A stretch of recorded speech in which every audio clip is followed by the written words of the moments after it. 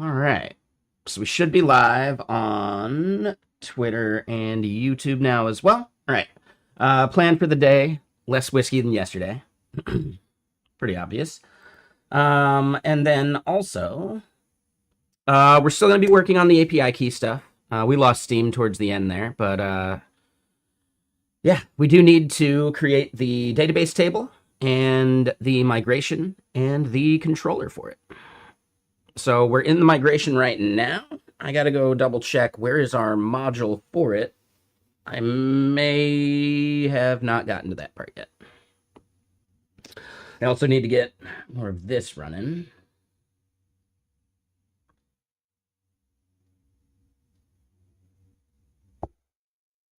Give me just a sec here.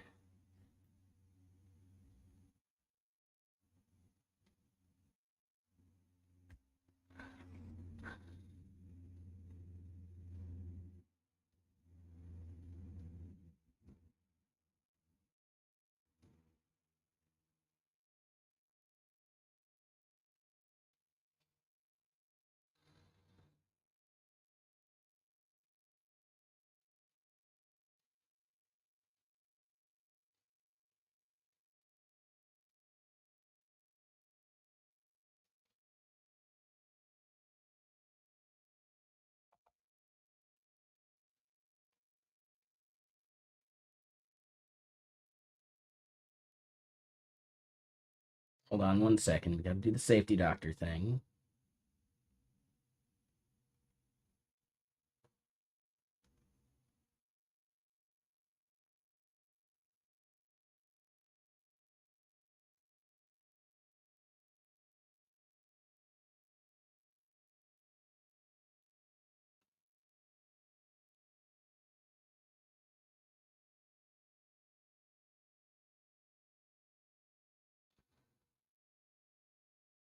Okay. So while that's running,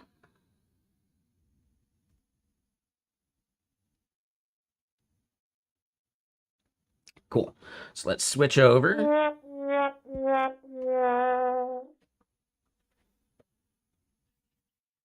And what's up, Prevan? How you doing?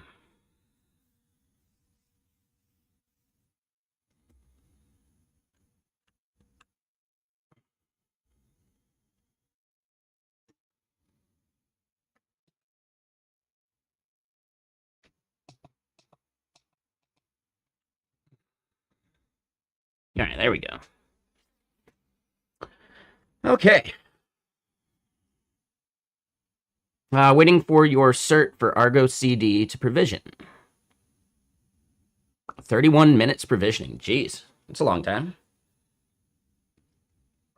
Why is it taking so long?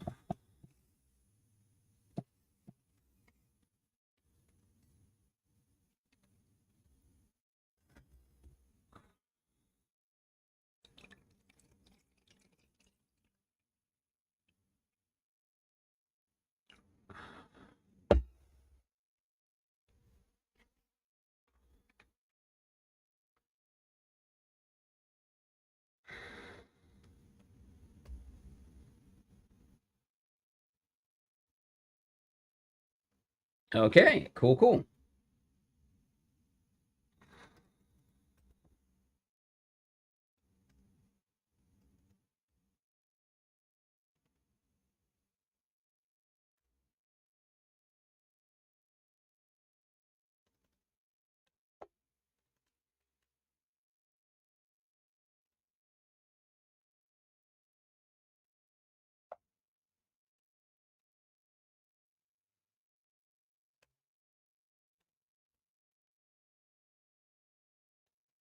Sorry, I got to do one thing and commit this.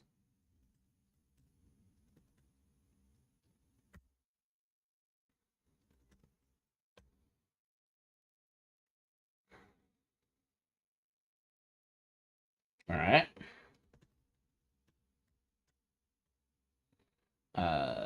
Sure. Add more more or add benchmarks for expensive open models.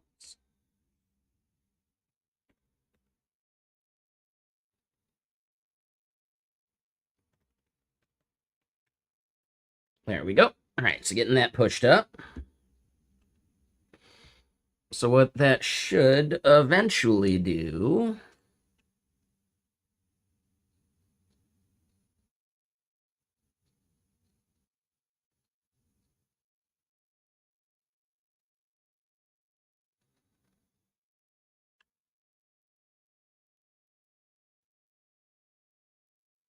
What is GitHub's absolute maximum file size?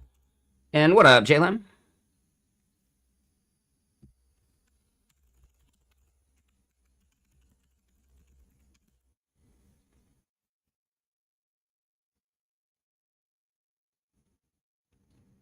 Oh, we are getting close to that being too large.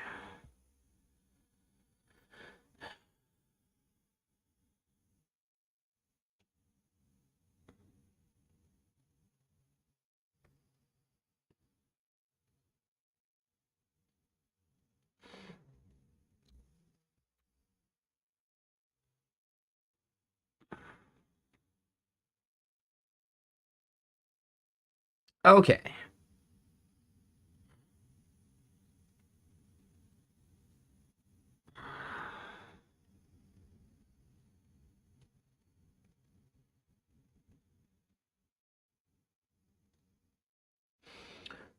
So, yeah. GitHub's complaining we're only at 62 megs with a file size.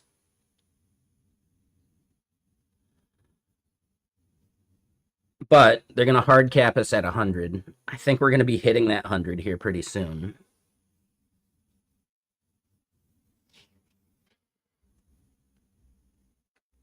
I do think it's a quick deploy at least, though. So let's double check Git bench.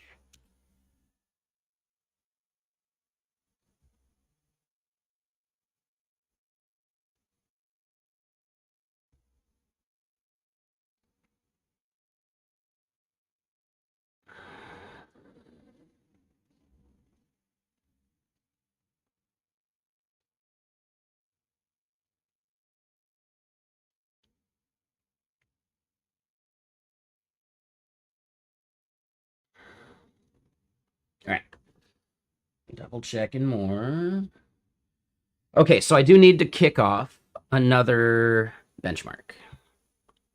I should, hold on, let me just work up to it from the bottom. In fact, hold on, I think I have to look at it here real quick.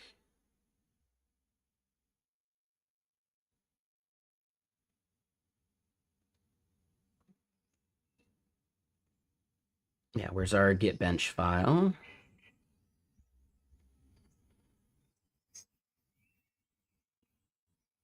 Oh. That was my alarm.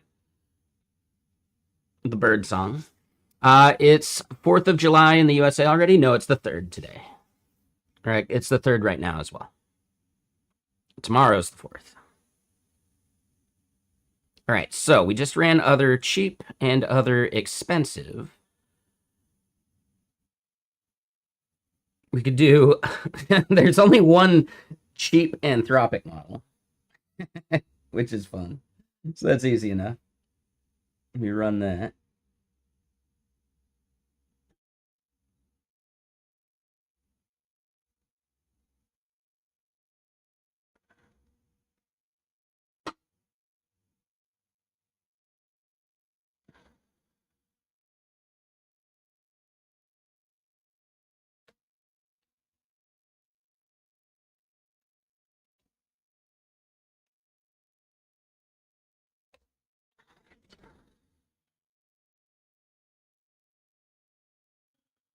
Okay.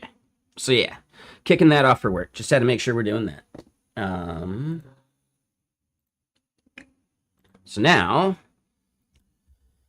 back to the task at hand.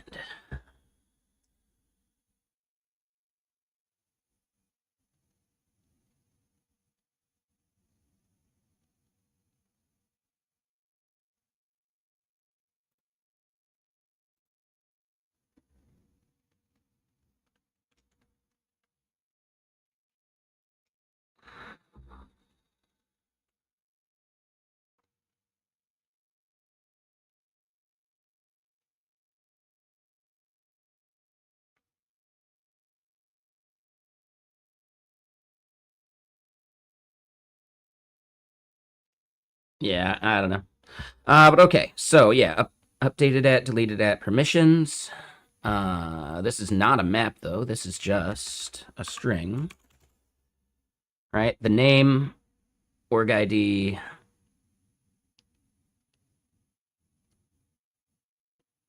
which is foreign key stuff, right? So hold on.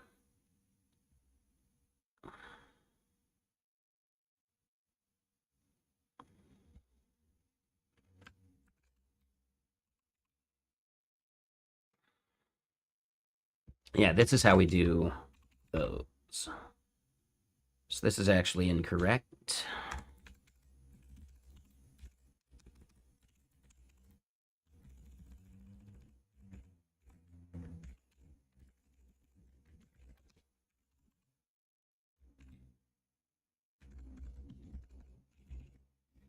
Okay, so yeah, if the org gets deleted,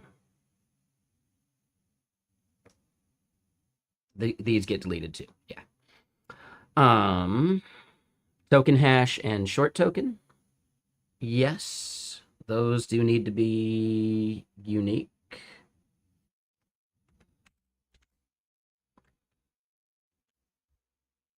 And yeah, let's double check the repo.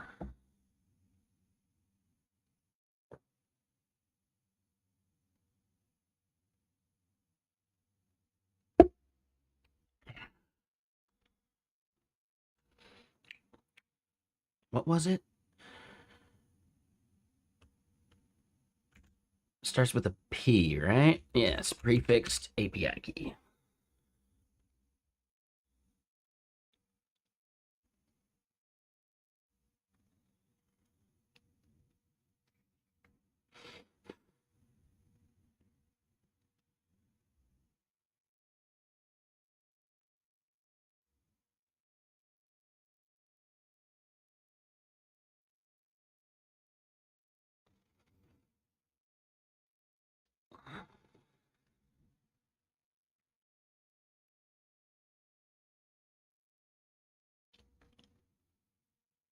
All right.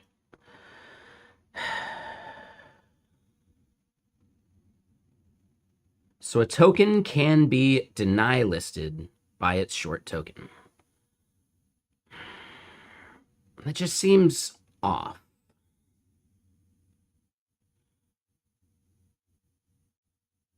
I guess the big thing is, though,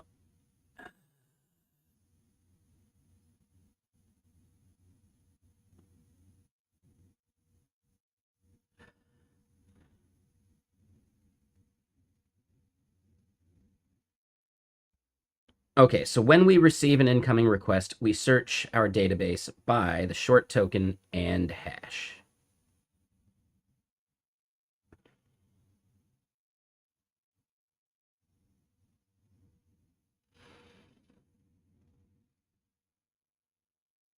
I'm not so sure these line up. Like, if you can deny list by just the short token, that means you can do a lookup by just the short token. But I think you have to do your lookup by that.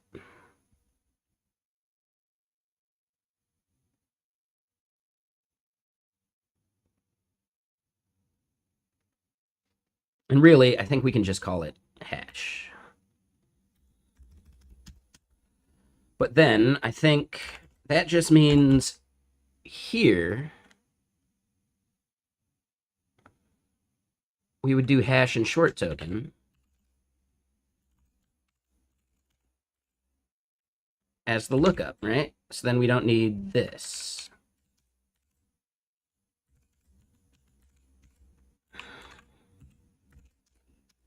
Right? Okay. So now we have our index for this.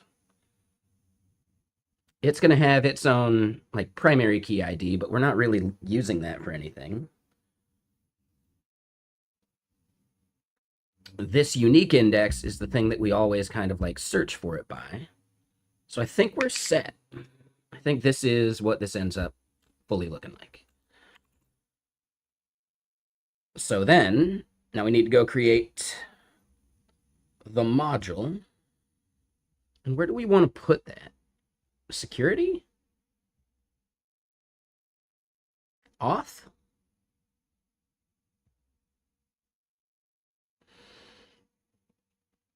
It's almost like it belongs in accounts. Or we just create a whole new thing and it's just API keys. I don't know how I feel about that.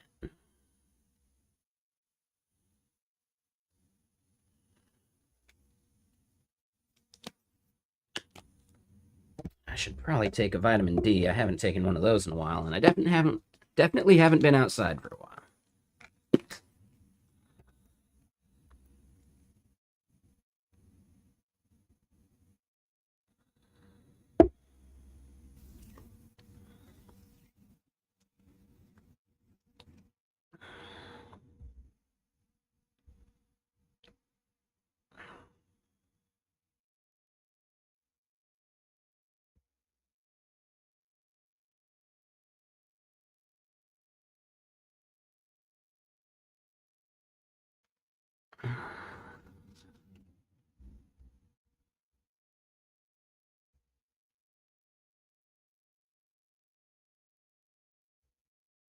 Yeah, I'm on the fence. I don't really know where I wanna put this.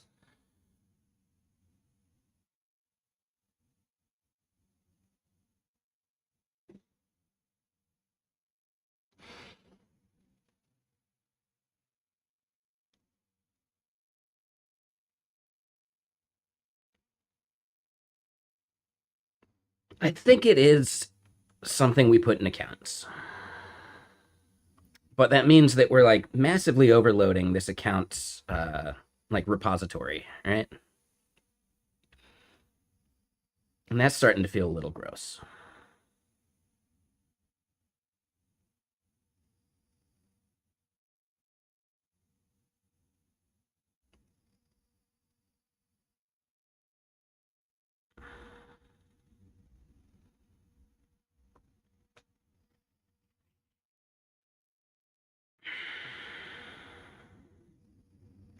Yeah, I say we put it in accounts for now.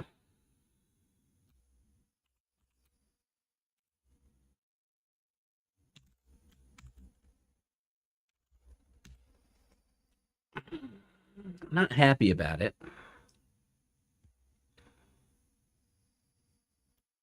So basically, yeah, what you're seeing here is we've got way too much stuff here in accounts. I'm thinking maybe like orgs would be something we split out. And then it's like user, admin user, API key, magic link. Actually, I would think, dude, API keys are associated to orgs. So they'd probably go in like an orgs category.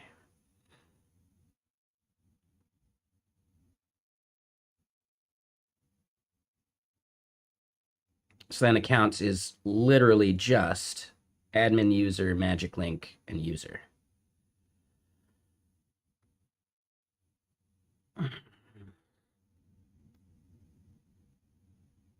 Yeah, I think that's the move. But we don't need to do it now. It's just the thought that I'm having. So then from here, we will put it on accounts, API key. Um, the primary key is just ID.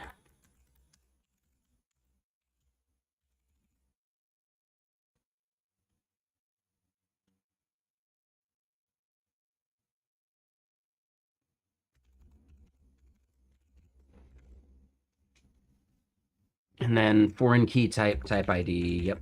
So then this is API keys. And then let's go back to here. This is just our reference for now.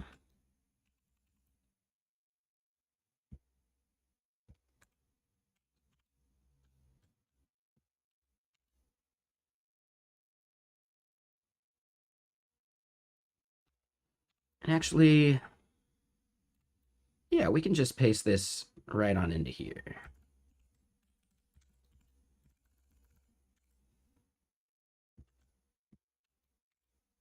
All right, so first, Those are field.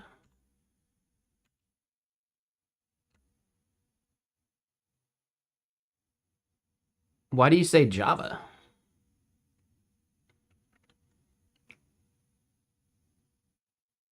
I think it's closer to Ruby and Haskell had a baby.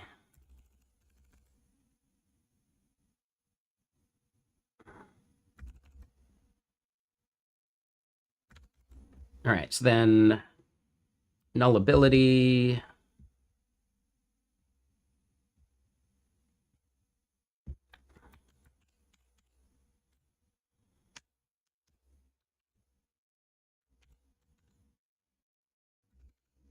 We do the UTC date time thing. We do string. We do all that.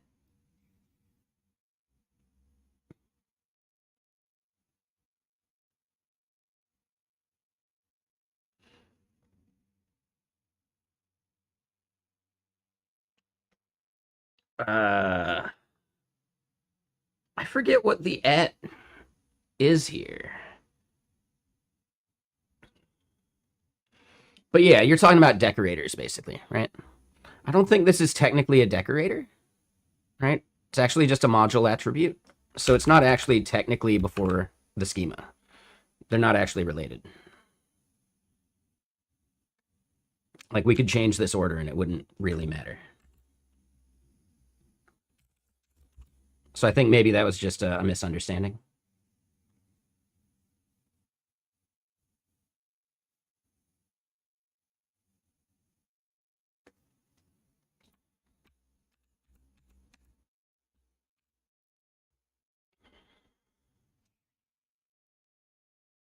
Yeah, I get it, Elias, but this is not actually applying anything to this function. This is a module attribute. It's basically a property. It has nothing to do with this schema function.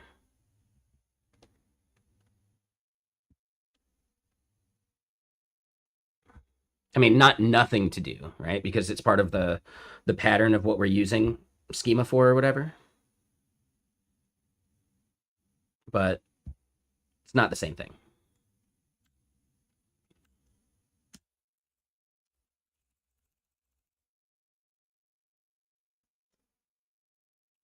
Now, hold on though.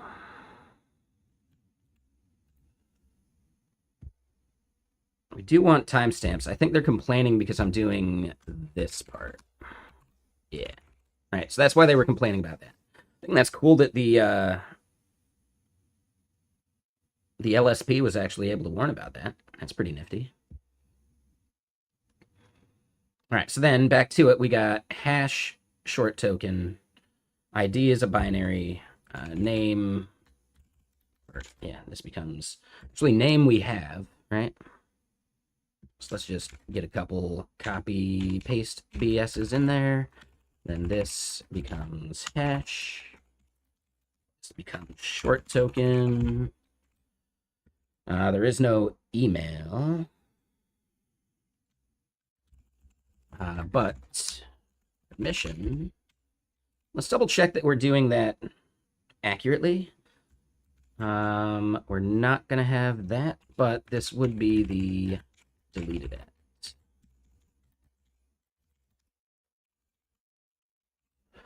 Okay, so that satisfies what we got. I want to double check though in org user, when we're doing role is what we call it instead of permissions. And I think role, as long as we're staying consistent, is fine.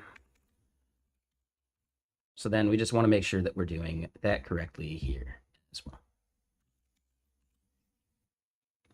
All right, we can call it permission on the front end, but just keeping this consistent because it does, I think, need to be consistent with what users can do too, right? Because that's how we're kind of doing our permission system. But let me get an album going.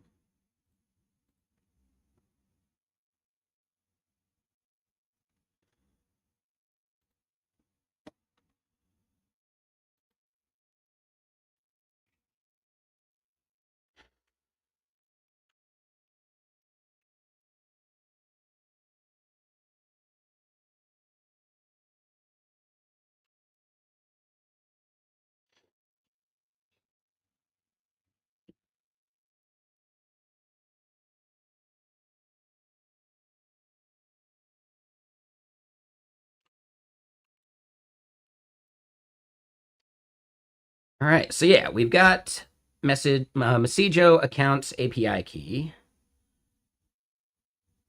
So then over here, we need to create methods for doing that stuff.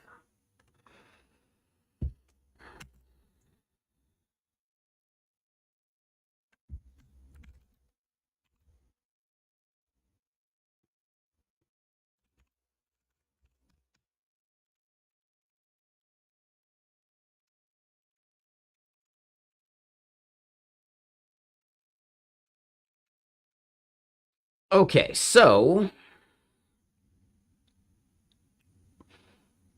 I can't really picture a reason why we would need like a list all.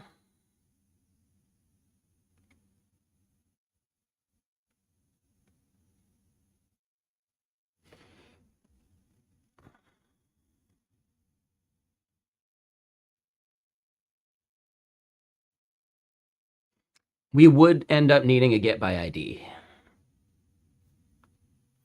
Hmm. Yeah. Right.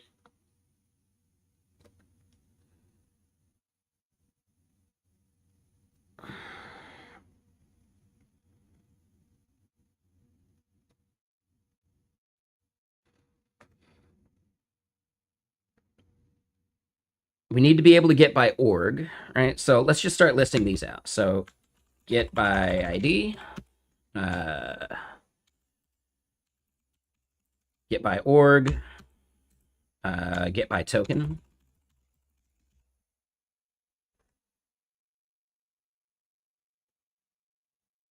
And I guess it would be short token and hash, right? Creating one.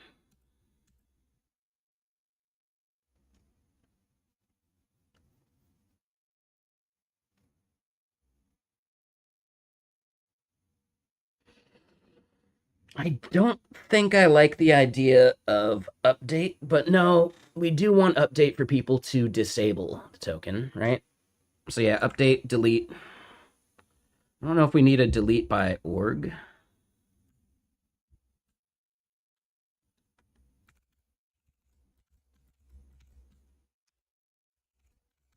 I don't think we need delete by short token or hash. Right? So delete is just delete, right? By ID.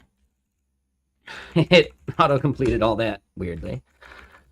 So yeah, create, update, delete. Um,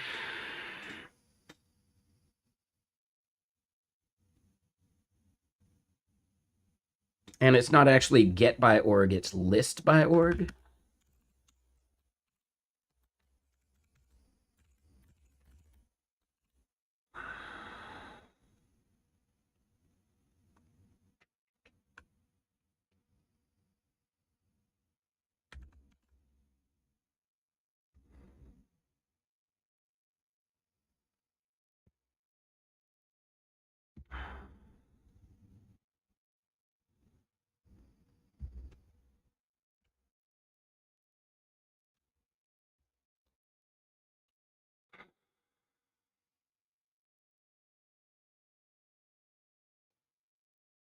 Just double checking like how much of this stuff should I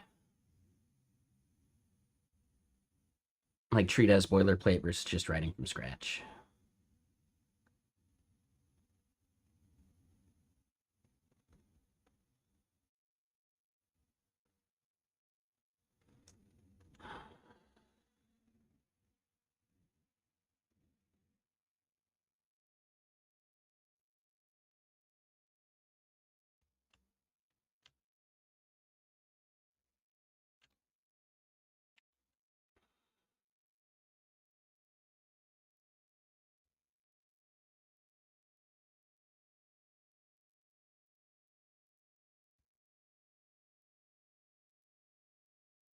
I think the chain set stuff ends up being pretty easy.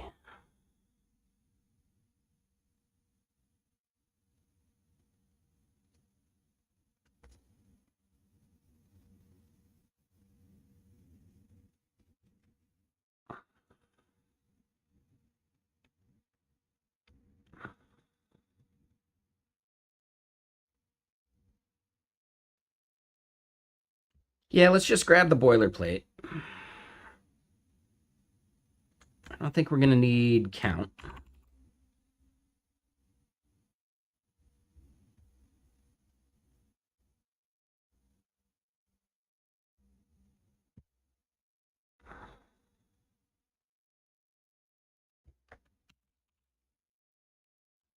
I don't know if I'm going to use this.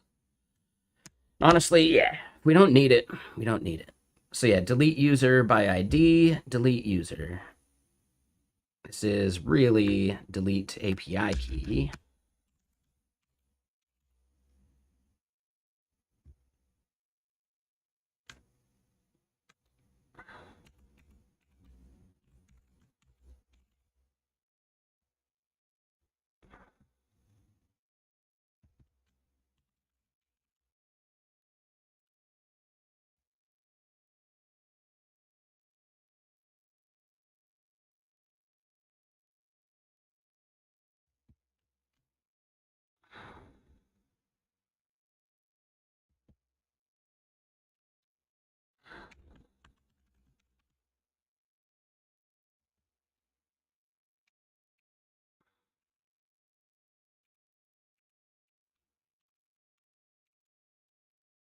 Right, and it is a bit boilerplatey, so it's a little annoying that way.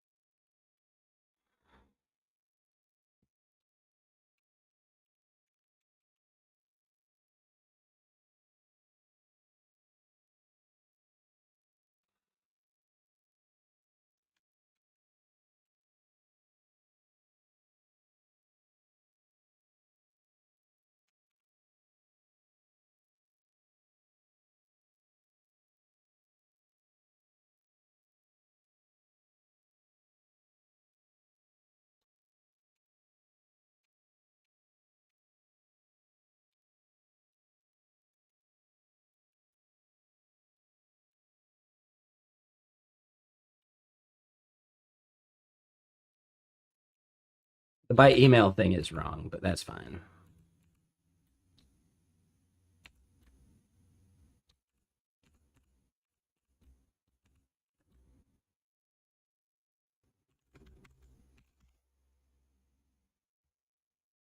Oh, forgot one.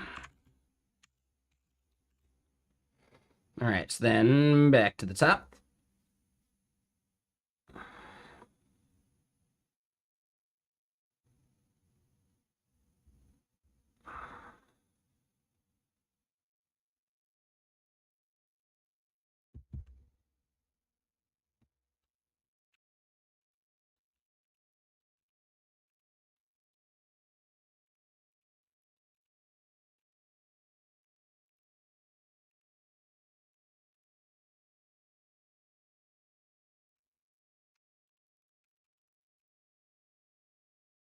Okay, so number one, right? API key is not being imported.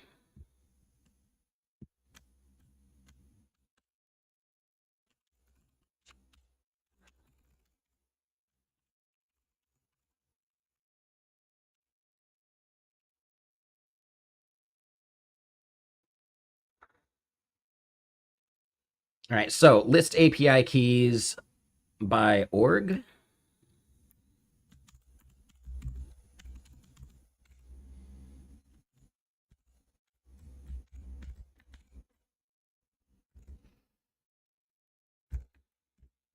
I know there's a way to do this. We'll just do. Oop, there we go. Get a single API key by the ID. Yep. Yep. But then here, email.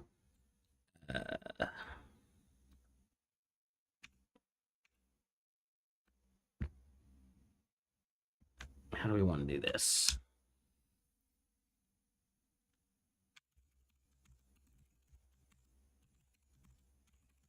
It's a long method name. I'm okay with it.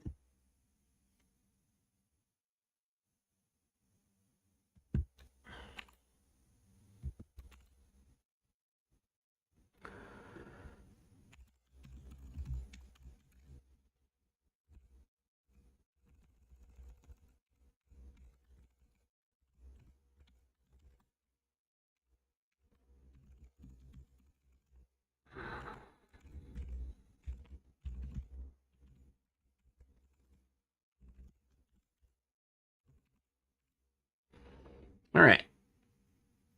So we got the indexes on there. That should be fine.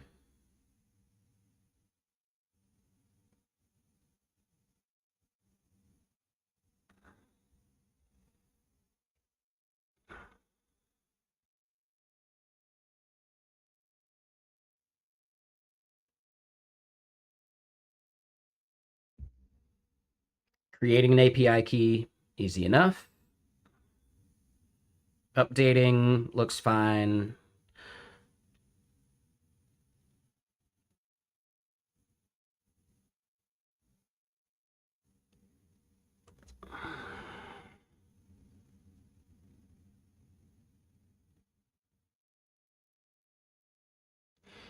Here's a question. When a user disables an API key, should they be able to re-enable it?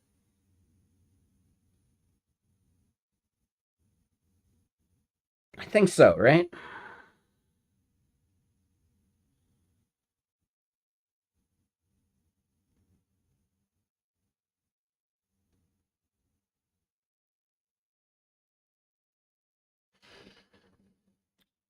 Oh, I think we're missing a prop though.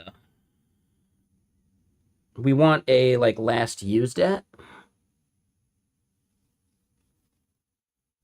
Yep.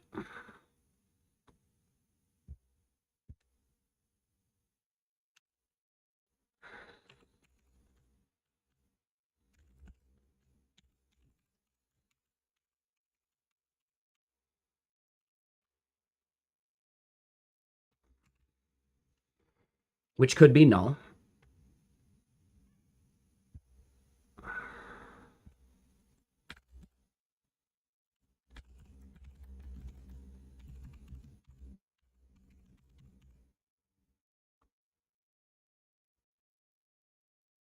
Oh, and we didn't update our change set. Yeah, we're gonna have to fix that.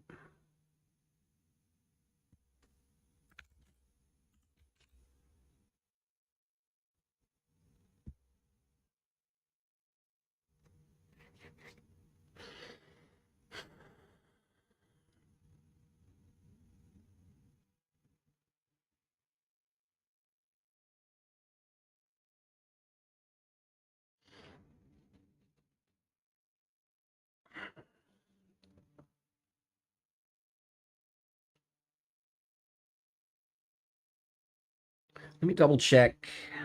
We copied this from user. Yeah, so there's just the 3 props there.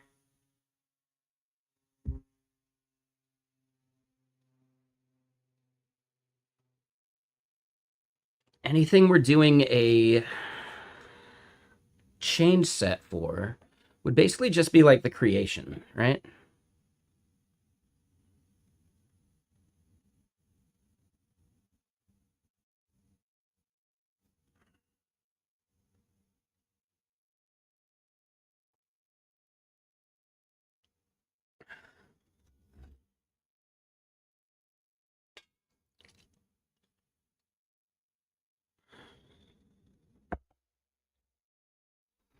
What's that quote from the detectorists? Tea without sugar is just vegetable soup. Vegetable soup.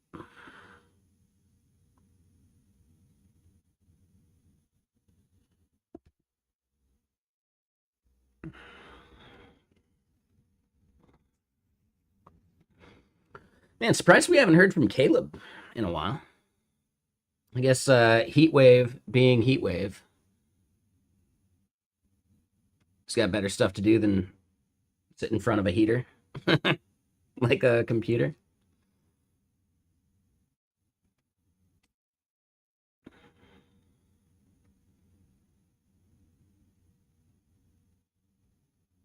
How many people we got from the heat wave in Europe right now? Man, hold on. I gotta go blow my nose. Give me a sec.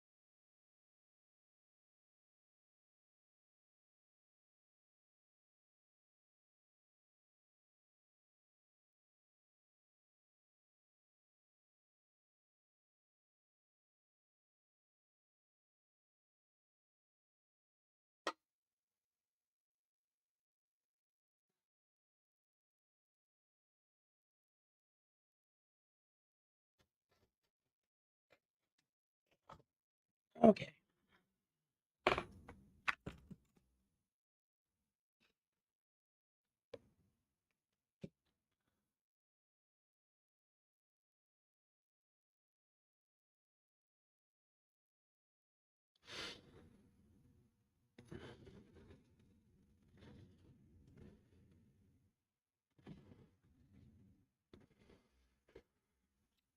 No, here in the U.S., we don't need it right now.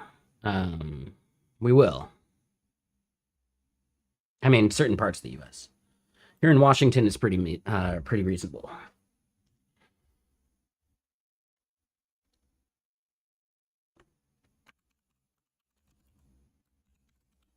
Do you want to double check what's it going to be like tomorrow? Tomorrow's going to be sunny, and oh, it warms up. Not ideal.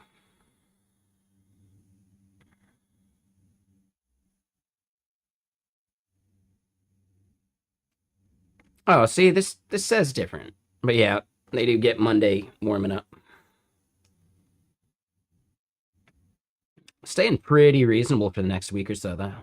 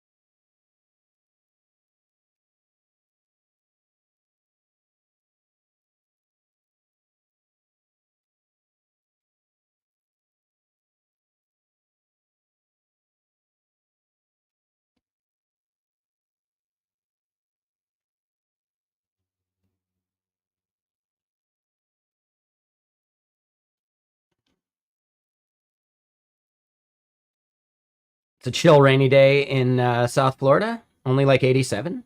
Okay, that's not so bad. Oh, and congrats! Thank you for posting that photo. That's cool.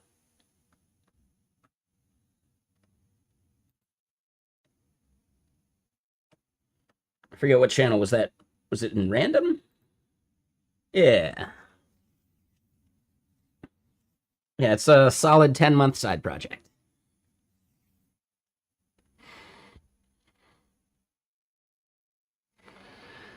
West Texas, 100 degrees. Yeah, fuck that. No, thank you. Like I don't understand how people can live there. Company I work for is in Arizona, so you know.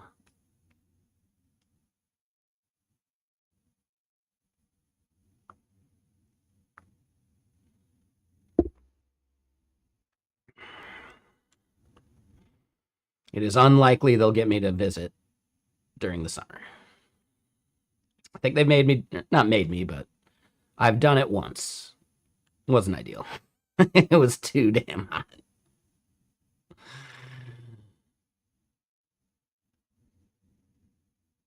All right, so yeah. Yeah, we'll just do this. Hash, short token, email doesn't exist. Role does, though.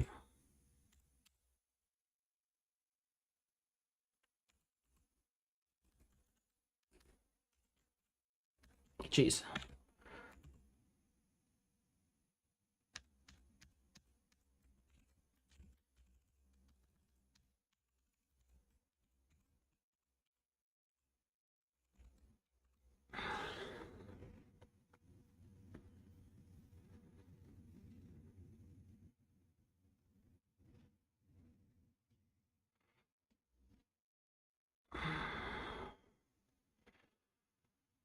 Oh, and it's not actually deleted it, it's disabled it. Yeah, we're messing that up.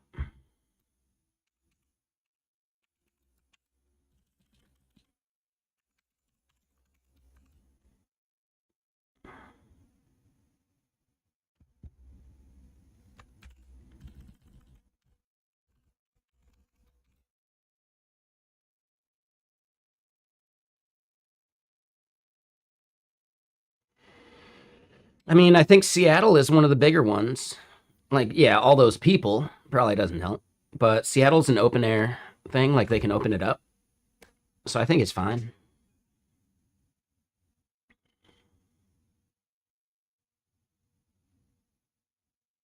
And, like I showed you, the weather here in Washington right now is quite nice.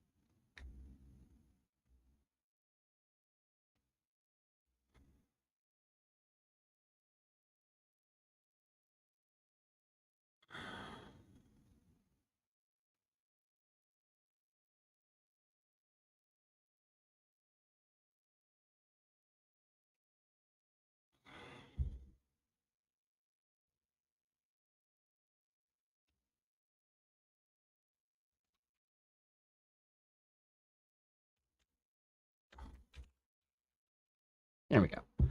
All right. So then, yeah, back to it. Right, disabled at is actually what it is. As far as validating what's required, right? Name,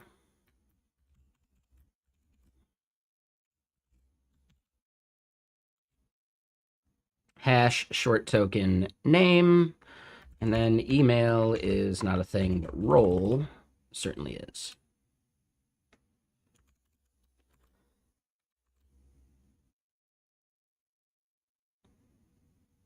A roll's a roll and a toll's a toll.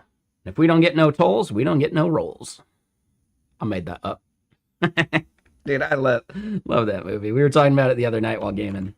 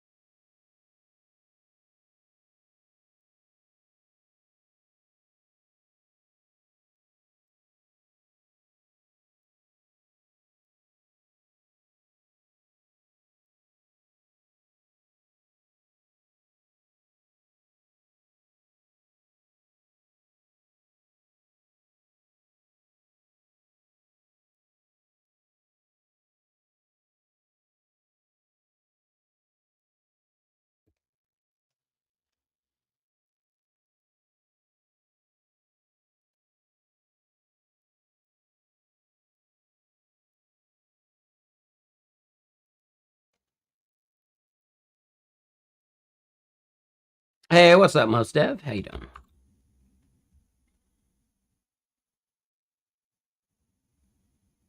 All right, so that feels better. All right, so now we go back to accounts here. We got the module. Let's continue thinking about how we do this part.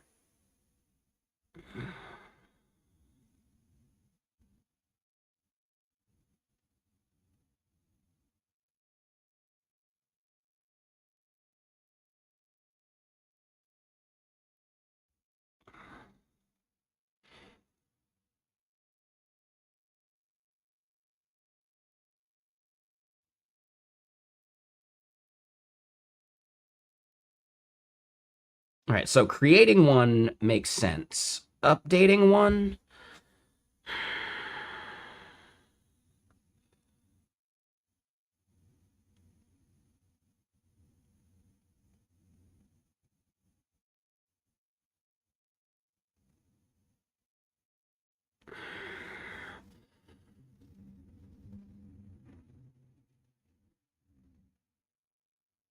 yeah, I don't think this is right.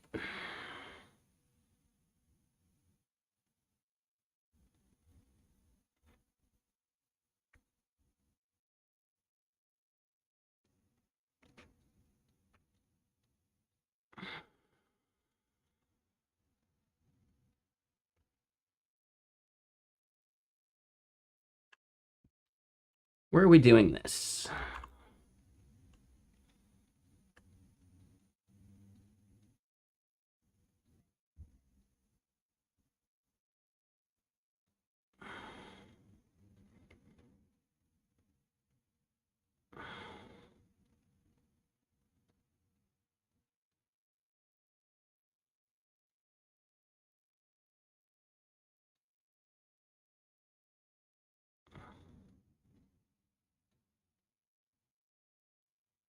Actually, no. Yeah, that seems to work just fine. Okay. Yeah, I think we're good.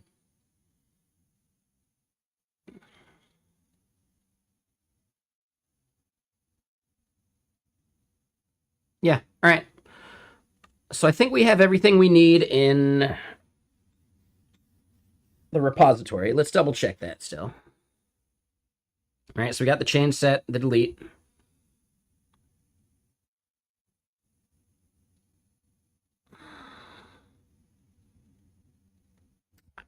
I don't know why we do an update and a change. Oh, wait, hold on. We're in the wrong place. I should not have deleted that one. It's down at the bottom. So let's double check all the API key stuff. So delete API key by ID. Sure. Delete API key by the API key itself. Sure. Updating, creating. Yep.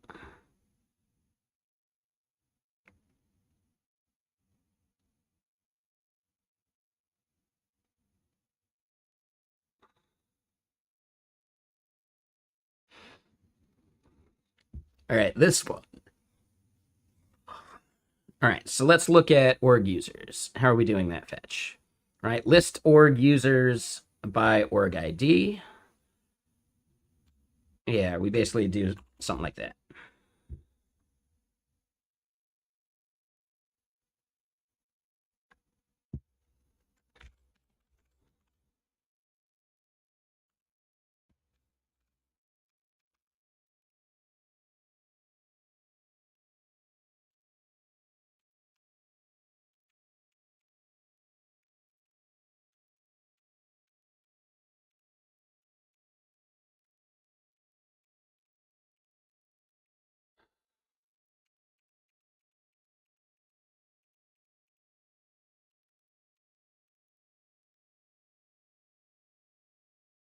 All right, so API key.org ID equal to org ID. Nope, we're not joining on user.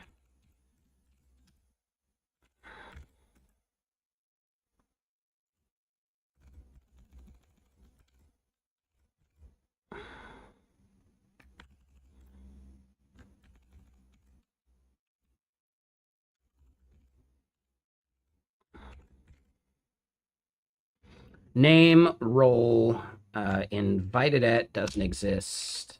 Yeah, these do not exist.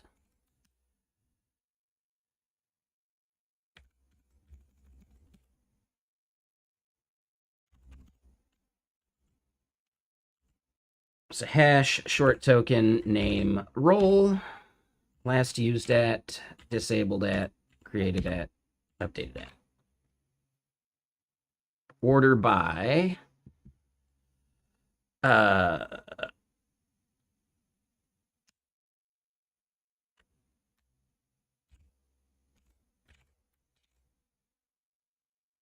we want this to be descending.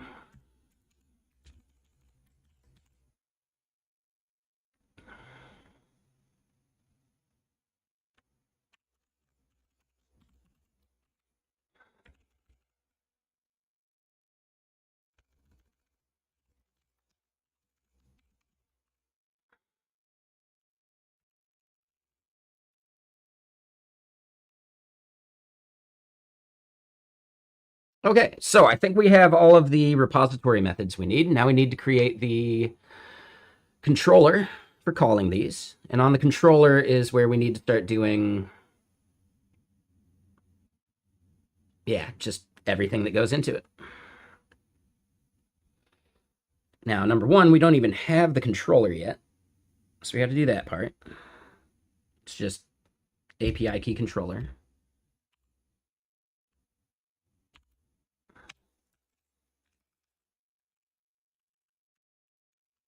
Honestly,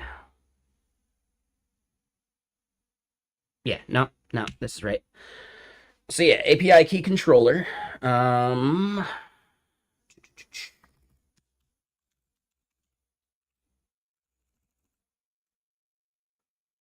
We do want the cast and validate. Was that the end of the album though? It was. That was a good one.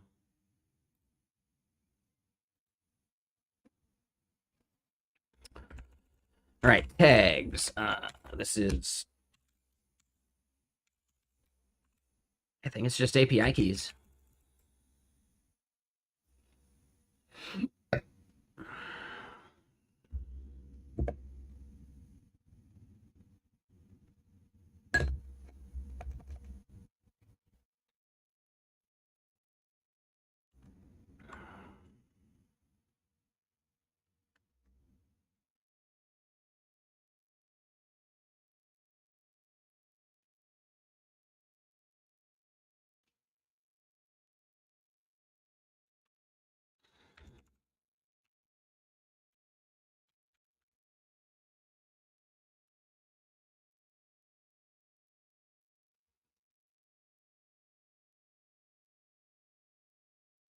Yes, honestly, we're gonna gut most of these.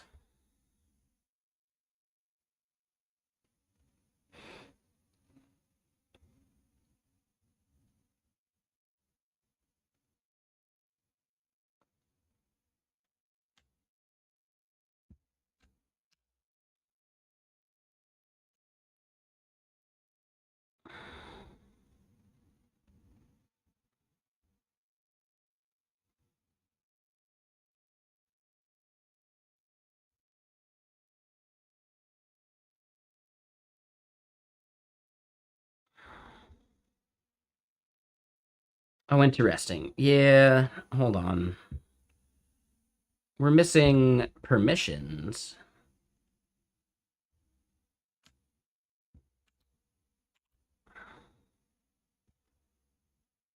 But we definitely need permissions in there.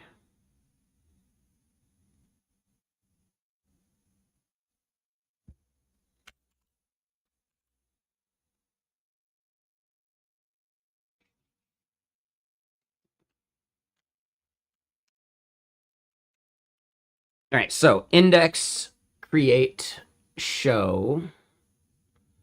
I'm not sure we need a show.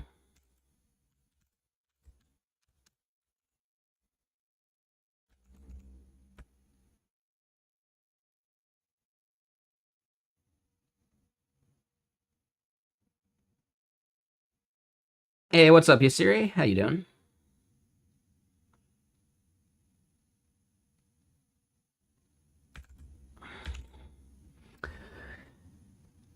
So yeah, this comes back to the question, right? Should a disabled API key be allowed to be re-enabled?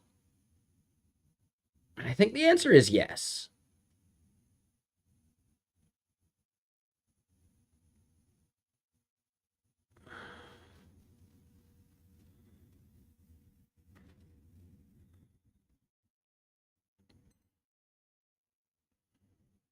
Because otherwise you would just delete it. Let's see what the Google says.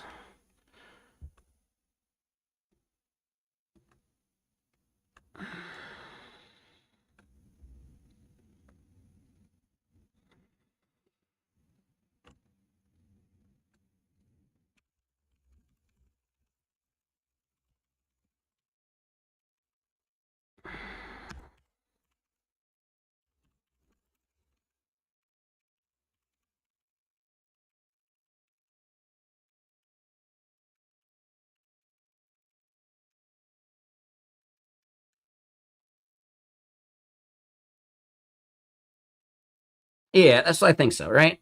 Because they could just delete it.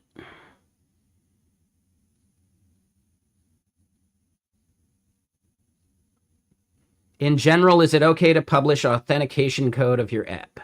Like, for example, an open source app. What do you mean by authentication code? Like, the auth I'm doing? Why wouldn't it? It's like saying, you know, why would it matter if someone can get to the source code of Keycloak if you're using Keycloak? I think it's fine. Why would that be an issue? It's only a problem if you're doing auth wrong. If you're doing auth wrong, that's the problem. You know? Fix the problem. You know?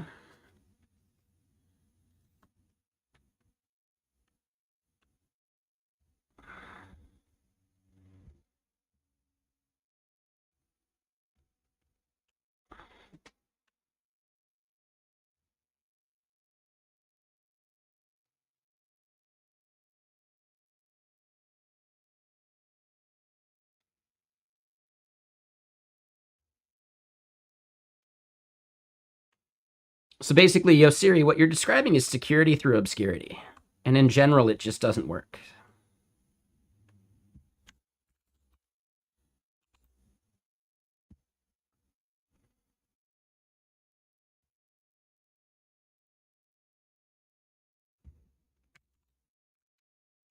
It's why people were kind of roasting.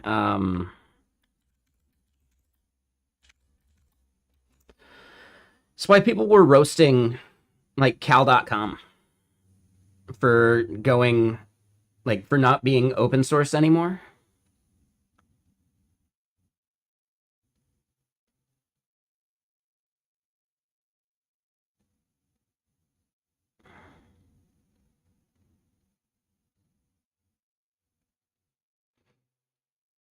No, I get it, Yo Siri, but those are specifically designed with holes. If there are holes in your auth or security, you should fix those by having it open and more eyes being on it. There's more of a chance to get it fixed. You know?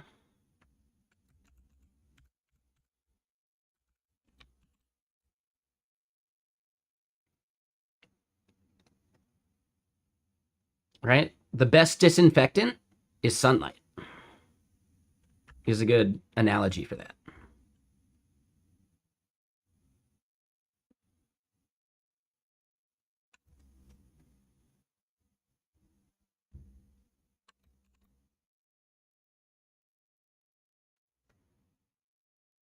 And that actually ends up being kind of true in real life too. Have you seen the thing that like you put in a book and it uses a fan to like fan out the pages and it uses UV light to disinfect the book?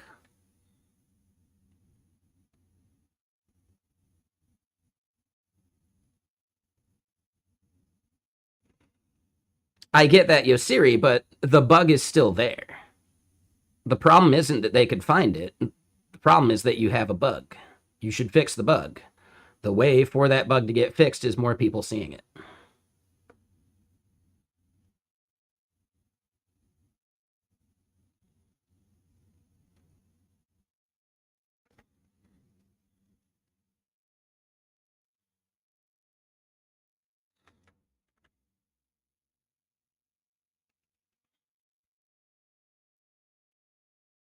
All right, so instead of login,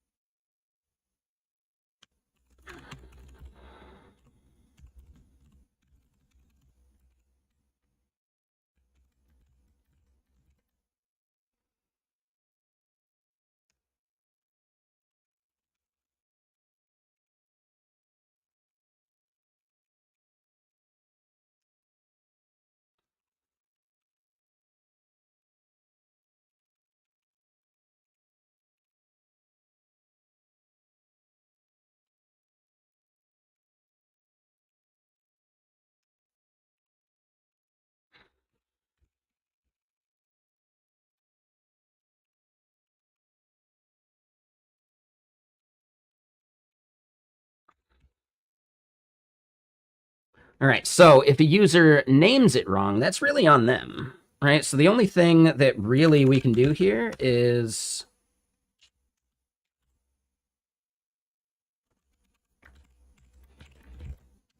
right, the only stuff that we can actually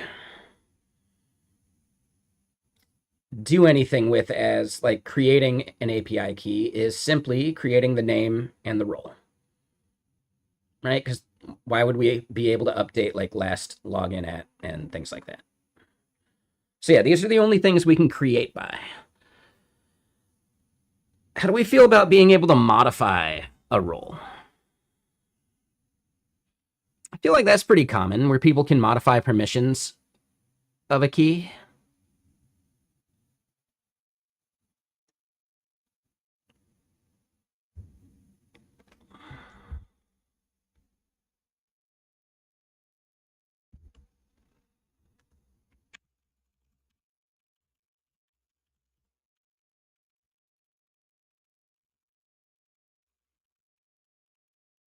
I would think so, right?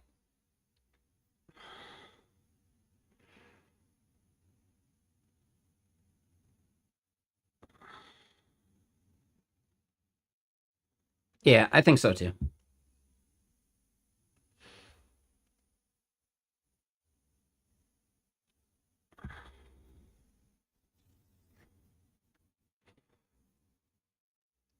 All right, so yeah,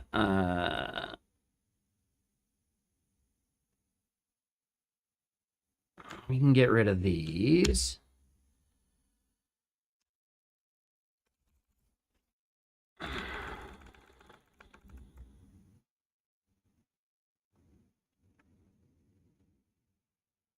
Running a honeypot. Got it.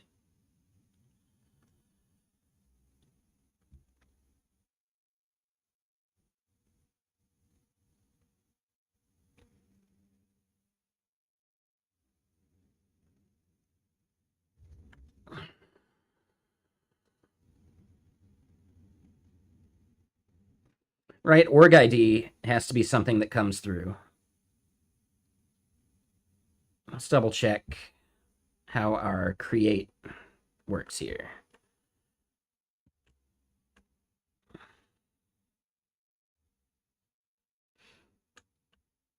Yeah, and honestly, we should have probably just copied from this instead of auth.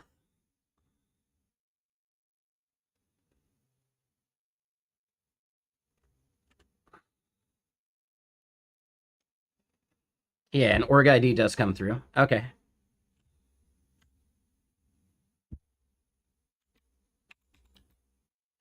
Hey, what's up, FD?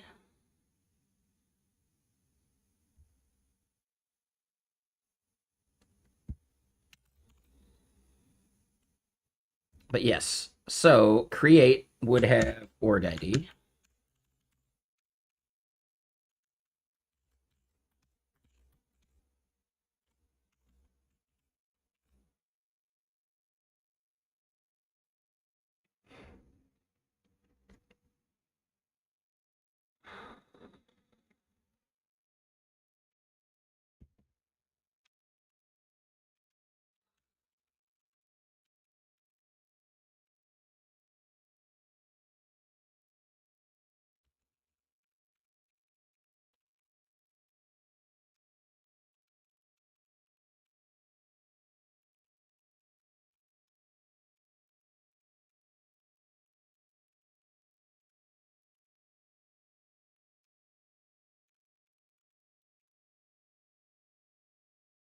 Just chilling. Nice. Play any good games lately?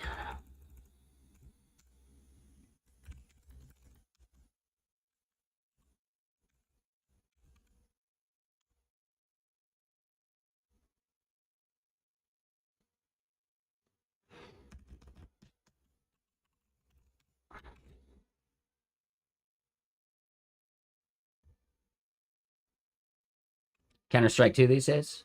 Makes sense.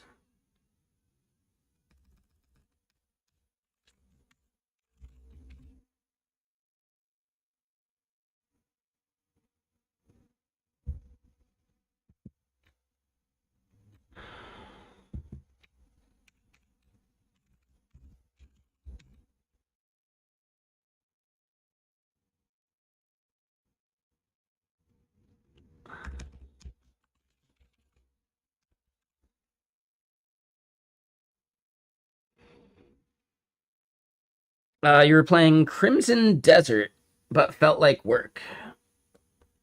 That's the single player, like really large scoped game, right?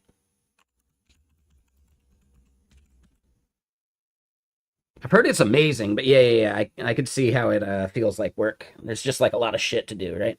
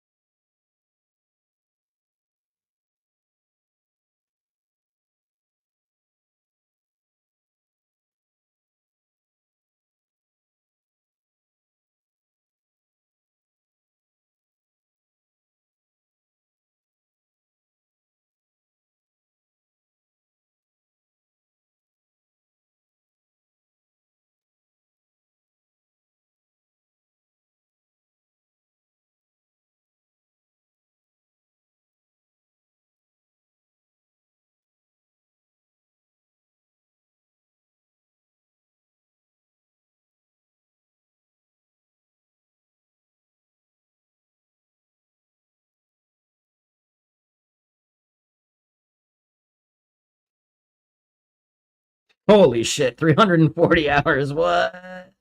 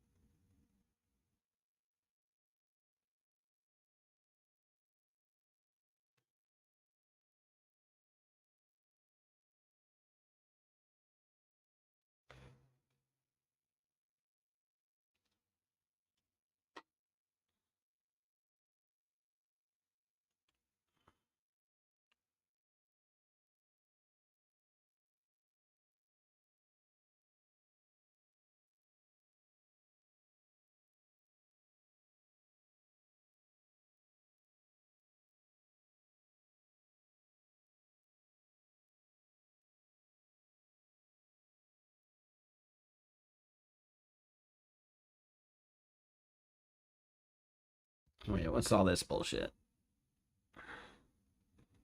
Eh.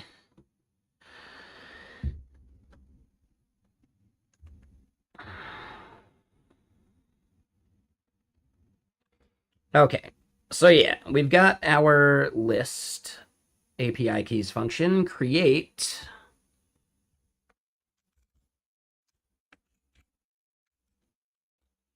Now, here we're doing this part, but really what we want to do is this part.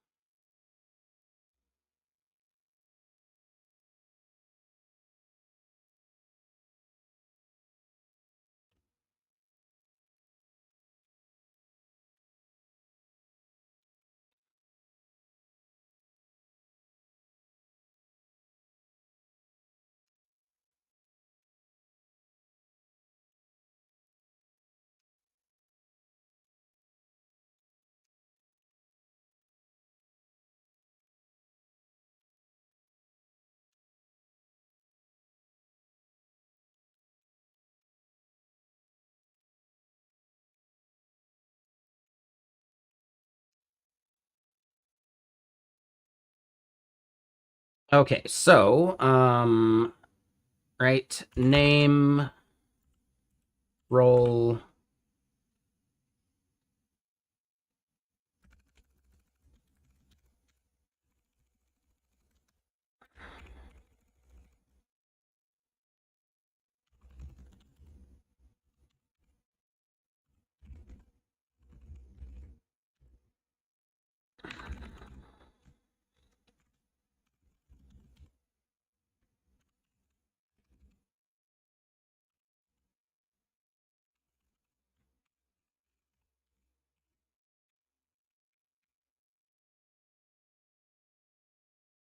But yeah, game of World in Flames.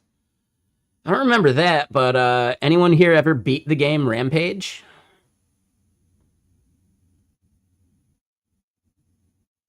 We stayed up all fucking night beating that game on the N64.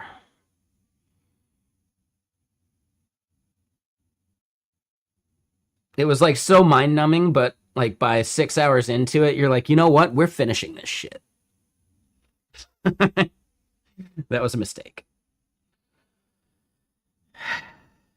That was a mistake.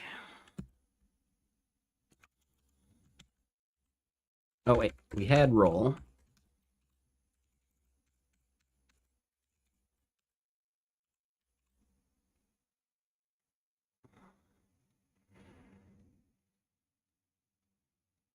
Original Legend of Zelda landed you and a friend in the same situation. Yeah. Well, it's a video game. How long could it be?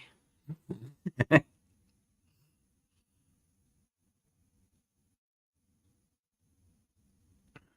least for like Legend of Zelda, you know?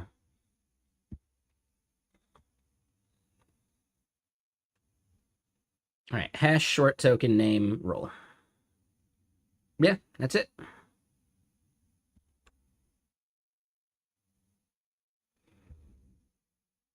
All right. So double checking.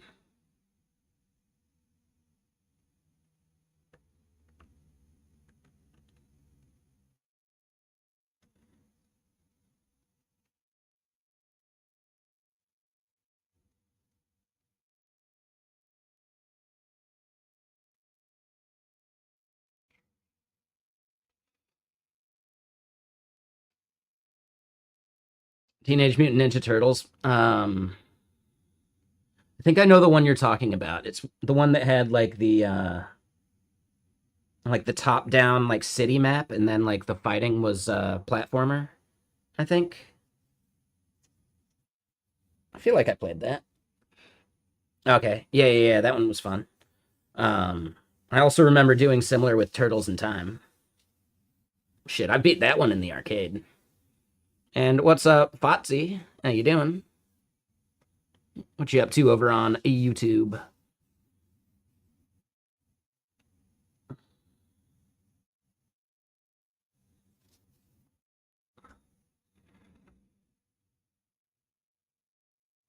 Manic Miner on the ZX Spectrum. I don't even know that one. Yeah, we had Nintendo up until PlayStation.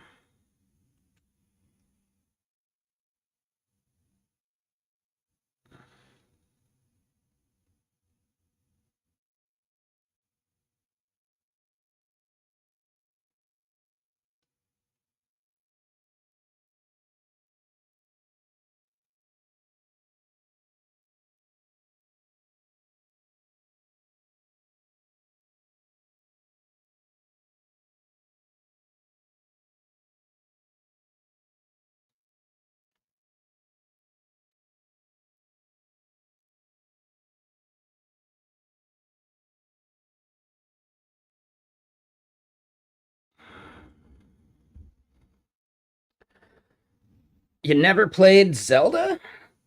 Like ever?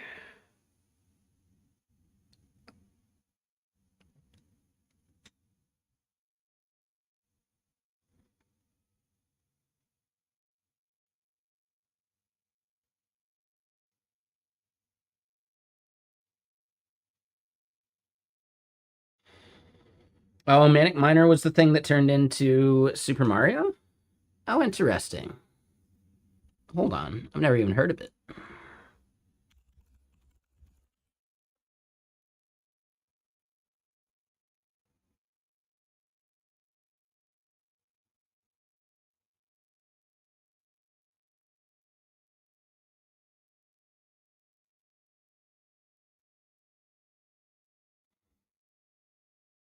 Oh, here it is.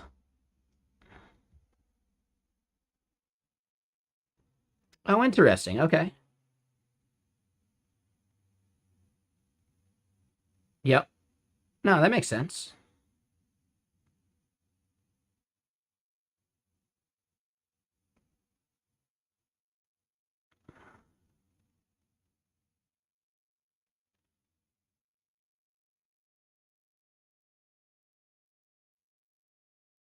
Hmm.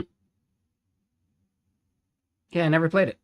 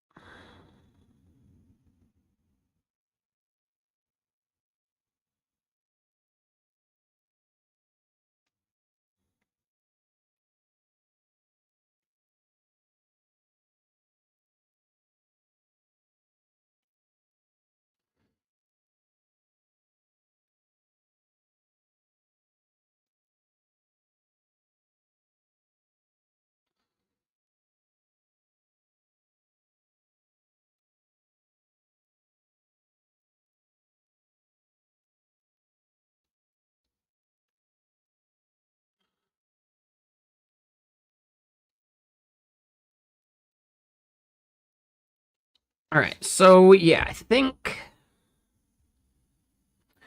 this is all we need to create an API key.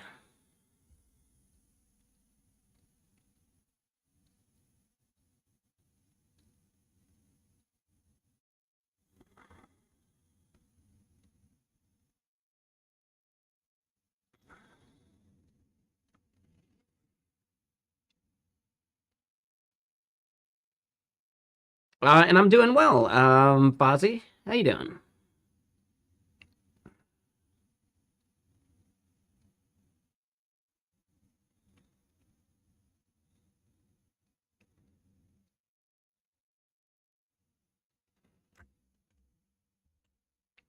Yeah, none of that is necessary.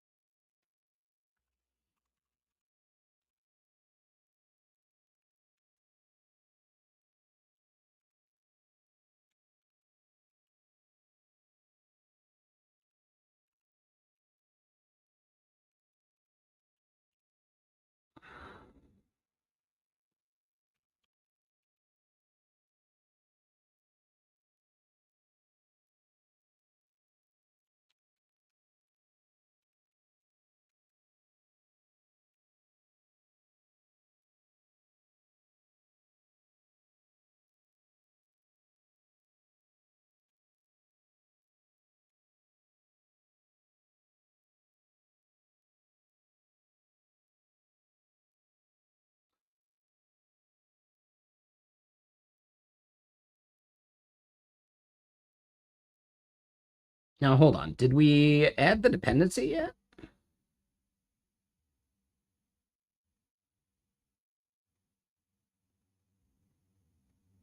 We didn't.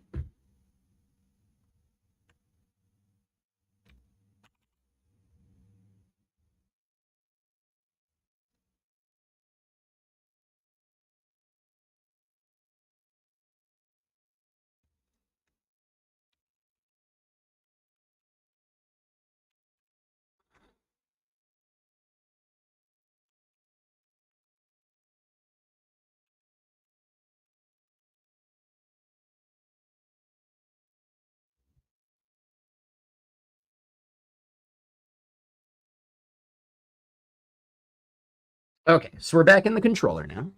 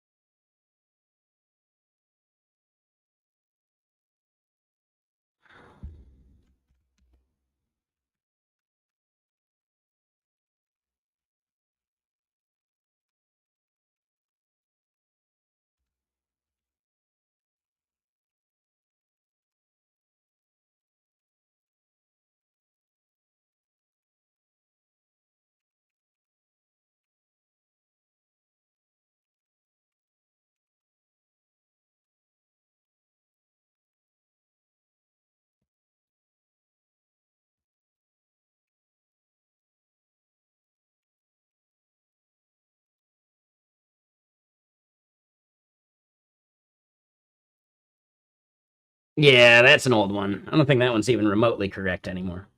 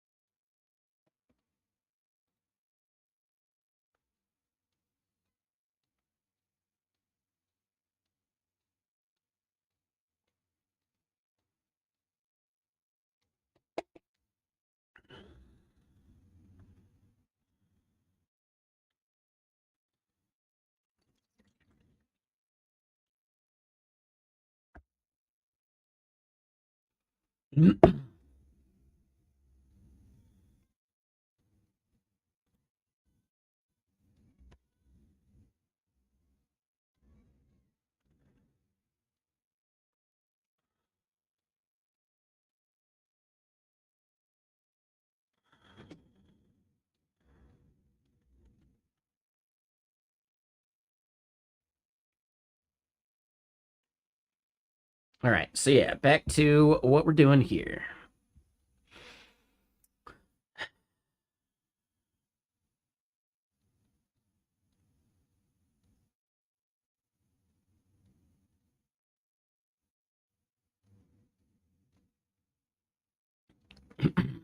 So what we need to do here, when the user creates an API key, they do so with a name and a role. We generate that, and we want to show them the key.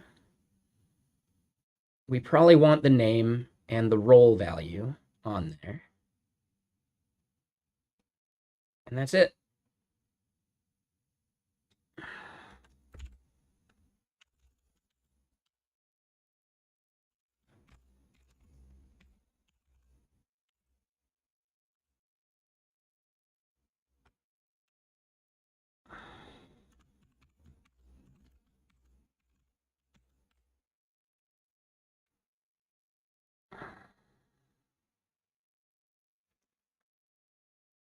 So then, hold on. What is the prop on the created key?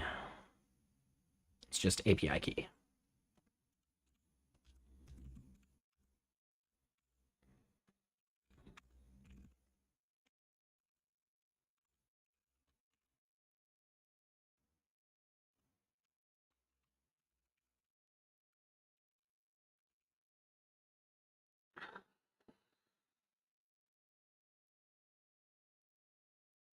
And I'd say that's okay.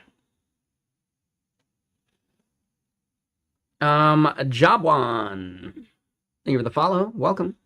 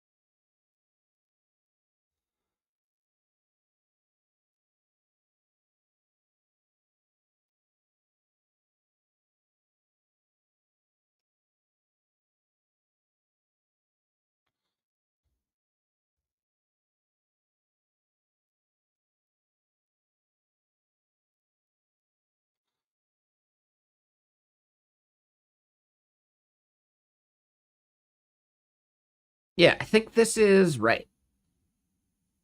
Now, technically, we're just responding with JSON here. It should be a method over here, right?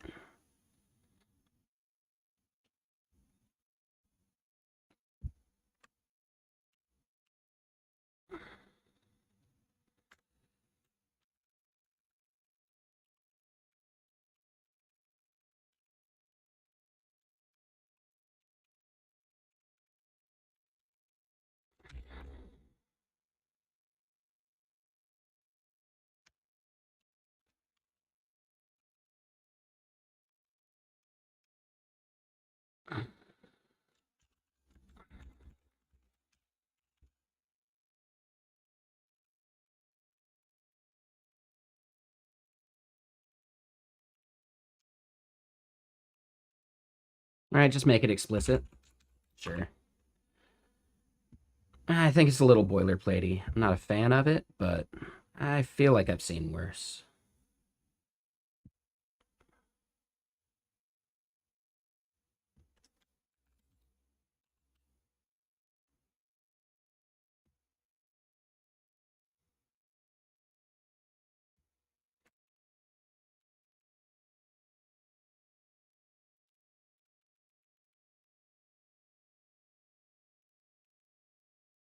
Damn, that was a short album though, wasn't it?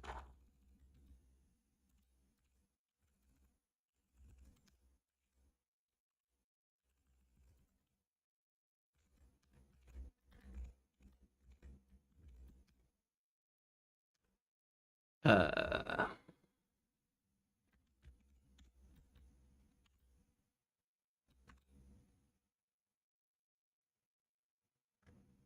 I think that's wrong though.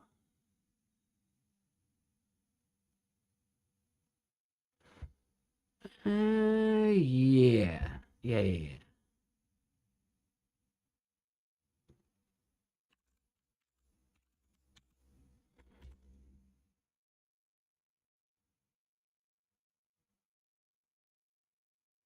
Let me get more music going first.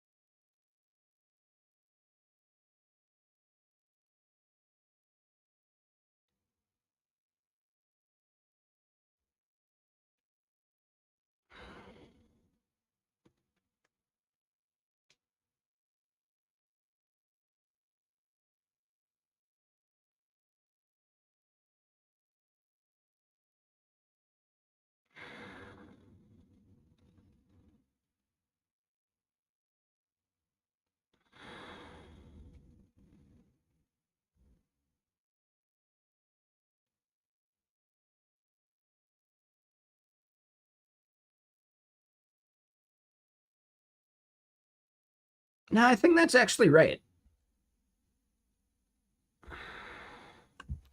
Okay, yeah, I think we actually had it right. I don't think we need this prefix.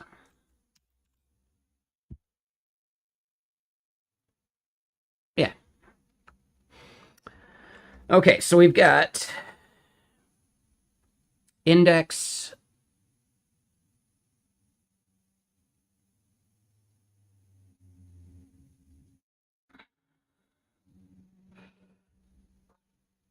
Yeah, index being able to read the API keys is not a big deal. Creating an API key is admin, though.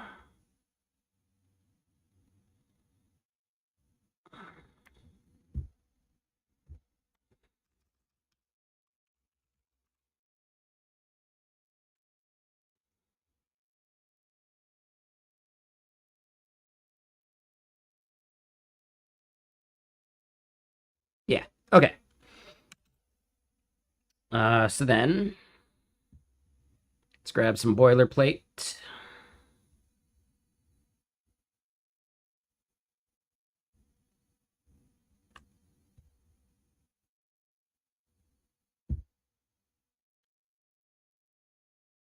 Oh God, that is so much. And delete. Yeah, yeah. All right, so let's modify this boilerplate.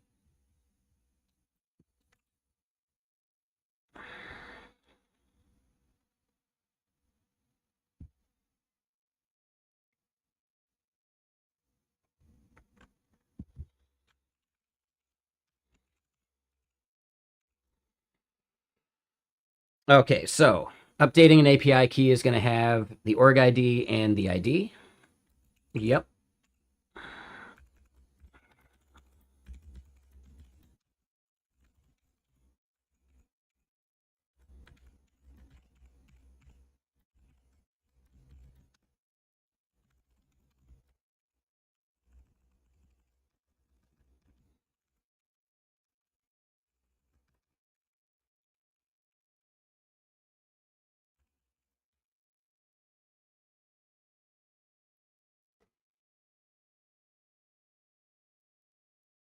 I'm not sure what the response on this would actually be.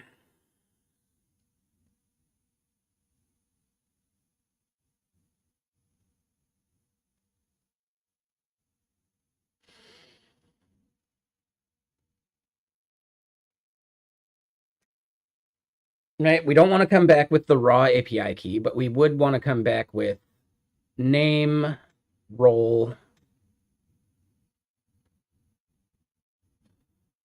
and I think short token. Yeah.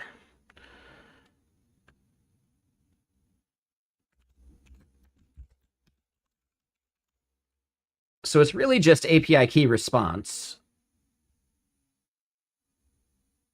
This is not going to be empty when we do a create.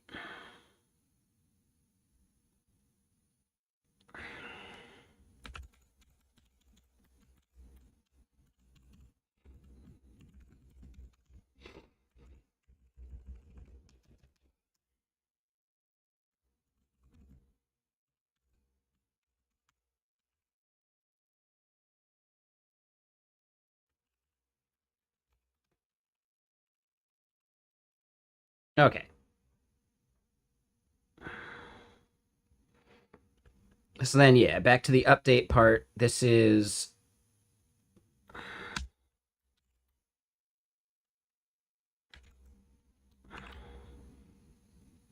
that. All right, so then the update, right? ID, org ID,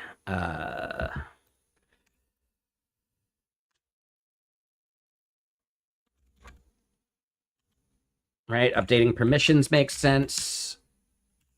And name makes sense. Oh.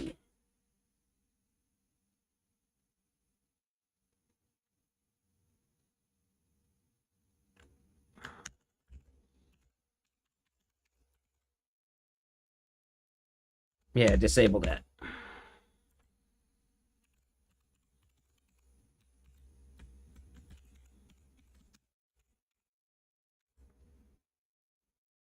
All right, let's get rid of like all of this because yikes.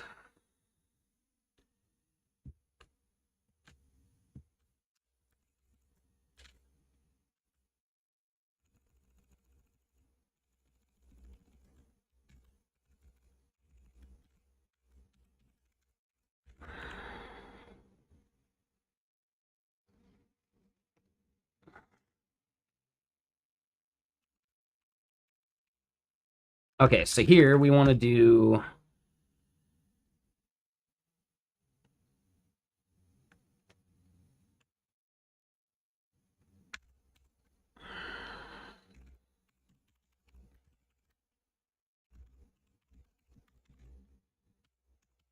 right. So if disabled do thing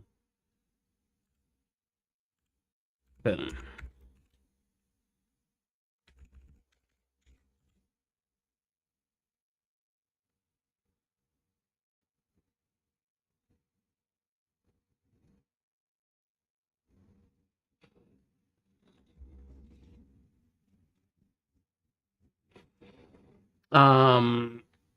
I think role And name can be validated at the schema level, so I don't think we need to do a validation there. But this is going to be API key.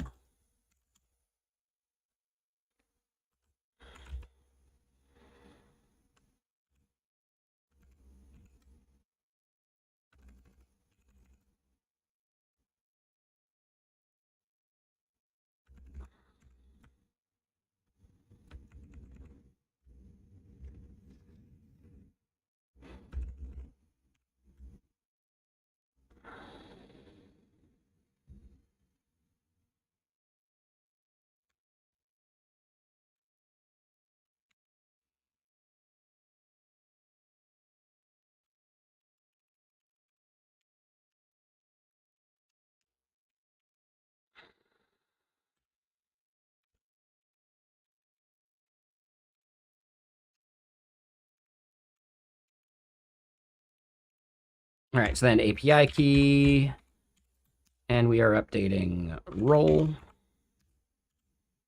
name. Nope.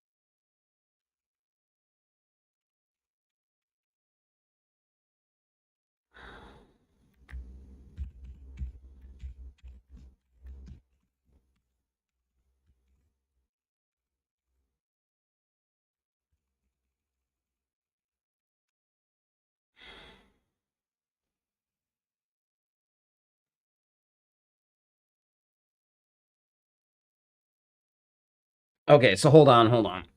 We probably do want ID.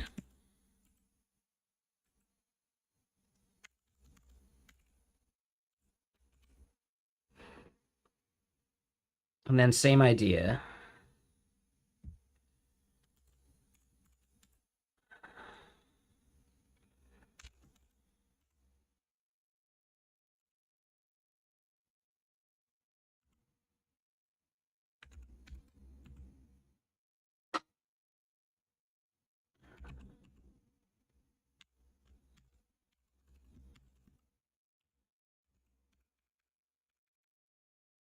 And I think this is all we end up needing. Nope, we need short token.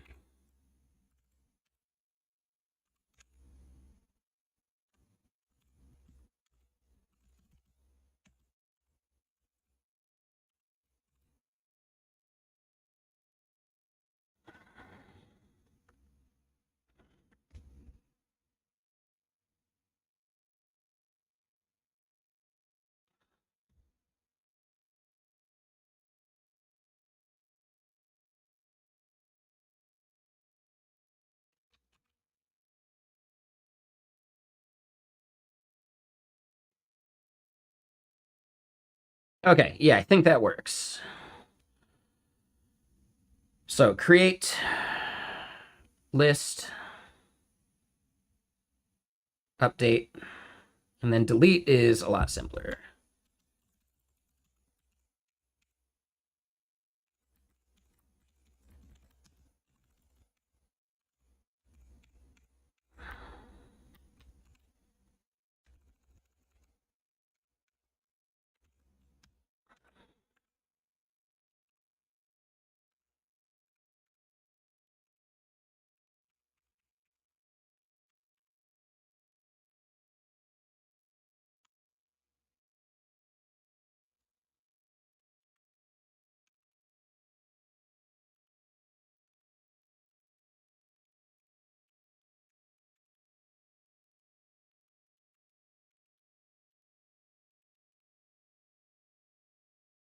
Right, we want to make sure that we're deleting by org ID and ID, just in case. I think that makes sense.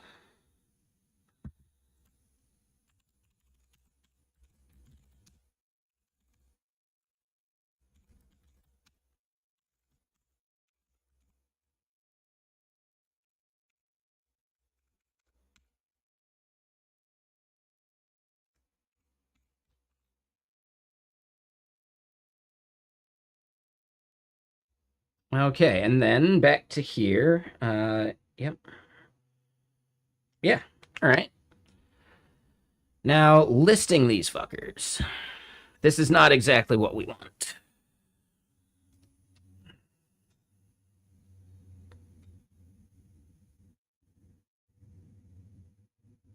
Actually, we can do it there. It would be in here.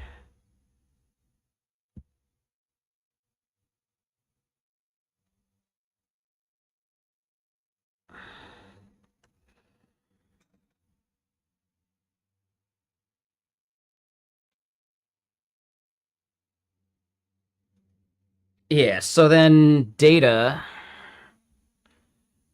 is really just this.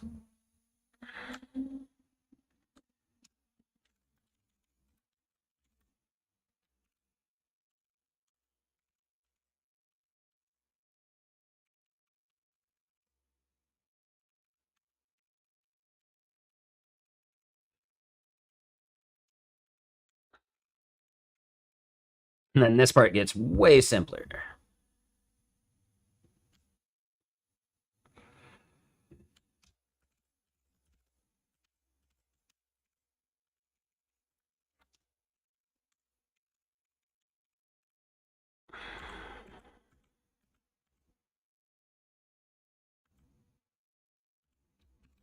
Right? And then that ends up being everything. But why is it not formatting?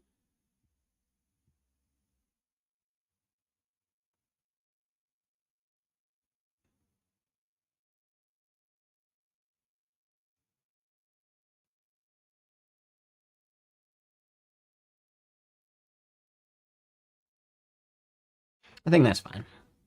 Okay, so now what is the complaint here at the bottom? A bunch of bullshit. But why?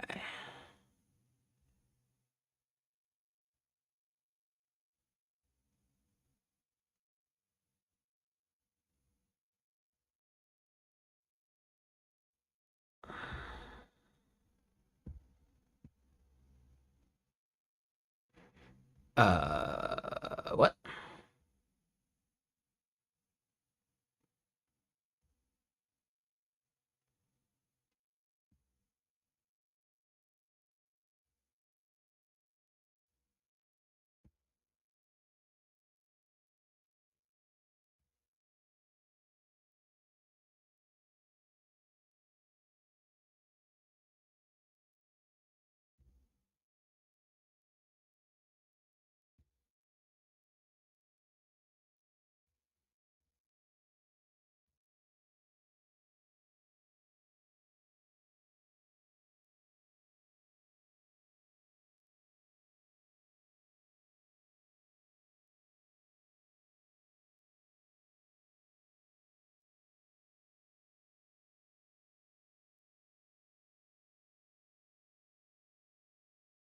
Okay, wait. Hold on.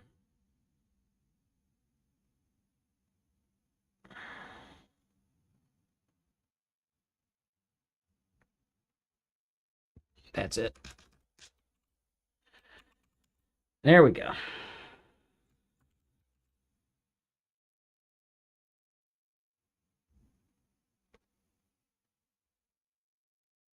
Now, wait a minute. What is nested 2D? No, I see what was happening. Okay. Cool. So we fixed that, but now we need to create the params and responses.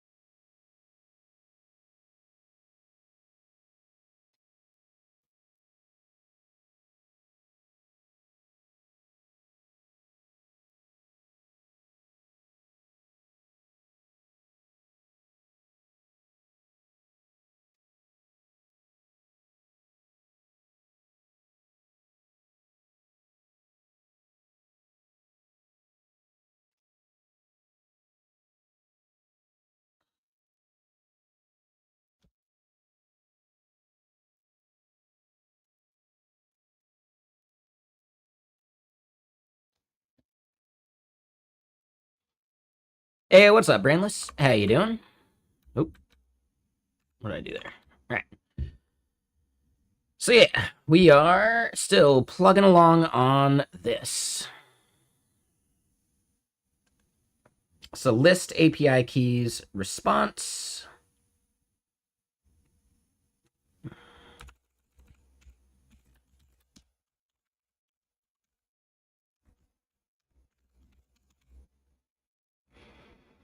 I'm doing all right. You know, overdid the whiskey yesterday. Just trying to pace myself today. Actually, I think this is just going to be API key response.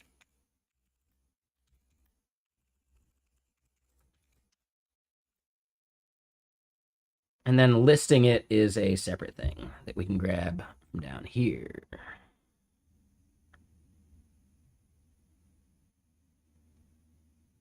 Yeah, because we just make a reference to the item.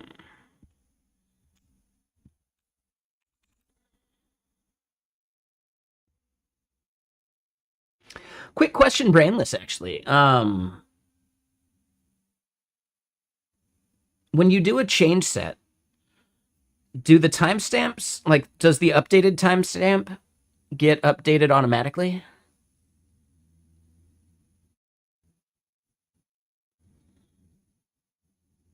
Like, I know it won't happen if I'm, like, manually modifying the database, right? Like, doing a query. But I think with a change set, it would at least, like, do the timestamp thing. Okay. I was pretty sure, too. I just couldn't remember.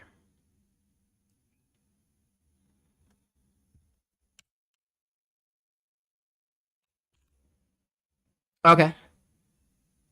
Well, that's a good hint.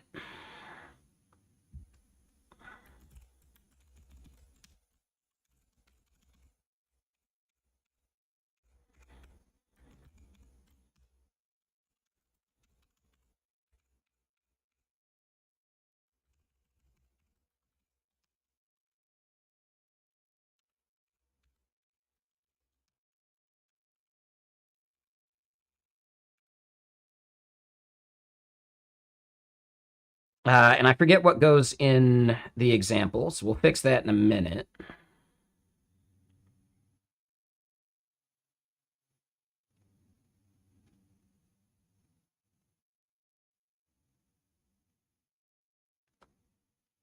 think this is actually just wrong over on controllers, but or on the keywords. Yeah, exactly. Same. Okay, so yeah, let's do API key response. This is going to be what comes back. Uh, so yeah, ID.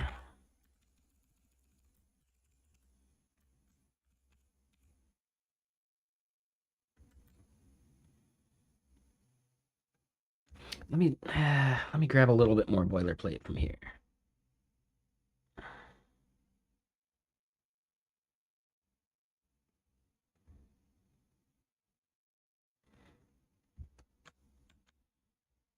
Okay, yeah.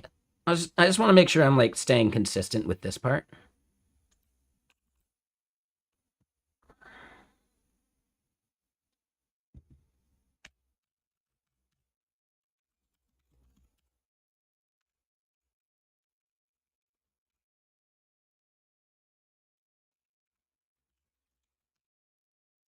So then org ID, why not?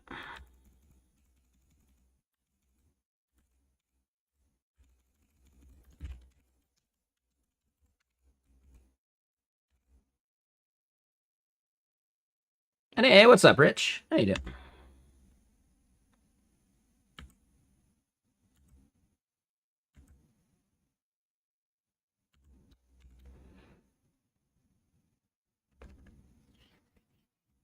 I think that's accurate.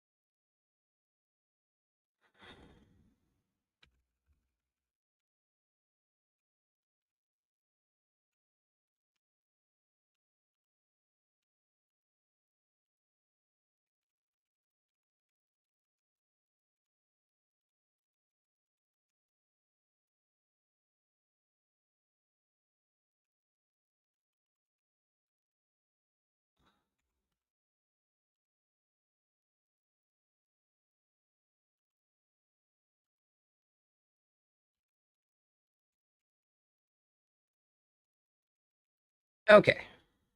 OAuth params we can remove.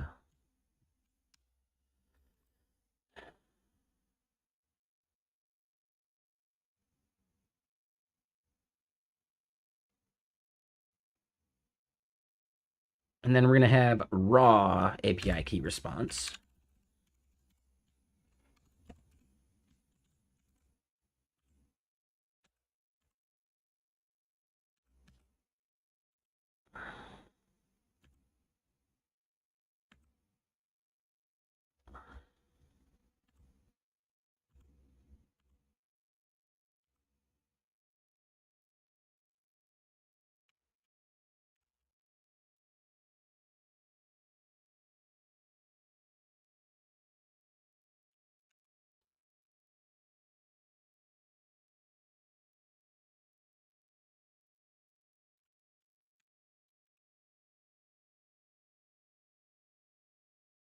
Okay.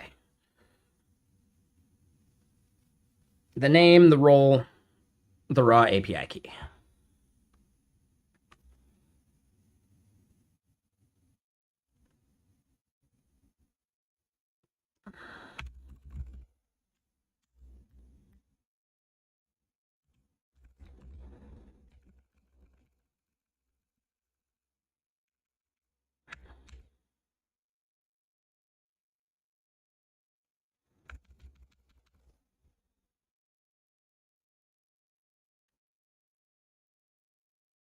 Okay, so now parameters.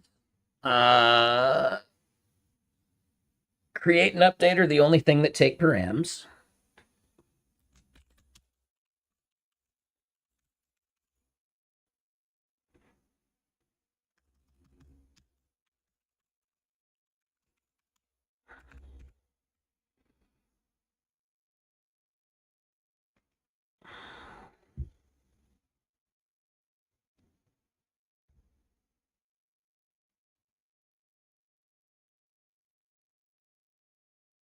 Hey, what's up, headless headhunter? How you doing, Mister Sir?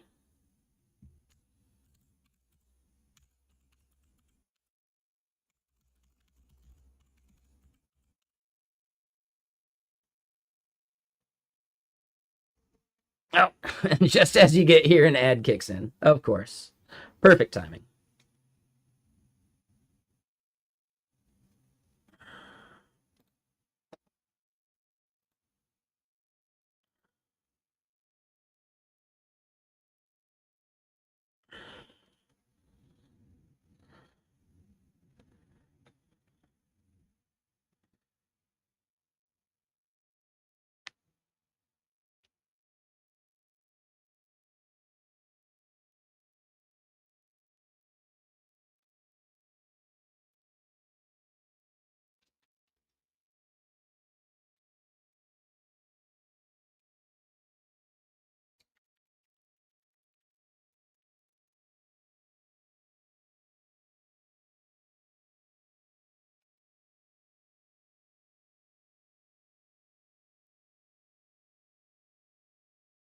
Okay, the ad should be done now. There we go.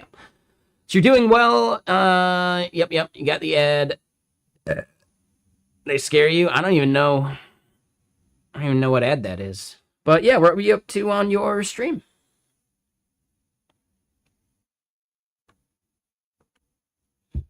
I forget. What do we have in our today command? All right, so that's what we're specifically doing. The main project, though, is this. And you can go sign up for it and test it right now. But the basic idea is listening for keywords, not just on Blue Sky anymore, but Hacker News and Lobsters as well.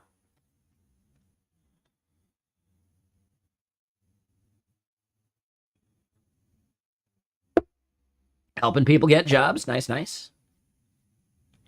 Did you try chatting with Danny's community at all?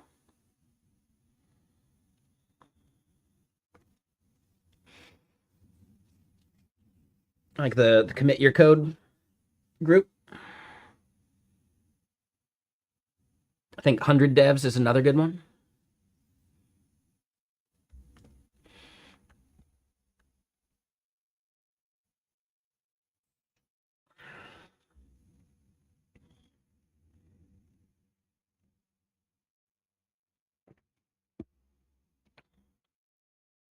Perfect. Yeah, no, that's great. A little bit of both, depending on what we're doing. For this, we're doing actual coding. When we do like some of our front end marketing bullshit, we're slopping it up. Yeah, no worries, Headless.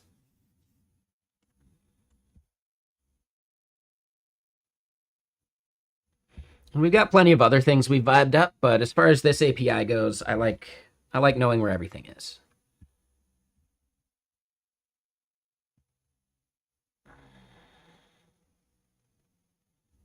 All right. So as far as creating an API key, right? That's going to have name, which is a string.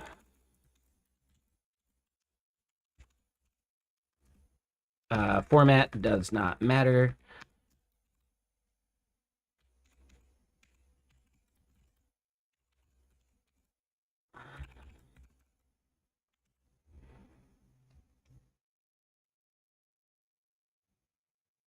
Yeah, no worries. Yeah, enjoy your 4th of July. For sure, man.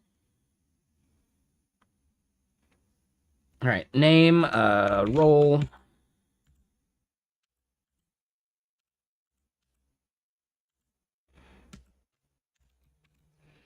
All right. Do we think there's a use case for an API key having admin permission? I don't think so. Right? Like inviting users and shit. I think I'm okay waiting for someone to request that.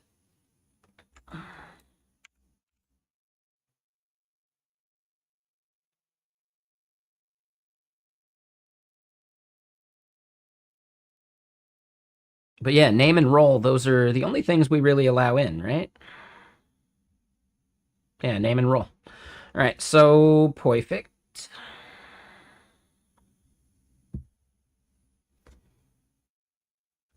Yeah, I'd want someone to actually request this feature before we just add it willy-nilly. And keep in mind, the admin is like just for the org that you're a part of, not like a super admin kind of thing.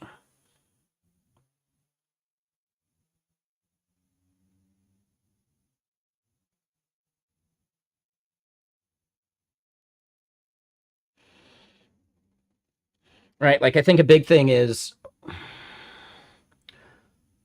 would we want an API key to be able to generate API keys?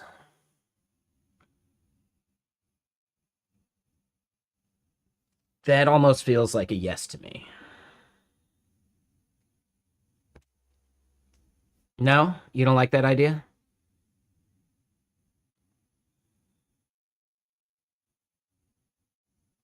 I do think that's something you would want the MCP server to be able to do, though. But the MCP server, like, you would only want that to be a thing when we have, like, OAuth, like, elicitations, because then it's an action done by a user. But I could definitely see a use case for generating API keys via the MCP server and an agent.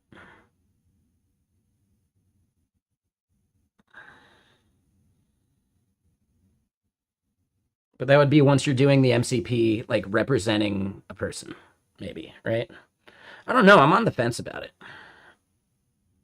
Why are you so adamantly against it, I guess? Like, have you seen it go bad too many times?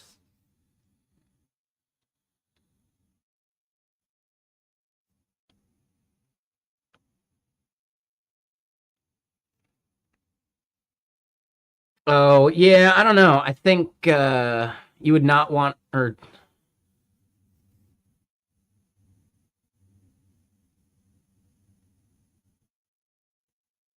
you would not want it far from the AI stuff? Now I'm so confused. What? Wait, what?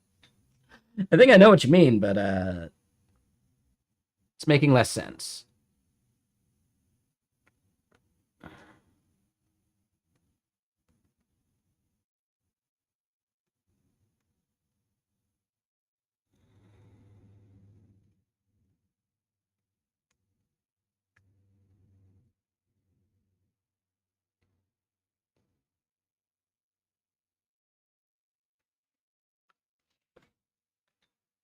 Got it.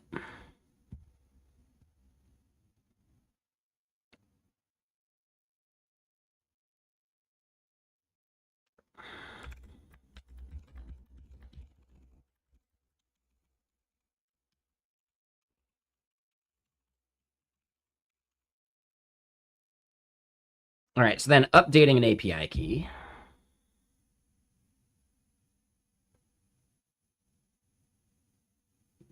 Oh, name,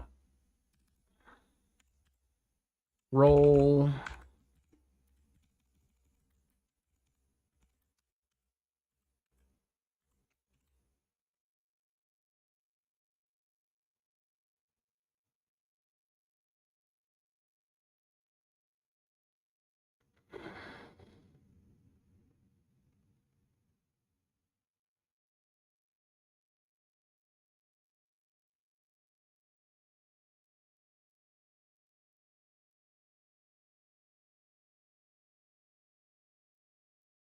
I'm not sure what you mean by that, Four Wheel.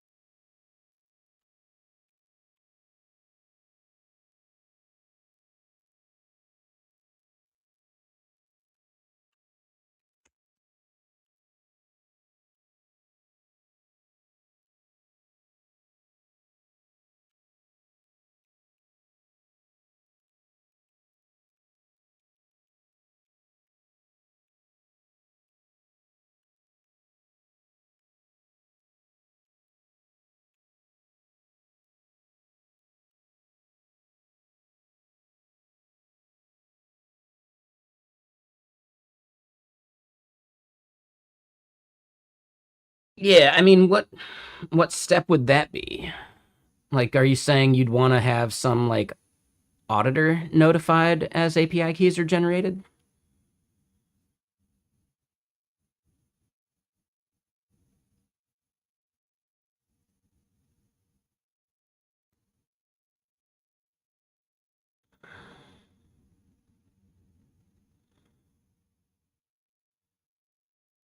Which I think makes sense. You know, get an email when a new API key is created. I'd want people to opt into that, maybe.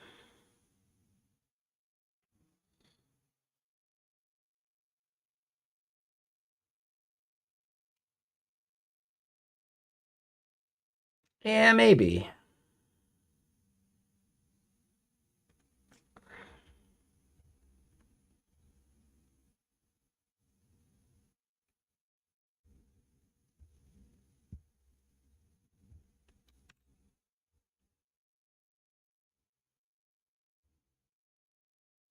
All right, so yeah, create API key params, update API key params.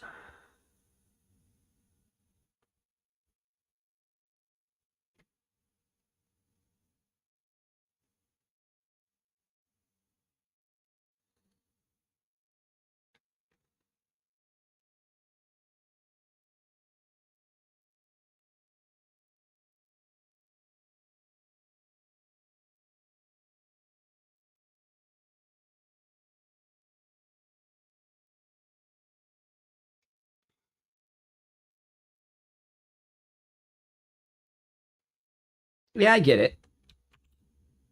I don't know if it needs to be that complex for what we're doing.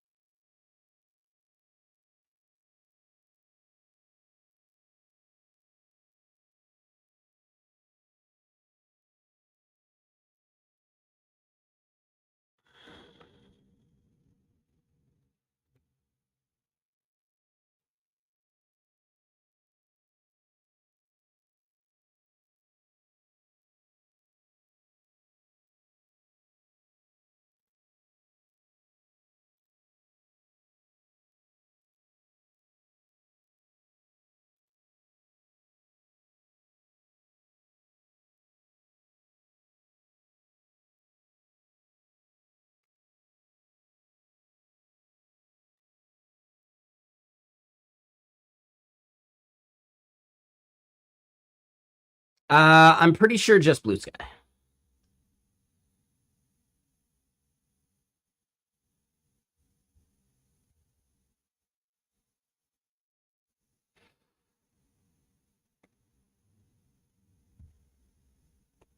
Yeah, just Blue Sky.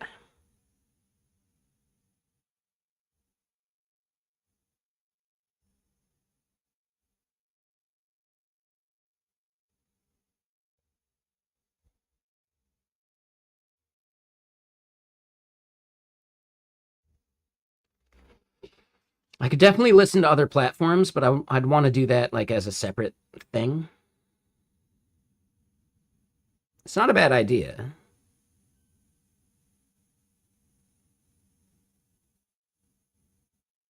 Like what other platforms on the atmosphere do you think are worth it? He has like Pink Sky, Black Sky, those things. It would definitely need to be like text based. So I don't think what is it? Skylight makes any sense. Euro Sky?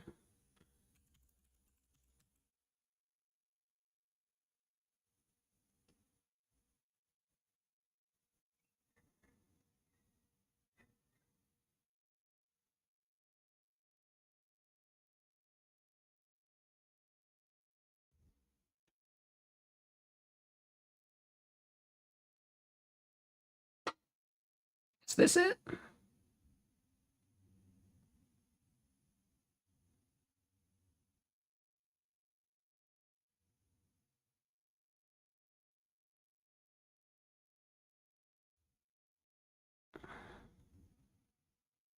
Oh, I see. I see.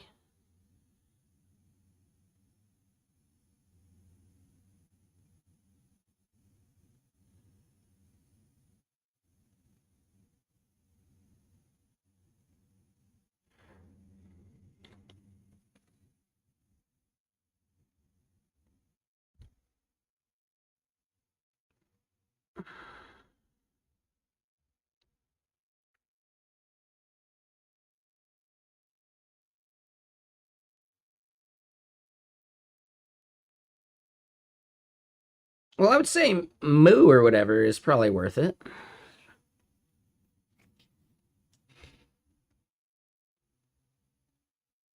But Leaflet, like blogging. And then what's the other? Pact? Yeah, I don't know if blogs are actually that necessary. It's really more about like the social aspect. But I guess you can leave comments on here. And if you can do comments, then I think it would make sense then.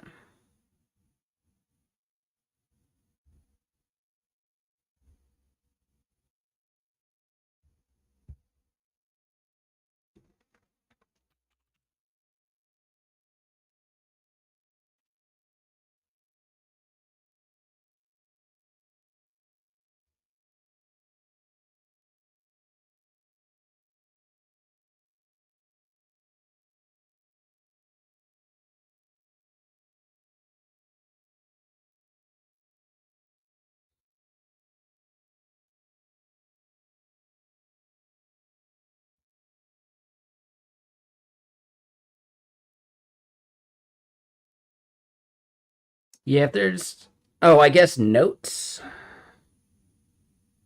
Yeah, no worries, four wheel. Have a good one. So theoretically, notes could be worthwhile.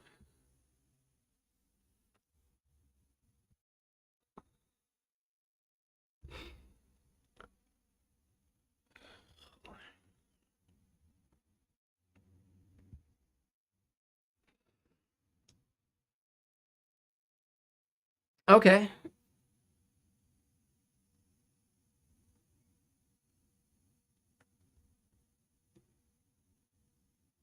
So wait, what is Picket?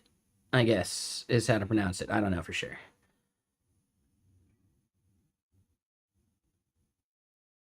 Like it seems to me like okay, so maybe it's an aggregator of leaflet stuff.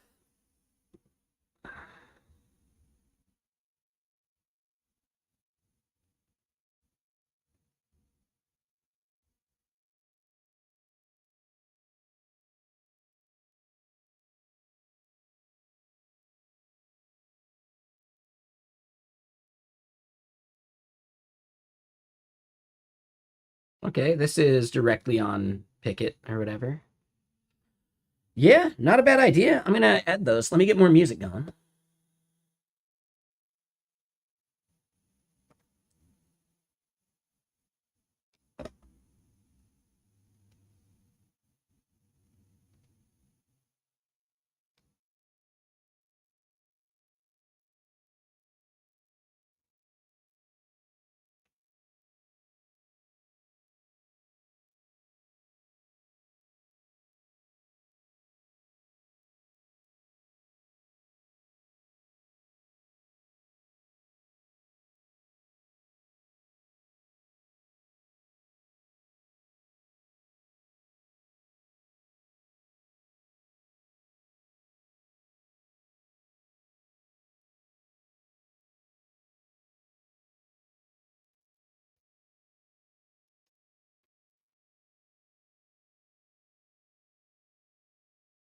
Okay. Yeah, let me get more music going. Sorry, one second, one second.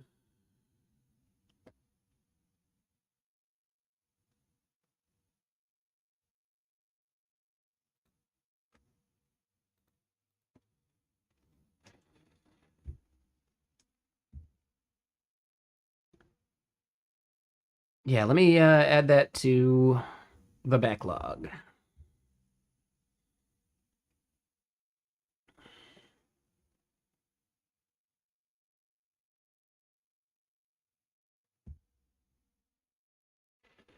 No, no, no, it's worth thinking about for sure.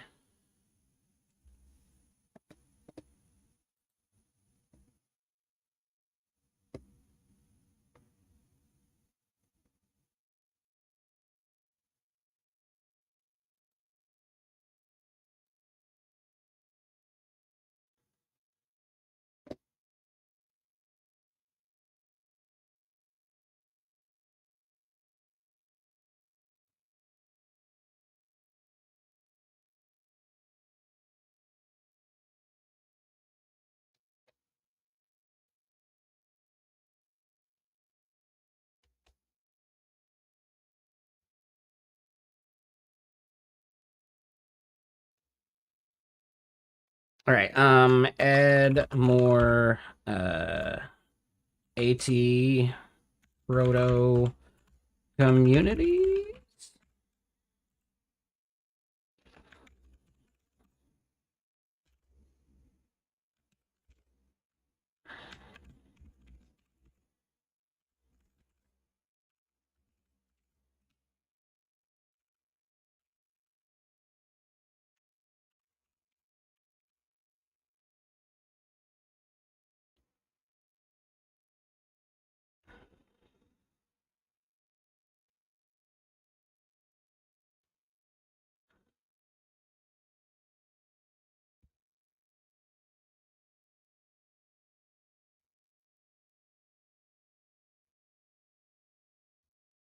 I think it's actually a listener.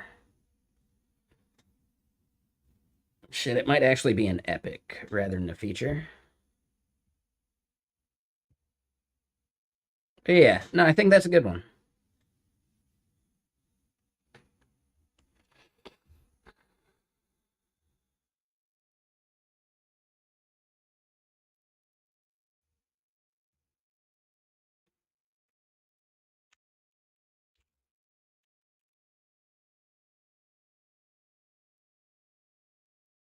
Okay, so yeah, we're still double checking. Is there other stuff we're missing?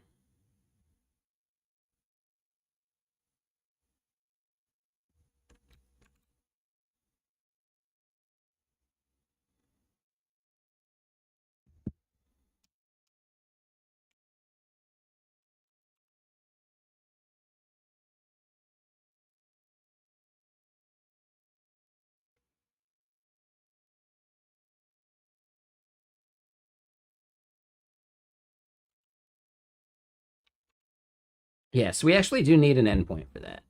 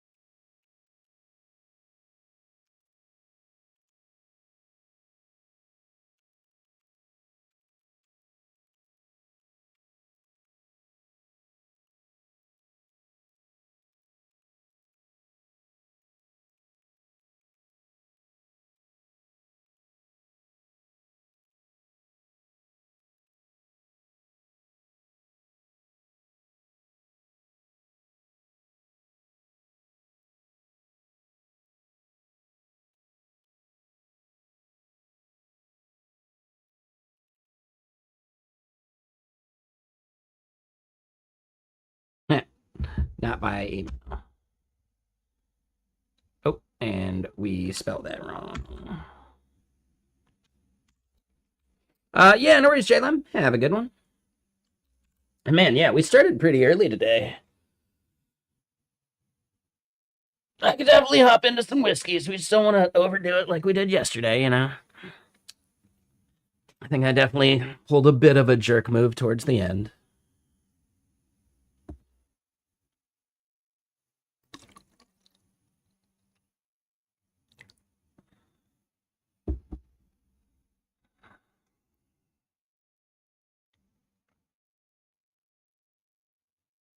I think the biggest problem was I didn't have anything to eat.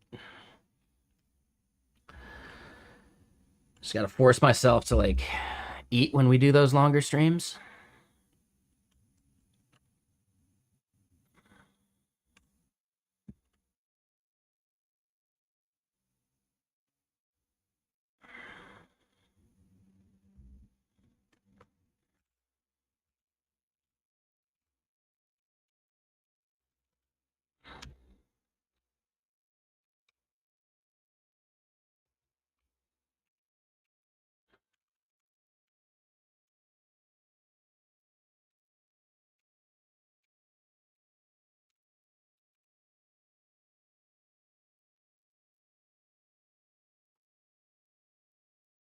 Oh, I forgot this part though.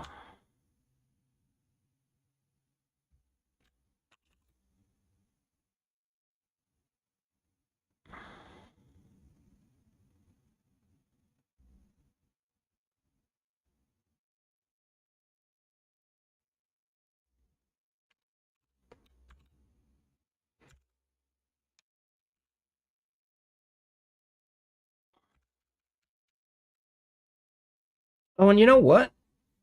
Yeah, this one should be one of those too, and it should just raise.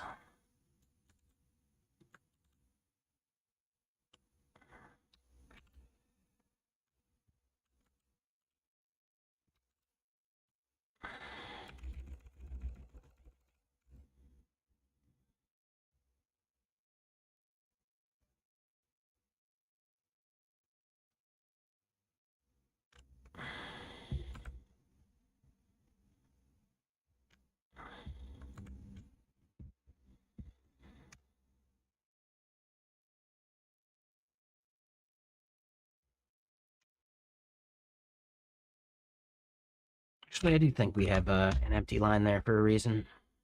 Let's keep it consistent at least.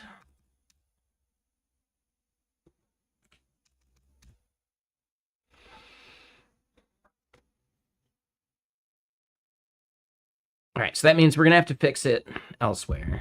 I'm okay with that.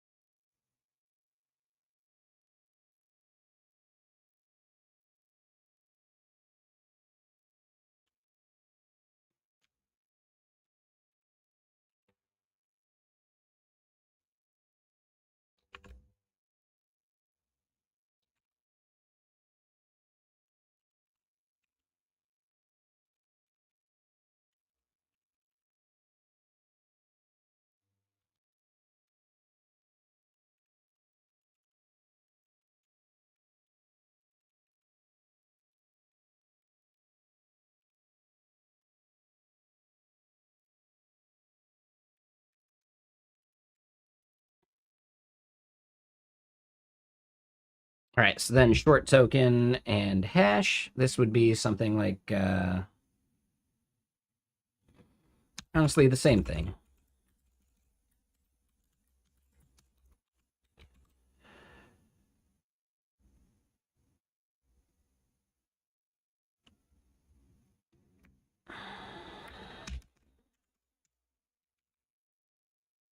Okay.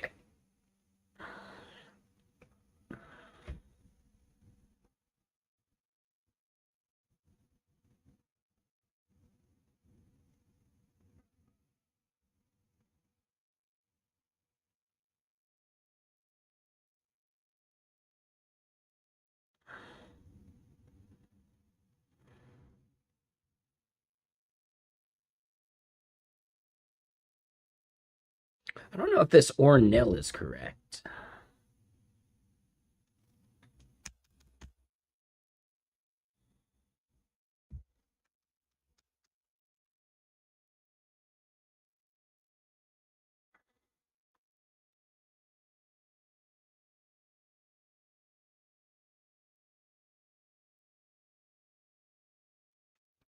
All right, so that does mean we need to go back to the controller here because now we got some errors.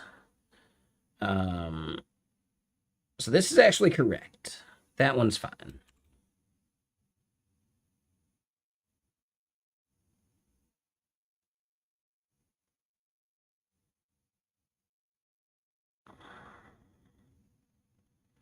Oh.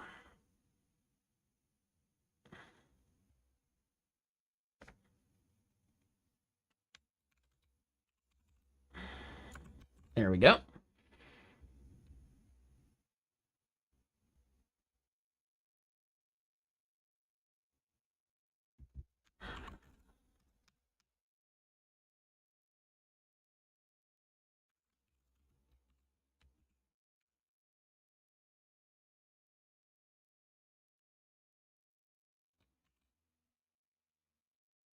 I'm not sure delete actually does that, but okay.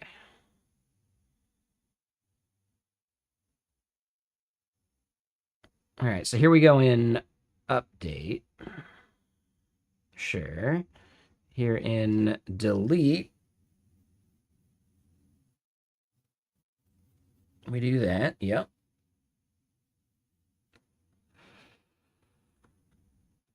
So that's actually fine. I think we're actually good. Maybe our list is wrong. No, I think we're good. Okay, so I think we have our controller fully created now. The next part is we need to add the route, like the routes to the router.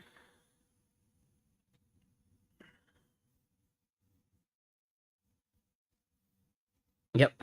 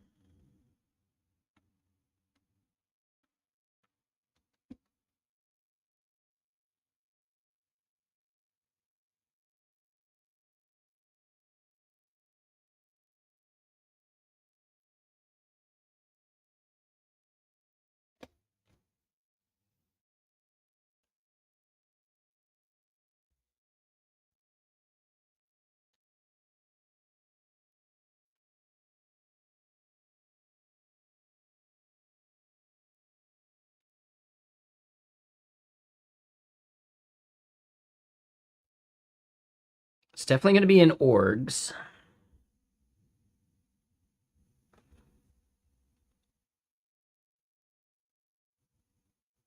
We'll put it after this part.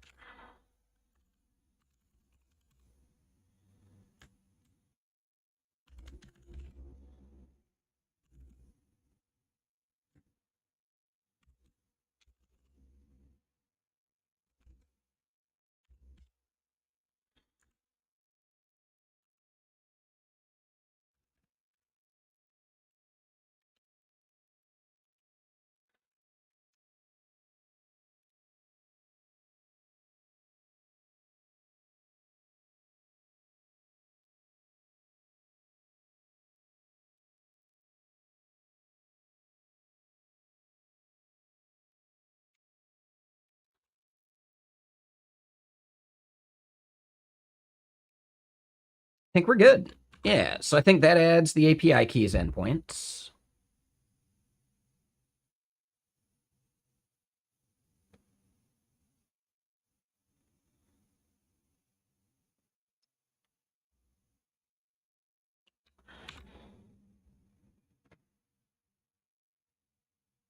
Yeah. Okay. Yep. Yeah. No, this is perfect. So, this is going to create the API keys endpoints scoped within an org, which I think is necessary. We are currently not allowing it to be part of the public API stuff, so we don't need to add that to that list at all.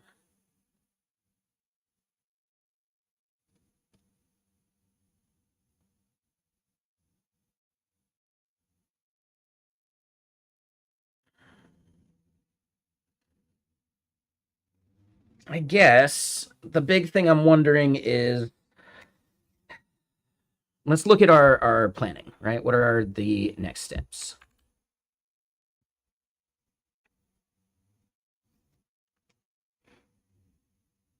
Why not API key? Because we're pluralizing in the URL.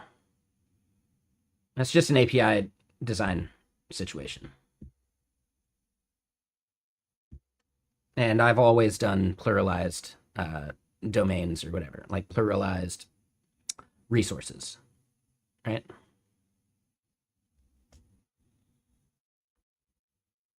So number one, just for consistency, right? So if you look at it, right, we got notifications, right? Lenses, events. It's always pluralized when it's a collection, right? Billing is not a collection. So I'm okay with it, right?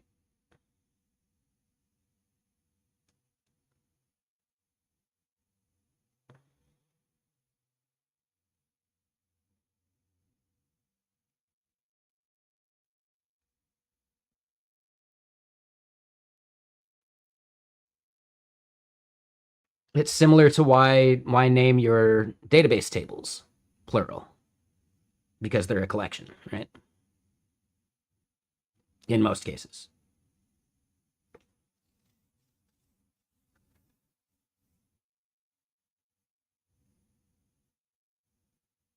But we aren't. We're not dealing with a single object.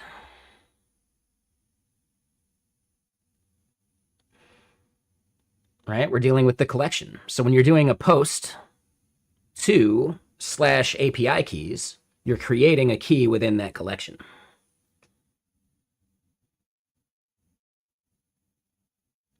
Right?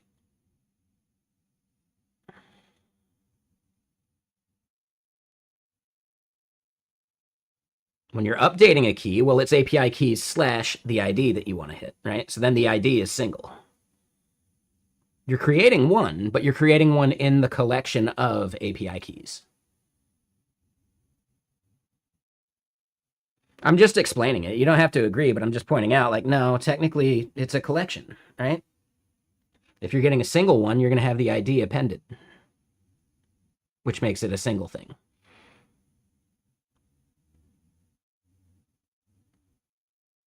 Like, I tend to think of URLs as like directories, right? As like a folder tree.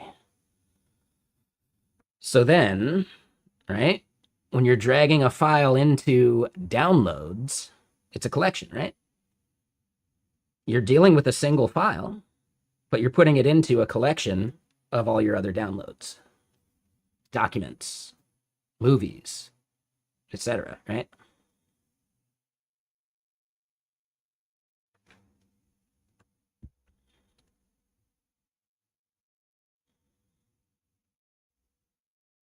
Games wouldn't be game, right?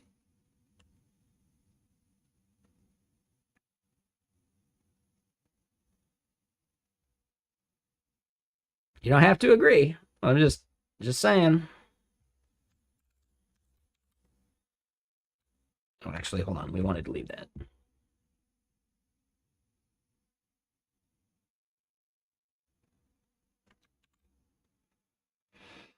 All right, so we added the API keys resource.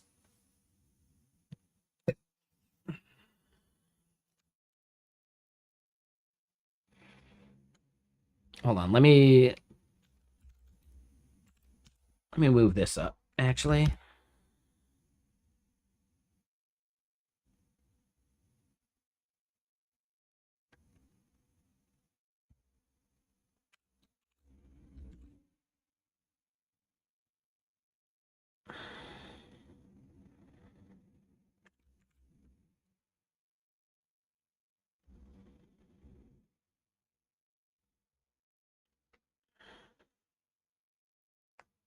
All right, so yeah, that's what we were looking at. So I think here, API key gone.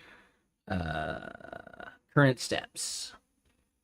So as far as creating the endpoints,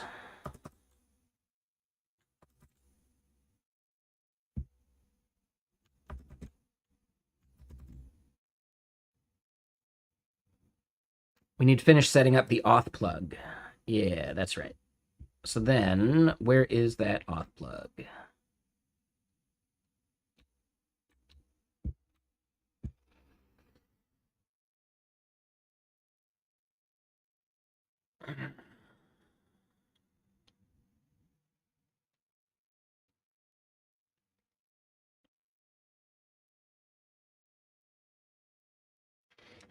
Yeah, all right.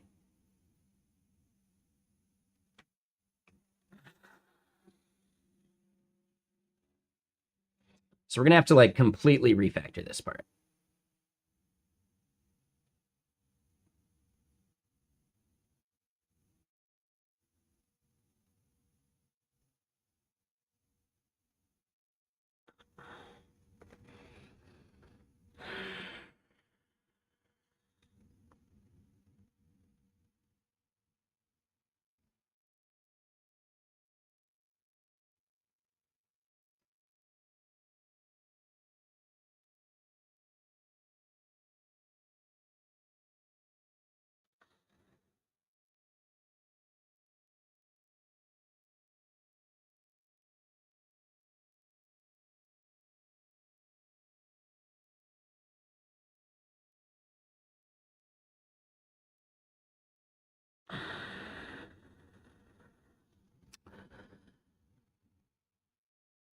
So the idea here would be API key would be something like get request header X API key.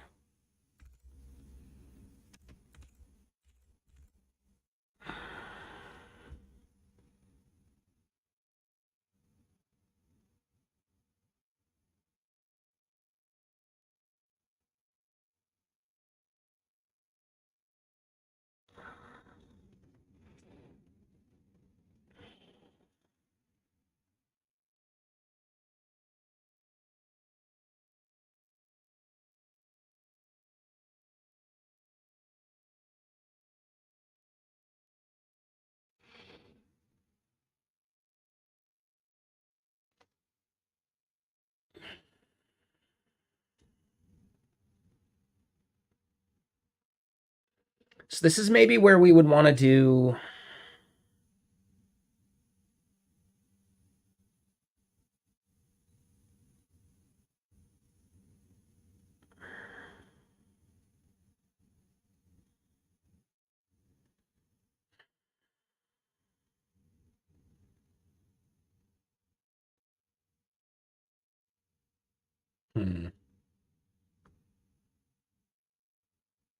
Oh shit! Hold on. I know someone we were talking about like toxic positivity at one point. I'm just seeing yet another example of the person that they were talking about.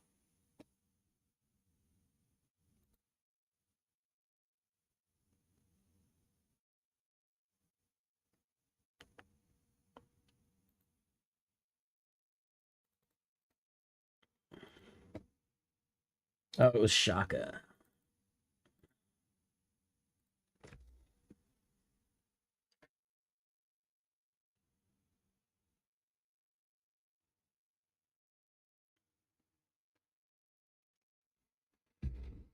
All right, so yeah, this is a case where we might want to do like the pattern matching thing.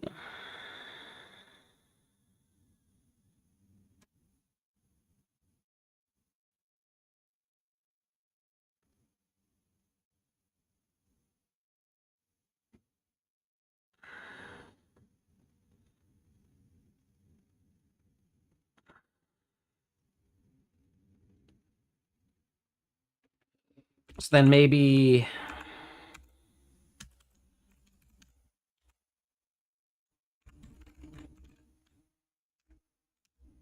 validate token.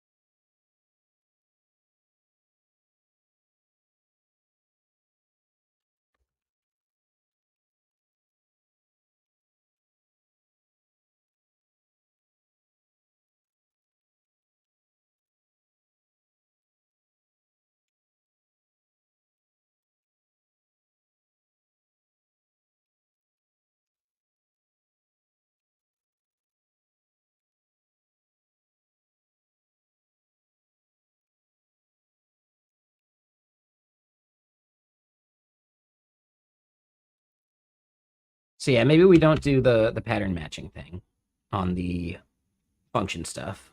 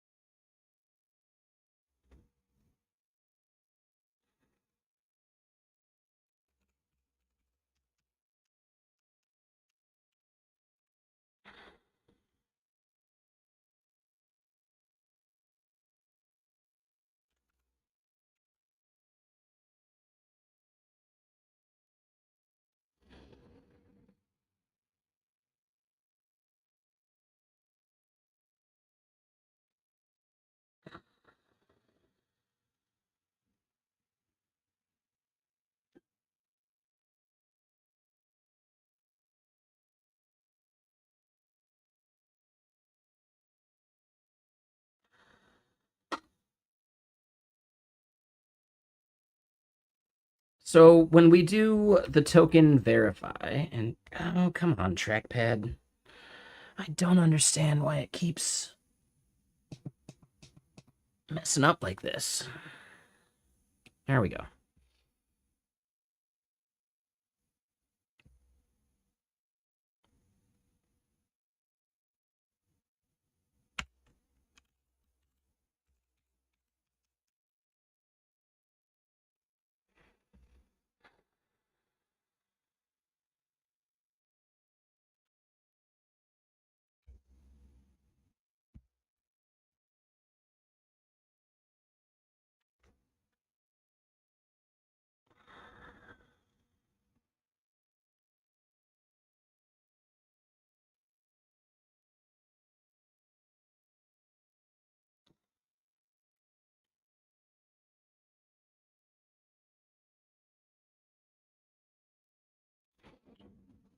So what all does Jokin do? What are claims in this context?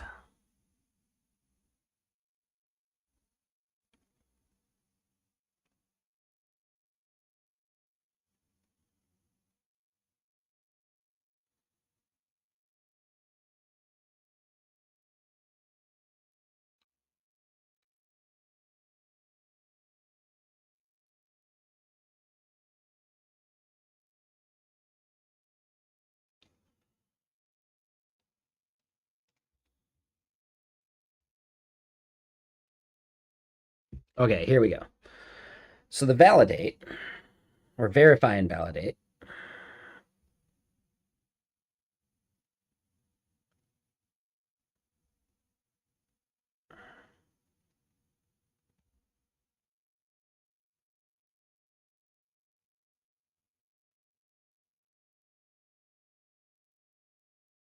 All right, so token config is verified and validated. The result of this is then piped to here. Right, so they're calling verify and validate under the hood.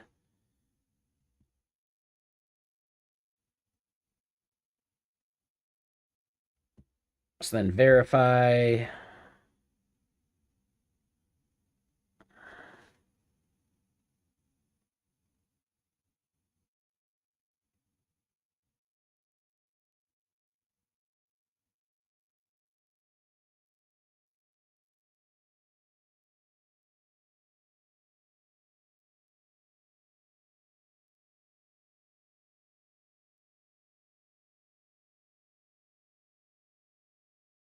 So it seems to me like claims is the result of this run after hook, right?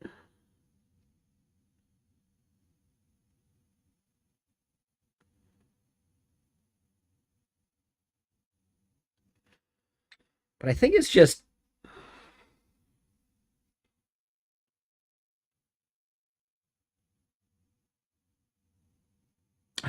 proxying the bearer token and signer. I think that's it. I forget what claims is.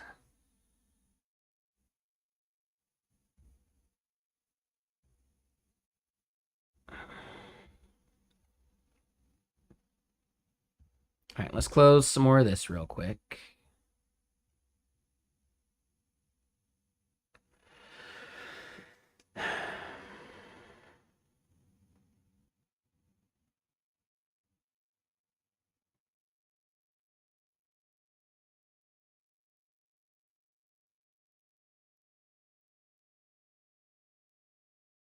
So realistically, we'd run the parse. And the parse would then need to fetch the API key.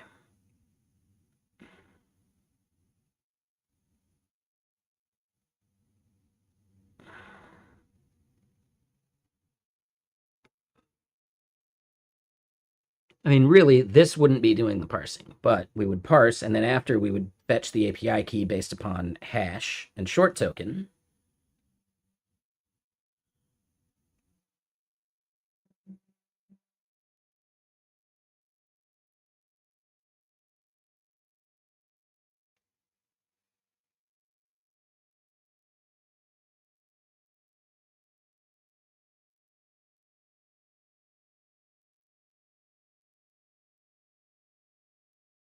Yeah, so what this means is we actually need to fix our belongs to org plug as well, right? Which is where we're doing this.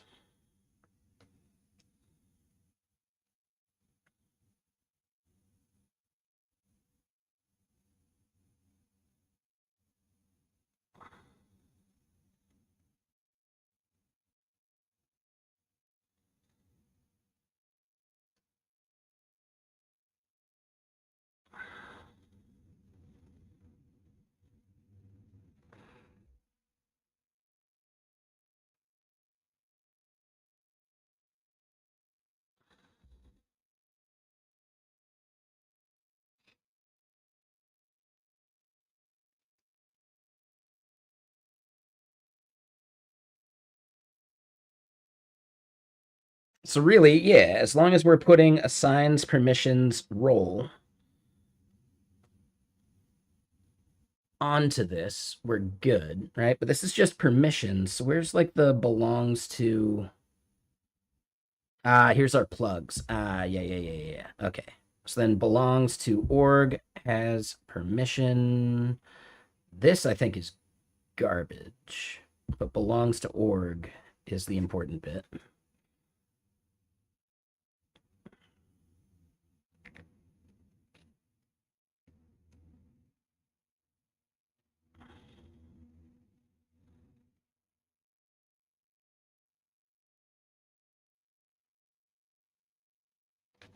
Right, so our auth plug here.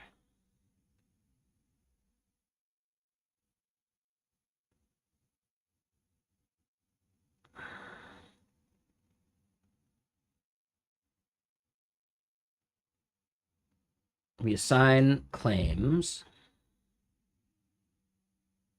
And then we're doing a get in on assigns for claims for user ID. Got it. Okay, so then, yeah, belongs to org is tricky here.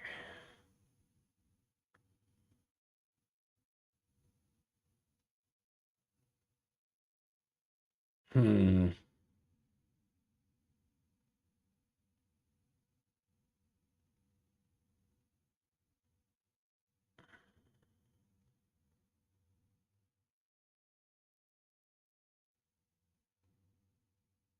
Yeah, okay.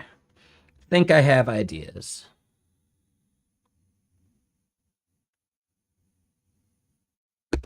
Hmm.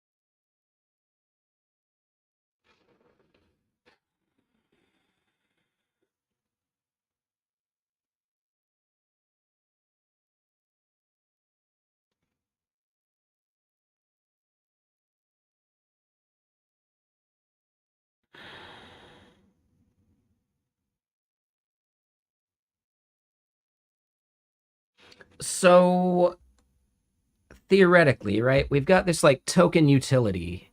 That one's separate. But here in auth, right, we got validate token and validate API key.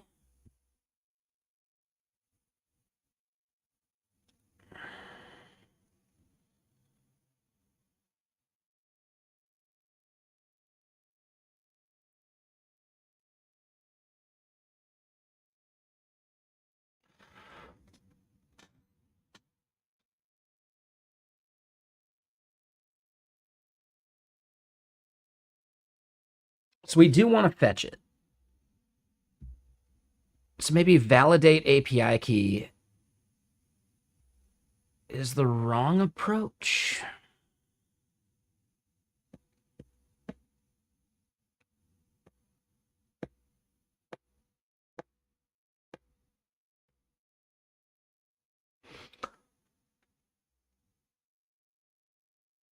No, I think I like this so far.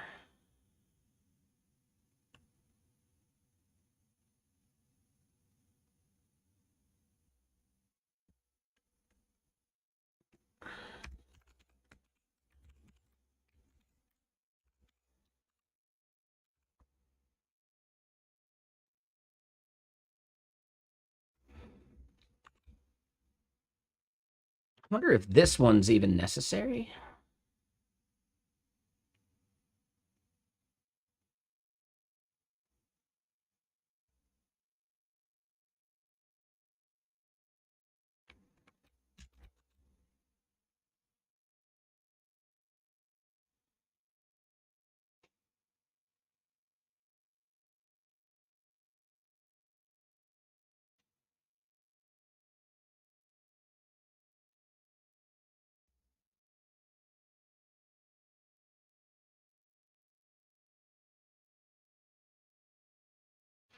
Oh, because it comes back as a list. Right, so we can match on that.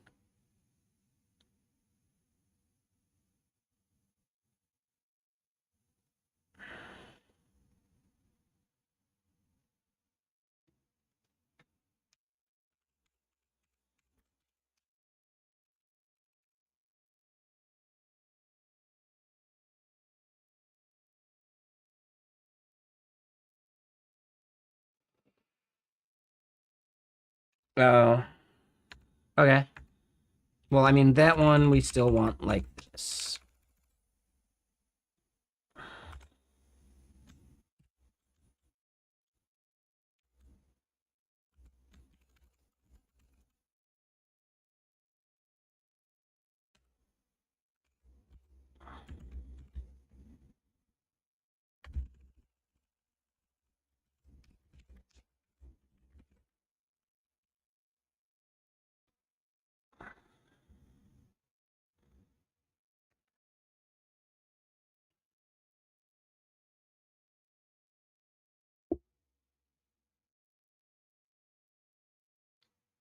All right, so yeah, this does not exist.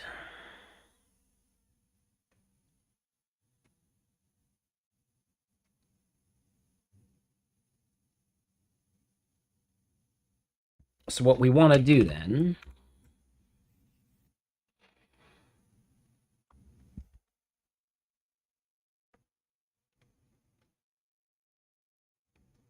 all right, we'd end up doing a parse.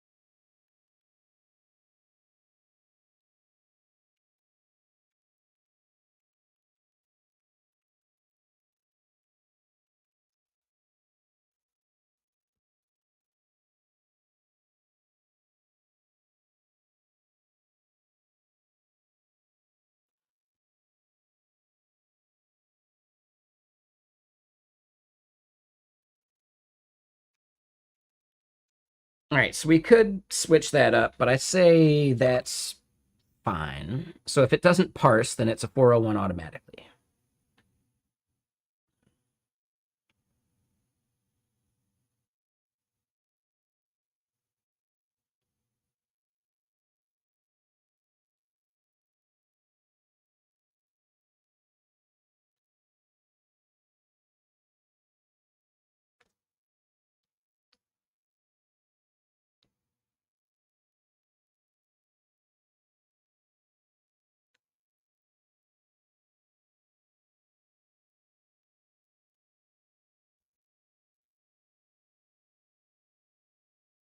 I don't like how they don't show an invalid parsing.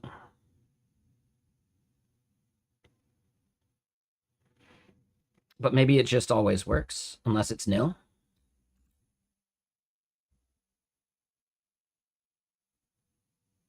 I don't know for sure.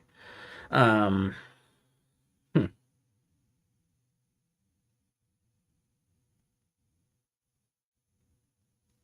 But then what we end up doing, right? So claims then get parsed here in this plug.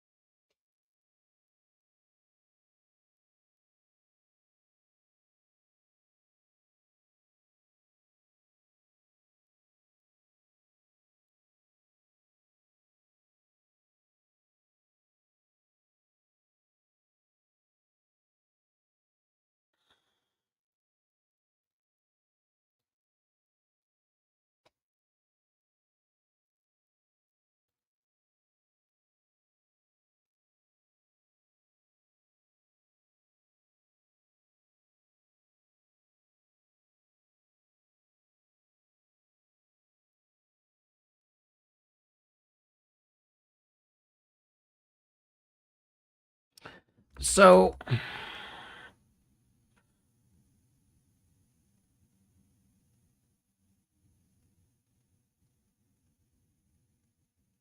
yeah, this is the place where we have to do this. Okay. So then instead of claims, it would be something like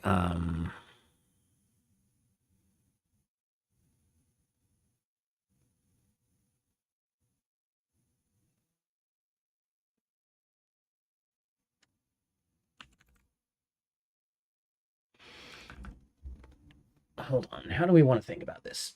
I guess it'll just be prefixed API key.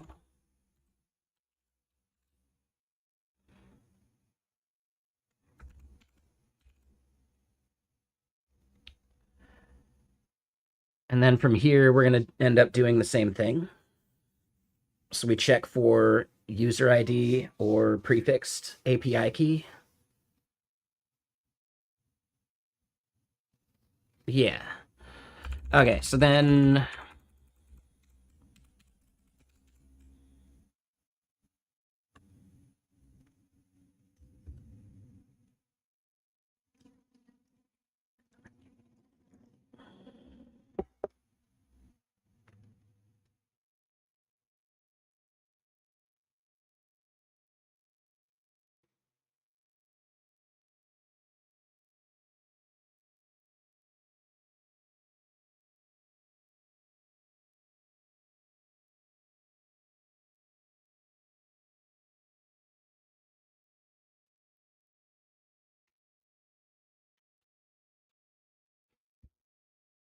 yeah, all right. So we're going to create two functions, derf p. Oh, it raises on nil.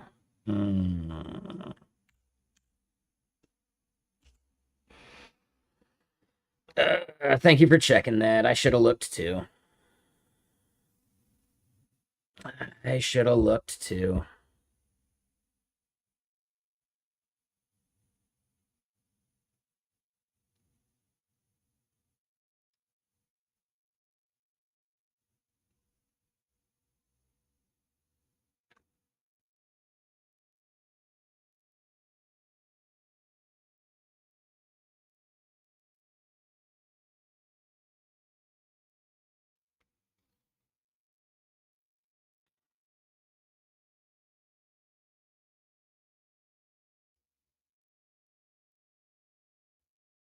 Oh, and yeah, I realized. Yeah, no, we should be good. Yeah, you're right. You're right. I commented that out because I thought it was. Yeah, it was the list thing. So yeah, no, that was fine. You're right. Yeah, good call. But yeah, def p.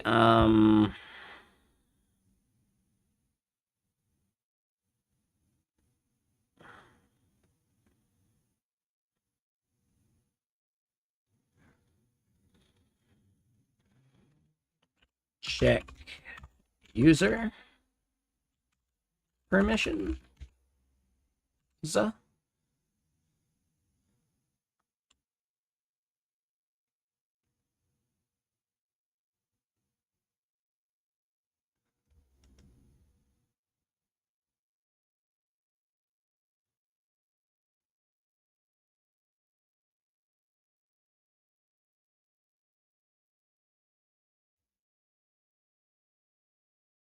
And role really doesn't factor in.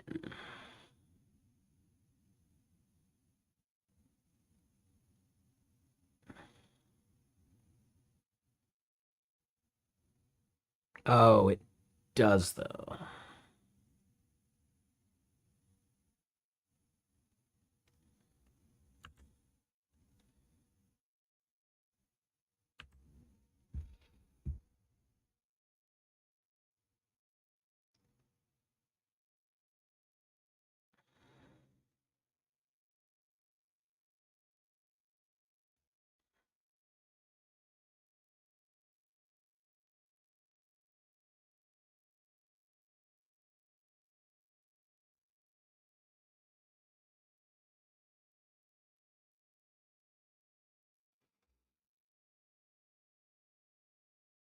Mm,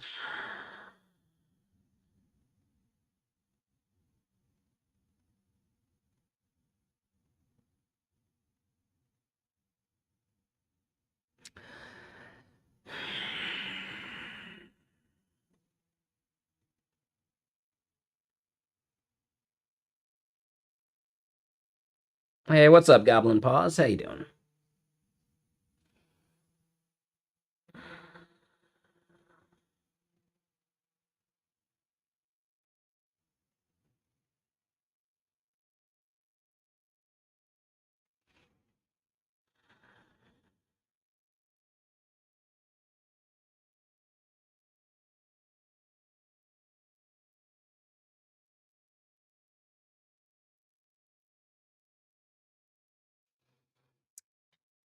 Having it rough, looking for some support in the form of cozy chatting.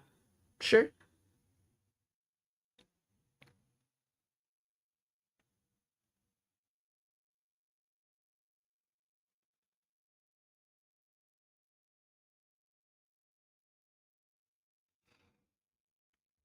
I don't know if this is something that we actually need to worry about in this case.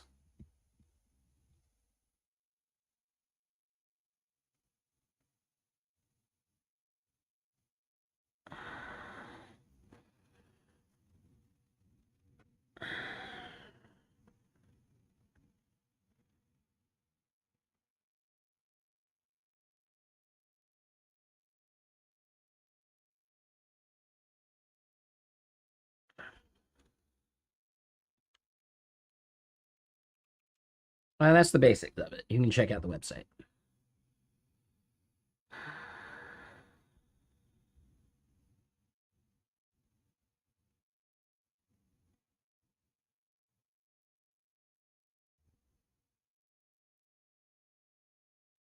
I think we have to pass connection.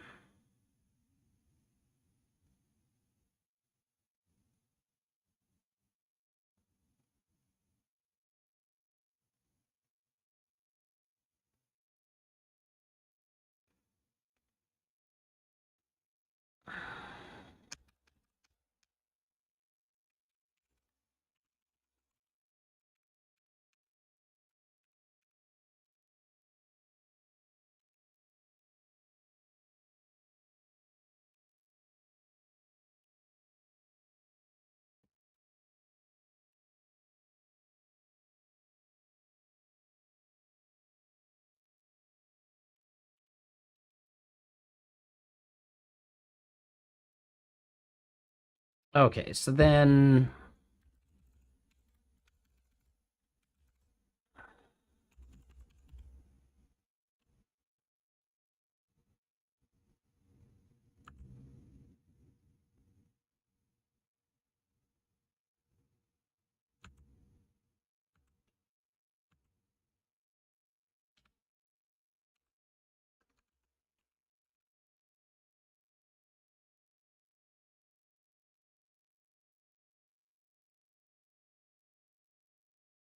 that's a bummer.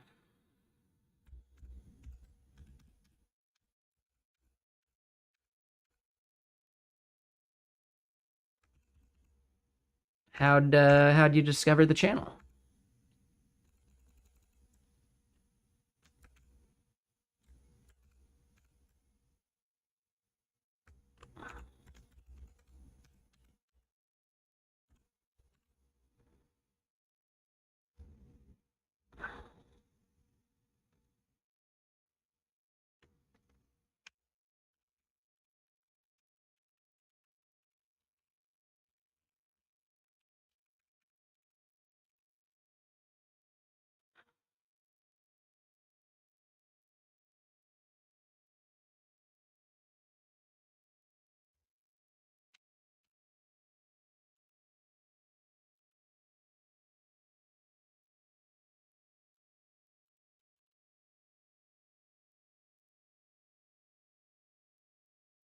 Sounds good.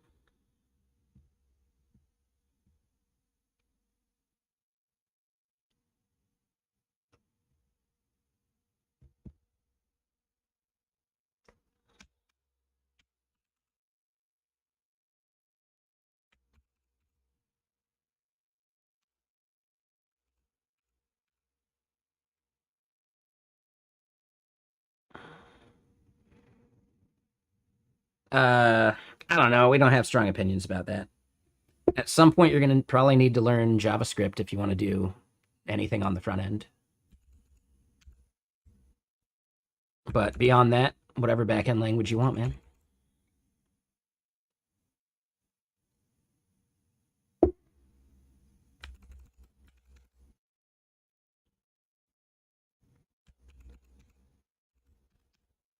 I think the big thing would be look for jobs in your area and focus on technologies that the majority of them use.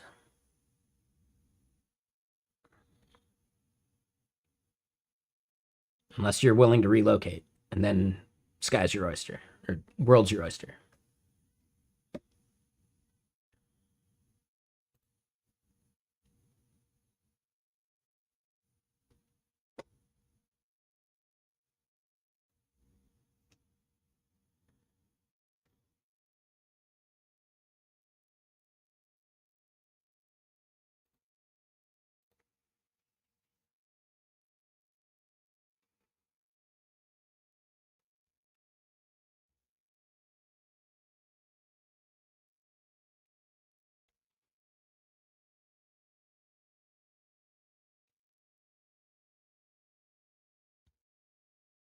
Okay, so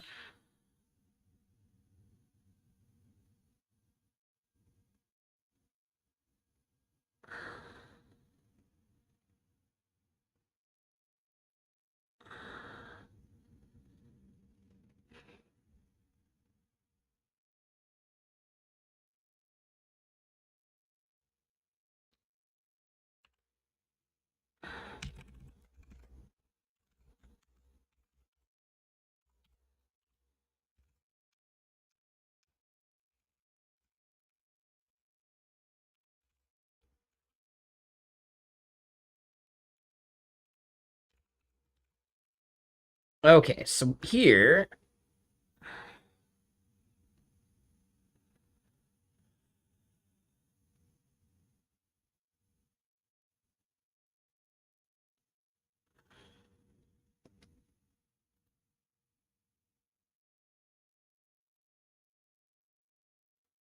double check some stuff.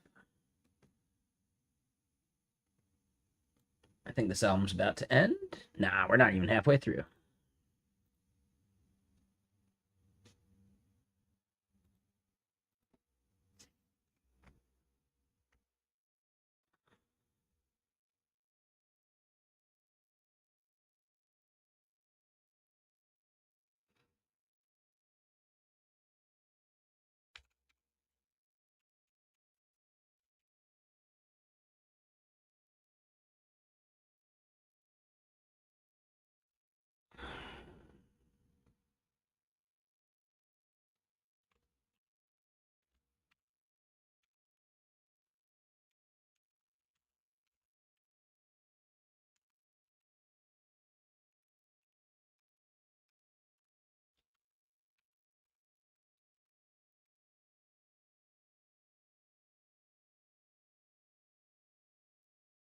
Ah, hold on. So we do need org ID in here.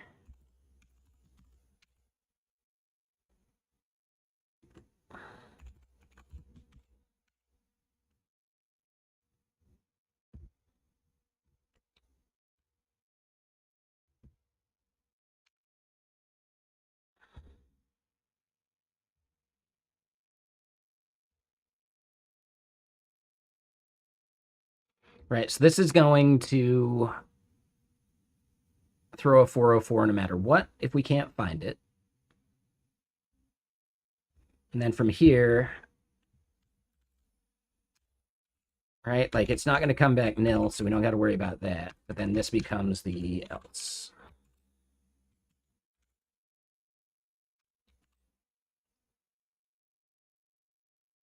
Welcome back, JLM.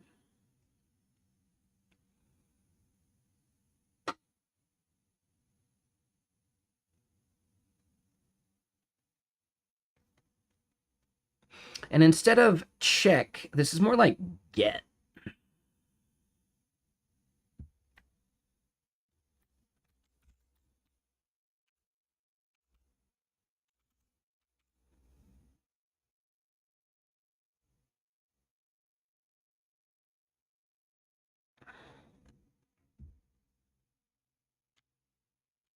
I'm not sure this is anything we need to worry about, right? Like getting an org user by user ID or org ID, if either of these are nil, then we don't find anything anyway. So I don't think this is a valid edge case anymore.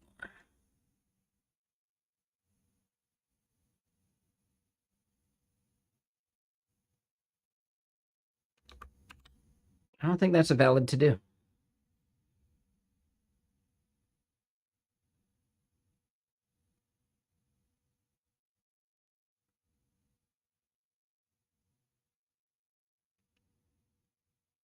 Okay.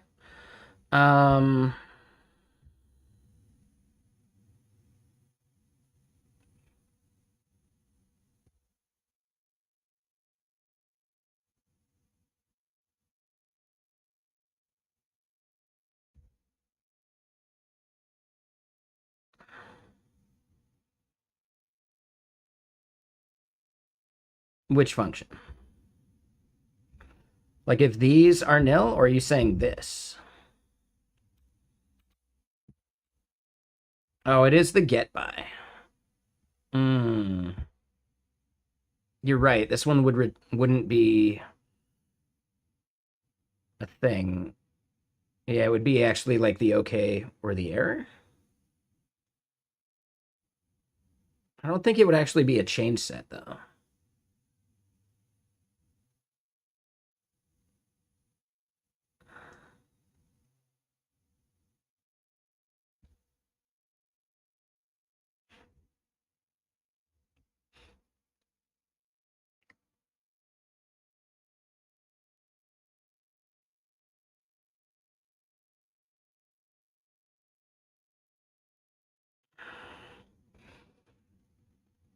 I'm not actually sure how this ever worked.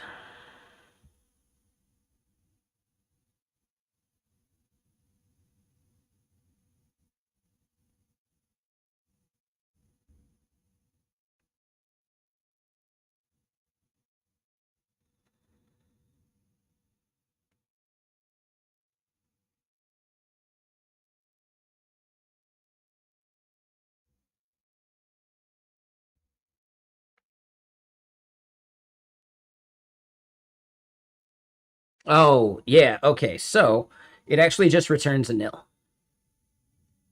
Yeah, no, that's fine. So it doesn't do the okay, whatever. So that means this is actually wrong.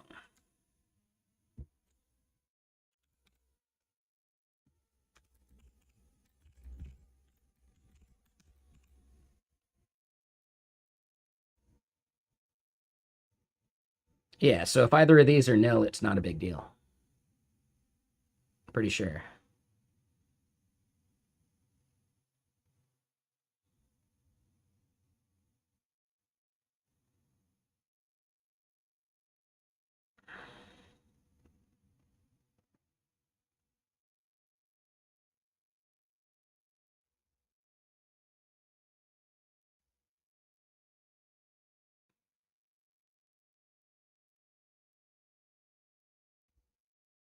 No, because we have a when checking for that. No, that part's fine. All right, we're doing org user.roll, but this is org user when not is nil.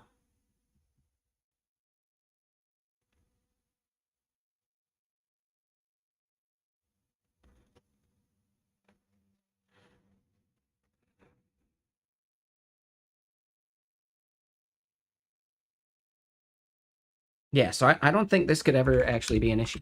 So yeah, that's done. And then here, yeah, if this is no good, that raises the not found, which does a 404 for us. So that part's fine.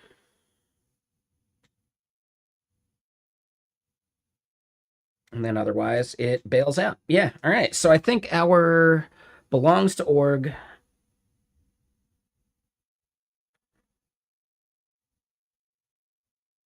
and our auth plug are good. Let's double check the has permission plug.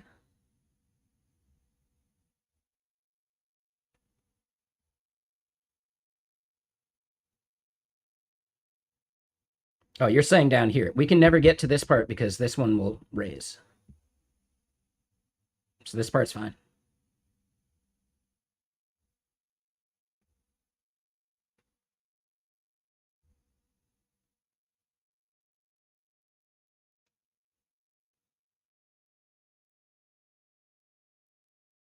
Yep, no worries.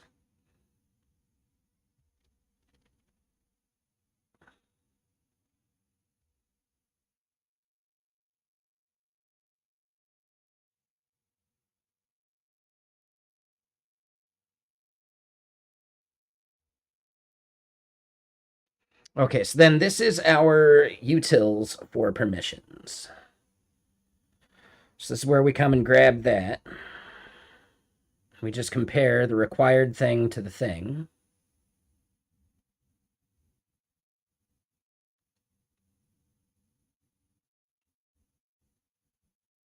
I just want to double check we're doing some of this stuff correctly. So then API key controller here.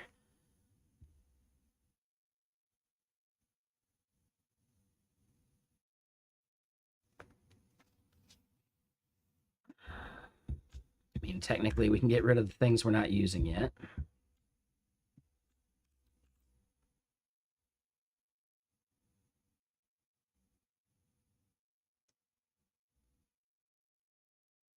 That's right. Okay, yeah. So then utils has permission, and we're just checking the required permissions. So yeah, boom. Okay, so I just wanted to validate the entire auth plug flow.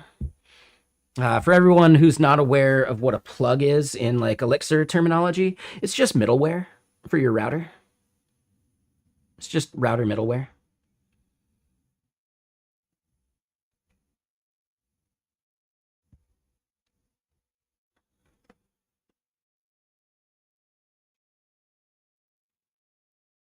All right, so then if we look at planning, I would say finish setting up auth plug is done. So then next, yeah, we need to create the dashboard pages for managing the API keys.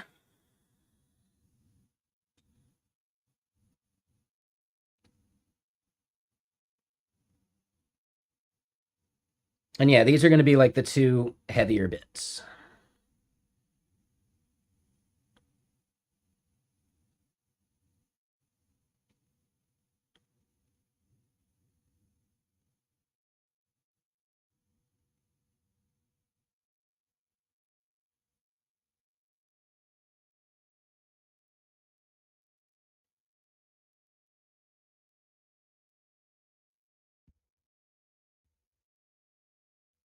So yeah, those dashboard pages.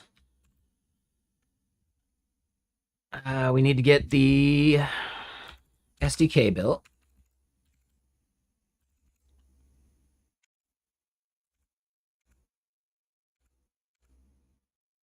But it's no longer SDK. Build something. Build dev SDK.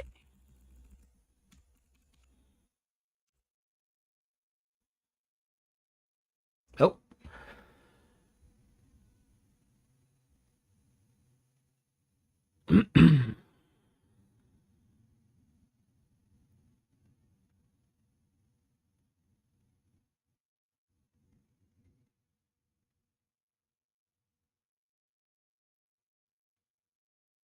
Yeah. Okay, so we are forgetting one thing in the controller. We need to import these things that are aliased, right? So all the params and all the bullshit.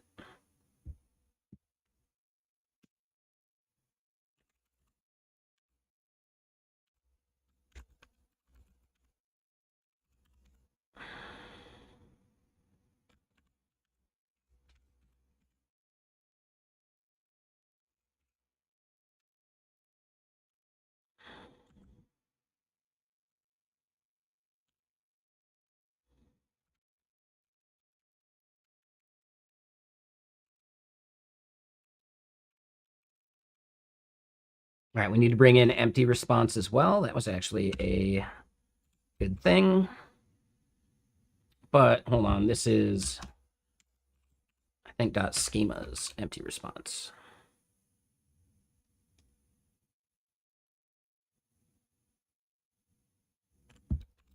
All right, will it blend?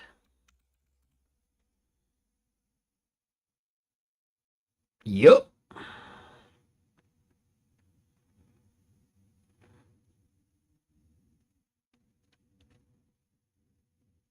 All right, so then we built the API's SDK, and we should have moved it. Let me double check that we didn't break that part of our script. Yep.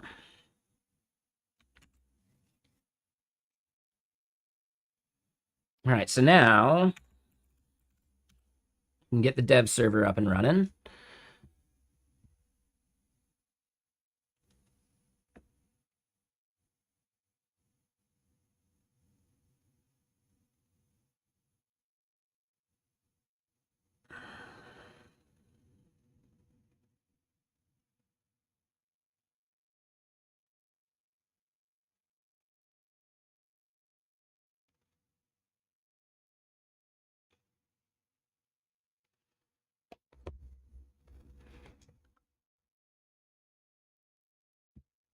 All right, we got the server running here. Let's just do this a bit. And yeah, dashboard is the main thing. So dashboard here. Let's shuffle the front end over.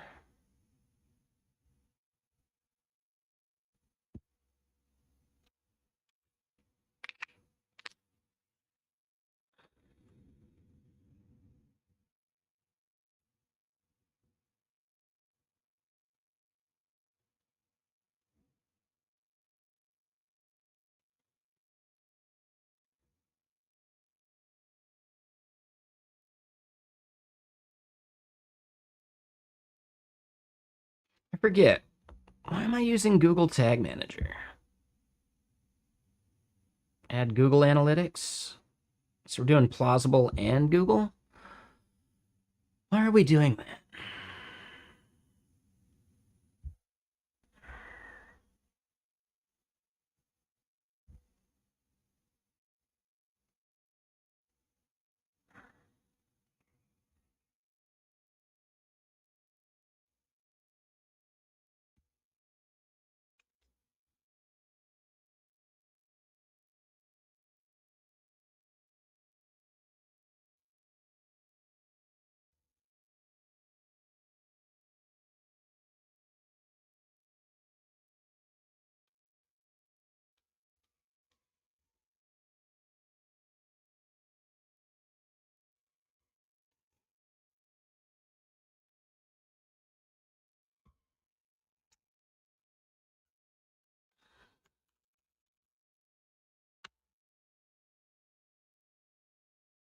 Google OAuth marketing.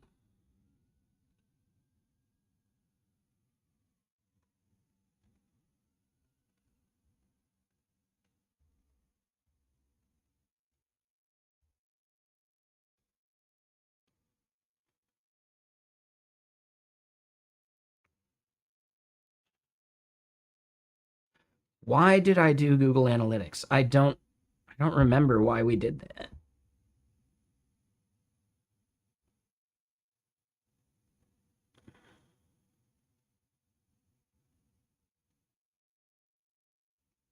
I'm so confused.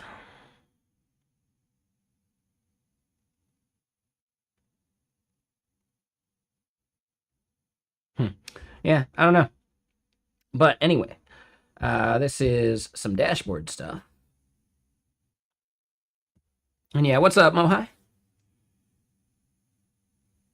Commit diff, maybe? It's just going to be that chunk.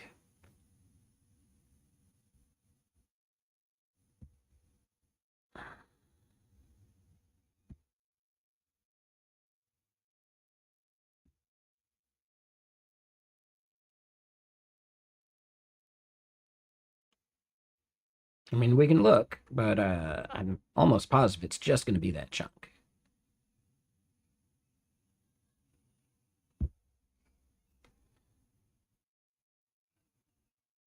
Right? Yeah. All we did was add that chunk.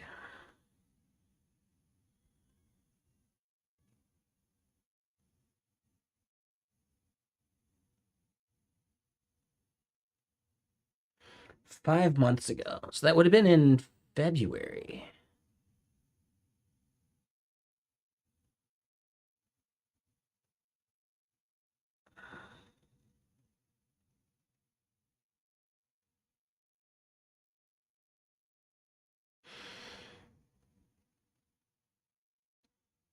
Yeah, I don't know. I really have no idea why I would have done that.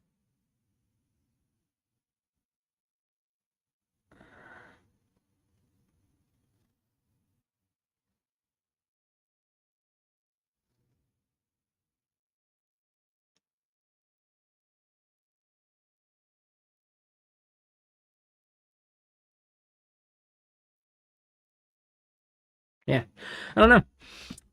But you know what? I do think maybe we could hop into some whiskey again, making sure we pace ourselves. Don't want to overdo it. We did a little yesterday. Like, dude, the amount of whiskey we drank yesterday is insane. That's so much whiskey. We drank way too much whiskey.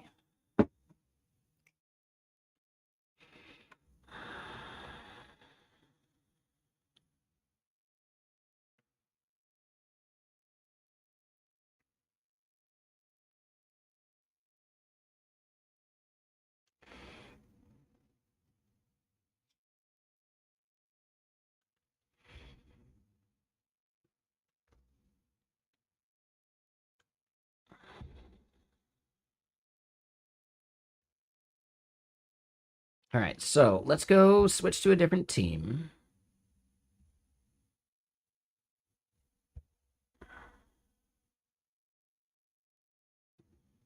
Oh, oh, we done broke something. Oh, there's pending migrations. Yeah, this stuff's gonna fail. Mix. Uh,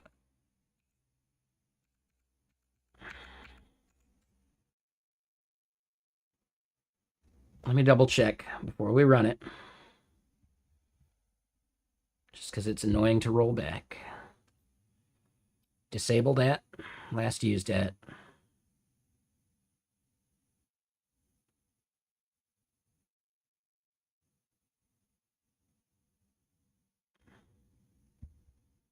Yeah, looks good to me. Oh, and then yeah.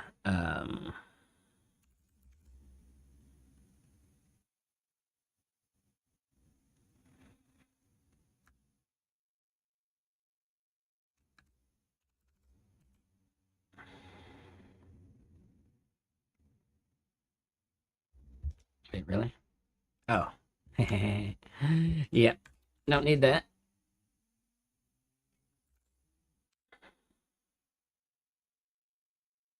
All right, cool. So now we should be able to run the dev server.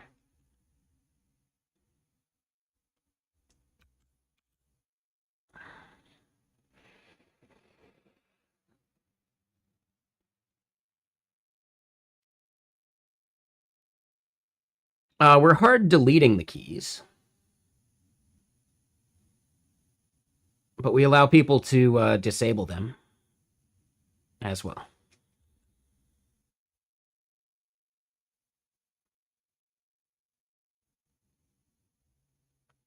Why do you ask?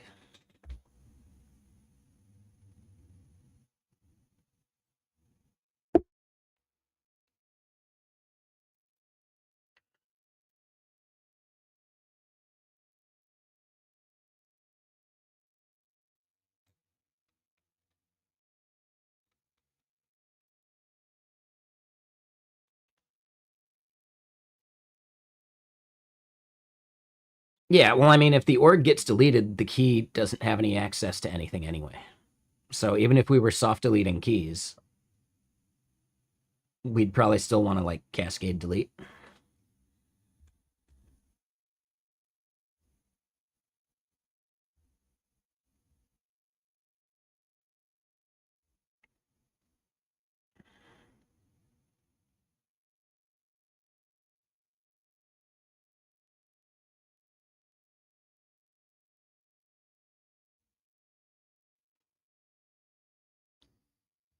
But yeah, I guess another thing I wanted to double check, right?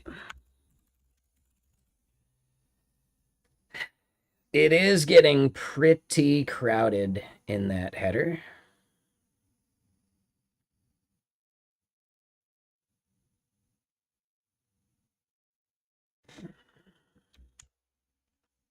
right? Like, it already cuts off at that point.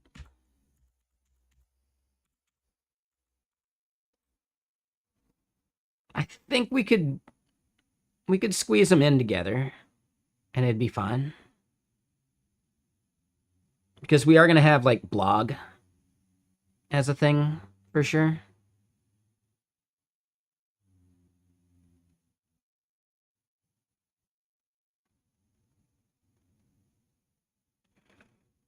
Right? I like pricing being like the most important thing. I think that makes sense.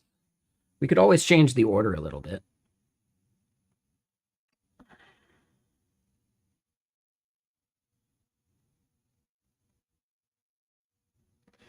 Oh, damn. It's getting sunny quick.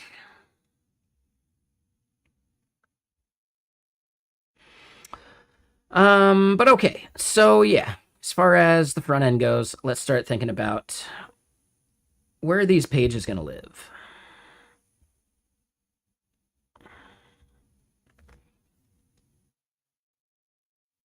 It's probably in settings.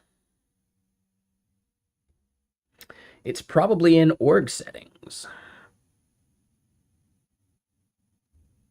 So maybe it's not a page.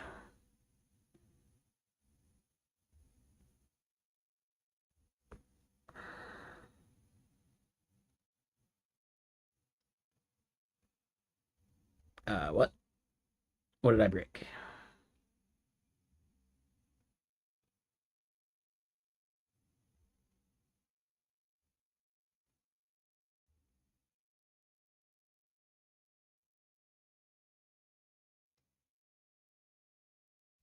Well, now I got to make sure that actually works. Well, shit.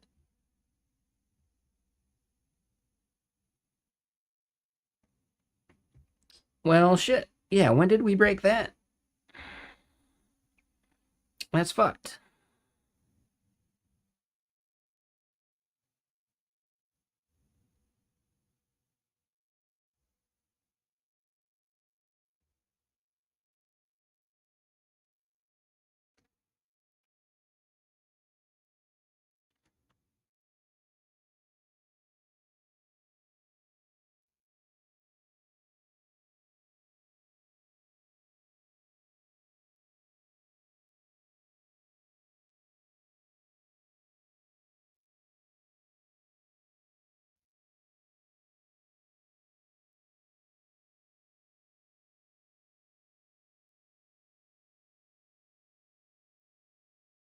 Weird.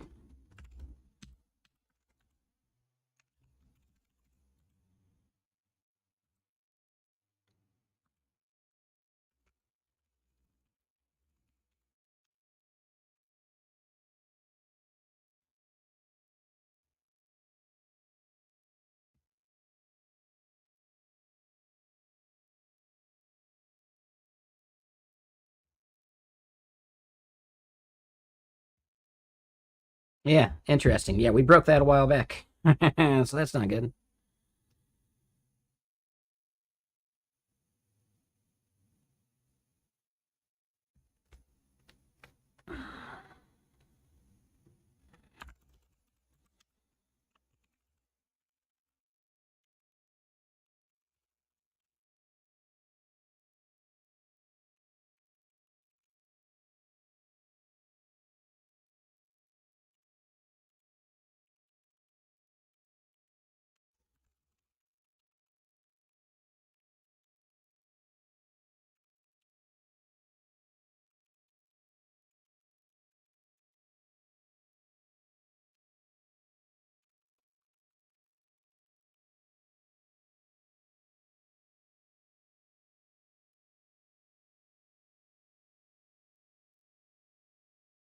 Here's the thing, though. They could have always clicked to billing and it would have taken them.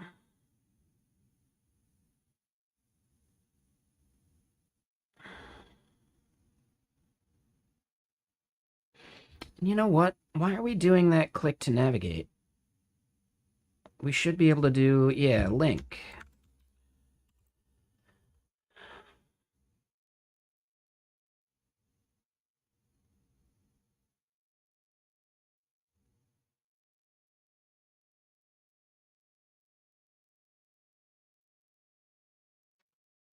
Hey, what's up, Minfino? How you doing?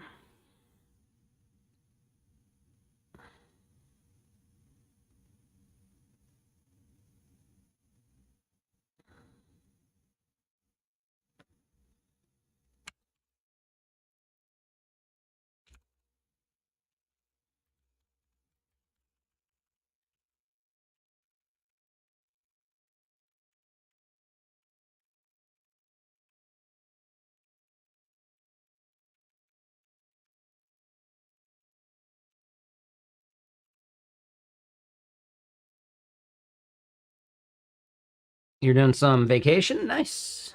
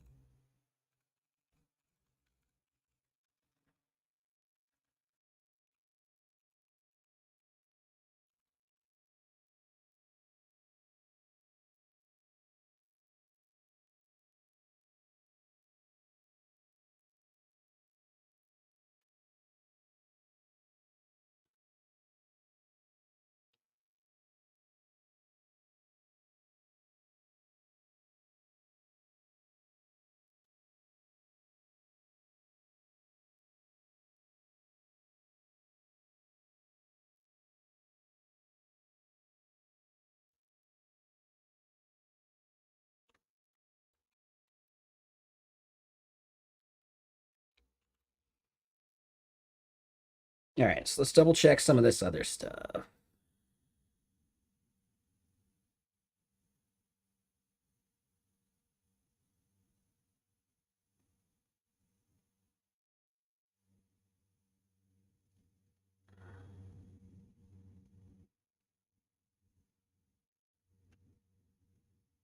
Yeah, so we are doing link on the outside of drop-down menu item in almost every case.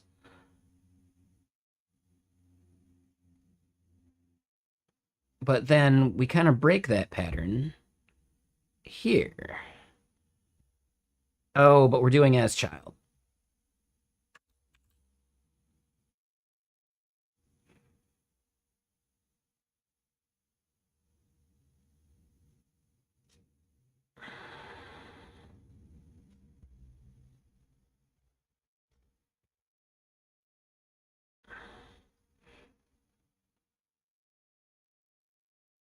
Yeah, all right.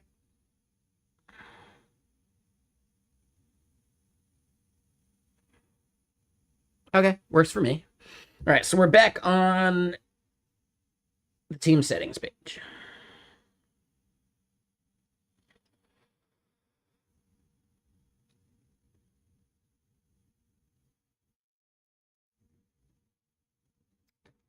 So then, do we think API keys go above or below billing? Or maybe even like above usage? Like maybe usage and billing should be grouped together?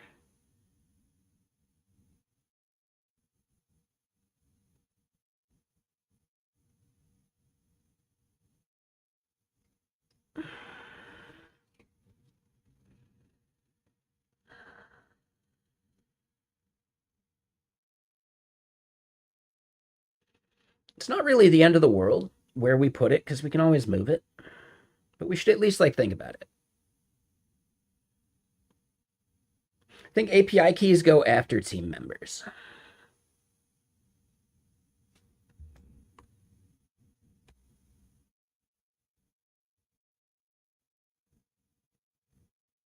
Yeah, I like that idea.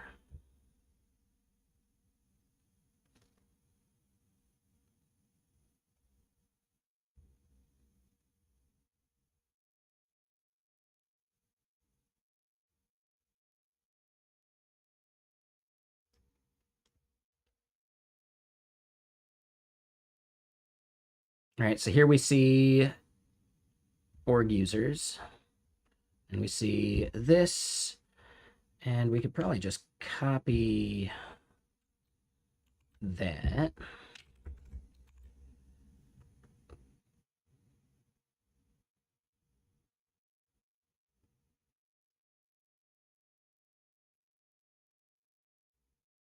And then we create a card.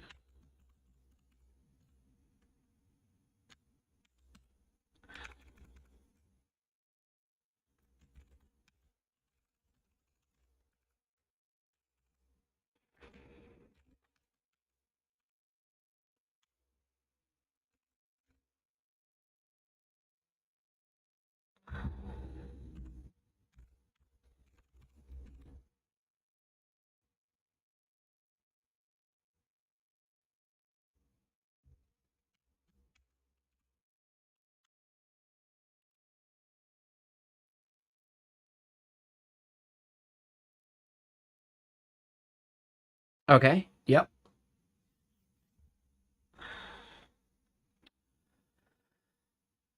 So what we end up needing to do,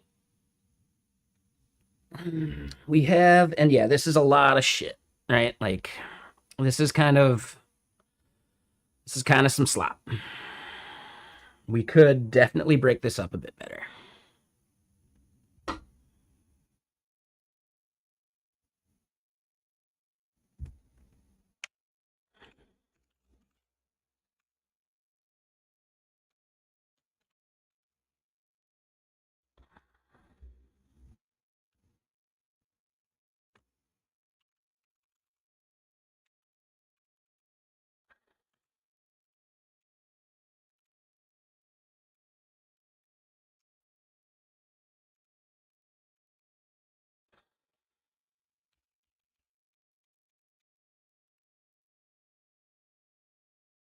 All right, so API key response, that comes in from the SDK. And then we're going to have some dialogues, right? So creating an API key, deleting an API key, I think editing an API key.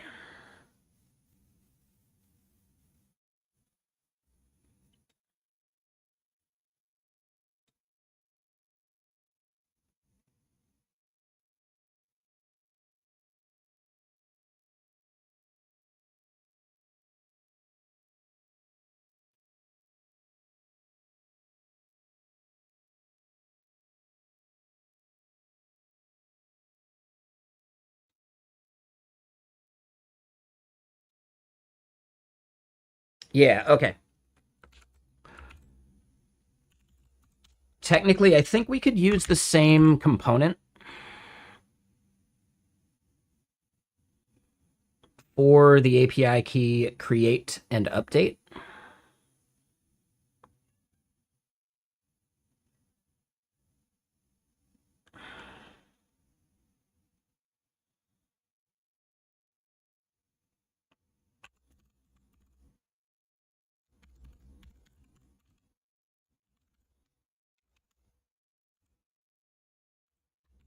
Right, create or update API key dialog.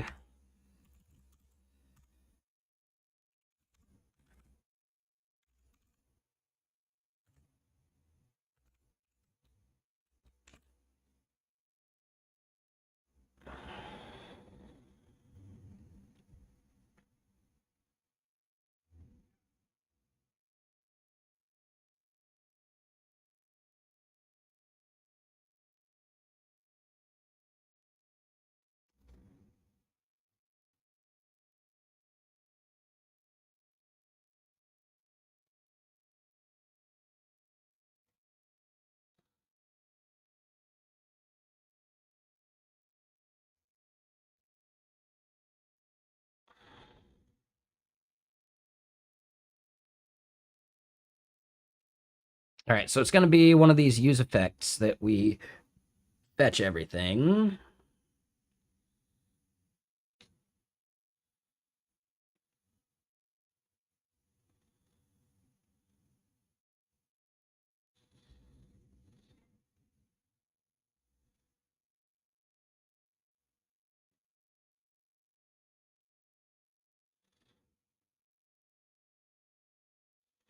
And yeah, I forget why we did this timeout. Yeah, and in here is actually where we do this part.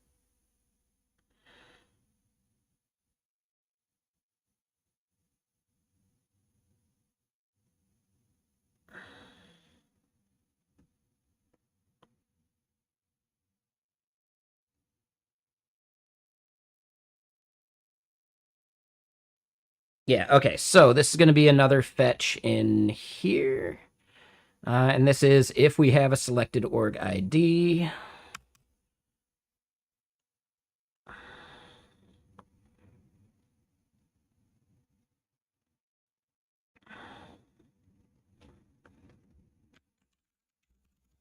And this doesn't exist, so we're going to have to create it, but it's going to be get API keys.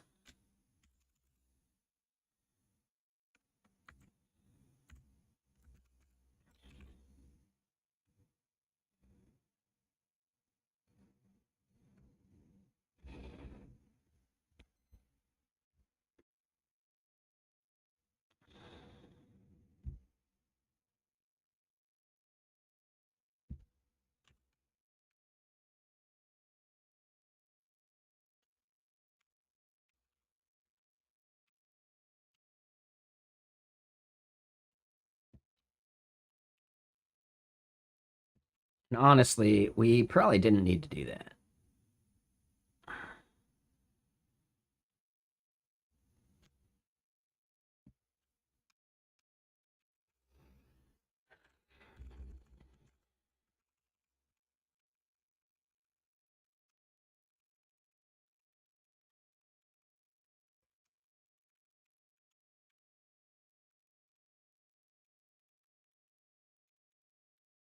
All right, so get API keys just takes in the org ID.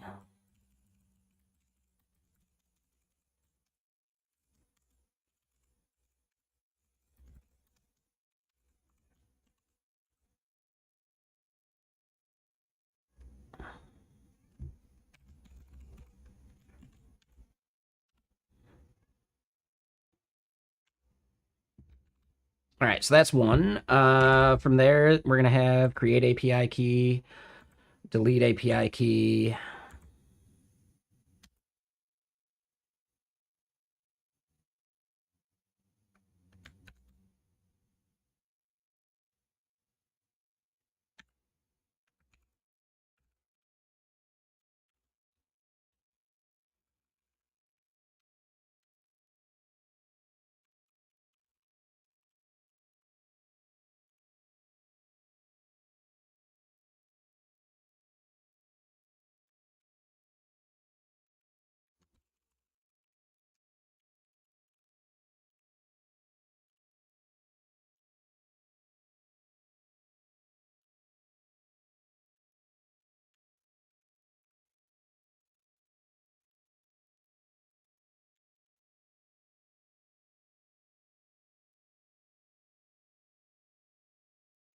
And then hold on, where are we doing this? Let me double check some stuff. Ring. Okay, so it's just params. Yep. Just want to make sure we're keeping up the pattern. All right, so then this in create API key, this is params, create API key params.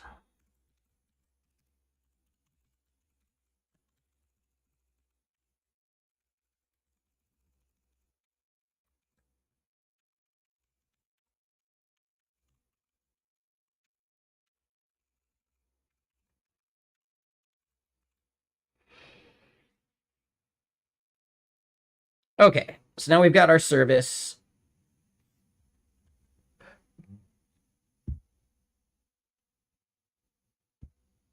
But I think we named it wrong. Yep.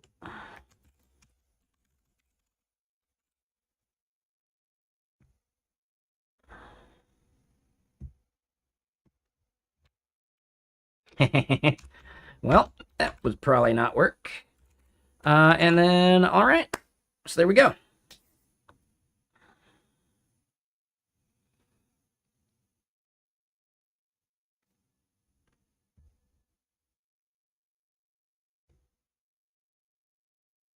So then here, where we have created this,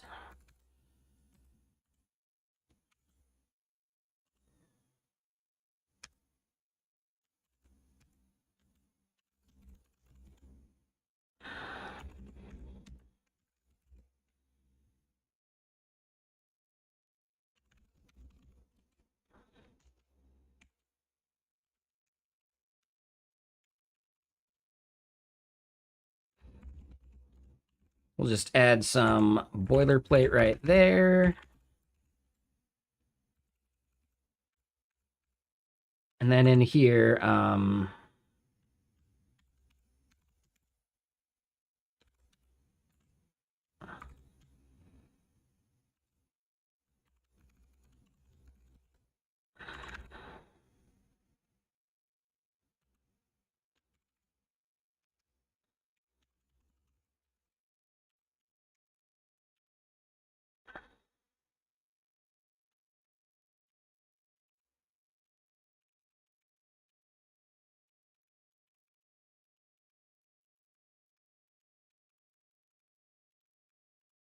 all right, so we do something like that. We get a server error. Sad panda.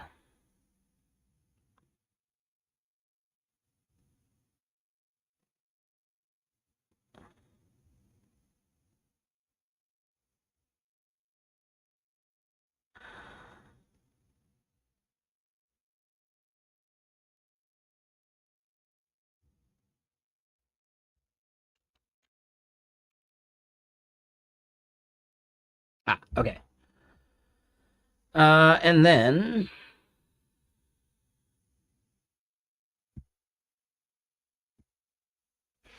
I guess for this, we don't have a good way of like we don't have a pattern of showing like no API keys found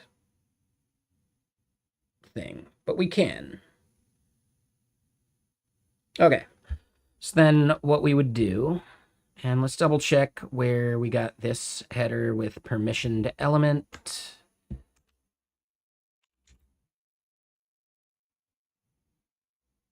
It goes inside the H2. We've got precedent for that. And then this is create API key button.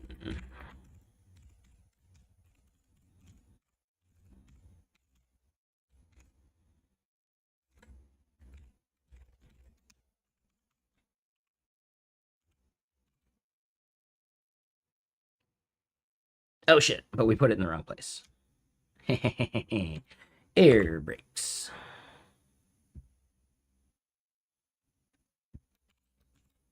Okay, there we go. Now, you got to keep refreshing that. It's fine.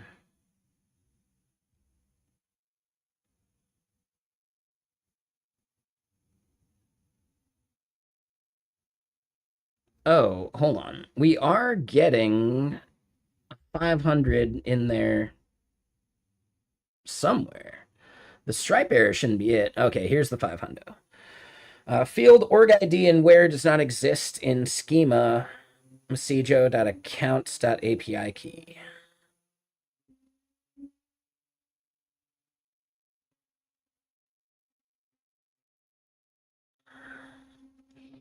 That's a me bug.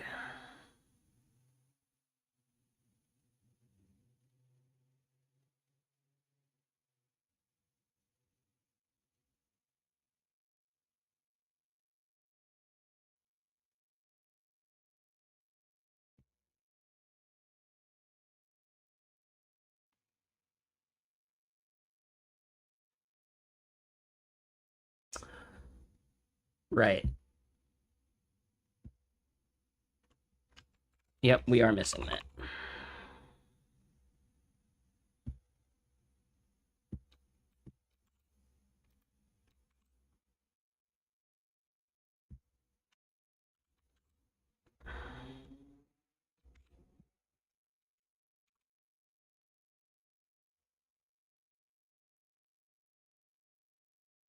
Ah, shit. Yeah, created at doesn't exist. It's inserted at.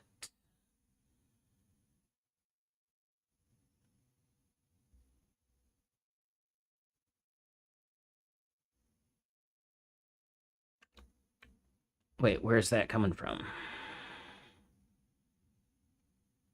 Oh, yep.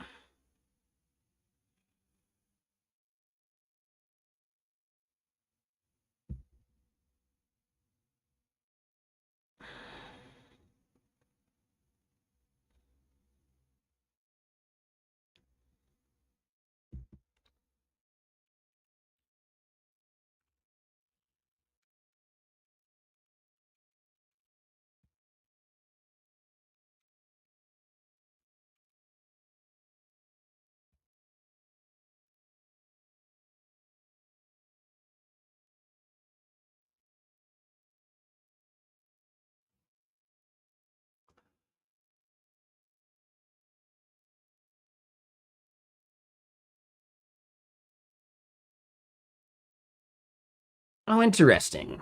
Yeah, Brainless. Have you seen this one before? A mixed listener expected by Phoenix.code reloader is missing. I don't feel like I remember seeing that before. So that must be something new after updating.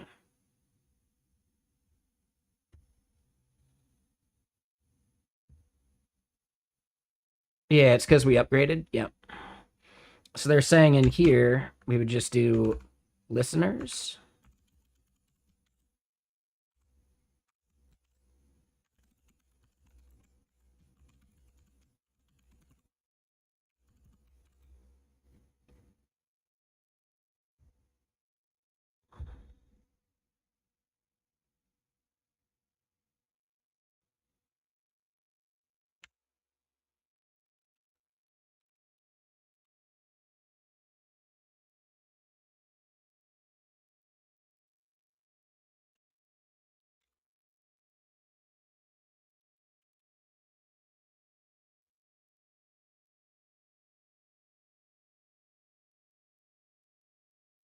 We might have to like stop and restart.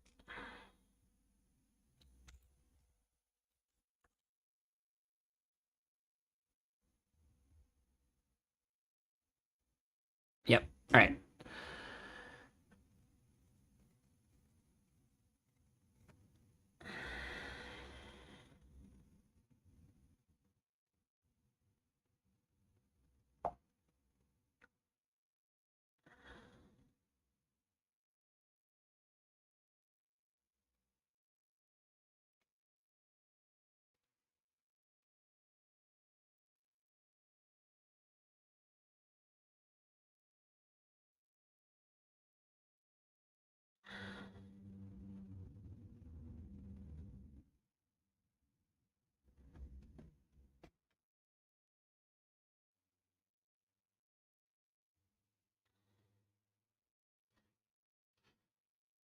All right. So now we're kicking off the expensive Anthropic models for Gitbench.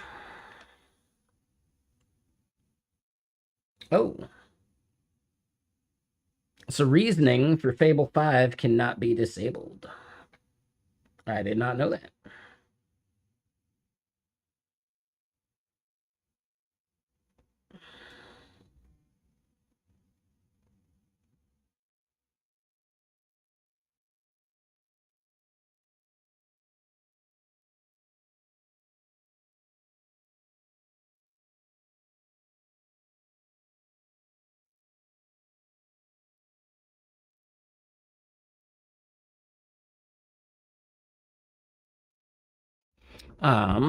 All right, let's double check this. All right, so that part's fine. And what up, Sicarius? How you doing?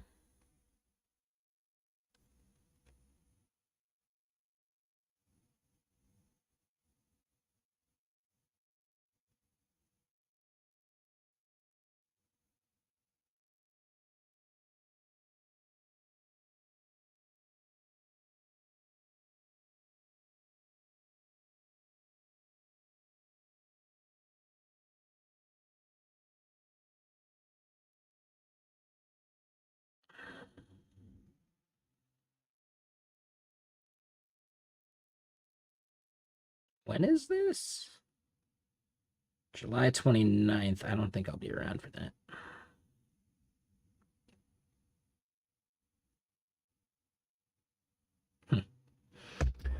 Hmm. But yeah, what you up to? Let me get another album going.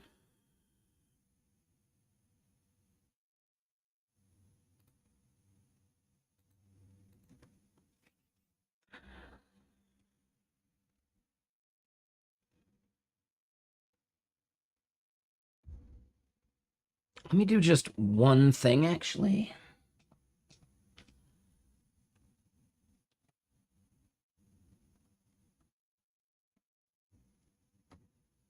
I need to drag a window from my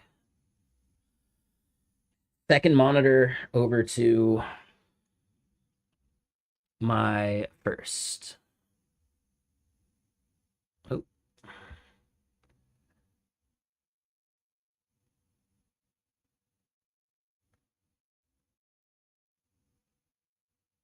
okay. Cool.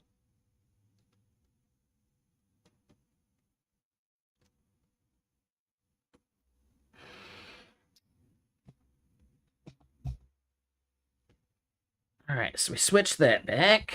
My mouse is now moving properly. So then, yeah, where this says no API keys, what we want to do here is something like class name flex call, items center. Oop.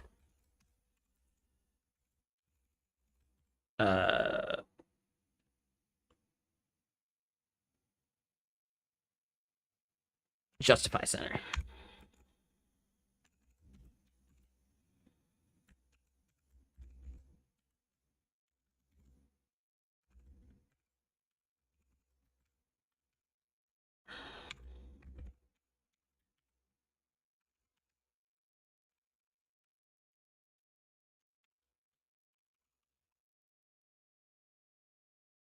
Oh, and this is a permissioned element.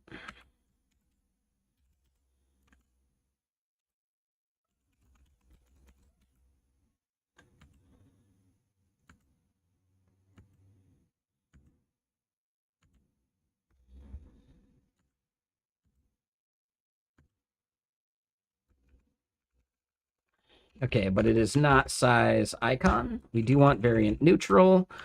Create API key.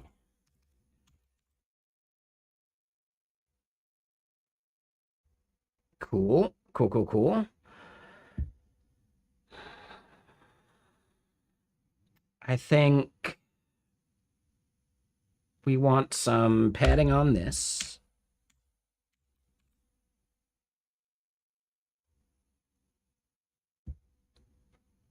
Oh, and the P0 is messing with us. There we go.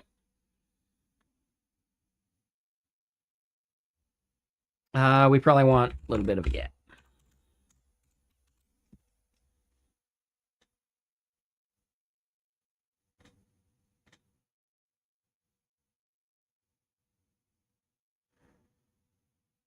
Yeah, okay.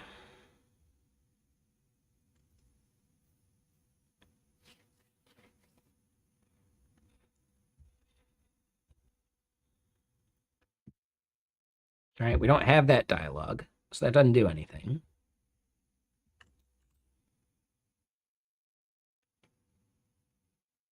But we will need to create it. All right, so this is a good, like, break point. Let me go use the restroom. I'll drink some more tea.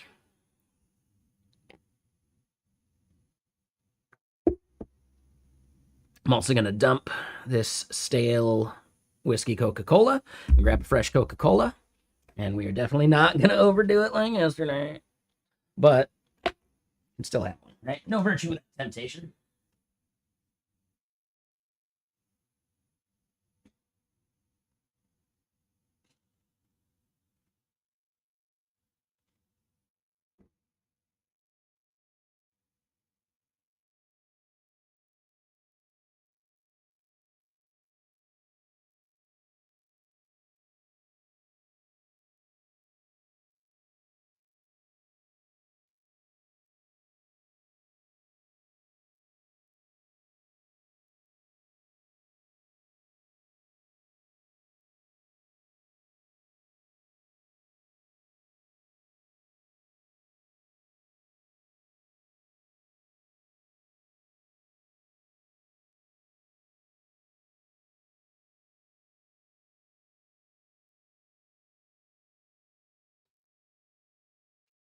Oh,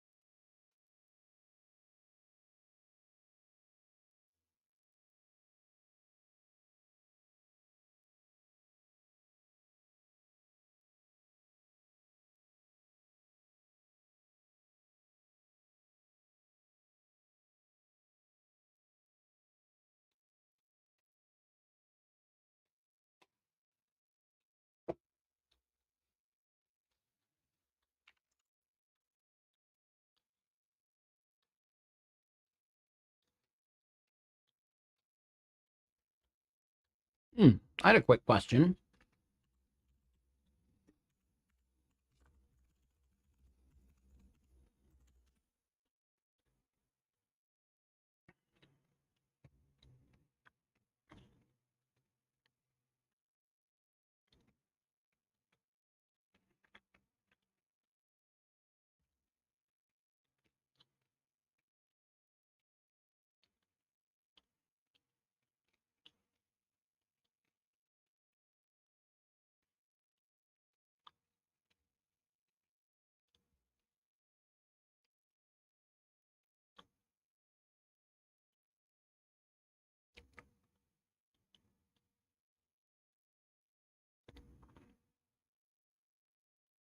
Okay. It's just making sure I'd be able to pick up some beer on the way to a friend's house tomorrow.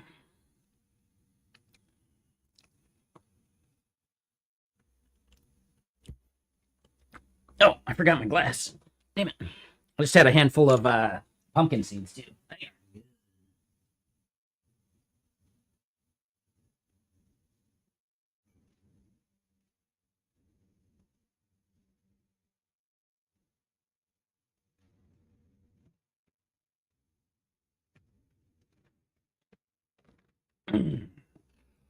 And yeah, what's everyone up to?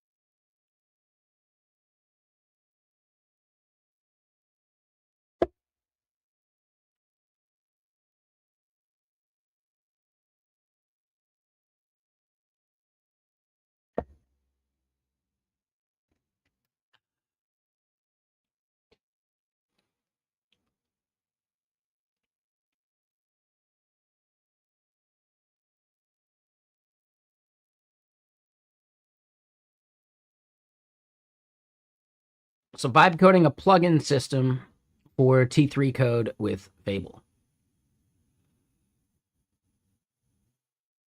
Yeah, I feel like yeah, plugin system makes a lot of sense. Yeah, I was wondering where those brackets came from.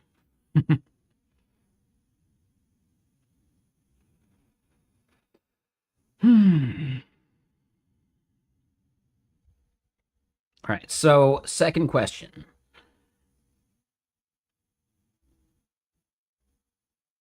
We do have dialogues in here. Yeah.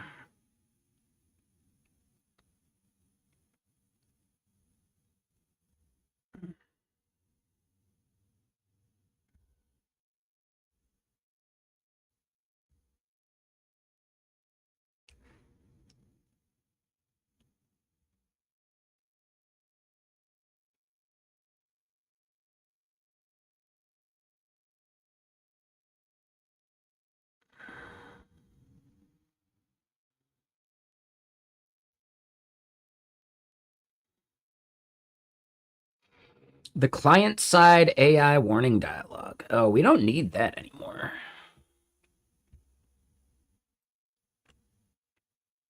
Curious where that even gets used.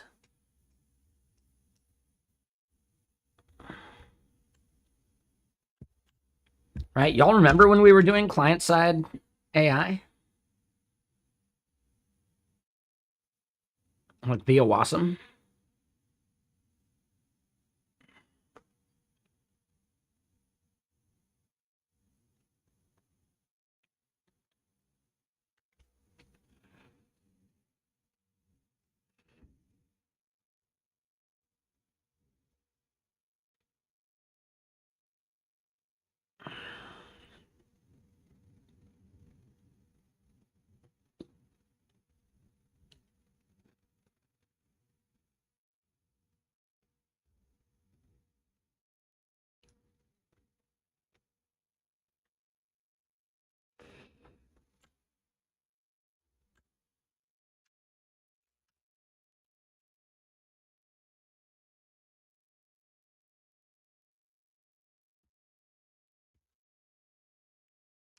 Okay, so those dialogues gone. I do like the idea of separating these out.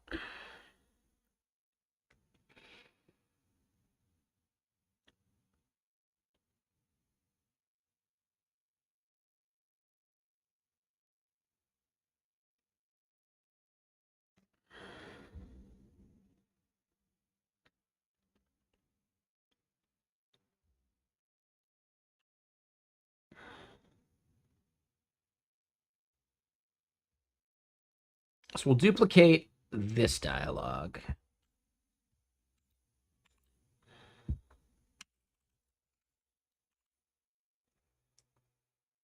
But this one ends up being change or whatever. Nope.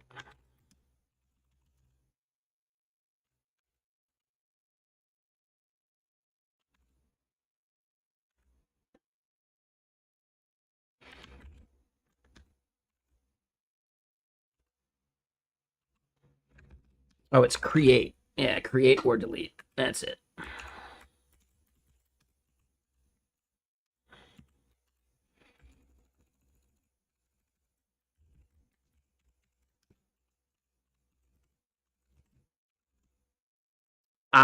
But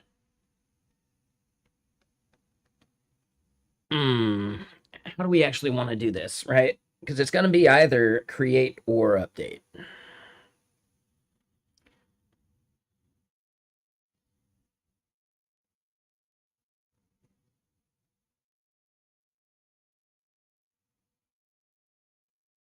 Mm, yeah, what's the right way to manage that state?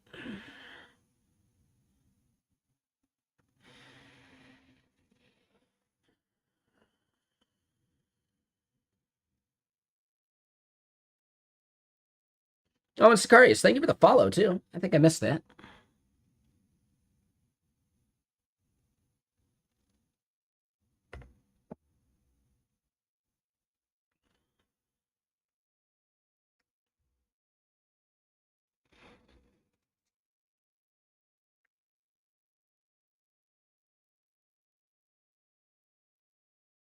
I mean, we're definitely not doing the org user form.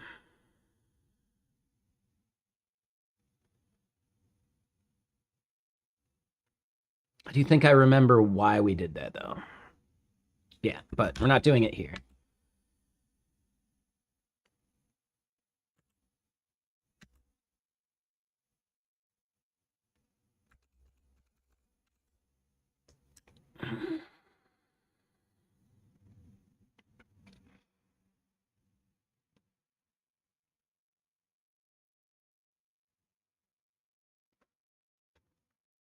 Yeah, we need the form created somewhere. Let's double check what we got here at the top. Do not show AI warning again. We can get rid of that. Kind of mixing a bunch of changes in. I'm not too worried about it, though.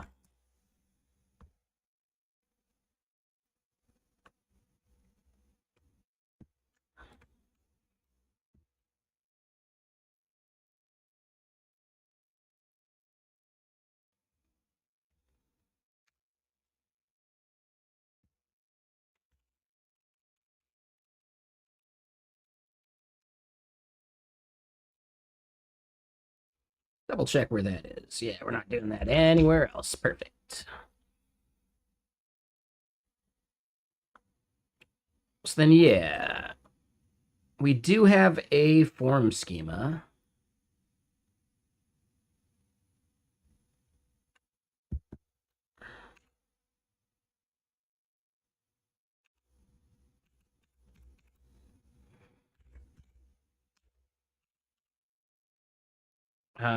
Team member form schema.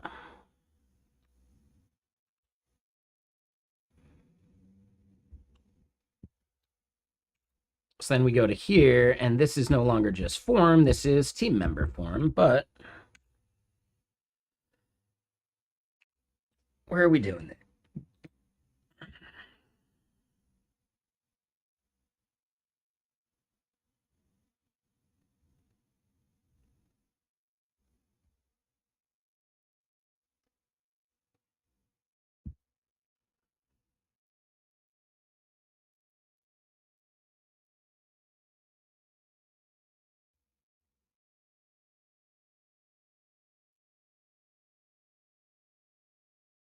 Where did we modify that?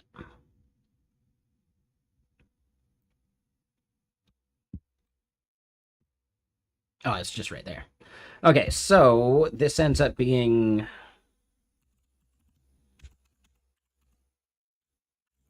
team member form.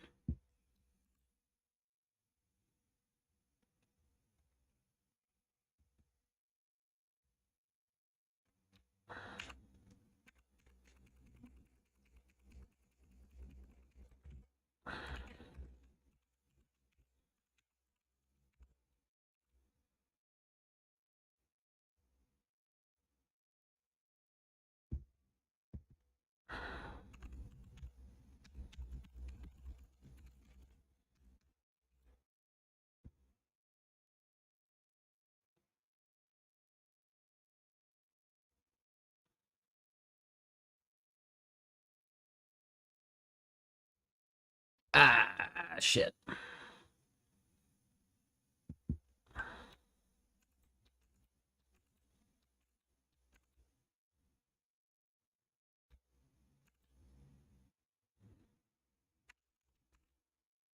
Okay, cool. So then, yeah, API key form we just don't have yet.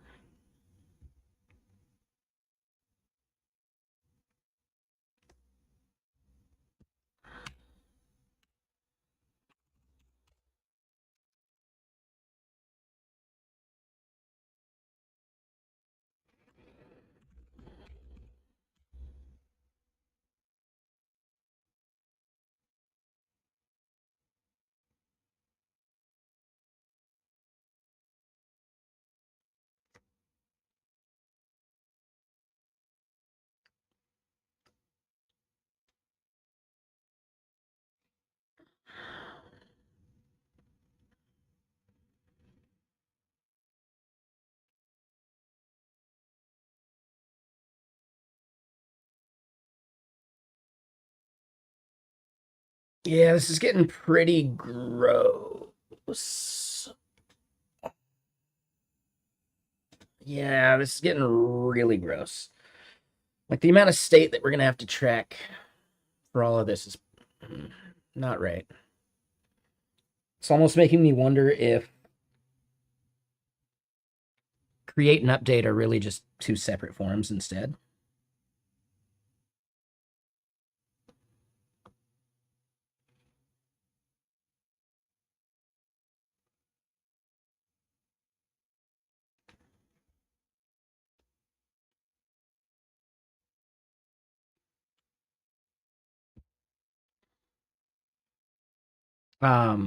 I mean, Messijo.com would tell you.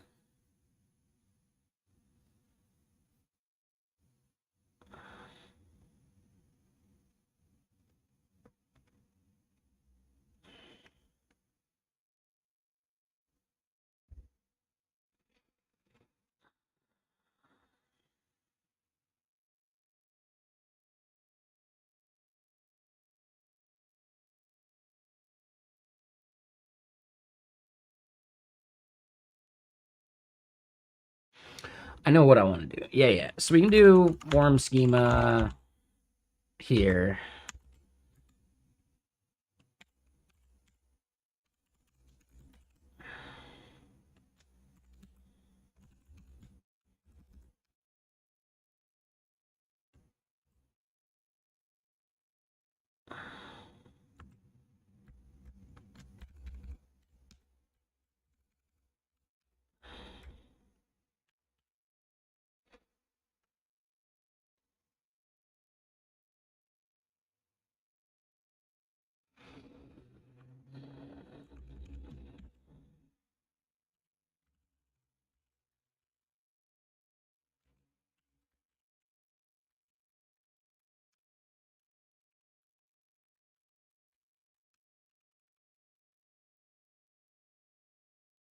No, no, it's fine. I wouldn't call it a necessarily a stupid question, but if it's not obvious from going to that site, that means I got some fixes to make. So I was hoping to maybe get you to evaluate that and let me know if I'm missing something.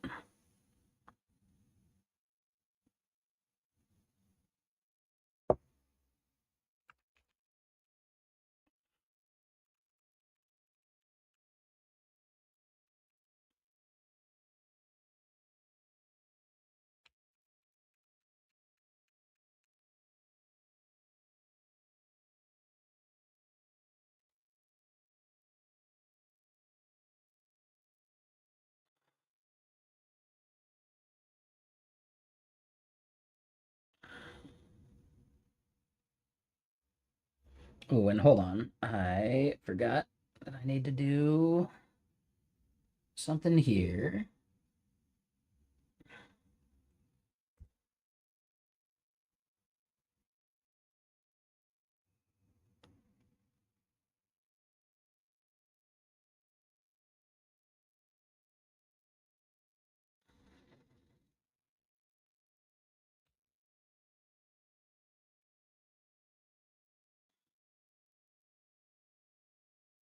Right, so that should be good.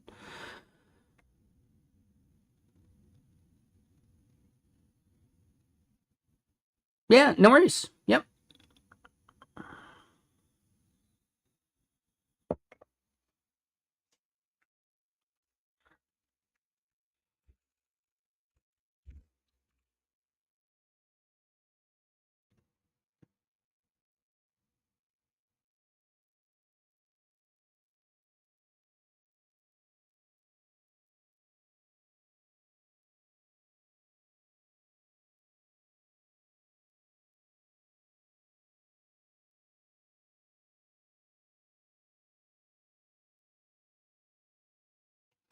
Interesting. So Fable doesn't support turning thinking off, which I thought was odd. Nah, we got to fix that. Yeah, that's a bug for sure, Koros. Yep. And we've got that listed as a bug. We just haven't gotten to it.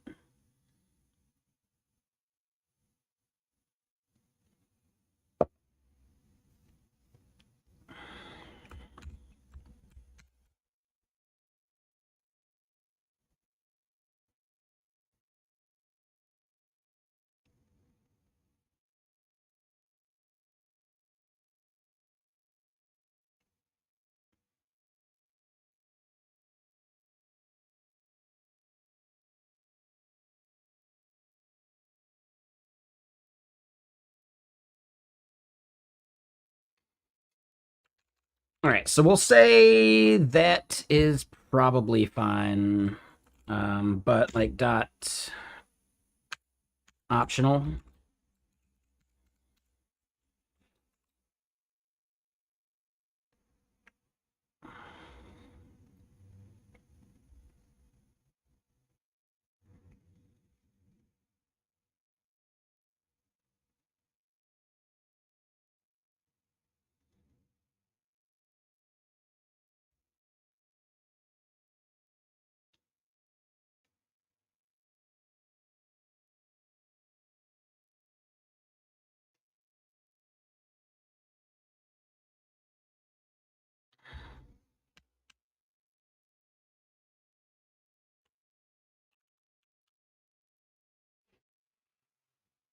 Walter? No, no, no, no. The goal was always to maybe like do it first without Walter, and then eventually switch over because then I can evaluate like, well, what is the process for a company adopting Walter, right? And also like, Walter's good and all. There's a lot of competition, which is doable, but I think Messijo actually solves a niche in a way better way than the competitors, in a way that Walter doesn't necessarily like solve those problems better than the competitors. So I feel like Messijo's probably like a better, let's focus on getting that over the finish line kind of thing. I do really like the idea of Walter, but a lot of the learnings and stuff that we had while building that, we can totally do here too.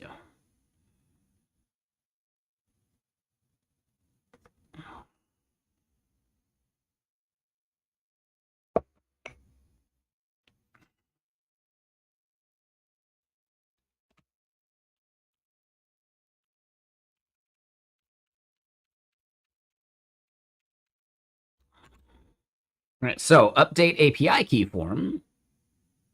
Nope, we don't want the update. They're the same thing. Now, I do think these forms seem like they're in a little bit of a weird spot. Like I keep just missing it.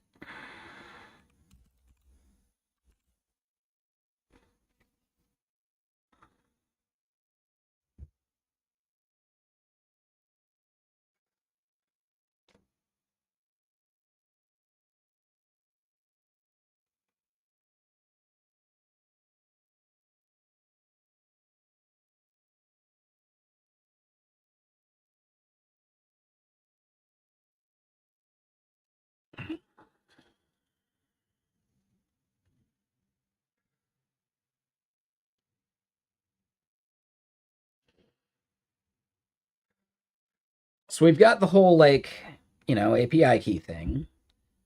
I like the idea of maybe splitting up some of these states. Like, this is just too much state, right? So we'll need to fix that eventually, but not too worried about it.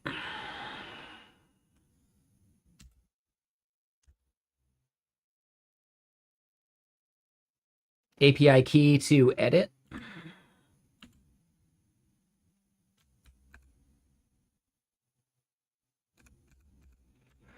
API key to delete. And yeah, we will be having a delete API key thing too.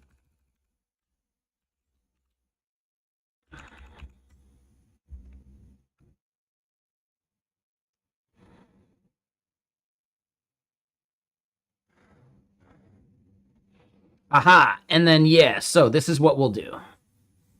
Yes, I like this. Okay.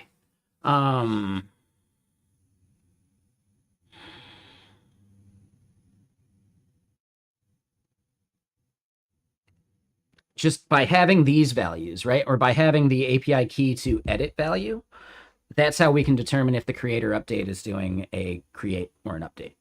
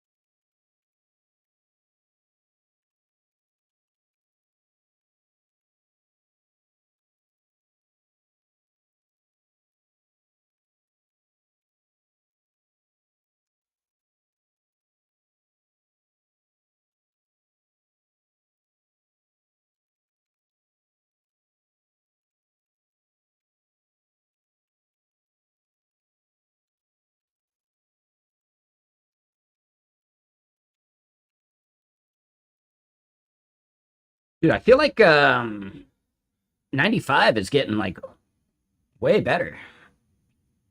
Like its auto completion has been pretty damn solid.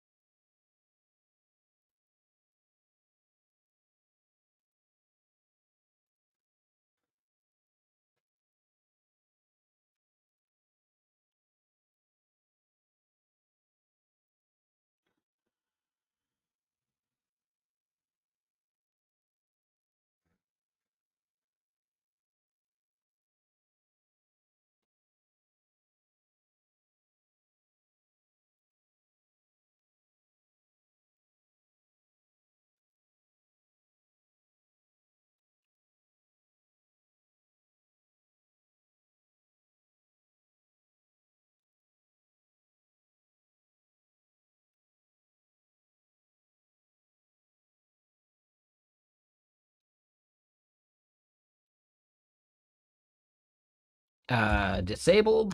No.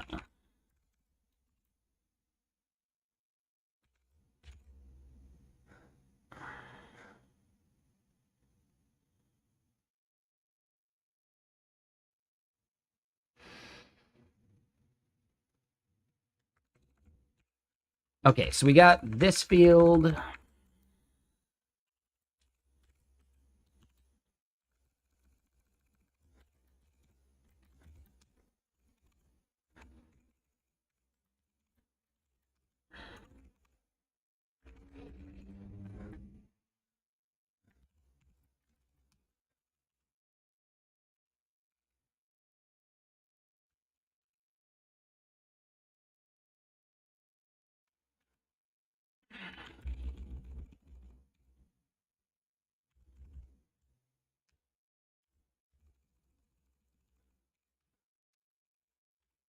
I don't use radios that much, so I'm probably going to forget how to do this.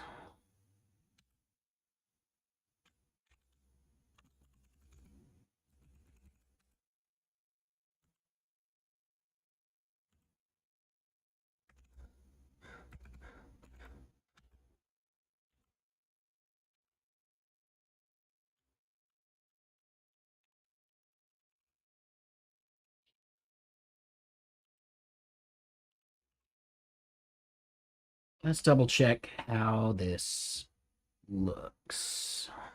That was the end of the album, though.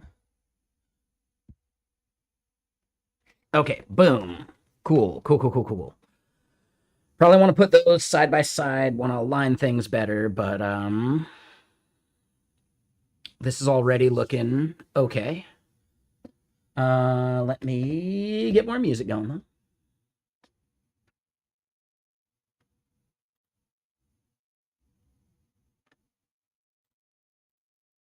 I just want to give this single song a shot.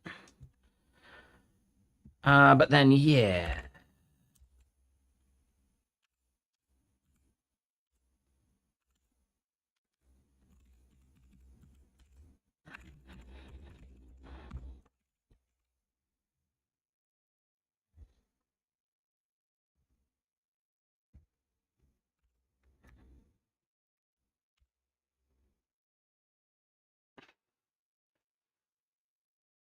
Too big to flail. Oh, I like that.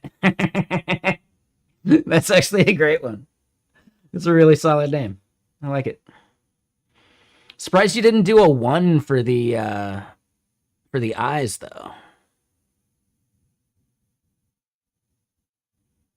or the L, or the L's. Yeah, shit. I guess that's tricky. Probably wouldn't want to do it for the eyes, but for the L's.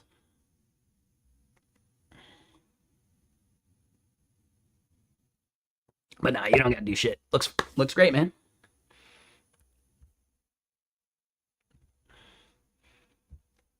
Shit.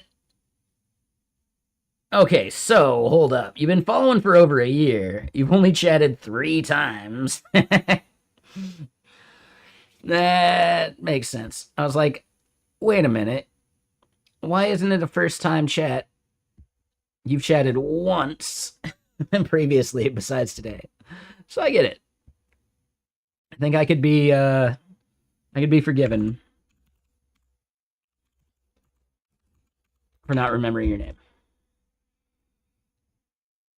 All right, so we'll do that. This we probably want like a gap 4.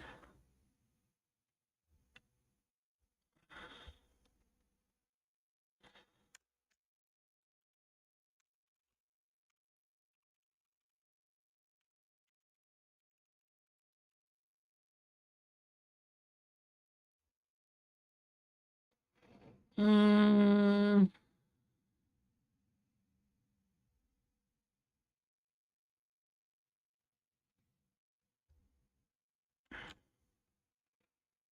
yeah, I don't know about that.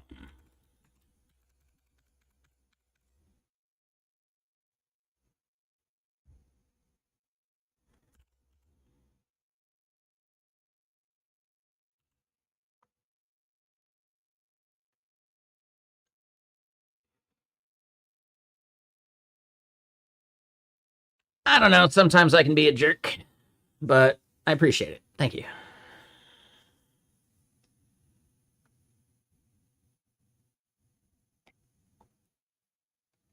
I just realized I didn't refresh my Twitter chat. So if anyone tried chatting on Twitter, I haven't seen it. That's my bad. That's my bad. It's like I smoke weed or something. I don't get it.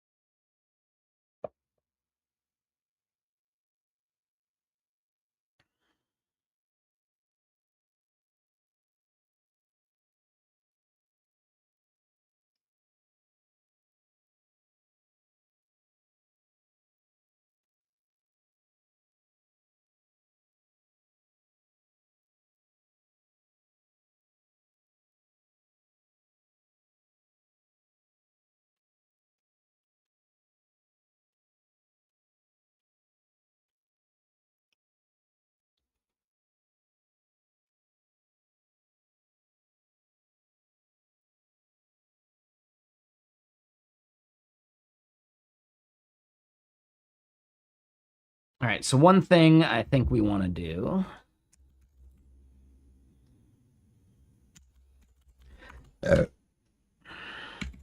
Let's do something like that for now. We want to give the form some space. Cool. And instead, I think 4 works for me. And here in the form, we are going to have a button. We're going to have 2 buttons.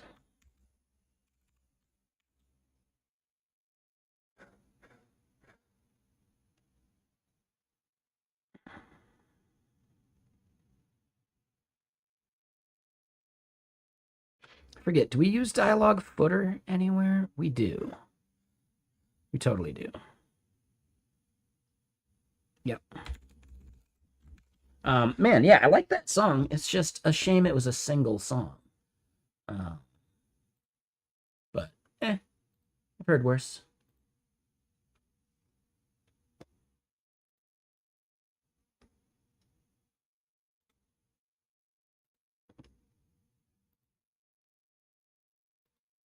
Let's try this one. I can't remember if this album by Mitch Murder is any good.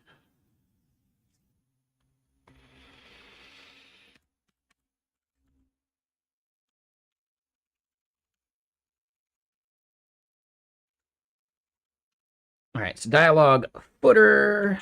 We got button.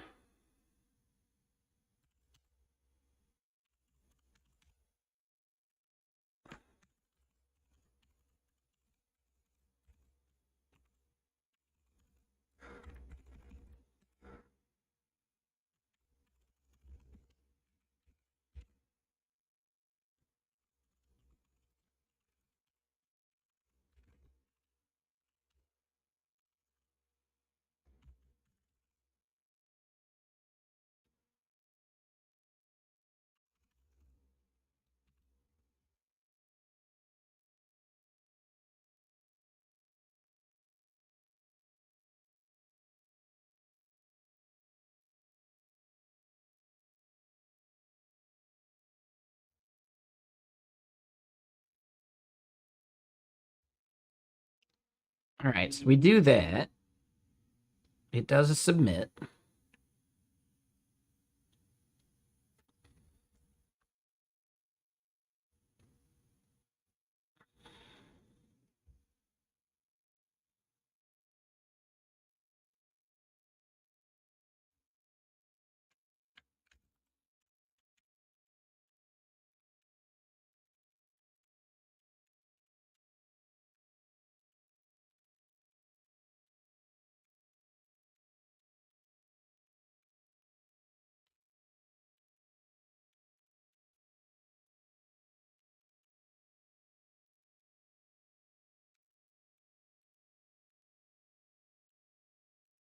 Ooh, damn, Clanker.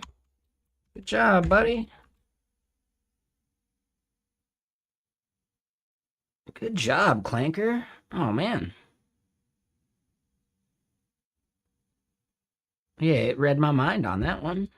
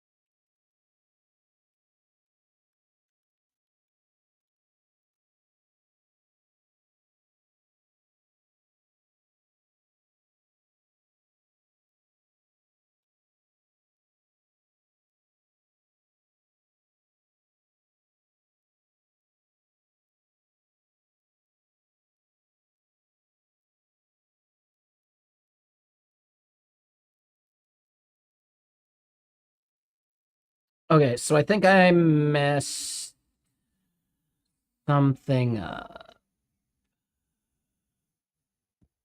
Hmm.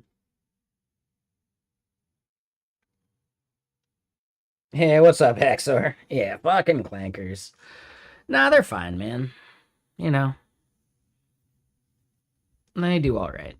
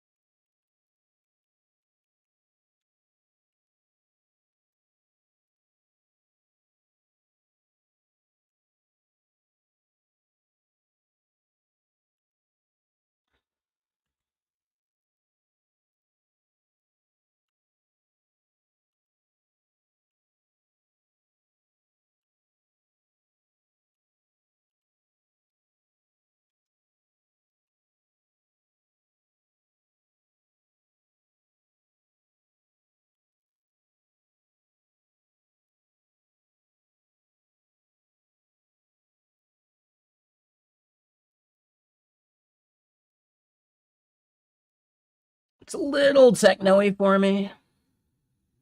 I've heard worse, though.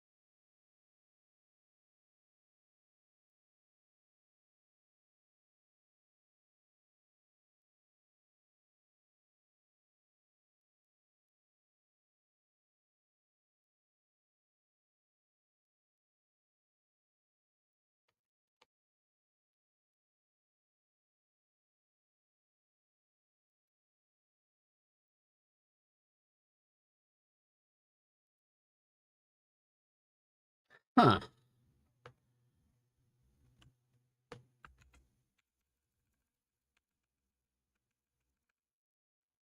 So I'm gonna have to edit my effort matrix. For some reason, Claude Opus 4.6 and 4.7. I'm trying to like double check if they support like a low effort, but they're not giving us any reasoning values, which is pretty annoying because I'm almost positive they do support low reasoning, right?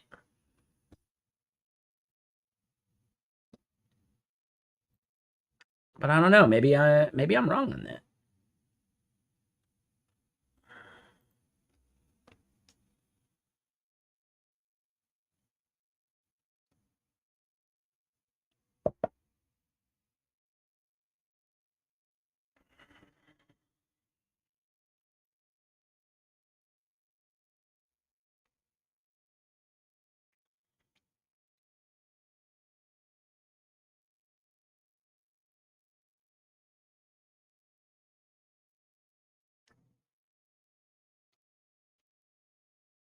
Ooh, but hold on.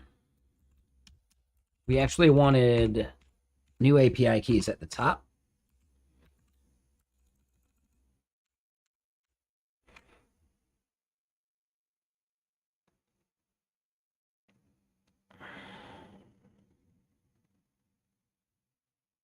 Yeah, it's just too techno-y. Now, sorry, Mitch Murder. You've had good albums. That is not one of them.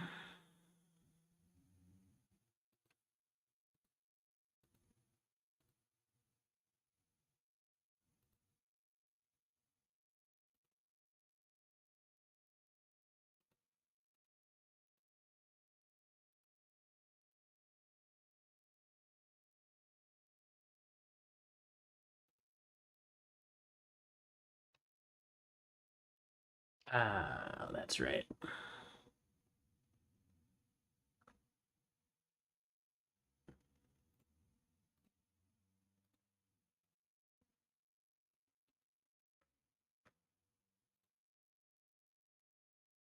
No, no.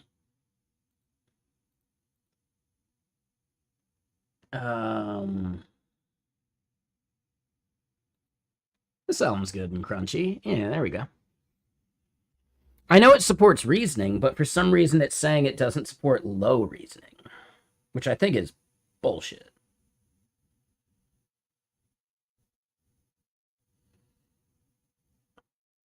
So now I got to figure out how to update it.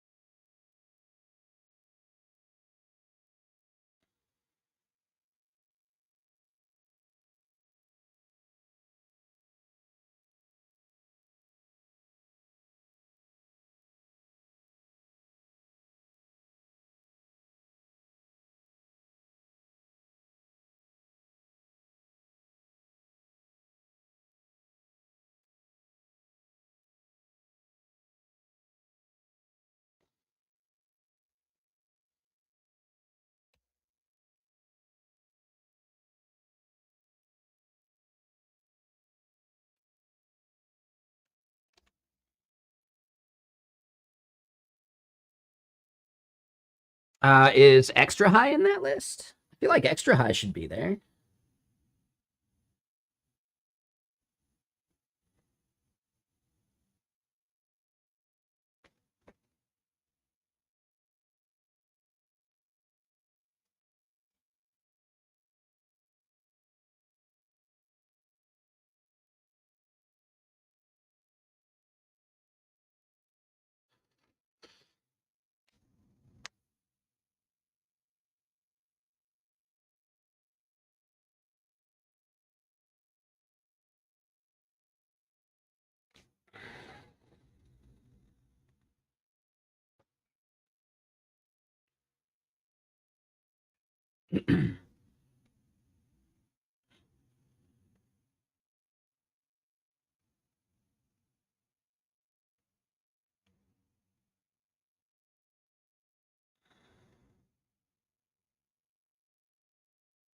All right. Yeah, cool. Some of these are running fast.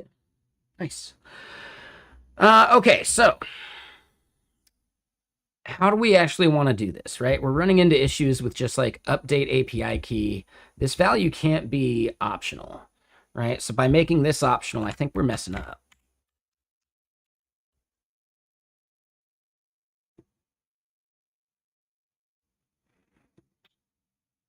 We can make it a default though. That's the move. Yeah, we make it default.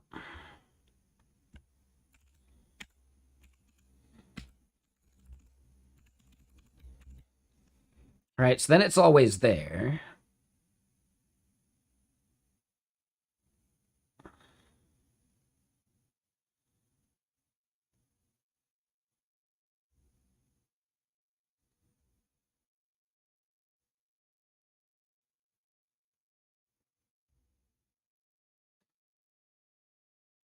Hmm.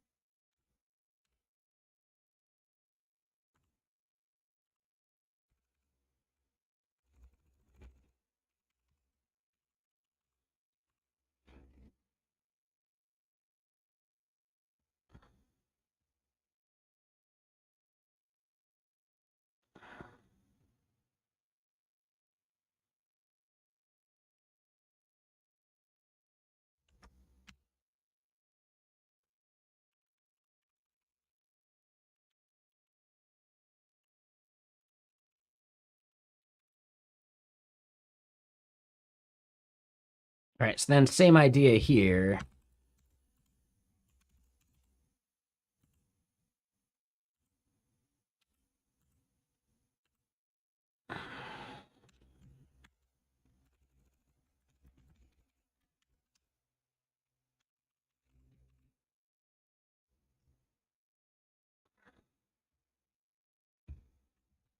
All right, so yeah, not perfect, but not terrible.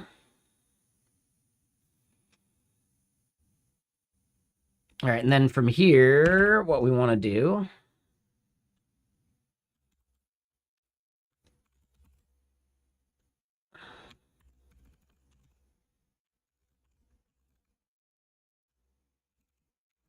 API key to edit.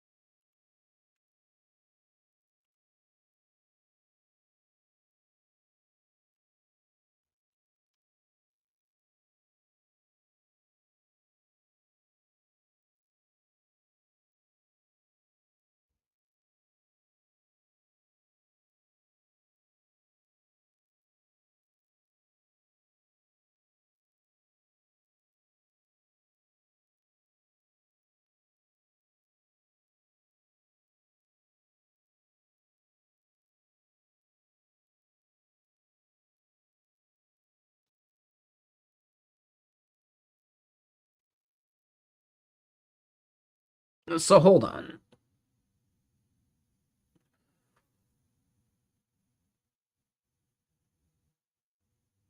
Switch doesn't take a boolean. It's because it's a checked prop.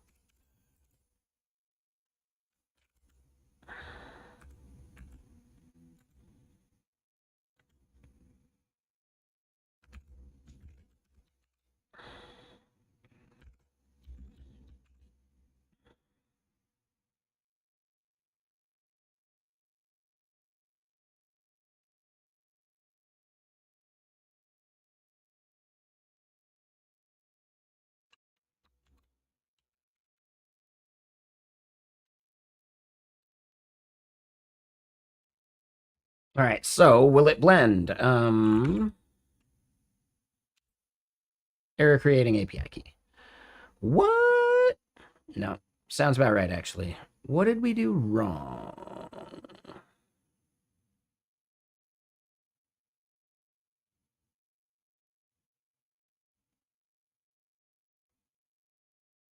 Uh-oh. So it didn't pattern match the way we wanted. That's not ideal.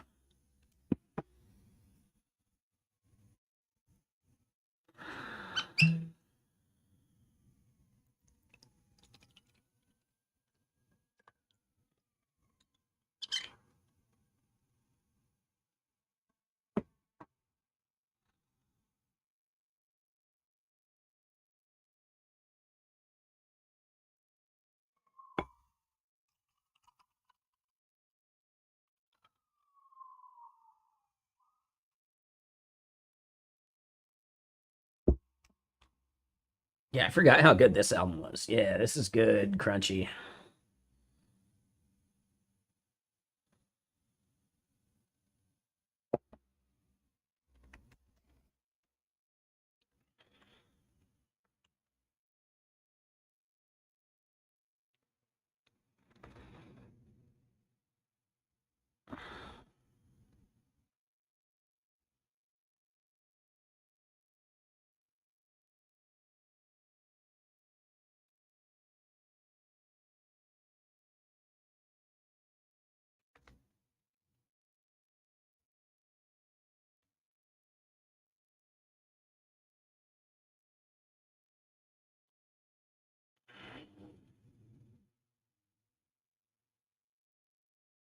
No function clause matching this on create.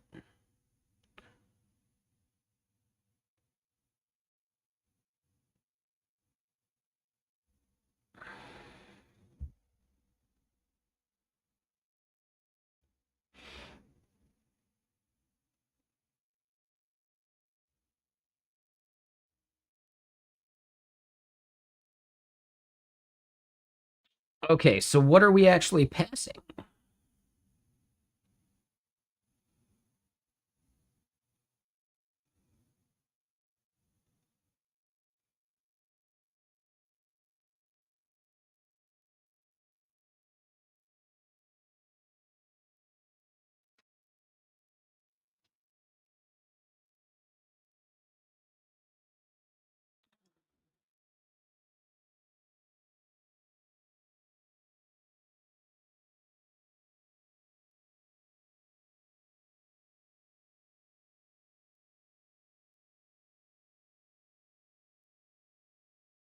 Okay, so this is argument number one.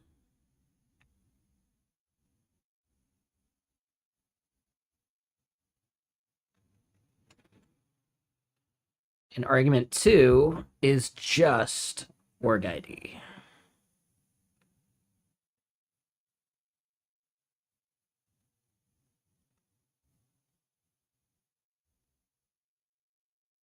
What?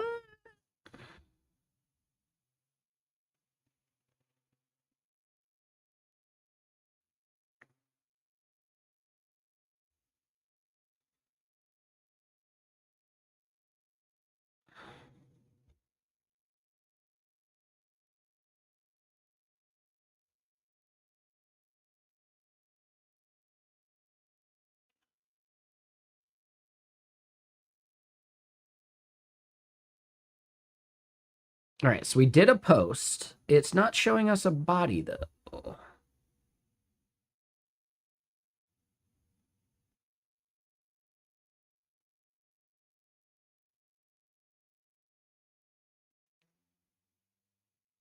Sure, it's going to be pretty simple.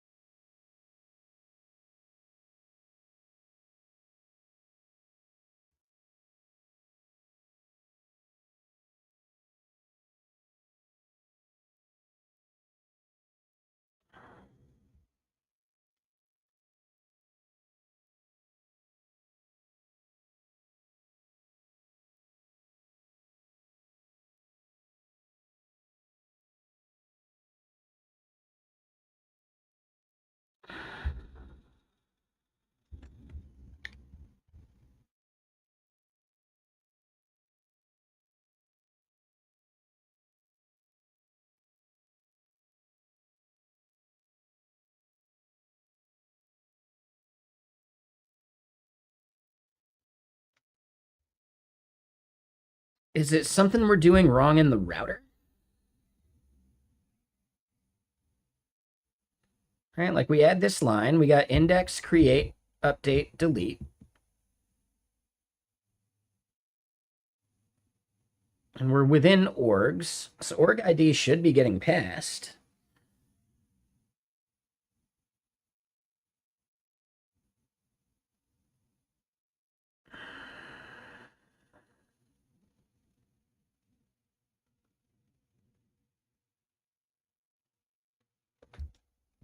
I guess here's the other thing. Oh. And yeah, we're messing that up at least. So hold on, let me go fix that. Our cancel button should just be a cancel button.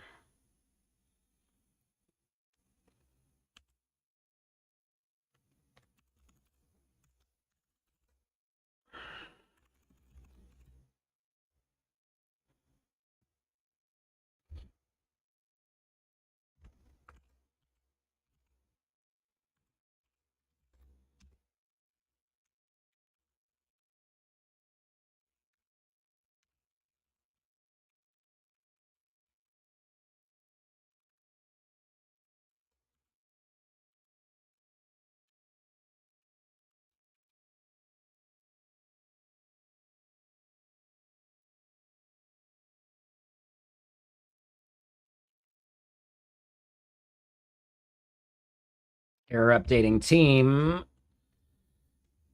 And if that ends up being the same issue...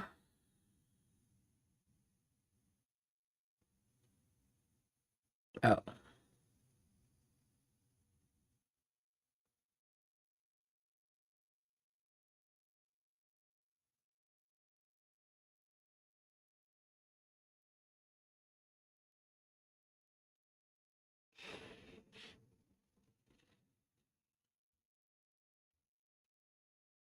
I think we're actually having this at the middleware level.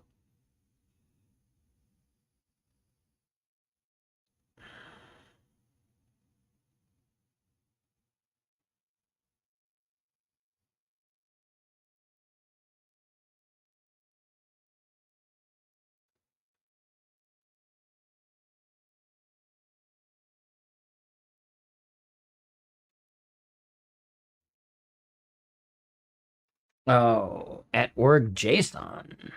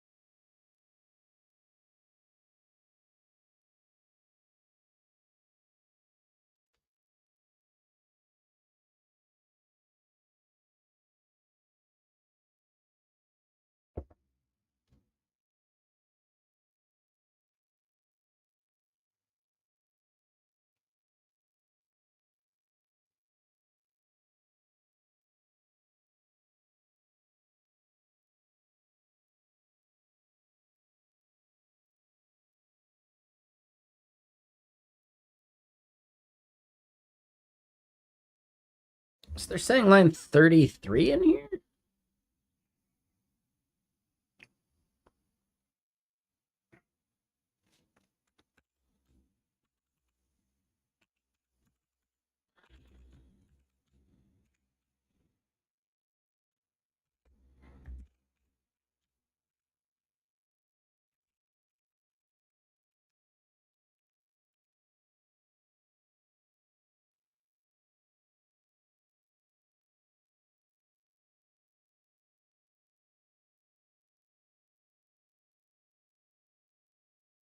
Wait, Brainless, do you remember what the fix for this was? I know you've done this one before. You've been here when we fixed it. When we're trying to do a get in, is it access.key? I think that's it. It's access.key. Yeah. I remember.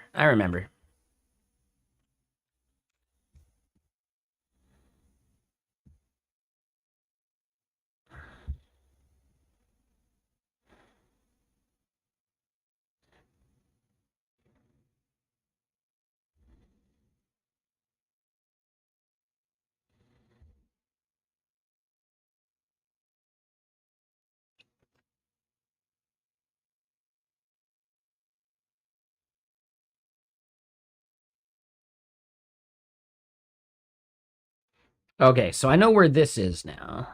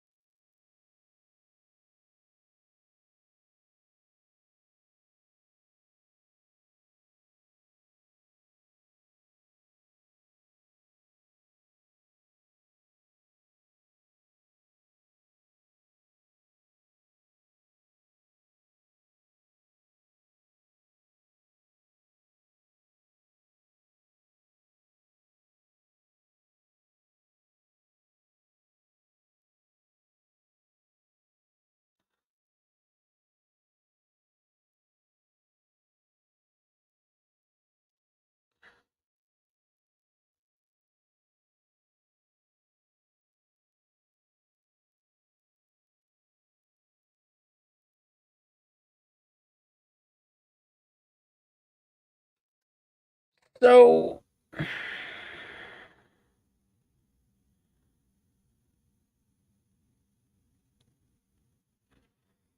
right, data org. This org is coming back from something in org controller, and it's when we update the org. I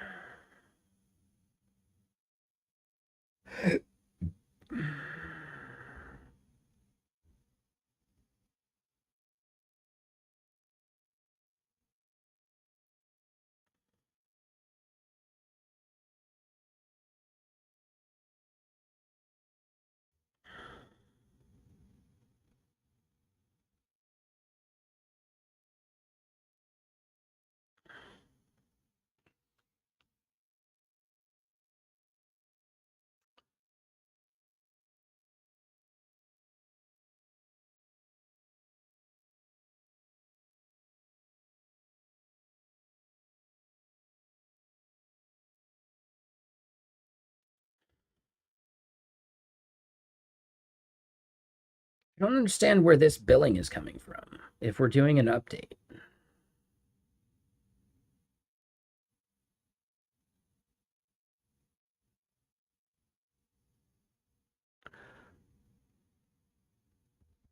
It's get org.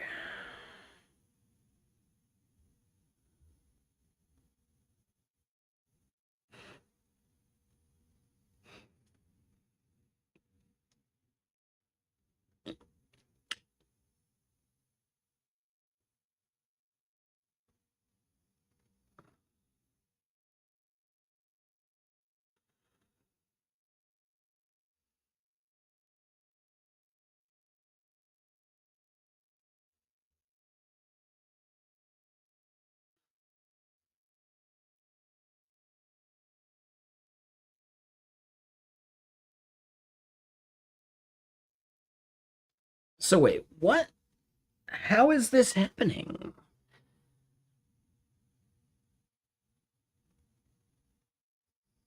Like, we're calling it billing, not billing tier, even though it really is the billing tier.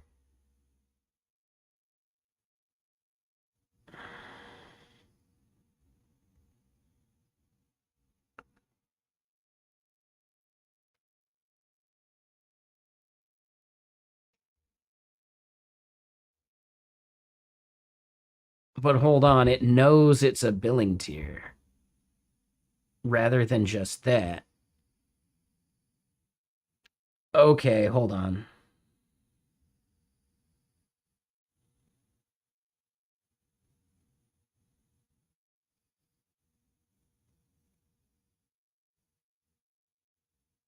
So we're gonna have to update the update org command.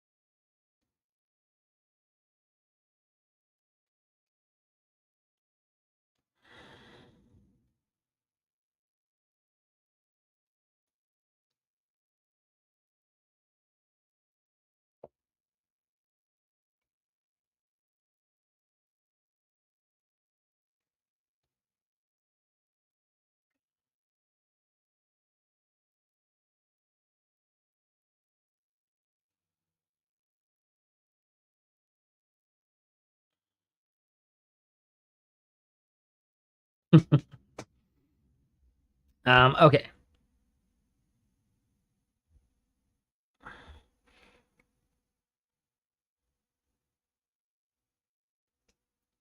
So it really is the update that's doing what we are requesting here.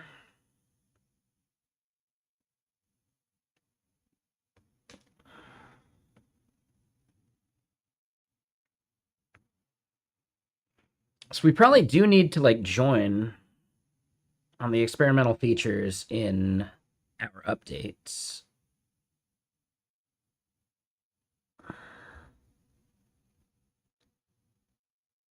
Okay, so here in org controller, when we do the update, which method are we doing? We're doing update org there.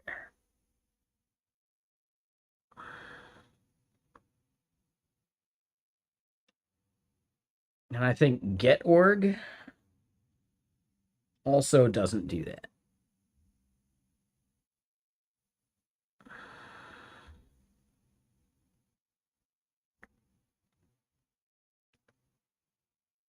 All right, so that's the one that we're doing there.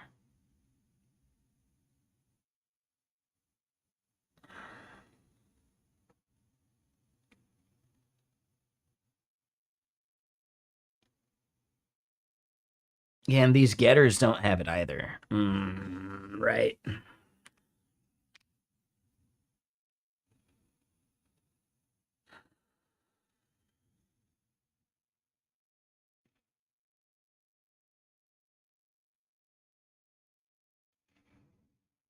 Yeah, by jamming experimental features into there, we've kind of messed it up.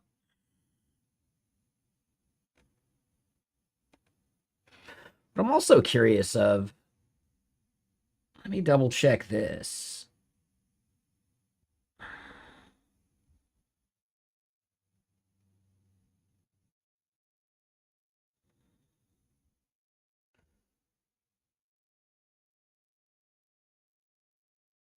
So I guess this is what I don't get.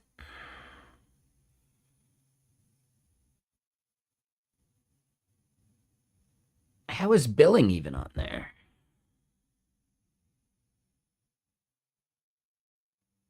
Like, where is that coming from?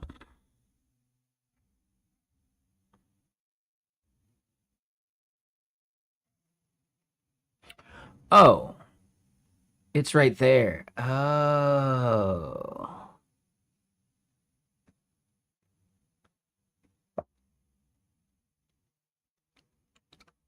Okay. Yeah. All right.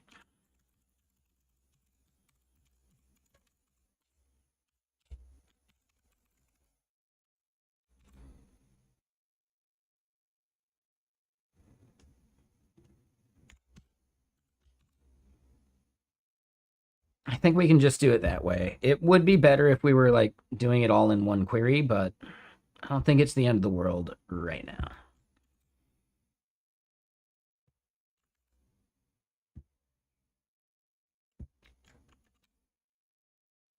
Okay. Could be an alias on the chain set. No, like I was trying to figure out where billing was coming from, and it was exactly right here.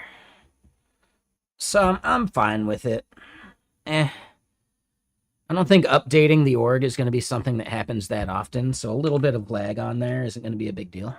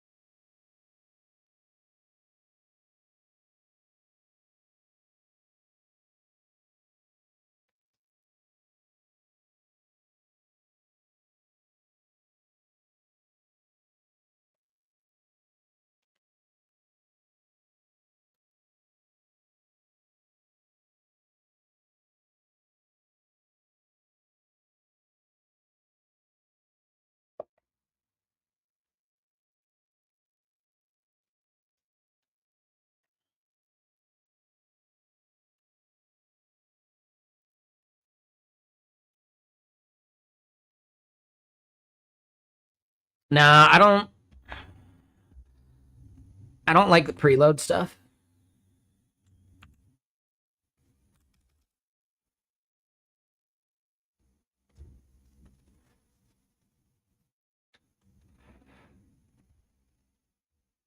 If I were going to really change anything, I'd just update the queries to do like a join.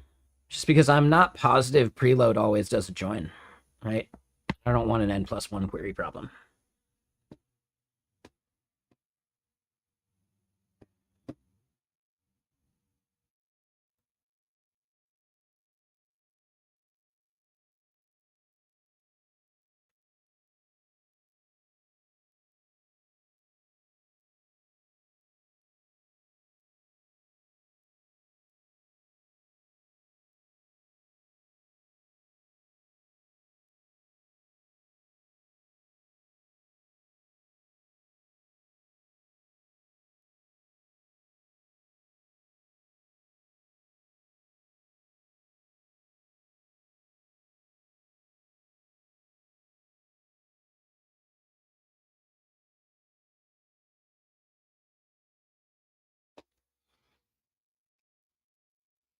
But okay, so we're able to update that.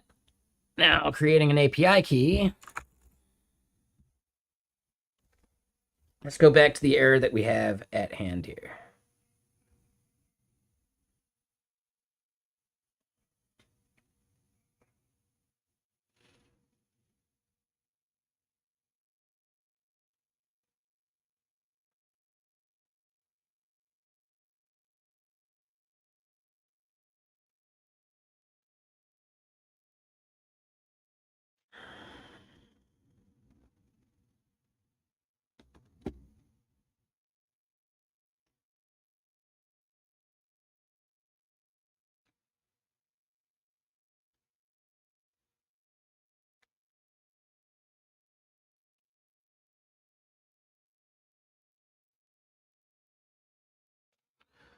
All right, so what is the error here then? Because I thought it was maybe an issue with our middleware that we modified.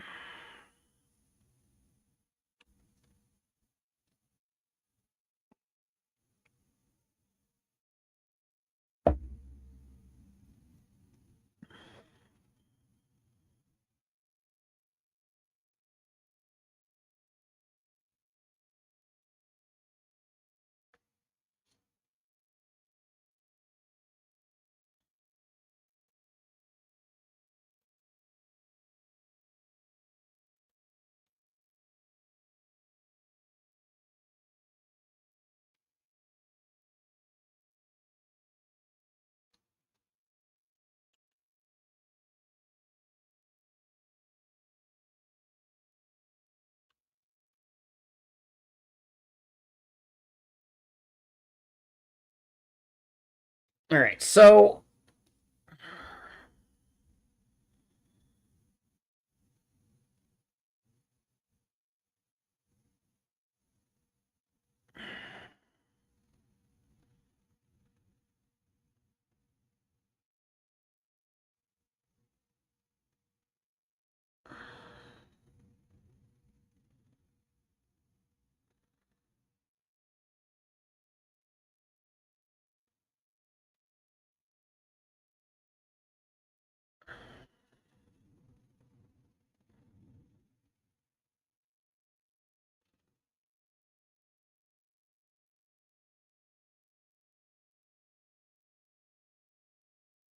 the following arguments were given to Messijo web API key controller .create, but we don't match the function clause.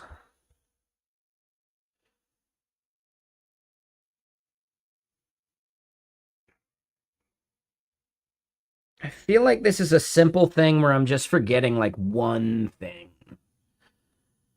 But I don't remember what that one thing could possibly be. I guess this is it, right? Like we're passing this, but name and role are not present, right? So the two arguments being passed are connection and this, right? And so the error is basically just telling us that our second argument only has org ID passed to it.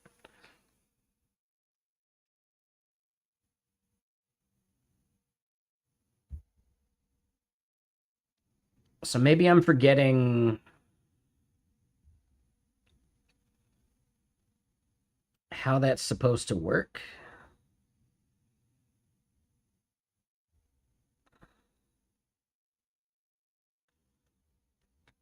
So let's go all the way up and let's find our create in one of these other places.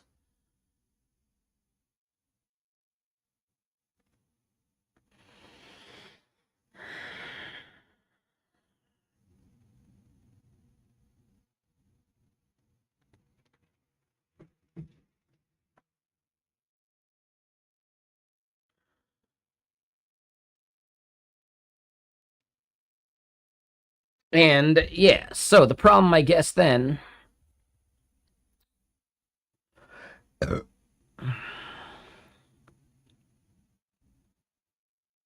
we're not seeing a payload get passed.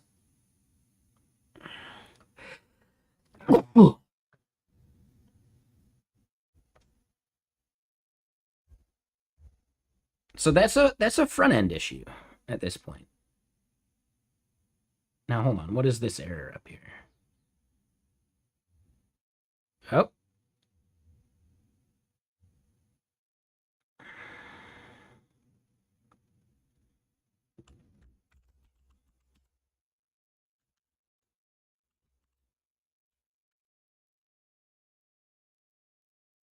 I don't think that's the problem.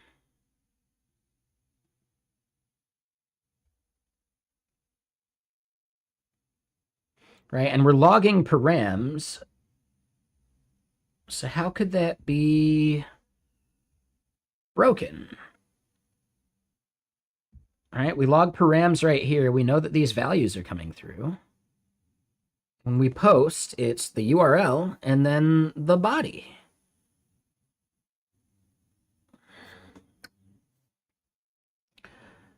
And that's how... Oh, shit. That's it. God, I always forget the JSON. I always forget the JSON. I find that really annoying. God, I always forget the JSON.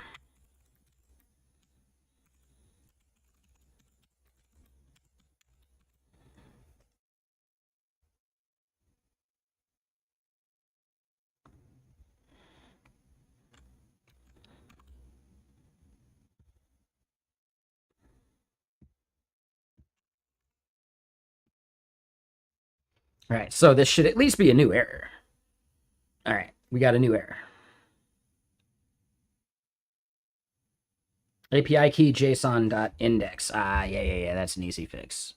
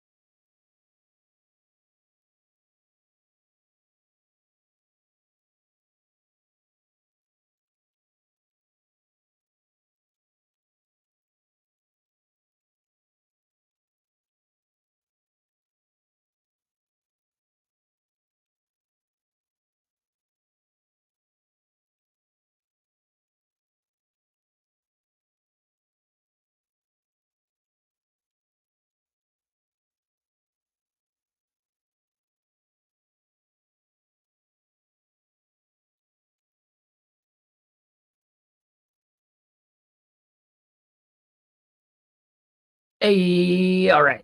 So it did get created. So yeah, this is a front end issue still. Work settings when we submit.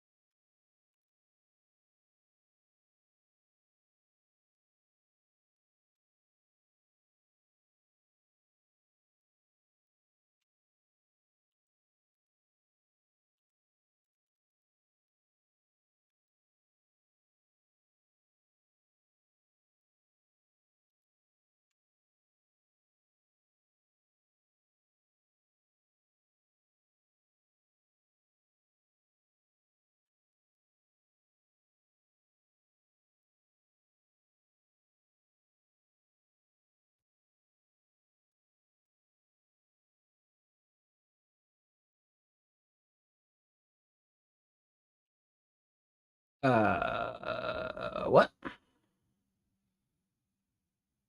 And hey, what's up, Beast Kid Kevin? How you doing? All right, so now we need to look inside of our database.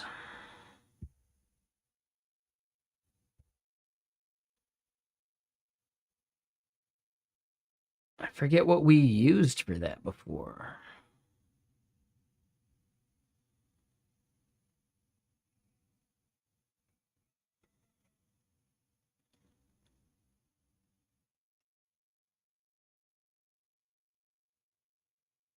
PG admin. That's right.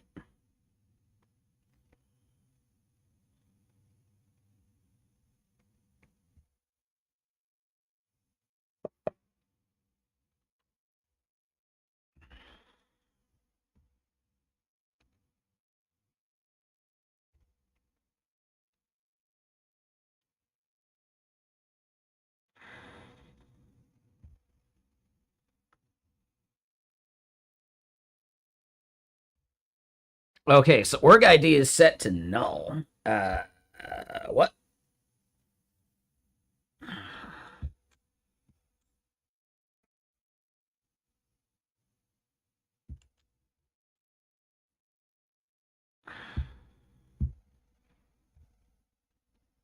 Okay, so how is org ID being set to null?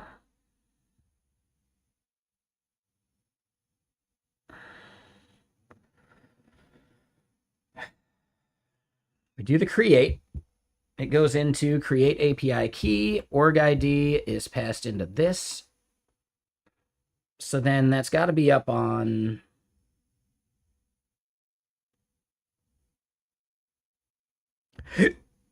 here. And yeah, so we're not casting org ID.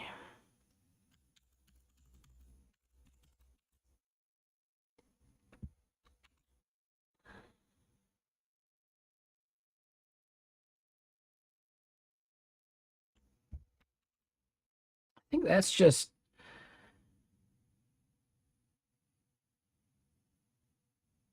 incorrect. But for some reason, the LSP is not detecting that we fixed it, and then all of a sudden it worked. So it just takes a while, I guess. Okay, so now, will it blend?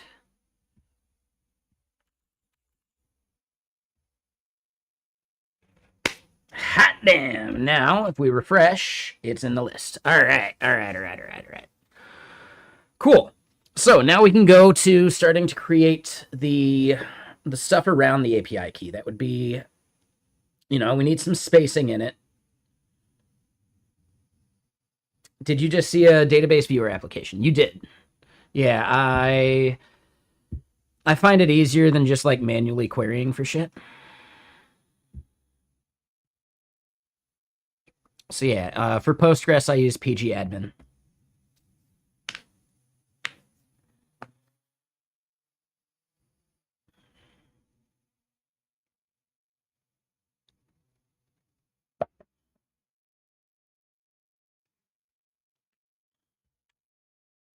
Like I know that I could just query the database. I don't care that much. Like exist for a reason, you know?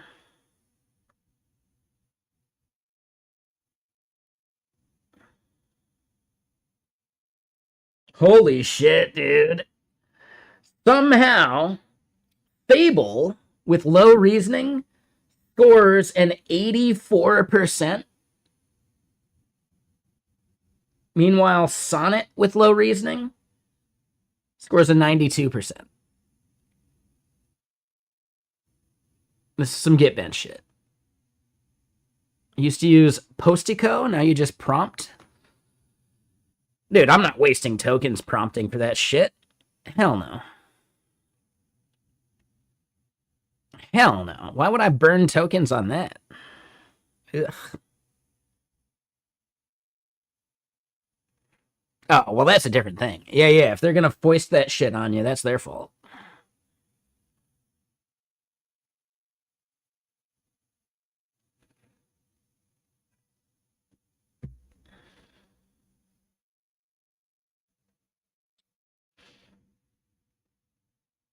All right. So far, we haven't gotten to Opus 4.7 or 4.8. I think what this is going to uncover, though, is that Opus 4.6 is actually a more capable Git model than like 4.8. And it's already seeming like even Sonnet is a more capable model for Git stuff than even Fable. Like we'll see how well like the other reasoning levels for Fable work. But I'm really curious about this now.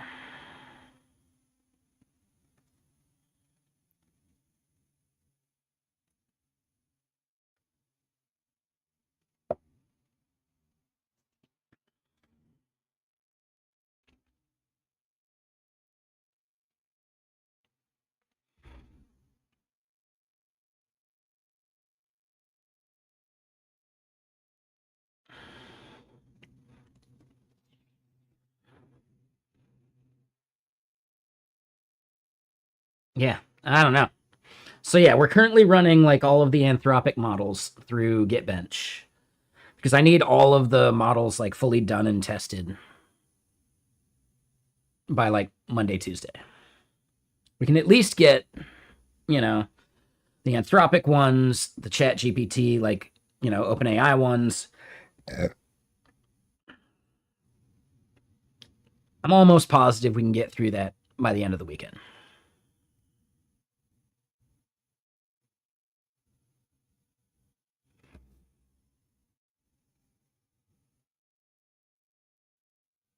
Yeah, I mean, Fable.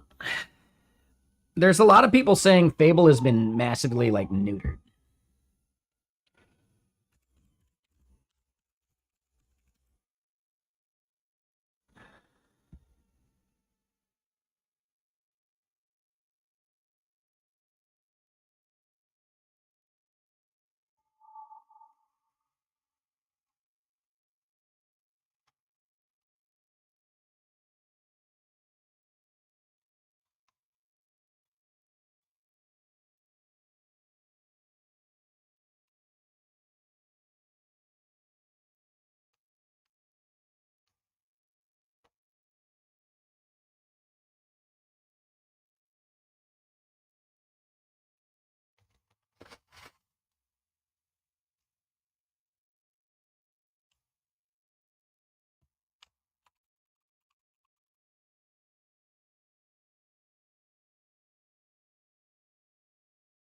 Check that commands output.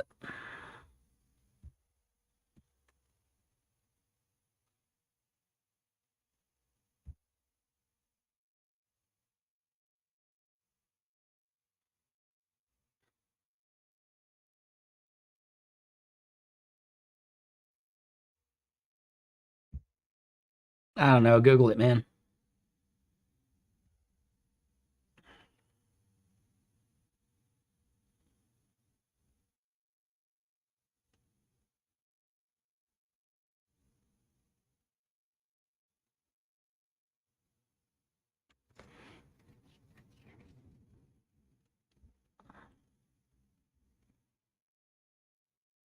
Not really the gorge. Take it easy.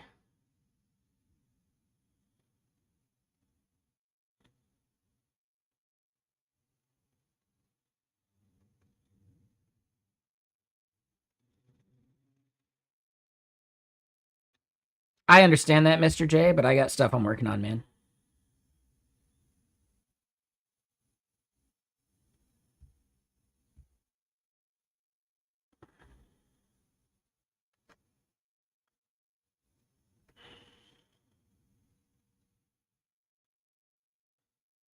But you didn't even try clicking that Messijo.com link either. So, like, I don't know, man.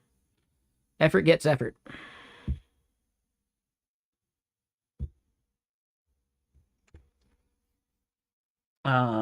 That was the end of that album. Oh, let's do another.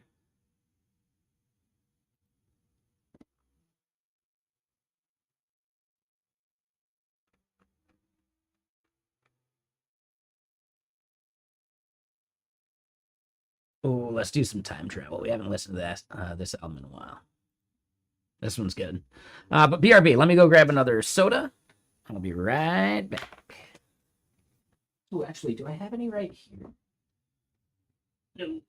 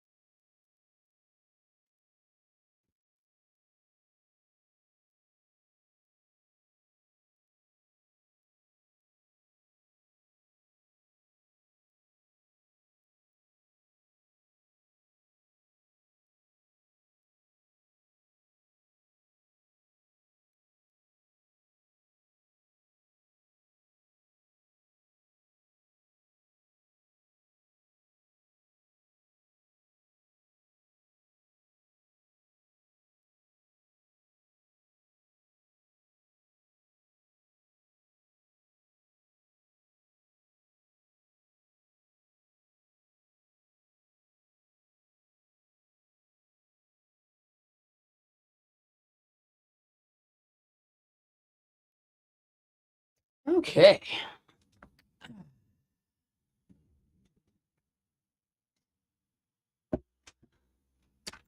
So yeah, we want to style that API keys thing a bit better. All right, and we need to add buttons to it. Damn, dude. Yeah, Fable is doing really bad on these tests. Like, really bad, dude.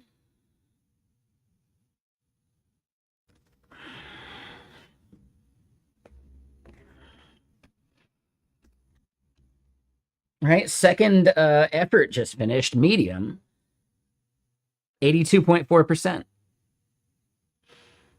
When, like, every other model, even Sonnet, right? Sonnet and Haiku are in the 90s.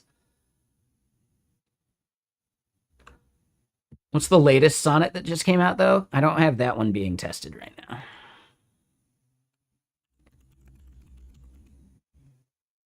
Oh, god damn this thing, man.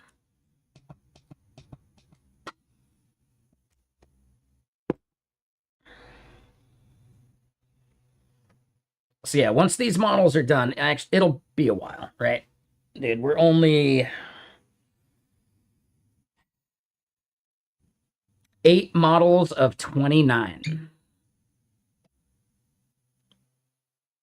So it'll be a bit.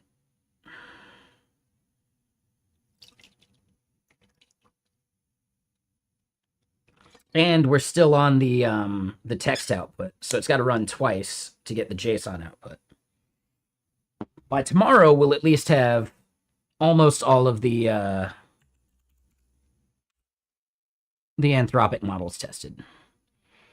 But right, so like, hold on. The new one, Sonnet 5, that's it. Yeah, so we don't have Sonnet 5 added yet.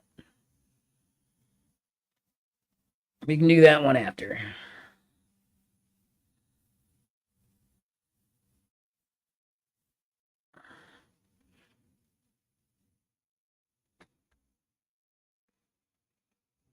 Oh, I guess here's a thing. We don't have Grok in there.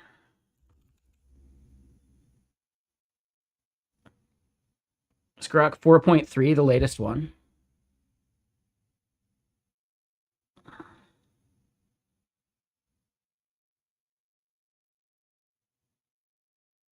It is.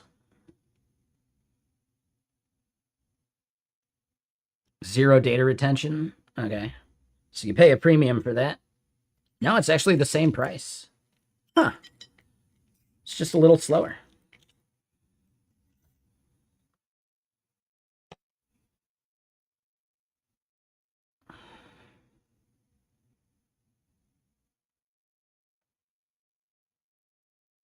Oh, hold on. Hold on. So this is the price that they claim. And this is the actual like weighted average. Right?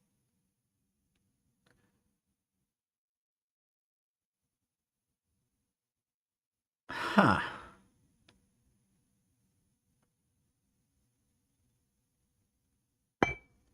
Yeah, I don't know. I don't believe a single thing Musk has anything to do with. Right? Like anyone that thinks space data centers are a good idea doesn't actually have any clue about how fucking thermodynamics works. It's a vacuum. There is no airflow. There's no place for the fucking heat to go. You know? Like, space is not cold in the way people think it is.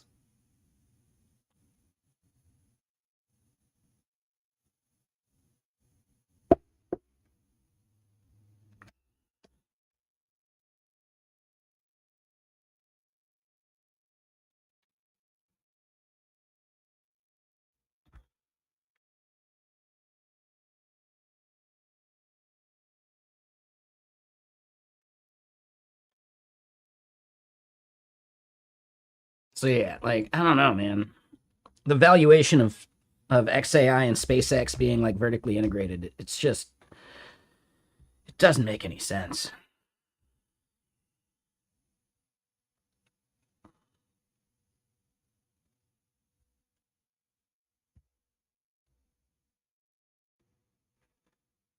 But yeah, we should probably get the Grok models added eventually.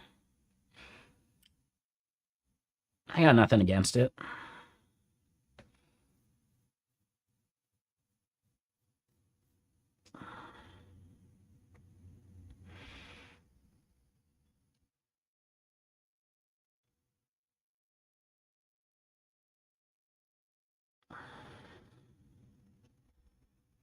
All right, so yeah, back to styling this stuff.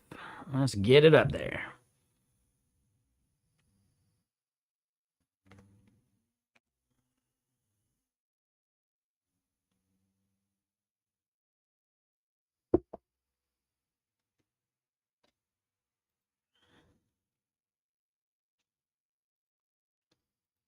One second. Okay, album's got plenty of time.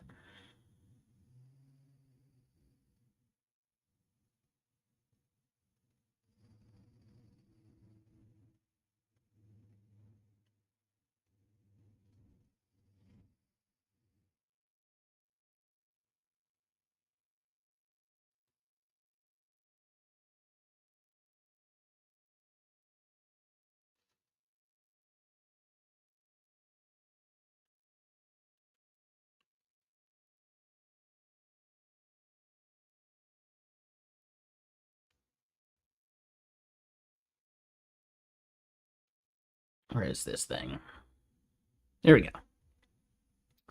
All right, so as far as creating the key, this is the row. All right, so this is going to be a div for sure.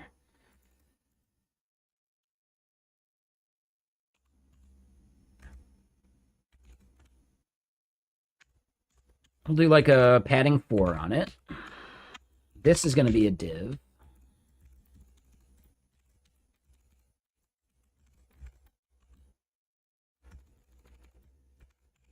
This is flex row. Items, center. We'll do a gap too. And then we want justify between. So then this becomes the action cluster, in which we also want flex row.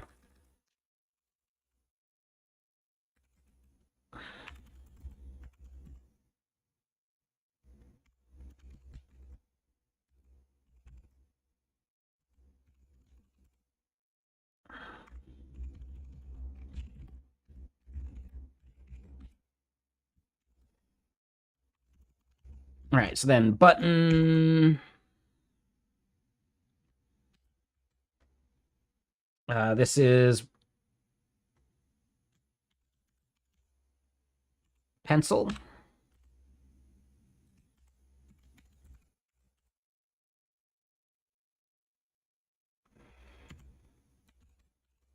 And then this.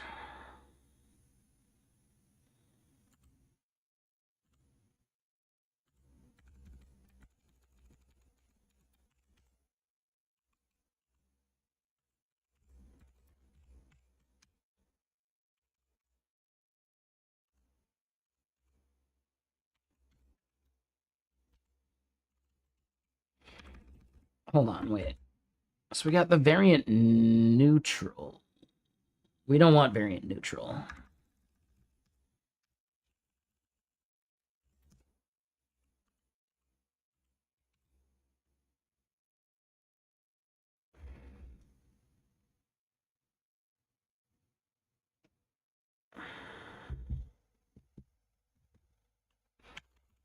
Maybe we do.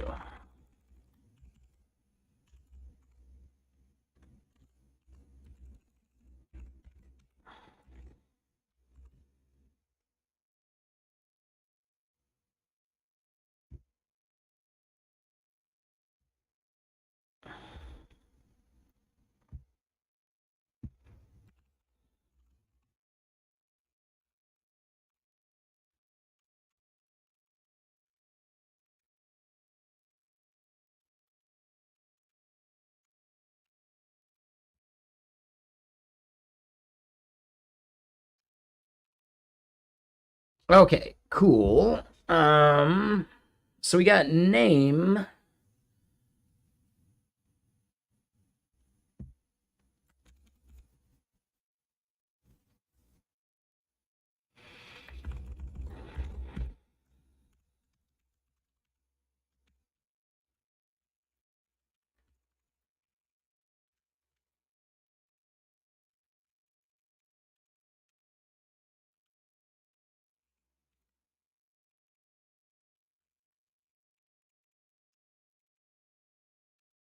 Okay, so then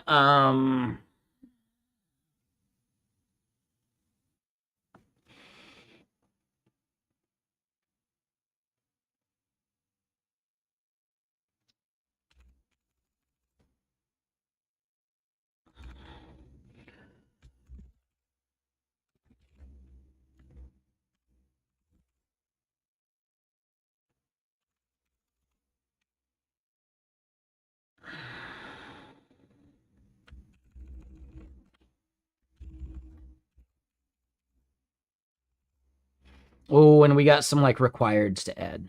Yeah. Yep. Yeah, we're missing some required values.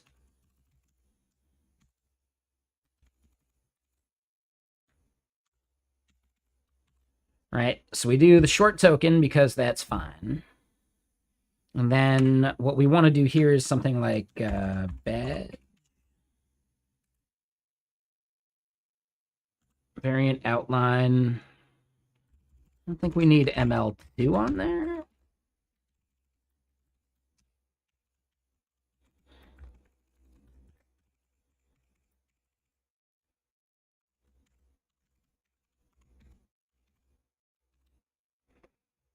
Right, so then we do roll. I don't think neutral is what we're looking for. Or maybe neutral's fine, but we need some spacing here. Class name. Flex row.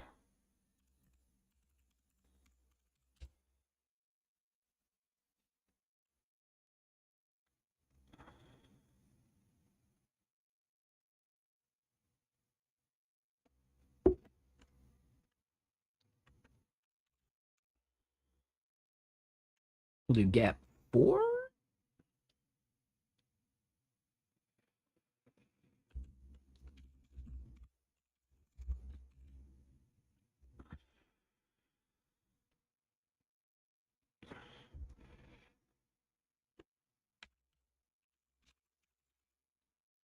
Font bold.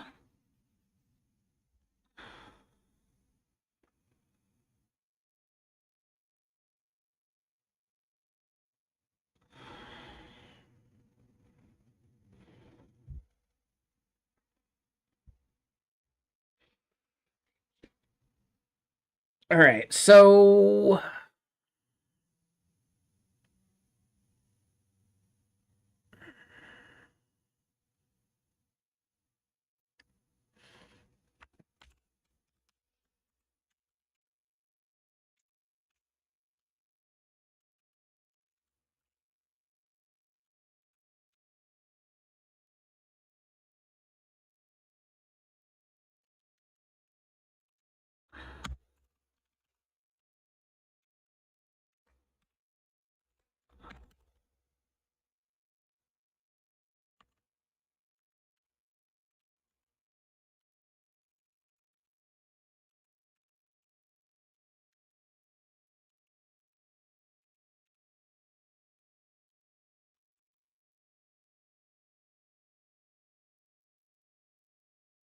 something like that. And hey, what's up, Kenny? You made it back home. Nice. I feel like we haven't seen you in a while. I forget where you said you were going. It was like Europe?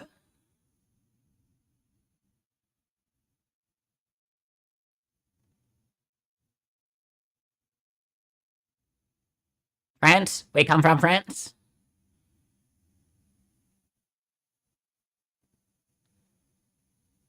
I had a dream in which I said that in some context, and I forget what the context was. France? We come from France? Coneheads reference if you haven't seen the movie.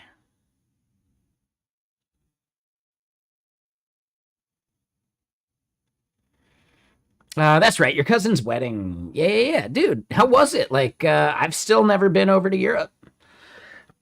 I'm hoping my talk gets accepted for Get Merge. I don't know when I would hear whether it did or didn't.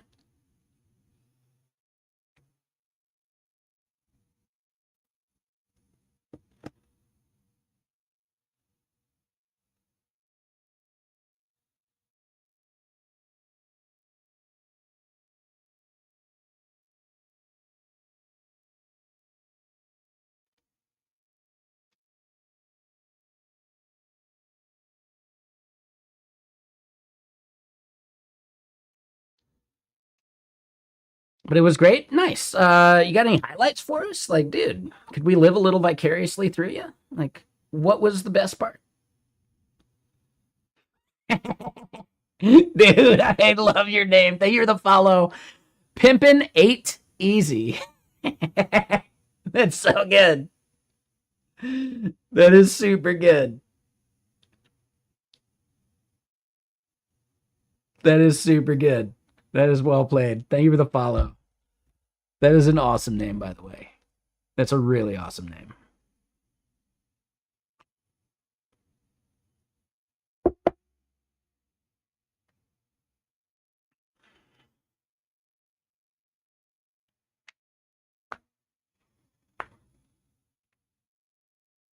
There was a town inside a castle that was your favorite, called Carcassonne. Okay.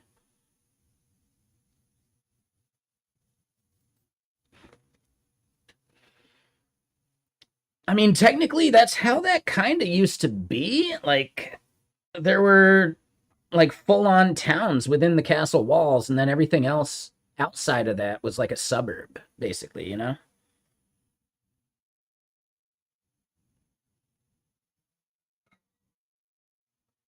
Yeah, that's super cool.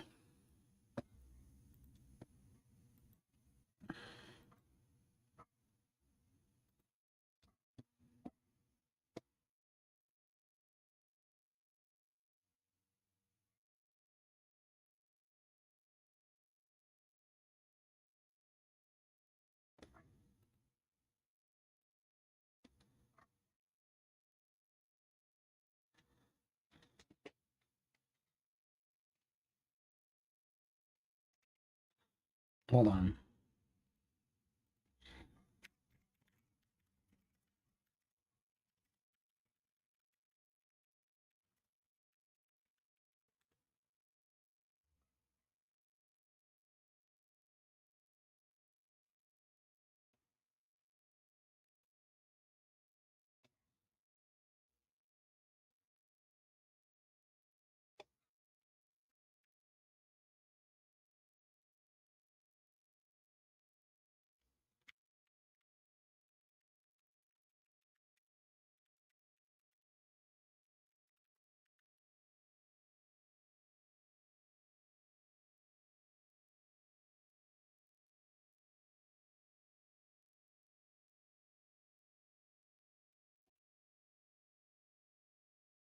So hold up.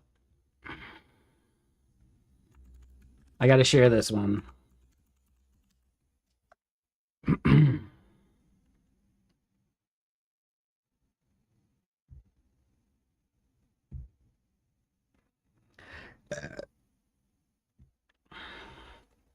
All right, Wes Boss said he's taking his family to New York City and New Jersey for the weekend, ready for his first 4th of July tomorrow.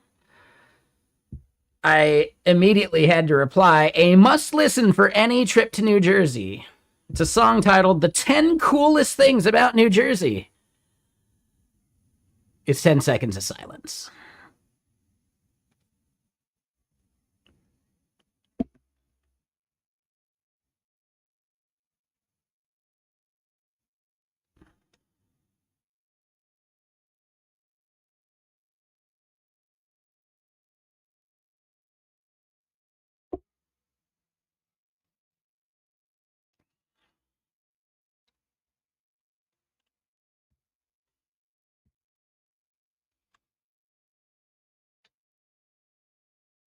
All right, so we'll create a new API key. This one will have write permission. Oh, but yeah, so our form doesn't work.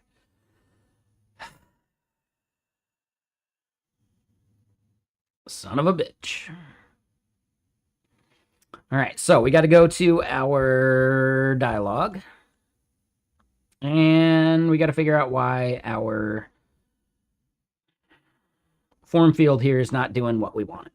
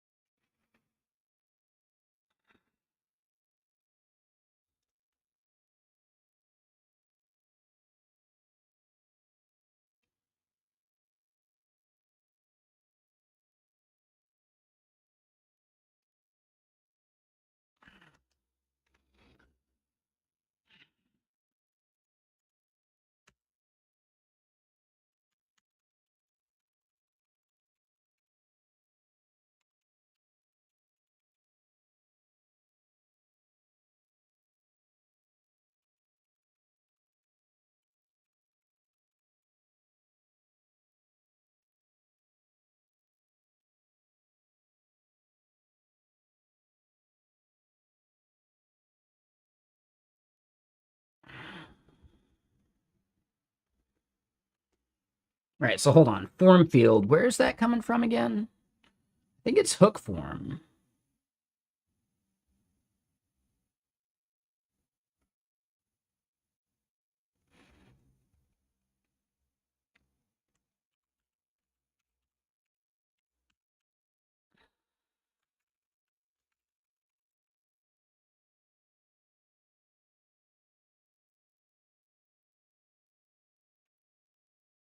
What am I missing here?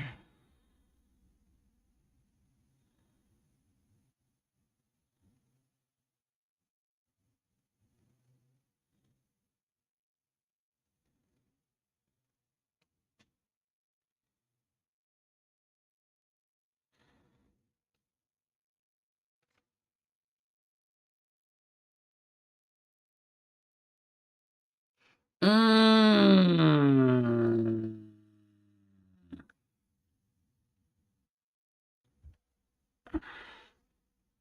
Am I doing the form item correctly? Nope.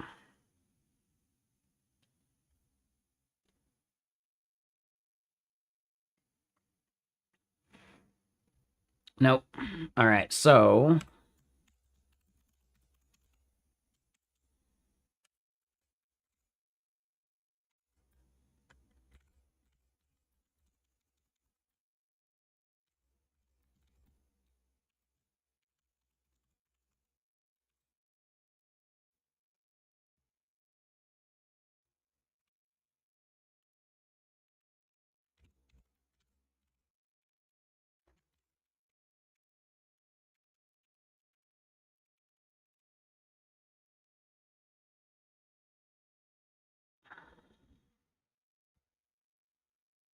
oh.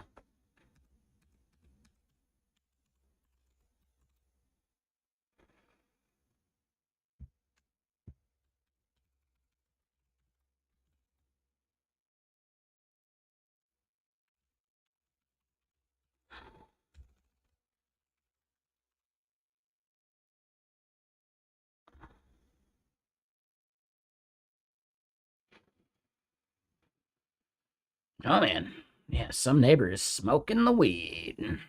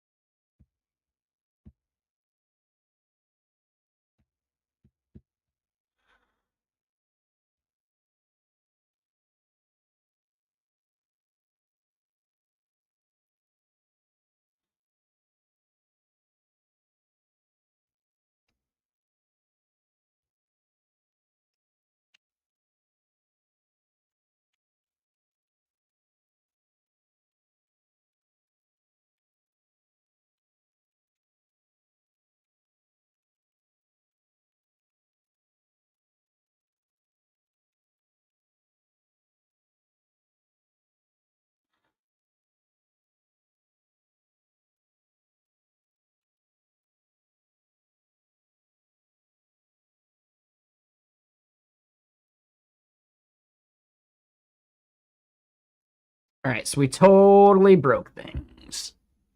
Did you have some amazing food while you're out in France? Oh God.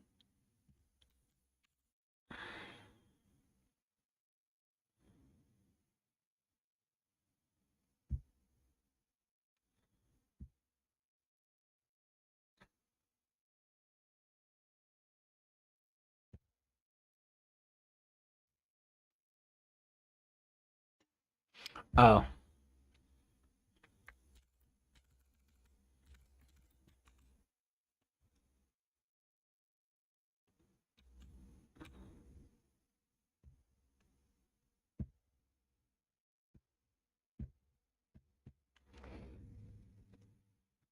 Uh.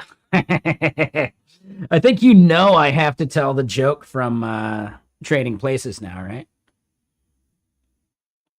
So a snail goes to buy a car, and while he's buying the car, he tells the salesman, "On the side, I want a big S, right? And on the hood, I also want a giant S." And the salesperson says, "Well, why do you want a big S on the side and hood of your car?" To which the snail replies, "Well, when I drive by, I want people to say, 'Look at that S car go.'"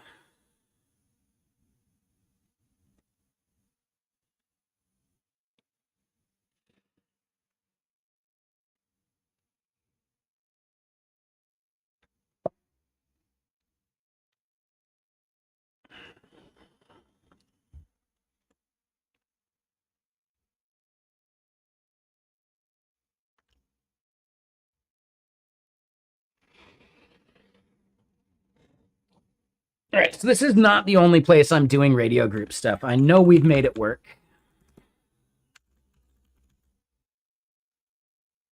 We've got it in keyword form. Okay. And we're doing on value change. I think that's the only way to do it. I think that's the right way to do it. Well, hold on. We're doing on value change there.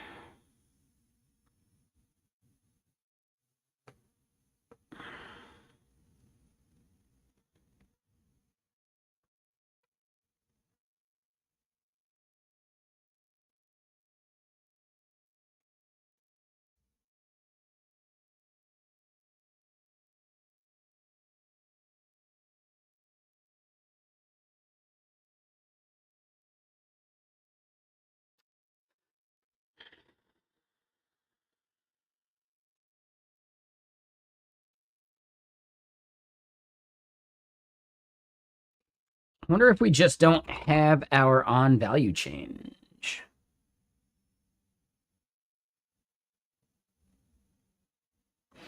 Oh. Okay. So we don't have radio group wrapped in a form control.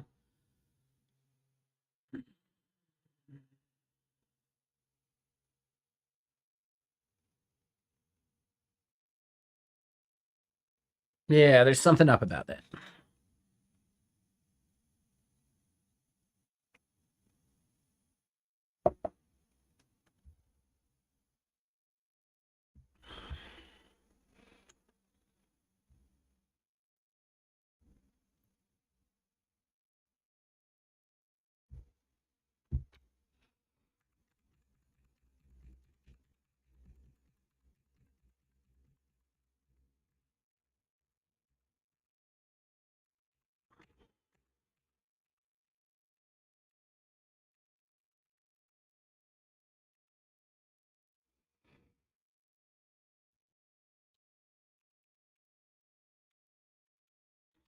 All right, so we do label, and we give the radio group items an ID.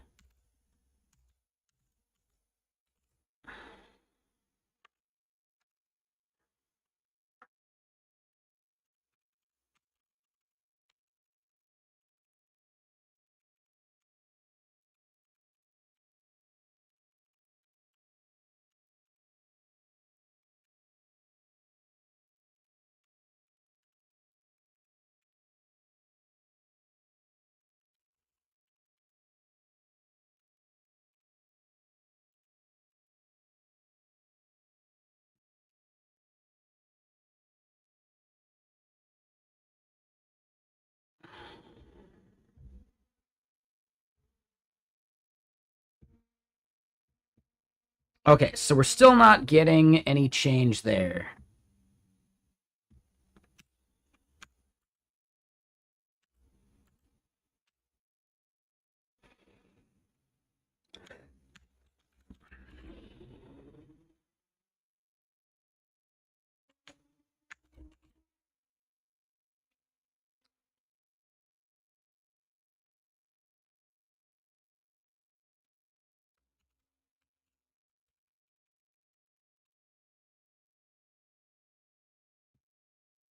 There it is.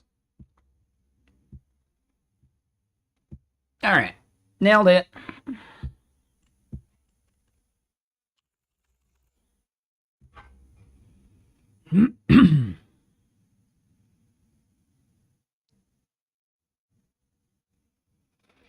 Ah, shit.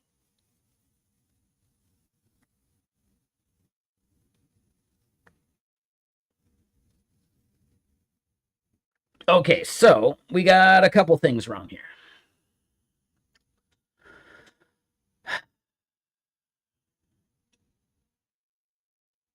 Okay, okay.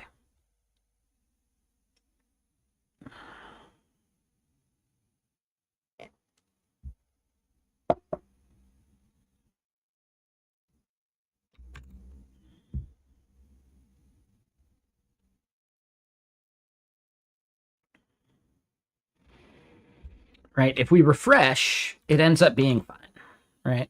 We can see like the proper thing.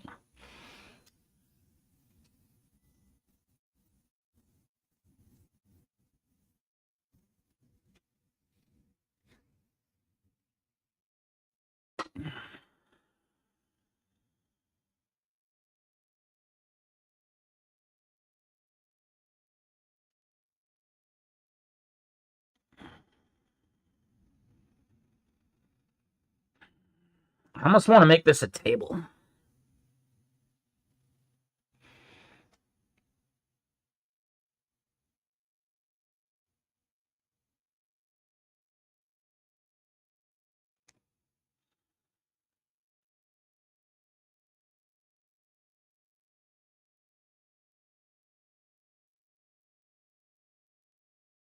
And dude, here's the funniest part. Fable it is getting worse and worse as the effort level goes up. Fable low, 84%. Fable medium, 82%. Fable high, 81%.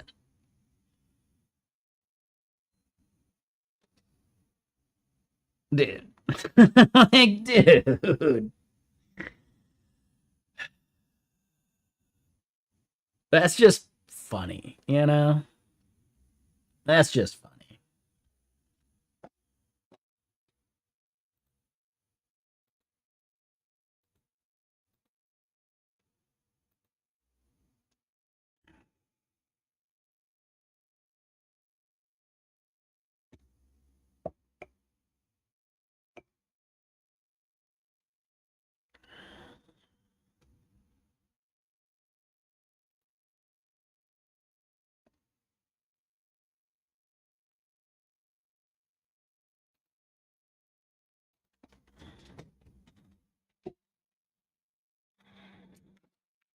Let me get more music going.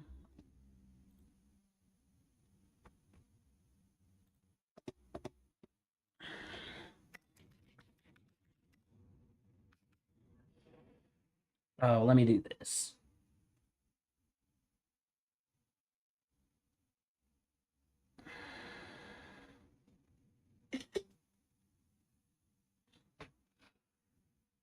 I'm going to share this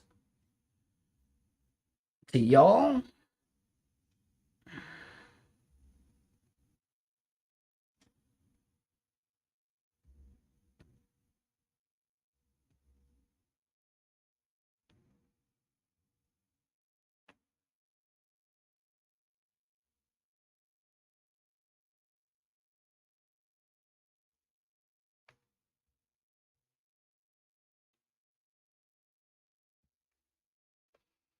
All right, so hold on. I'm going to reply to this.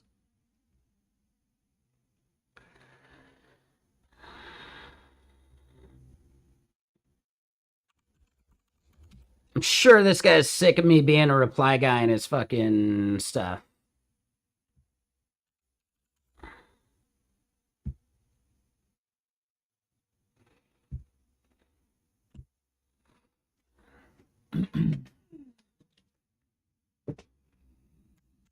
All right, so I'm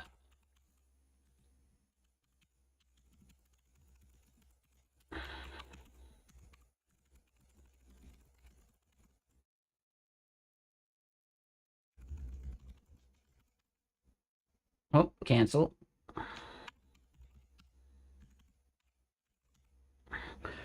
I'm currently running the Anthropic models for our initial Gitbench publish.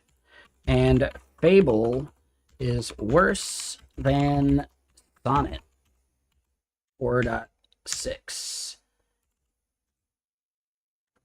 so far.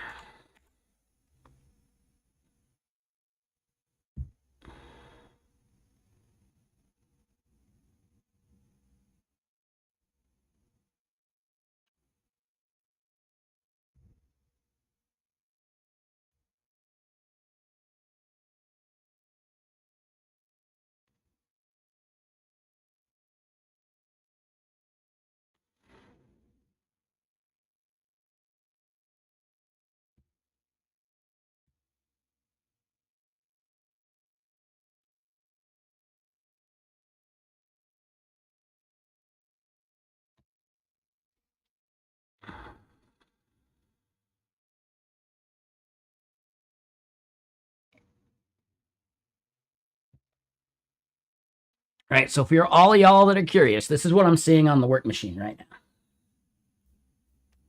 As it's like running these benchmarks. Right, so Opus 4.6, 91, 93, 91, 91, 92. Sure. And that's like within a realm of like variability that's fine, right? Within a couple percentage of each other. But Fable is getting 84, 82, 81, and it goes down over time. It's worse than Sonnet.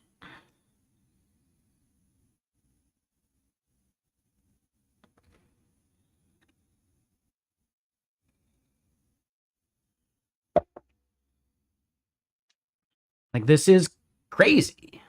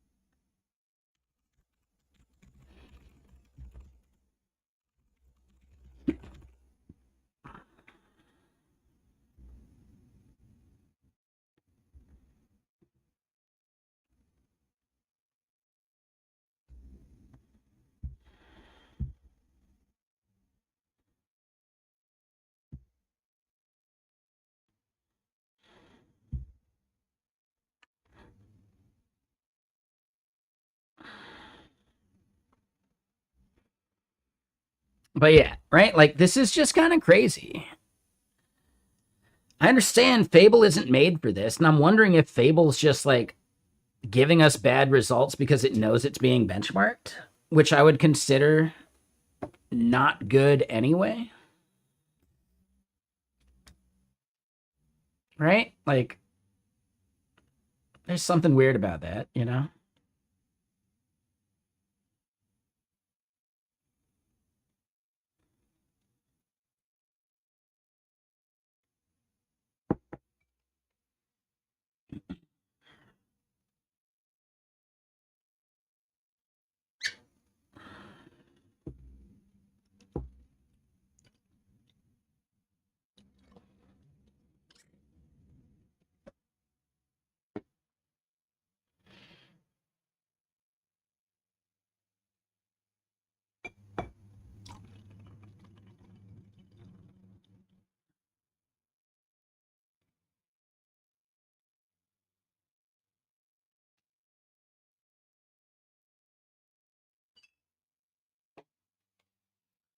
But all right, so yeah, how's everyone's day going? And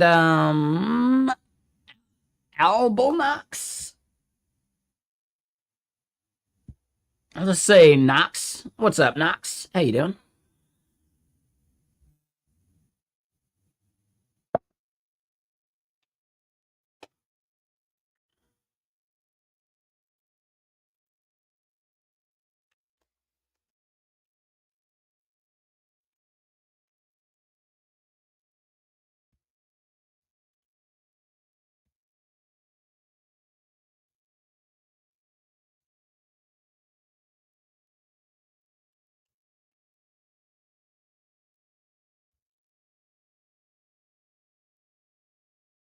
West Boss liked the Bloodhound Gang reference. Nailed it. Nailed it. You're doing good, enjoying your weekend? Nice. Yeah, hell yeah. Are you here in the US? Does that mean like today was a day off? You got like a nice long weekend, or is it a regular weekend?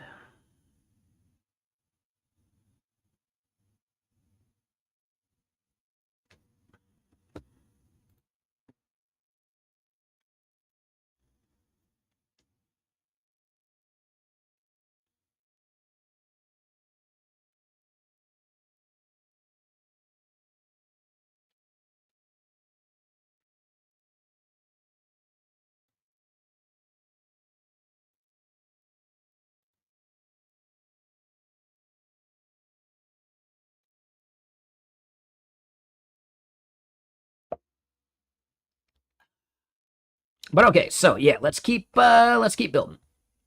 So we fixed this part, right? We're now able to select read and write. I'm okay with that. Do we think we should make this into a table?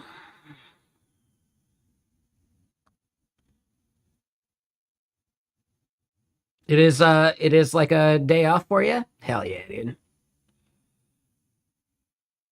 Yeah, I pretty much don't take vacation days. So it's nice when I get a forced vacation day like this.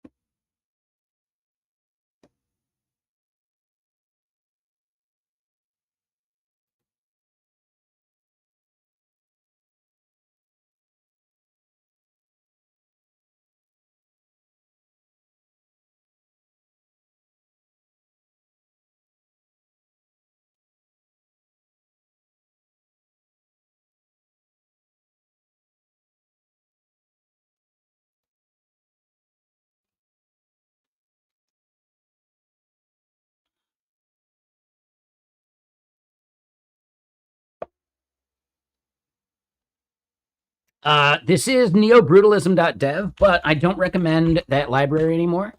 The author of it has pretty much just announced that they're not maintaining it anymore. So instead, if you wanted to start using something similar, Retro UI is really what you should be looking at. And I'll end up pivoting at some point.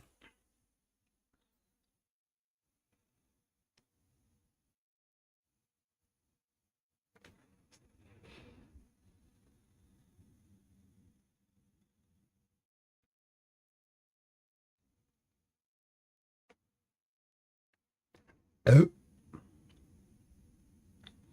Yeah, no worries. The one thing I really liked.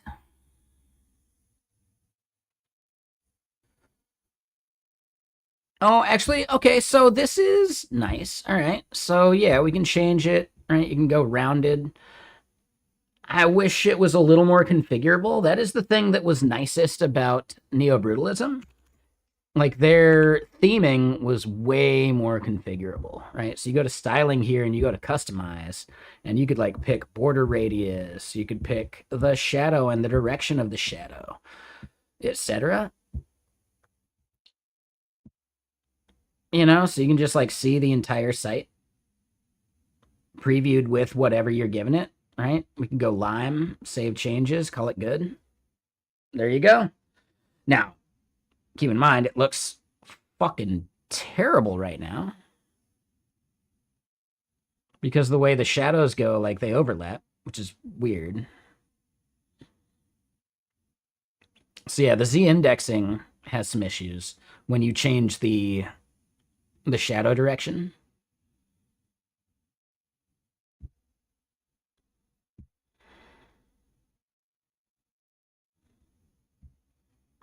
But then besides that, it's fine. So yeah, that is one thing that I think Retro UI could benefit from, just allowing like the direction to be configurable and some of that stuff. But it's not bad.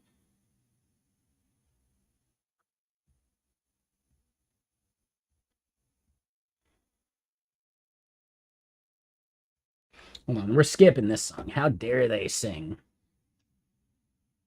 Yeah. I'm just throwing it out there, just letting you know. That's all.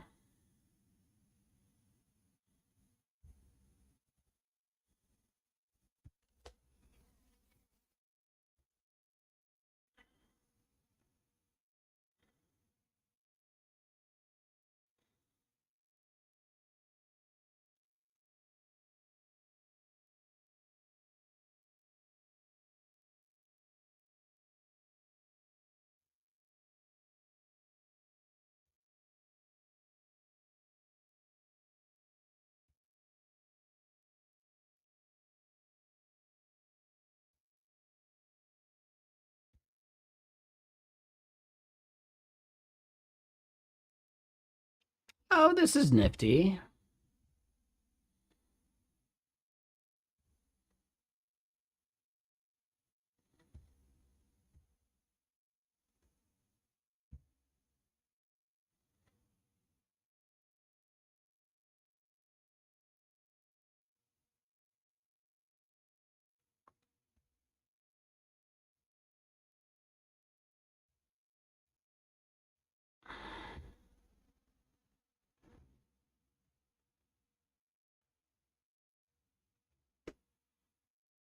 Maybe a better image would have been better.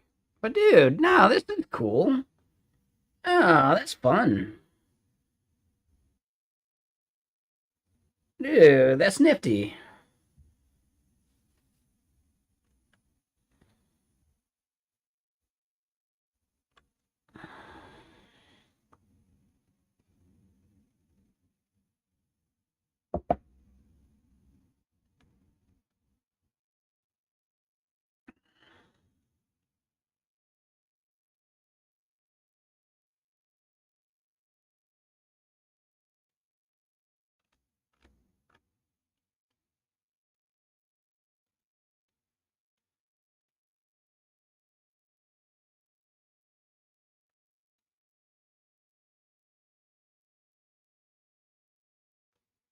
Hmm. Okay, so yeah. Back to what we're building. Let's close some stuff that we don't need at the moment.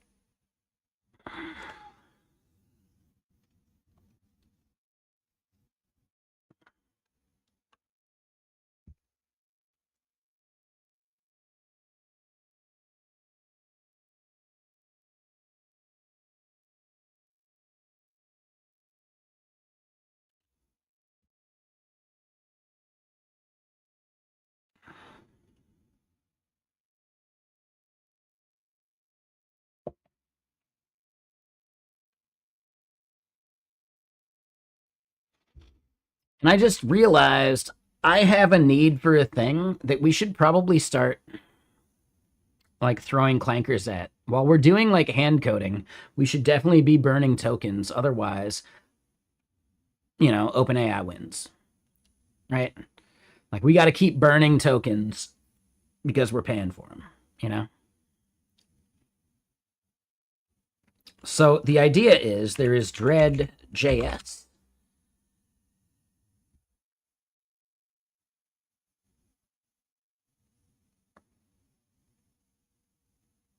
And they have this, right? Like it's super out of date.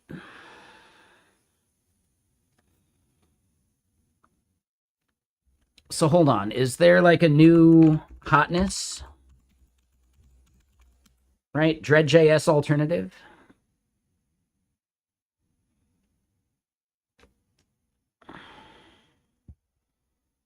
Schema thesis. Never heard of it. All right. Pact. Ooh, all right. Hold on. Microx. Postman or Newman? No.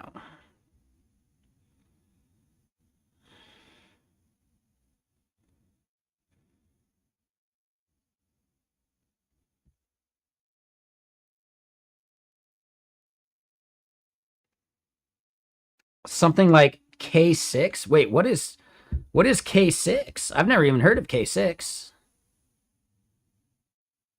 Um, so just real quick to point out, Dread.js is a framework for validating your OpenAPI specification. And then Kenny, you've heard of K9? I mean, you're just talking about like dogs, right?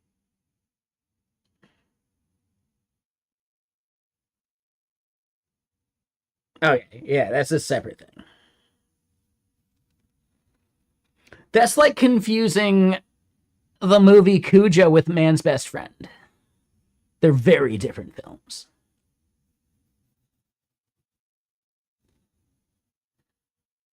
I actually prefer Man's Best Friend.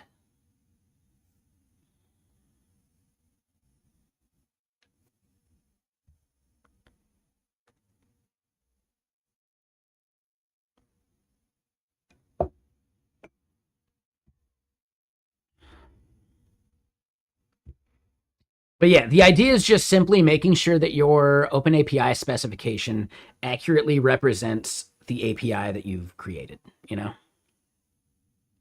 And you can basically treat it as like integration tests too, if you do it right, you know? So then, yeah, theoretically, there's this thing, schema thesis, which I'm not sure about. But it seems fully open source. Is that an Angular logo? Oh, auto. Got it. I guess there's a thing called PET, integration testing done right. Roadmap. What's on the roadmap?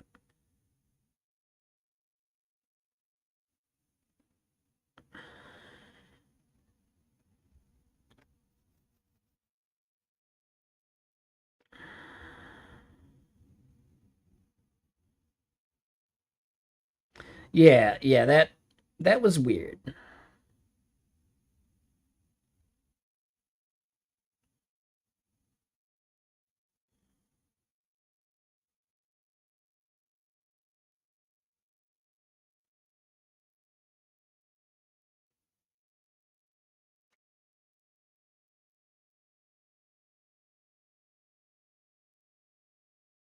Every time I see the Michelin Man, I think about how fat I was as a baby. Have I shown you guys those photos? Dude, I was such a fat baby. I fully had Michelin Man arms as a baby. Let me see if I can find one of these. Dude, I was such a fat baby.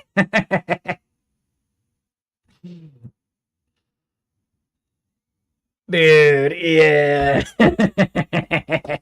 Hold on.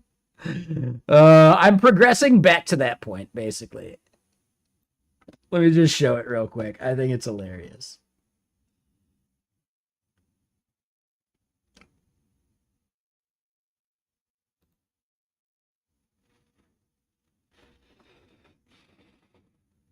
It's how I was born, and it's how my body is currently progressing. Dude. Michelin Man arms.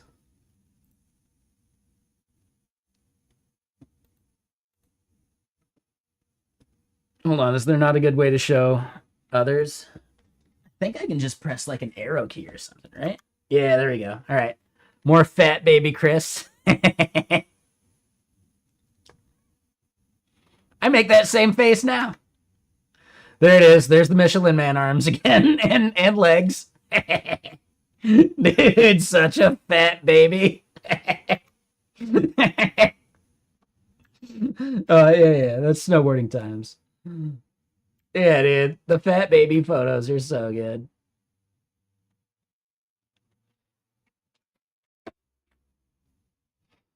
Yes, exactly. My mom had jokes about how her milk was too strong.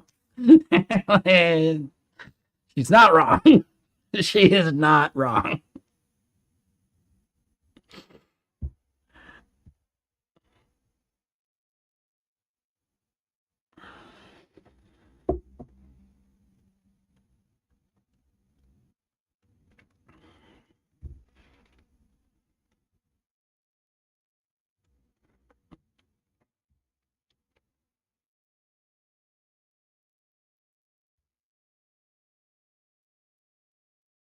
All right, so I don't think Mike Rocks is actually the thing we want.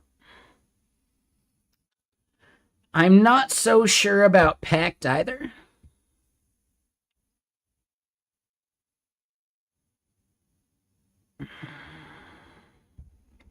I do think schema thesis might be the move.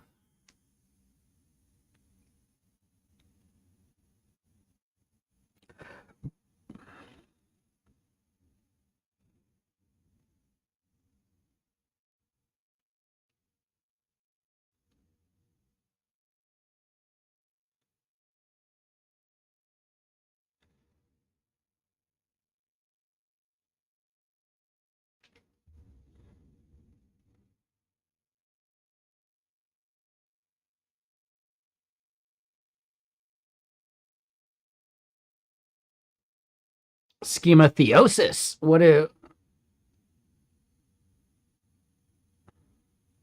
What does that suffix change if you add the O?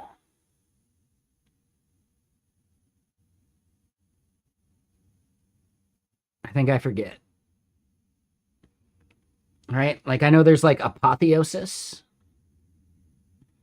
I forget what the osis versus esis means.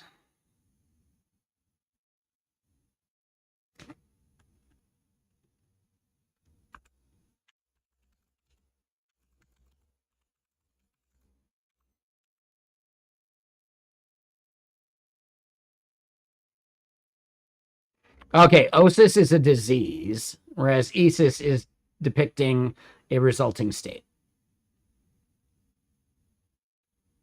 Okay. Yeah, that makes sense.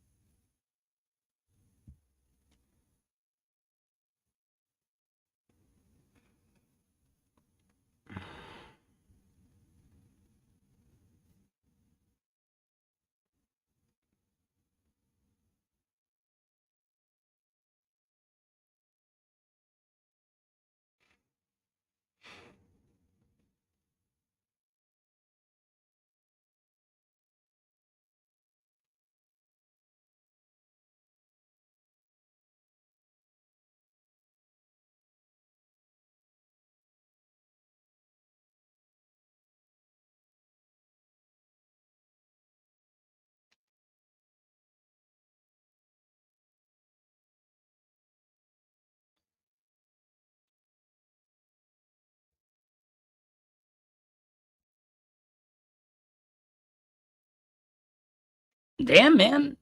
This seems pretty good.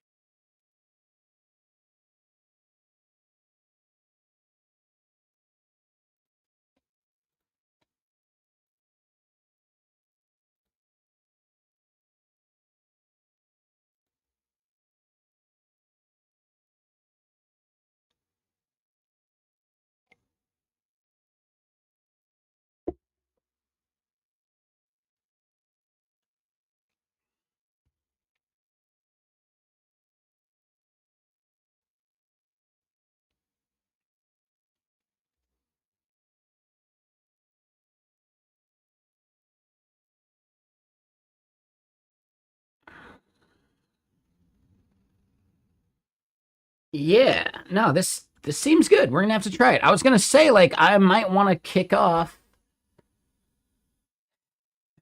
like a clanker updating Dread.js, but I don't know, man. This is up to date. I don't think I need to do shit.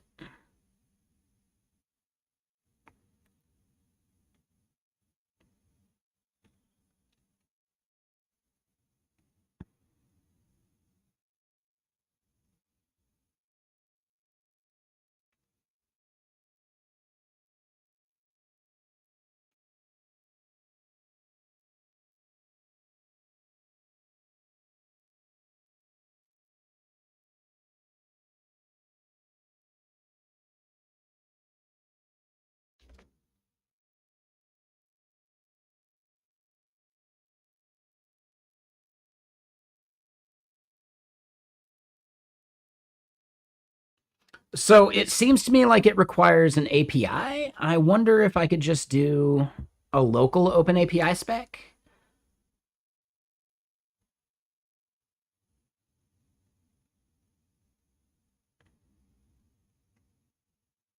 Yeah, we're definitely going to need to do this. But okay.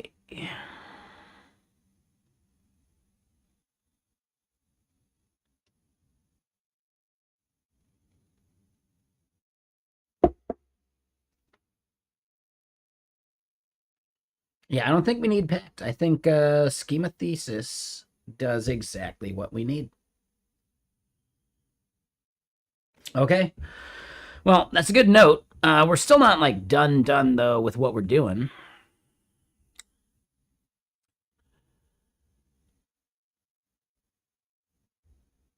I really do think we want to make this a table.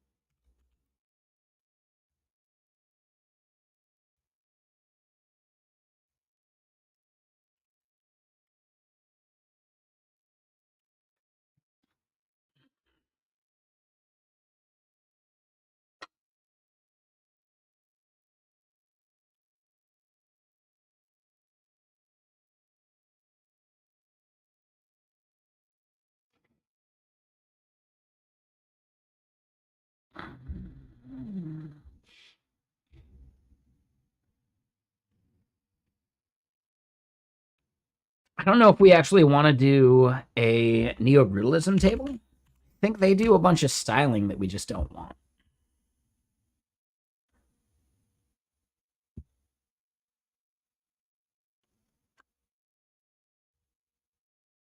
Actually, it's not terrible.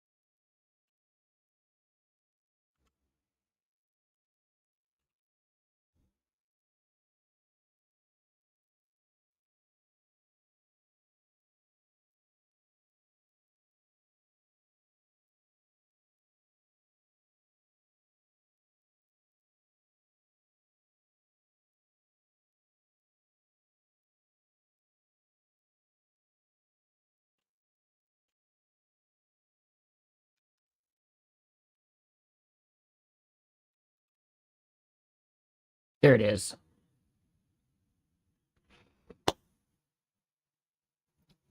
Like a glove.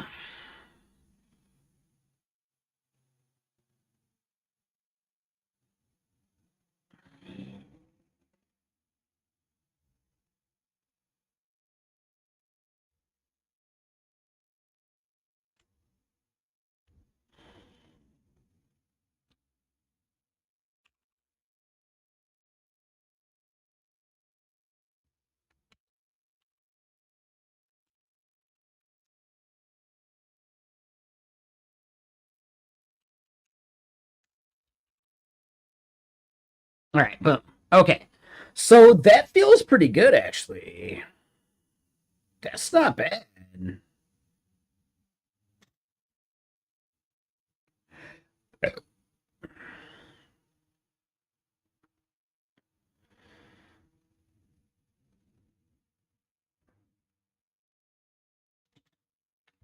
And maybe we just call that fourth column actions.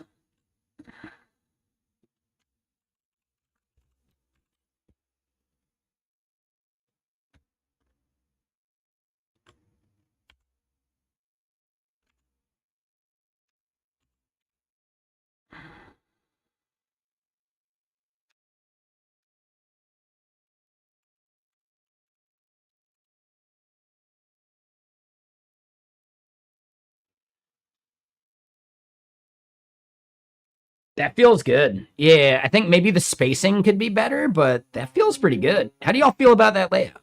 I do have to use the restrooms. Give me a second, but that feels pretty good.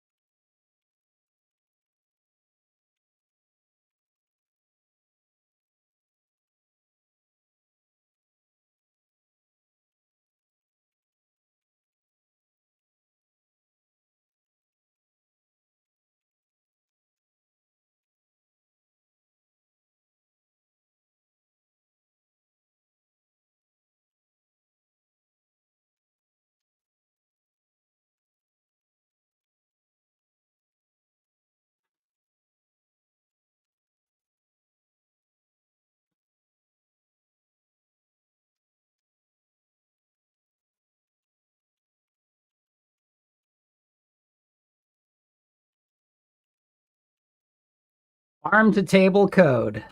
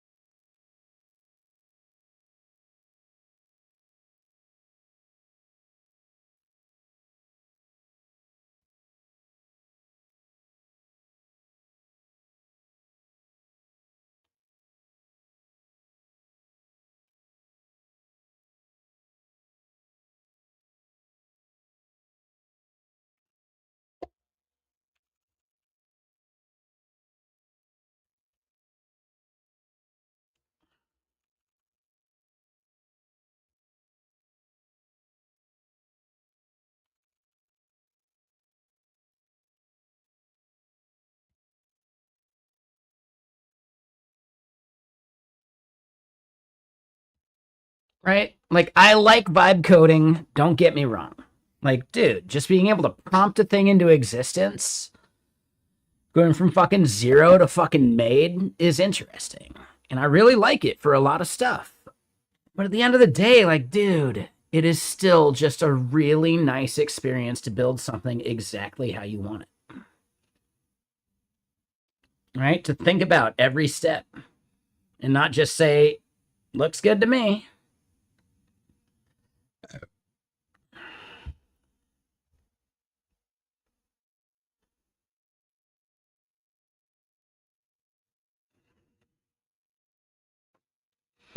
Give me a sec. I do need some ice cubes because my Coca-Cola is not in the fridge right now, but I'm going to have another Coca-Cola.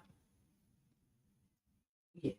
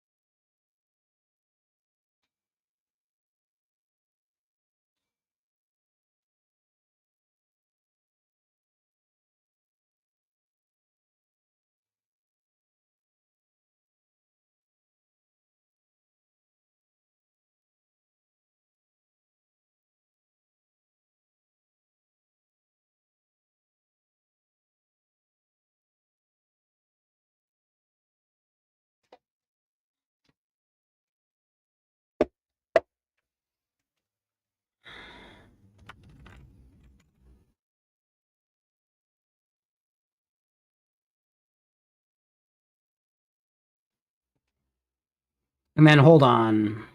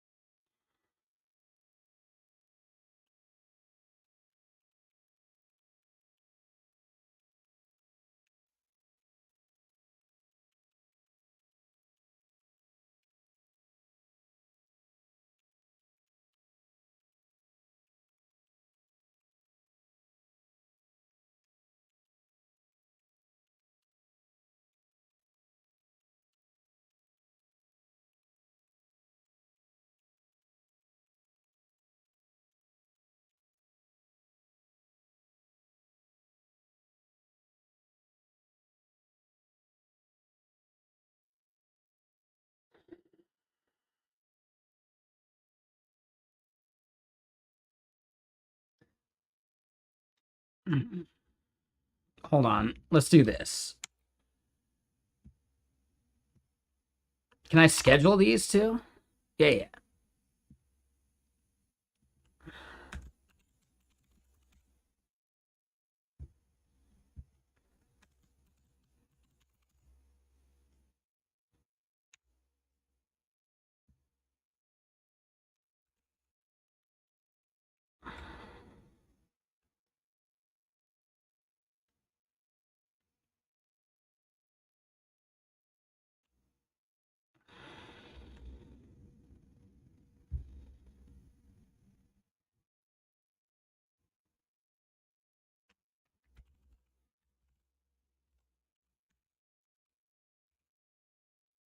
All right, so we'll schedule this one. We'll make this a tomorrow post. How about that?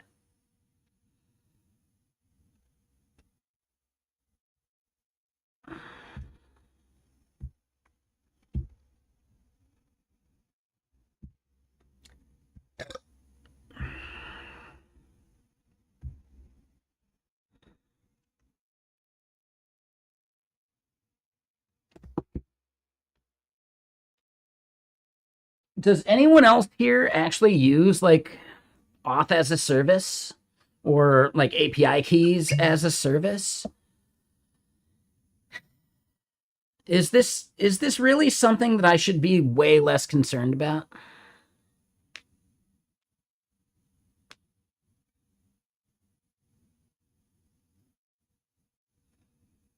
You just use BetterAuth, but BetterAuth runs locally with your service, right? It's not like a third-party like network call, right? Yeah, so that's fine. Like I get that, right? If I was like I'm using Elixir, BetterAuth doesn't exist for Elixir, right? BetterAuth, I feel like really only works if you're doing Node.js as your backend, which I refuse to do unless I'm using like AWS Lambda. They do launch with auth of some kind, but it's not the auth I want. I really don't like Elixir's built-in auth. But if I were to do like OAuth, I would be using UberAuth, right? Which is a thing that exists within the Elixir ecosystem. I've even written an UberAuth Twitch implementation, which I use today still on StreamParrot, right? But at the end of the day, I started realizing that it's just not worth the effort of UberAuth because OAuth is actually so fucking simple. Like, I don't get it. Dude, OAuth specifically is so fucking simple. I can't bring myself to do anything else. Like, it's just, dude, auth is actually really fucking straightforward, dude. It's not that crazy. Yeah, when you want to build your own, like, you know, your own magic link system, sure, that's a little more effort. Okay. But, dude, it's really not that fucking complicated. Here in my auth controller, I got my OAuth shit, right? I got my login that's going to do the magic link thing. I got my OAuth endpoint that does all this other shit, and I just write the logic for those things. It's really not that fucking hard, dude.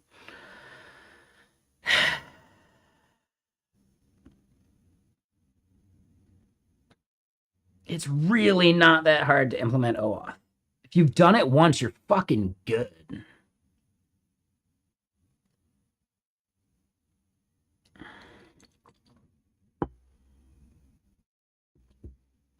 The least options to auth, the better. I mean, no, you need multiple like OAuth providers. We're not doing the Blue Sky one. I don't even think we're not doing Twitter right now either. We still have the support for it if we need to, all right? But yeah, Google and GitHub, I think, are valuable. Microsoft is pretty useful for fucking enterprise, you know? The Twitter and the Blue Sky, who cares? So yeah, we've basically got 3, right? If we go look at Messijo.com, right? Hold on, let me log out. Right? So continue with Google, Microsoft, or GitHub. Right? And then if you really want to do email, we can do the magic link thing. Yeah, exactly. Right? Like, boom. There we are. Right? Problem fucking solved, dude. Why would I need a third-party provider like Clerk for something this simple? Now, granted, once you start getting into OIDC and SAML and fucking like the grossest shit, well, yeah, I get it. You should probably use a service. We're not there yet, though. And even then, I'd probably just spin up Keycloak myself. I just have a fucking Keycloak microservice. Problem solved. And it'd still be like within the same network. I'd probably even do it on the same fucking VPS. For now, at least. Clerk, no, so hold on. My biggest problem with Clerk is I don't want my permissions living anywhere else either. Fuck that, dude. So yeah, like org level, like team level stuff, like no, Clerk is like a step way beyond just proper like Auth0. Clerk is every single permissions check has to go over the network. Fuck that, dude. I don't understand why people are willing to introduce like 100 milliseconds of latency into their fucking auth flow. That's fucking crazy to me.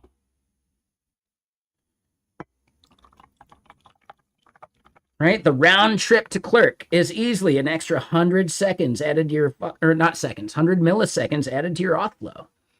Fuck that, dude. Like, I just don't get it.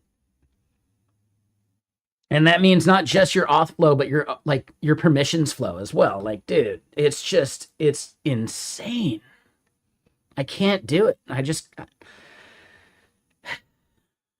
Yeah, I don't know, man.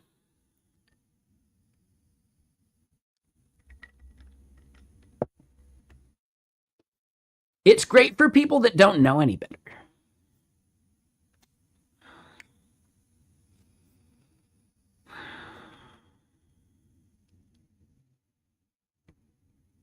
It's great for a service that you don't want to put that much effort into. But if you don't want to put that much effort into your service, I don't think I want to use your service. You know, like, there's just something weird about it.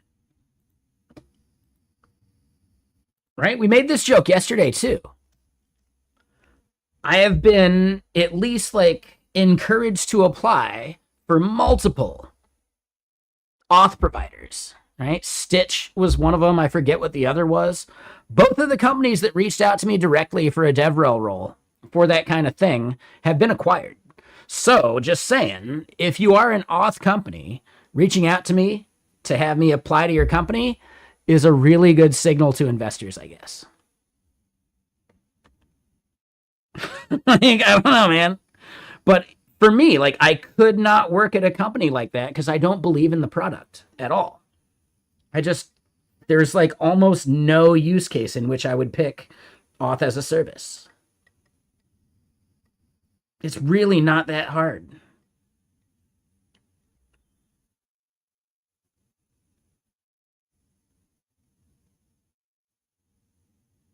When you need a lot of auth features, like what? Like, be specific. What auth features are you talking about? Because Auth0 doesn't do the team management thing for you whatsoever. Clerk goes above and beyond. Maybe LLM token stuff. Oh, yeah.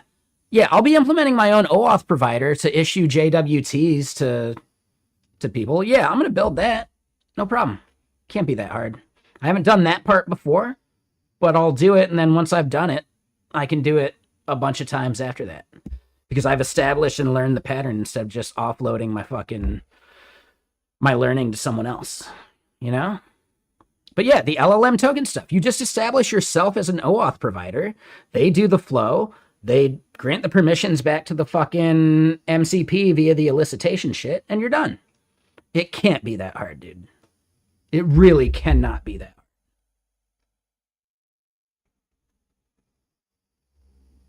You know? When onboarding your SaaS to enterprise, yeah, that's where you hit the OIDC and the SAML thing.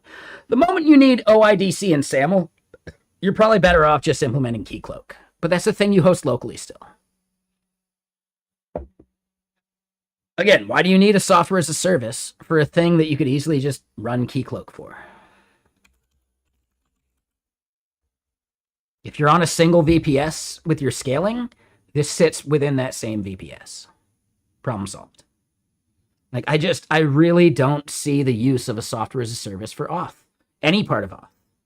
And that bums me out because I really like the idea of reback, right? Like the Zanzibar approach to permissions. I really like that idea. Offloading HIPAA? Oh, HIPAA has nothing to do with the auth part. No, HIPAA is about how you protect customer data. That requires, like, you know, like doing just encryption at rest and some of that bullshit. HIPAA's not that hard. HIPAA's more about like the process around your data and who has access to data. It's basically like SOC 2. In fact, if you're SOC 2 compliant, you're probably HIPAA compliant too. But all those things are actually like soft things. They're about your process around data access, not even necessarily like the technical parts of like auth implementation.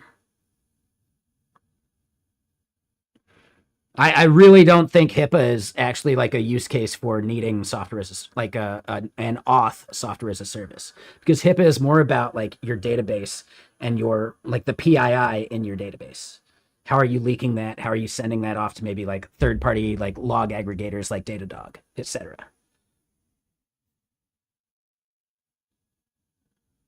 The only other thing, billing with auth? Wait, what do you mean by that?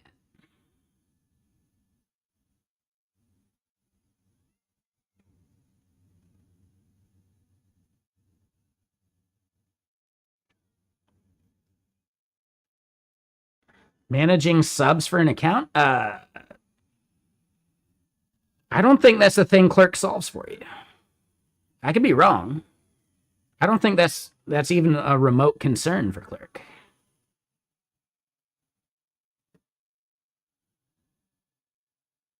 Is that a thing now? Oh, I feel like that's new. I don't remember seeing that before. That's actually kind of cool. Okay. I hadn't seen that before. This has got to be pretty damn new. This did not exist the last time I was looking at Clerk, which was within the past year. Because I keep trying to find a use case where I'd be okay with using something like Clerk, and I can't justify it. I just can't justify it. I mean, to me, like associating yeah, dude, Stripe. Like you just use Stripe and you're done. Like, what's the deal? Right? Wouldn't you just use Stripe? And then it's just associating a fucking subscription ID with a fucking organization and you're done. Problem solved. Like, it really doesn't seem like that hard of a problem to solve. Stripe is kind of broken? What? What? Their webhooks? How so? I'm really curious about that one, Begorge. Are you just not handling all the webhooks you should be? I will admit that it's not as straightforward, sure. There's like other shit you gotta do. It's not ideal. But as long as you're maintaining item potency about like subscription IDs and all that shit, and you're able to handle like a recurring request for the same thing that's item potent, like, and you just ignore it or update it, like, again, it doesn't seem that crazy.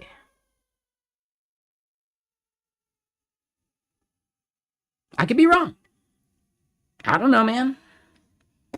I don't know, man. I really don't think some of these things are as hard as these companies want to make you think it is.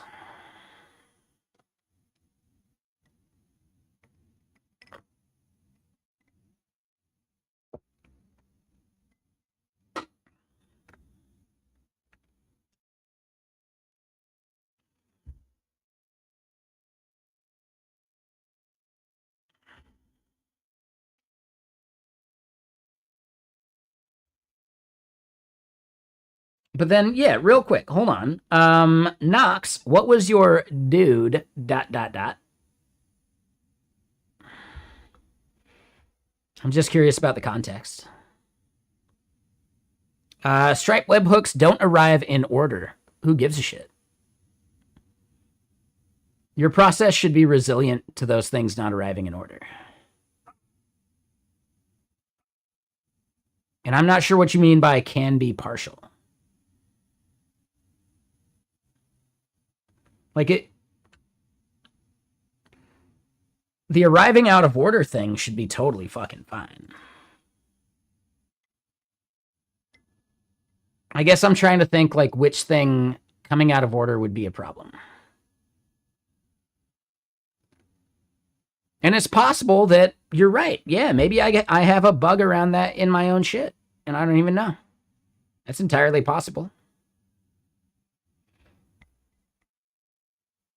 I don't think I do, but I don't know. We can look at it.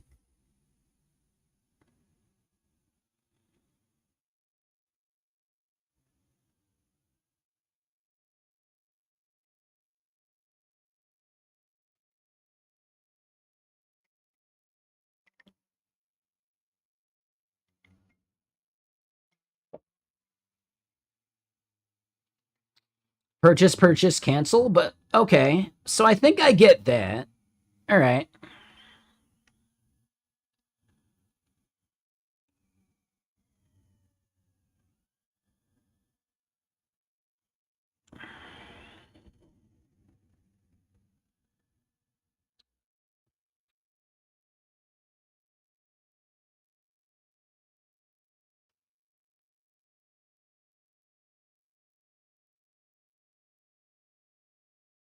You're right. So I'm probably not taking into account the timestamps here.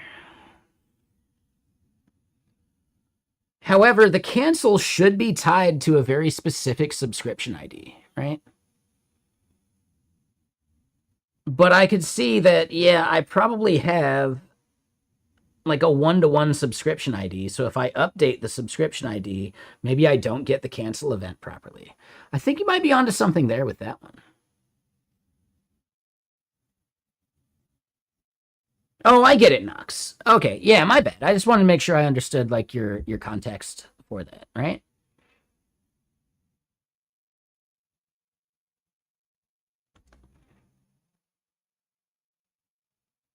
I'm trying to remember who was saying they use the Supabase thing. Oh, okay, that was Sicarius. For some reason, I didn't pay attention enough, and I thought you had said the thing about the Supabase thing. So yeah, my bad. No, yeah. No worries, Sicarius. Yeah. My bad. I wasn't trying to throw anyone under a bus. I was just, yeah, I didn't pay attention enough to who said what in the context. But I do think you're right, Vigorge. I may have some issue where I'm just doing a single subscription rather than treating a subscription as its own entity. So then I'd be way better off if I was just creating subscriptions and having those be something you could look up, right? I thought we did that, but I think you're right. I'm not handling that properly. So yeah, touche.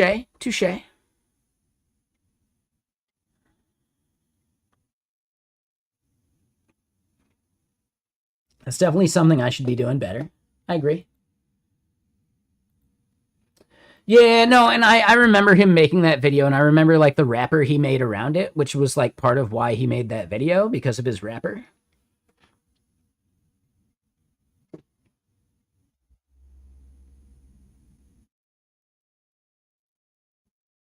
Yeah, that's a good point. It's a good point.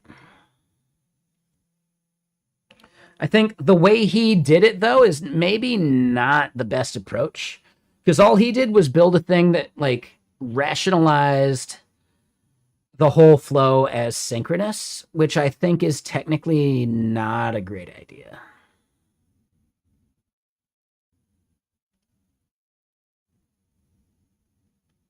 Like, I think his approach to fixing it may have been a bit meh, but at least like the video he made about the edge cases is totally valid.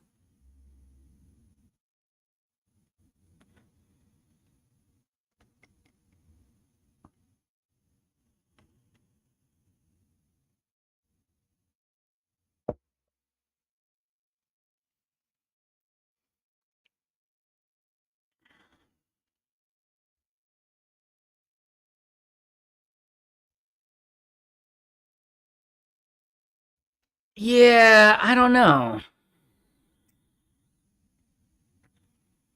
At the end of the day, if there's a problem with your shit, the customer blames you whether you offloaded that to someone else or not. So I don't think the value is actually as high as you might think about that part. It's actually like a separate thing. Like, it's almost related to this. Like, when all of AWS is down and half the internet's down, your customers blame AWS, right? But if you're down, separately from that, people blame you.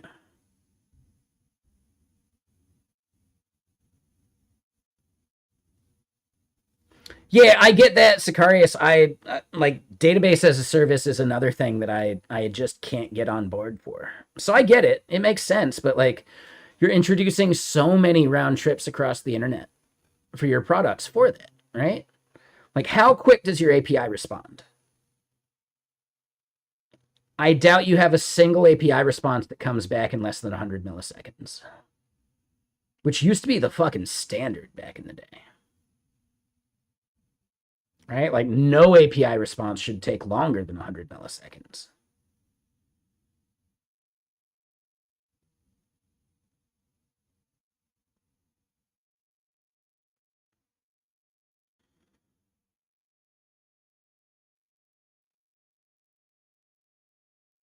Yeah, and I'm not trying to say like you should feel bad about it. I'm just like this is what engineering's all about, like thinking through the edge cases and the problems that could arise from any of this stuff. And really, if Cloudflare goes down, well, dude, no one's blaming your website because Cloudflare took down half the internet. But if you end up building out a service that's resilient to those things and you go down, well, your customers blame you.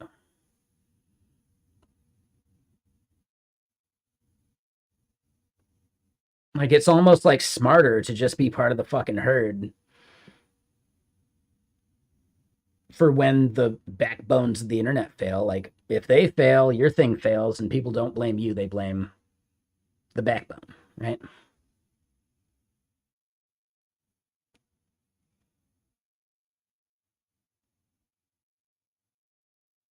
Yeah, no worries, Sicarius. It's just something worth thinking about. At the end of the day, like, just launching is better than not launching. So yeah, the quicker you can get to launched, the better, and then you can always improve it later.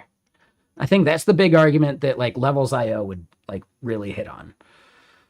Any amount of time that you're fixing the bullshit versus just launching is time that you're not getting like product market fit or whatever, right? So it's better to have a slower API response and be on the market faster than the other way around. That's like the theory around it, you know? So because of that, I can totally get it. But at some point, right, it becomes our job to be good engineers. And to me, like the fun part is the engineering, right? Building a system that is faster than it could be, right?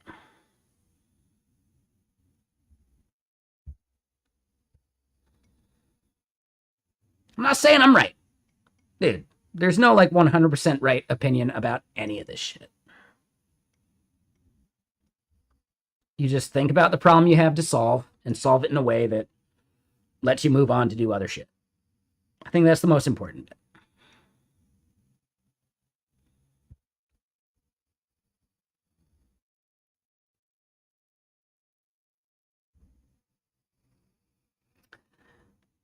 Little bit. I think he's still pissed at me for something I said on stream at one point, but I also drink more than he would prefer as well. So, like, I think there's a bunch of reasons we haven't seen him here in chat for a while.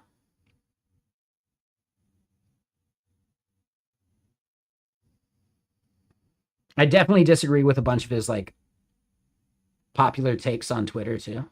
But he's still a dude. He's a very nice dude, at least in my interactions with him.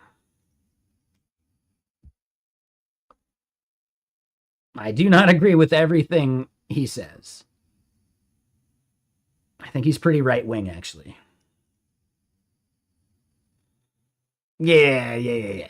He's had some, like, epically bad takes before, you know? Like his fucking, like, therapist as a service, like, AI bullshit. Dude, that was really fucking bad. Super gross.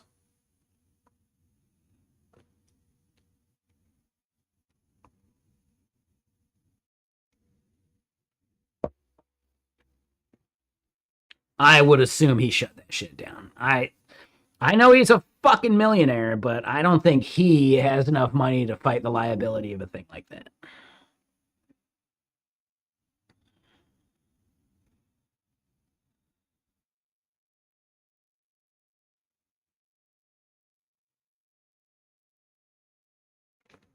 I'm almost positive he shut down like the therapy AI thing. The rapey AI thing.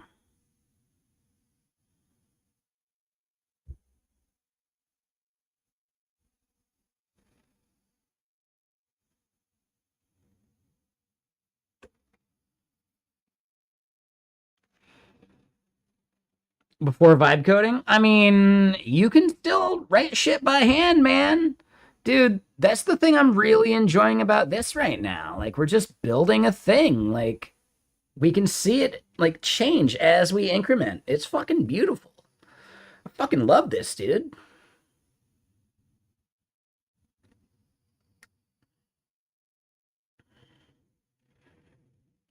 Right? There's still plenty of shit that I would vibe code, but I don't know, man.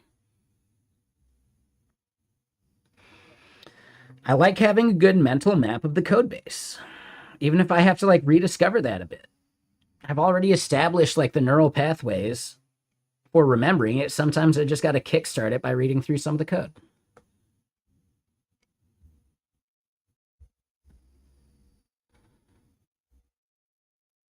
That said, there's plenty of shit that's totally worth fucking vibing to. Right? So this is where like, dude, nuance is lost on the internet at this point. Right? No matter what I do, there's going to be some fucking troll that jumps in and starts talking shit. We've had someone on Twitter, or not Twitter, sorry, YouTube do it. Like, oh, you're using AI? Ugh, bye. Right? Ugh, you'll never win with that person.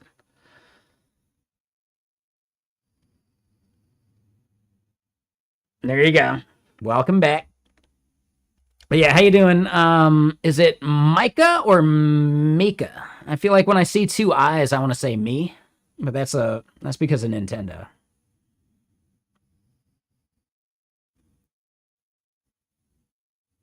Mika. It is Mika. All right, perfect. There we go.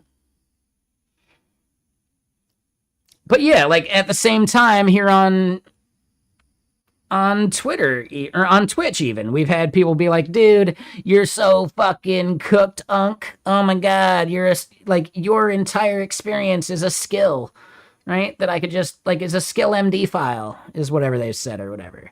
And those people are fucking insufferable too, right?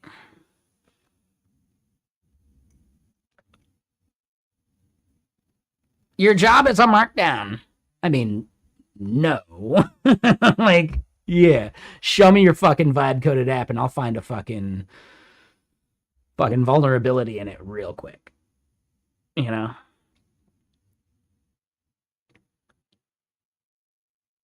I don't know. Yeah. It's just the people out there that are all or nothing about everything. They're so insufferable. Like, nuance is a 4-letter word for them, especially because they can't spell.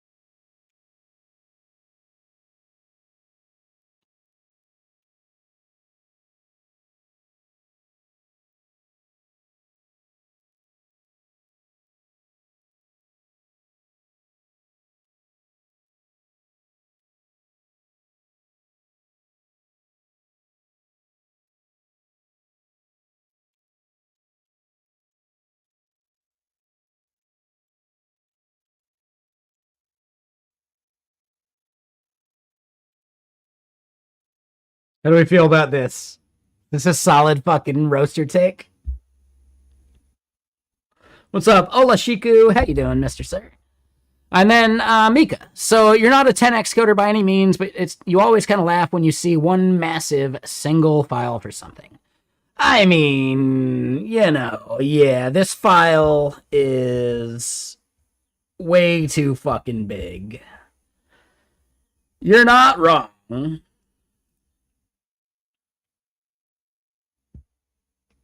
2,000 lines for our like entire org settings page.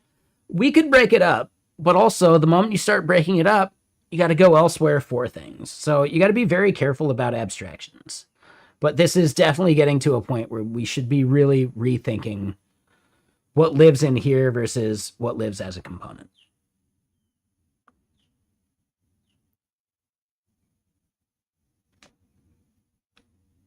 This right here is TypeScript, but our backend language is Elixir.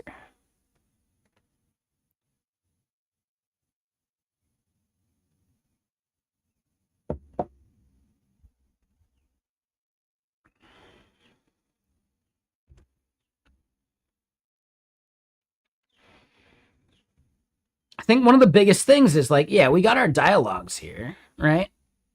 But then we also just have forms that we create elsewhere.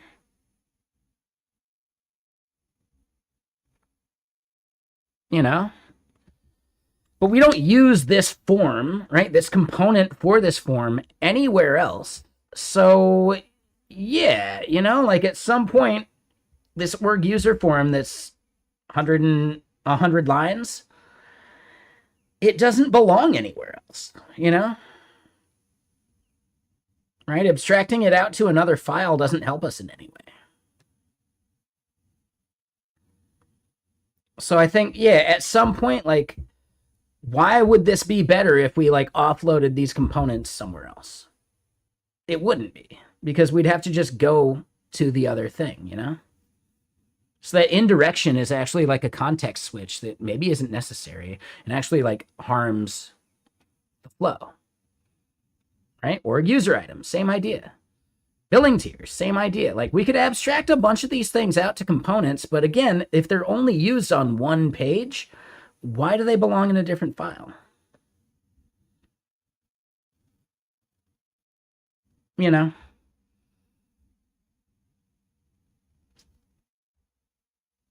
Like I'm not doing the levels IO thing that he used to do, and he doesn't even do that anymore, where like his entire application is a single PHP file. I think he only did that to fucking rustle people's jimmies. I don't even think he believed in it that much.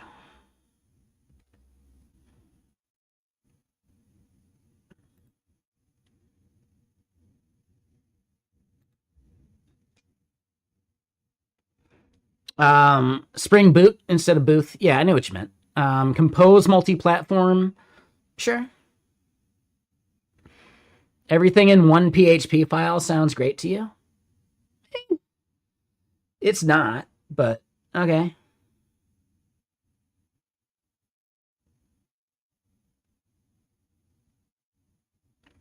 I forget what his editor was.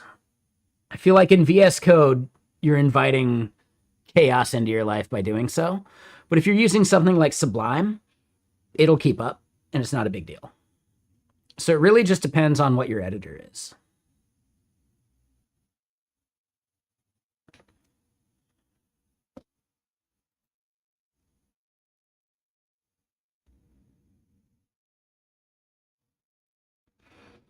$2,000 lines is really like, yeah, exactly. And this file definitely goes down to 2,000 lines. We are definitely starting to feel like we should be abstracting a little.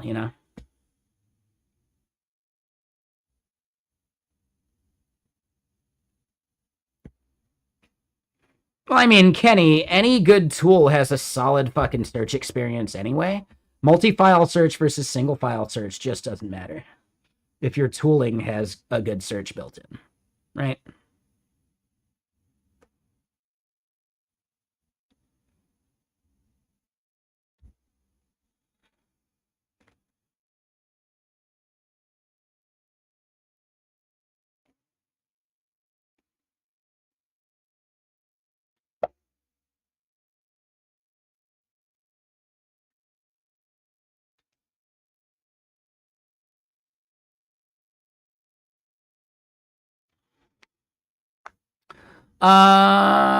Sicarius, that part's a little tougher. And yeah, I get the spelling differences, and I can understand it at least. It depends. If you're writing PHP code, you should almost never mix logic and rendering, right? Your templates should be deterministic, right? Like your template should render deterministically based upon the input they've been given. If you're not writing your code in that way, you're fucking up. It is really easy to mix rendering and logic in PHP in a way that becomes massively unmaintainable. So at the bare minimum, I would just make sure, like, dude, you can have as many like methods on a class in PHP as you want. None of those things should be like doing the actual like HTML templating, right? That should be something that is just like a function call to a template that interpolates the values into it. And that should be fully reproducible.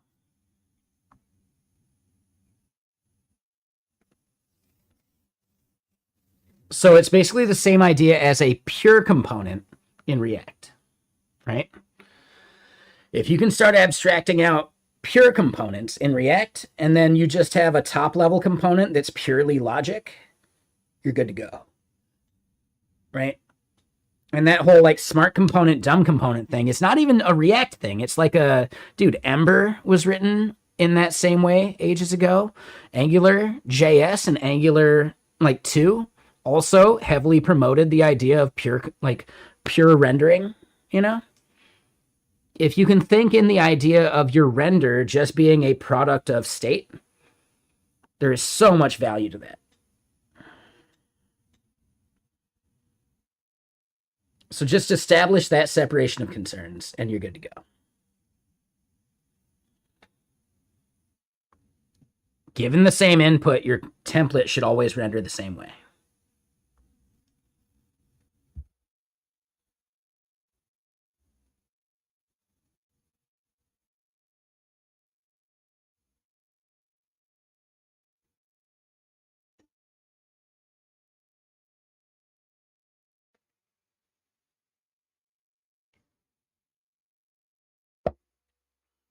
So yes, as we're talking about it, this is a route.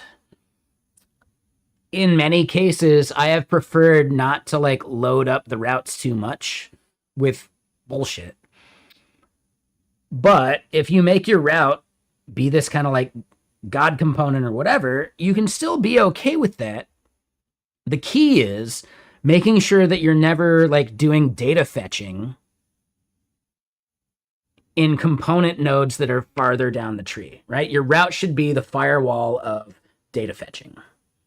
Anything else, right? Like rendering and all that can be wherever you want, but your data fetching should live in one single place, and that's usually at the route level.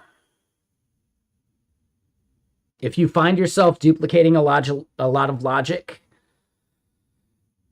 in multiple routes for the same thing, well, that's when you create a custom hook, you know?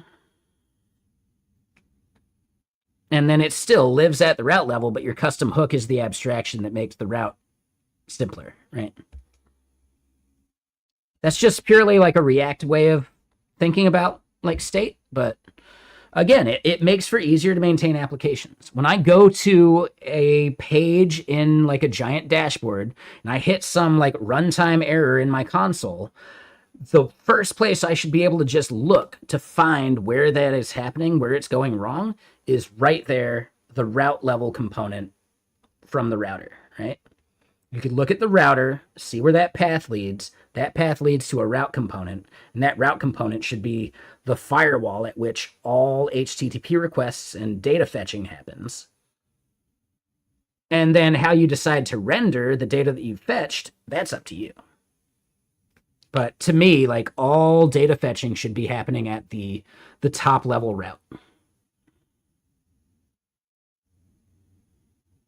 I haven't used TanStack Router enough. Does it follow that approach that I'm talking about? Or is it not nearly that prescriptive and it's just like a recommendation? I do love the idea that TanStack Start has the idea of like some routes can be static, some routes can be SSR. That shit's genius. Yeah, there's many options for sure. But the fact that like at your same single router, you can specify entire like route trees that are server side rendered, right? Like a dashboard or something, versus like statically rendered like your marketing bullshit. And you can even do like the CSR thing too. Because again, you don't need SSR for your dashboard. You can do CSR instead. And the fact that TanStack makes that super easy from the same router is really fucking cool. It's the only thing that I think challenges Astro at this point for static site generation.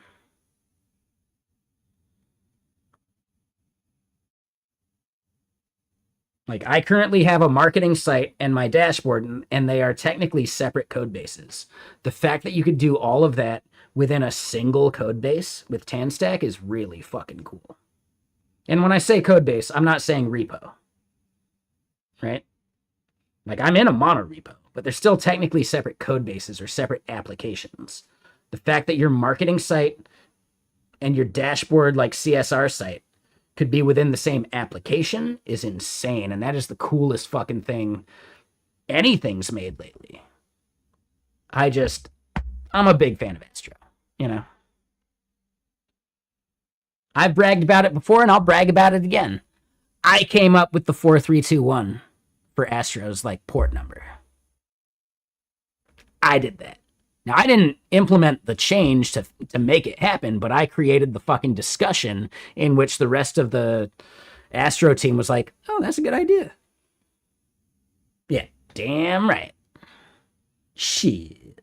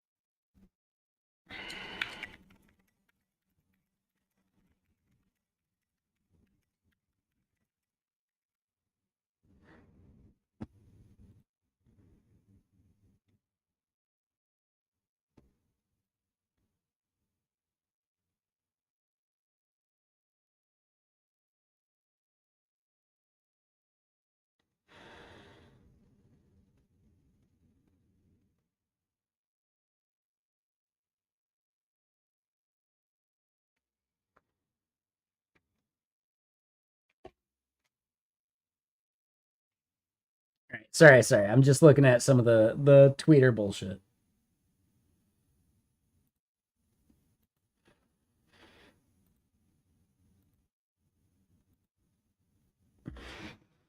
Trad coding. Hold on. Wait.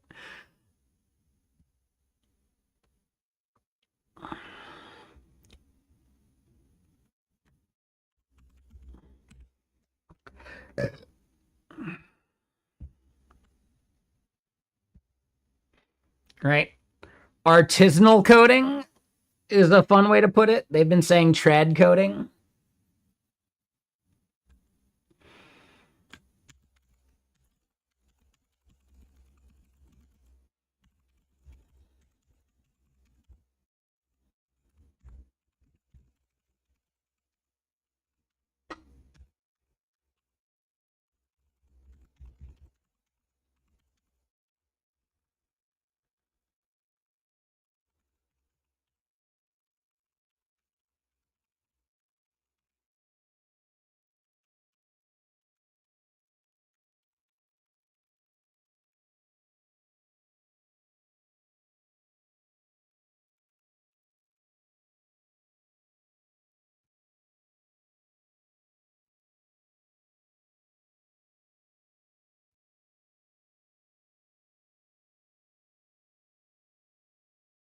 How do we feel about that? Is that a good or a bad joke? I don't know.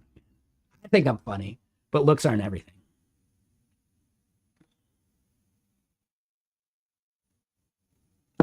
You wouldn't know how to use Google Login without Supabase? Oh, it's really not that hard, Sicarius. But it will be effort, right? The first time you do OAuth yourself, it's more effort than you would realize. But the moment you get it and understand the pattern and the flow, it actually becomes really fucking simple and you'll never use a service for it again. Right? All you need is a redirect URL that handles the fucking code, does the exchange on the back end, and you're done. Like, it's really fucking simple.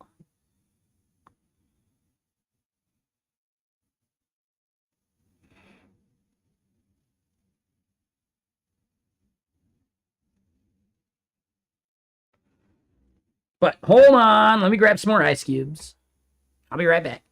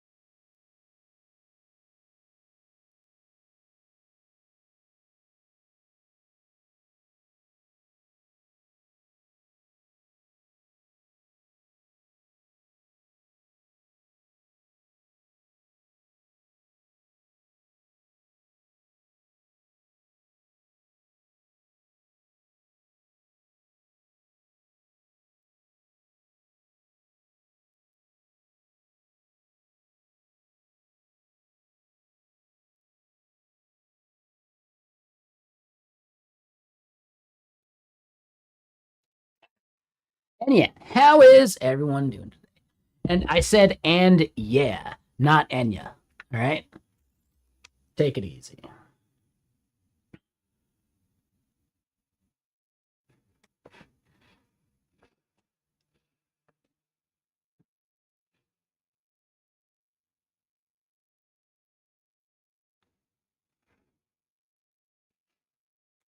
No, yeah, Sicarius, I would say like spin up just like a fun, bullshitty like micro app, right? Like don't necessarily do it on the thing that you care about right now. But it would be fun to learn because I think learning and understanding that flow is still really fucking valuable. Right? Even if you realize you never want to do it for a thing you care about, I think it still would make you a better engineer to understand like how that shit works, you know? Now, I'm biased, so I don't know if it actually makes you a better engineer.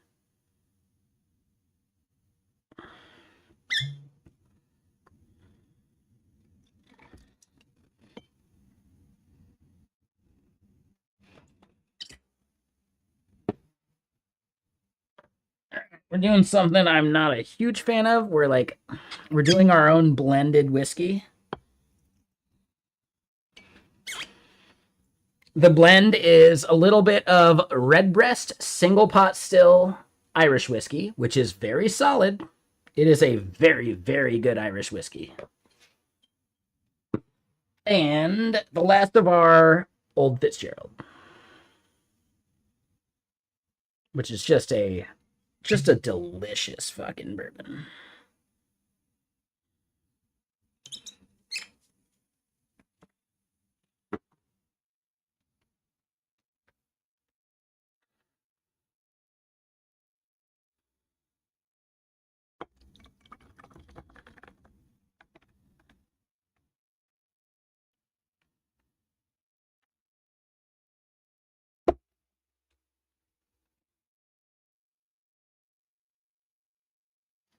Hold on, let me double check one other thing.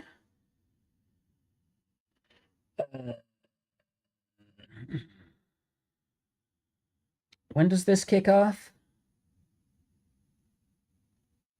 7 p.m. All right. So yeah, we'll finish up our stream tomorrow by around like 5:30 or 6, because I got an event at 7 to go to in Seattle.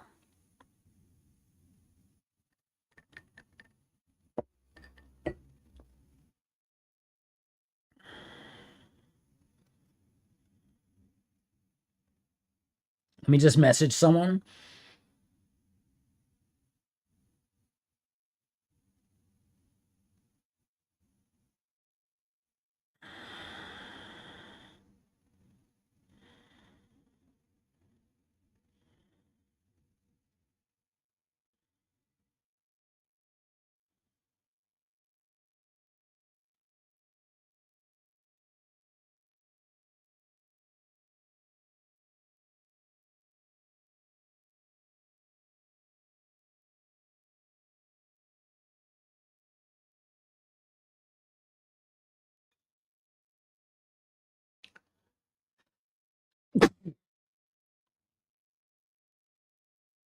Oh, you're not wrong. Hold on. Yeah, I remember watching the Primogen do like the Twitch OAuth process back in the day. This was a while ago.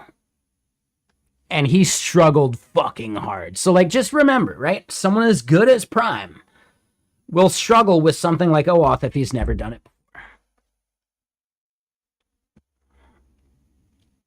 Right? We all have blind spots. And even if you're a really good fucking programmer, there's stuff that you just haven't done before.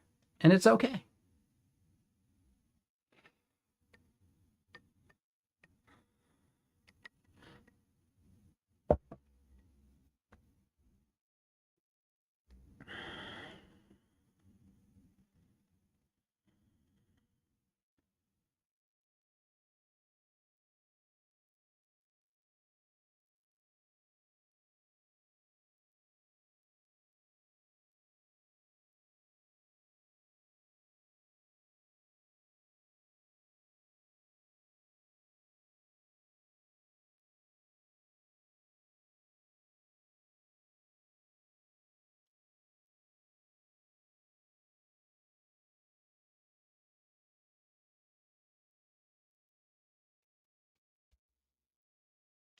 Yeah, exactly. You're gonna struggle with it until it makes sense. And then once it makes sense, you'll never fucking pay for a service like Clerk again.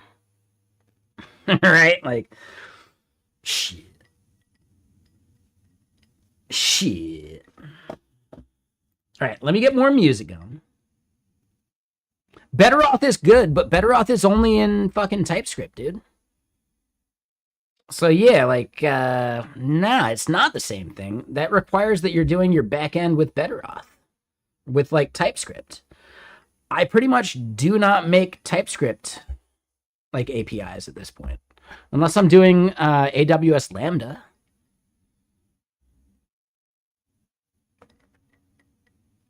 As like the back end. You have an auth service always for that now? I mean, there's always Keycloak, right? If you need like anything, Keycloak is actually the move.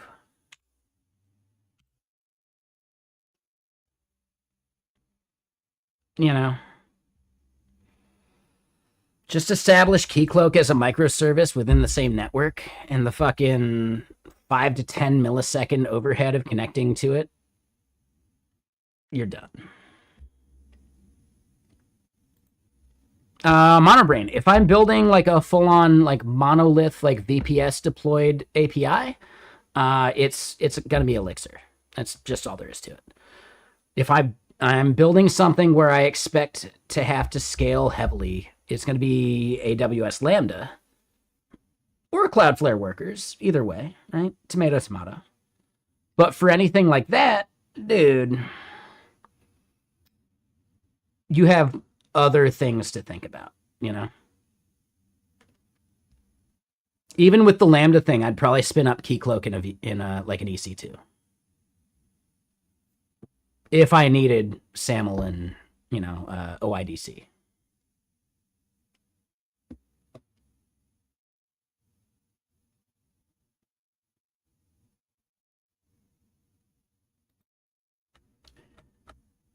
Take your suitcase full of cash and burn it.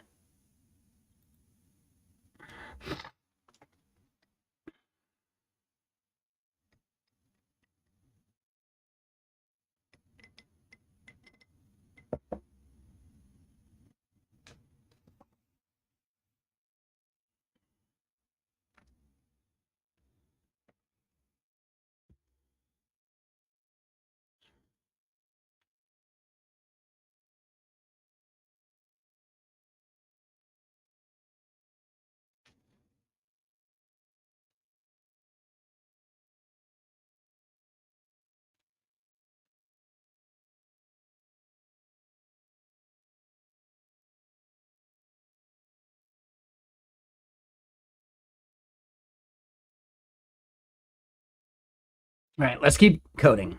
I know we're losing steam. We should probably just get food in us here soon because we don't want to go so late that I forget to eat again. Though my waistline would appreciate me for it.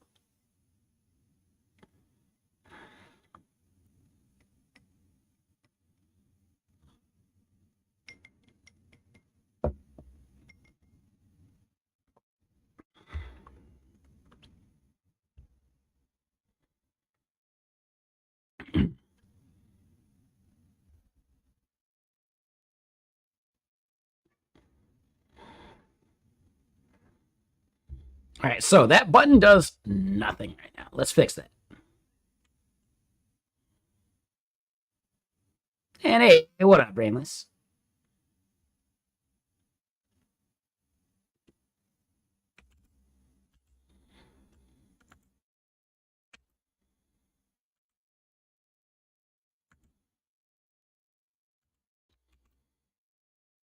That all they have is money.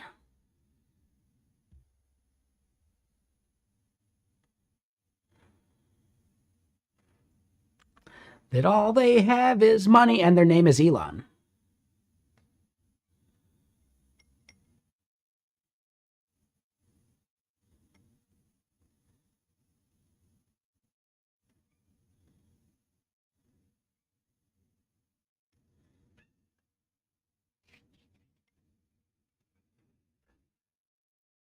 Ozempic pills? Yeah, I heard that, but I think there's other shit anyway.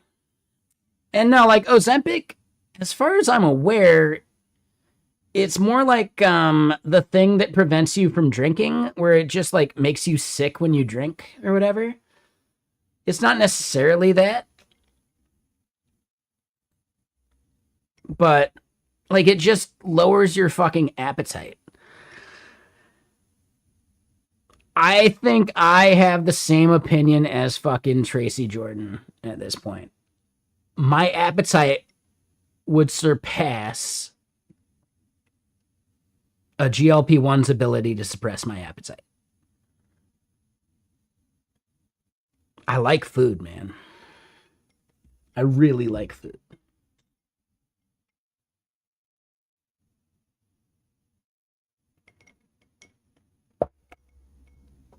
I really like food.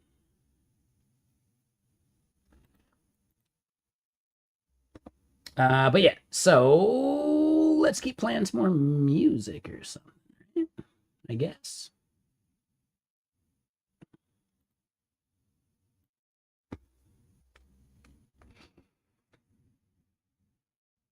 Yeah, Kenny, your question mark was really confusing to me too.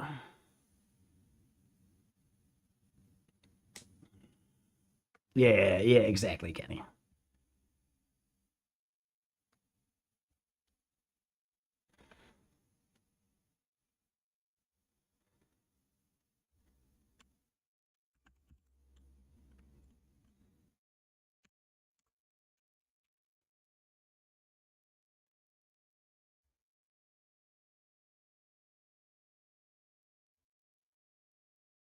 I'm a good neighbor.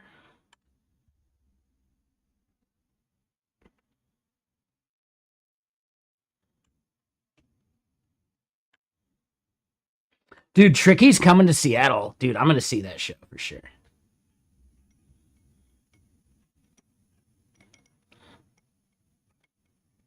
I will happily go see a fucking Tricky show.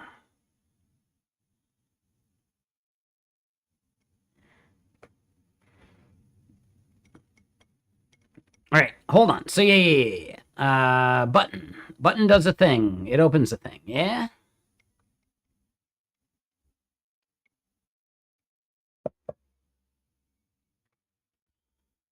Right, so that is fucked. Actually, yeah, we still have other shit to do. So hold up. We set API key to edit, but... And hey, what's up, Alex? Mr. Sir. This is where we need to do, like, API key form dot set value.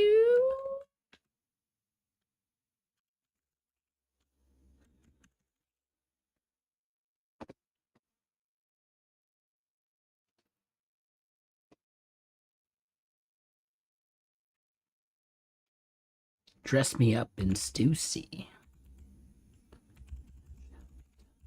This empty schism. If you believe in all the shelter, if you believe I deceive, let me take you down the corridors. Sorry, I love this song. Actually, at this point. Bomb like.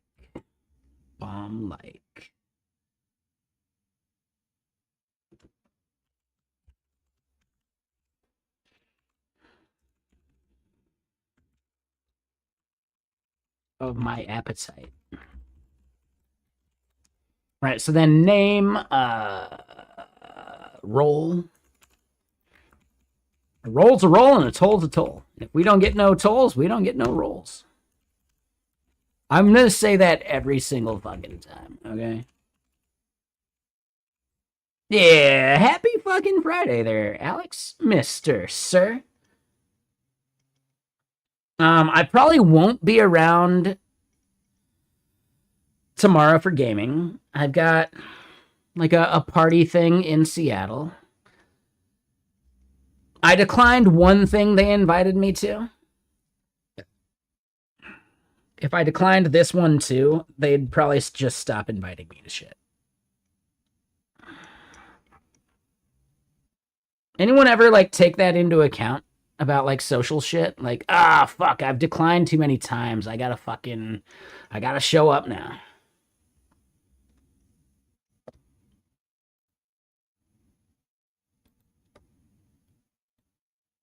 But yeah, what up, me true, Mr. Sir? Yeah, you like that artisanal coding joke?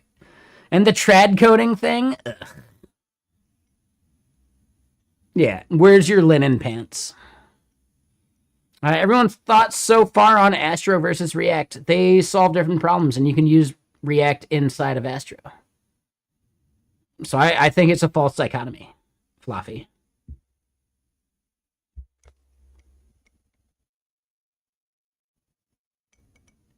Yeah, that's the thing, Brainless. Someone invited you to something at least once, and you didn't show. So now you don't get invited anymore. It's that easy. Yeah. That's actually how that works. That's science.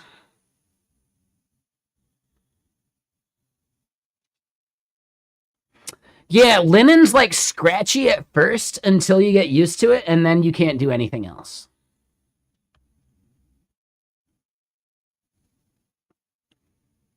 Well, Brainless, you're just not getting shit-faced enough.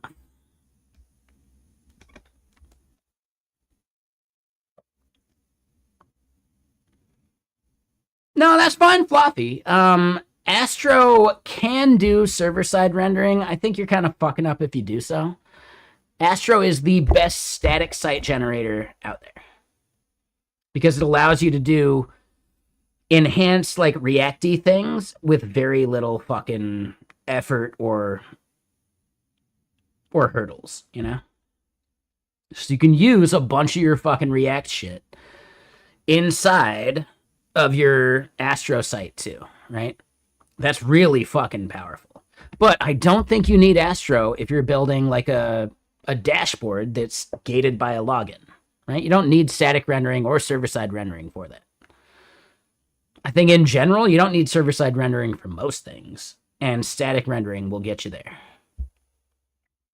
So yeah, if you're making a static site, Astro, just do it. Just do it.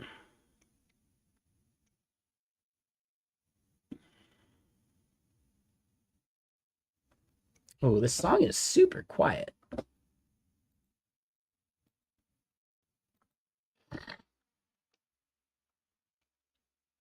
And then yeah, if you're brand new to Astro Floppy, that 4321, you're welcome.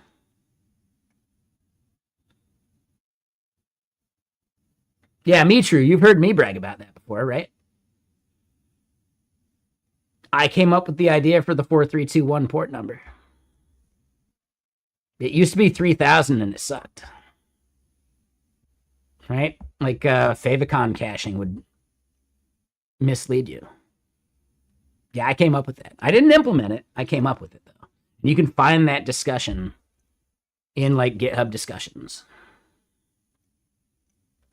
I did that. That's my legacy to the world. If I never do anything more important than that, I at least did that.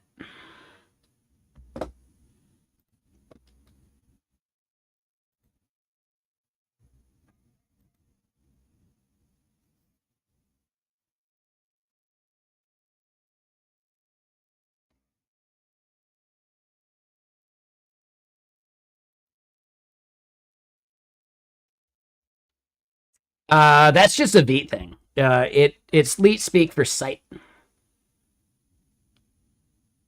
Cloudflare did buy Astro for sure.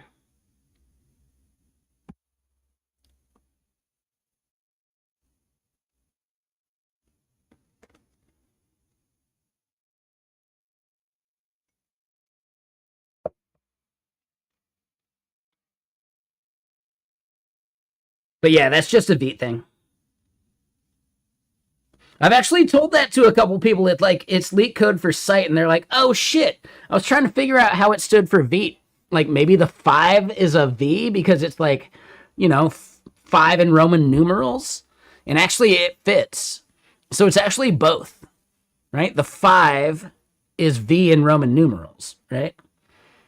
So it's Vite and site, but it's literally leet speak for site. But I'm willing to bet that the original thought was like, well, it's V for 5.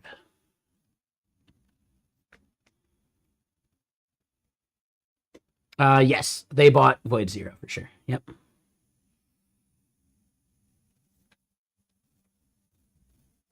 Yeah, I think the original was literally like using the number 5 for the letter V, like from Roman numerals, and then it just ended up working out as like site as well. So it's just, dude, genius. Fucking genius.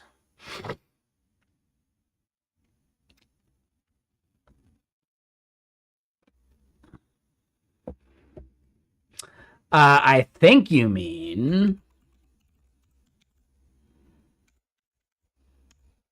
But that goes above the 65K like limit, right?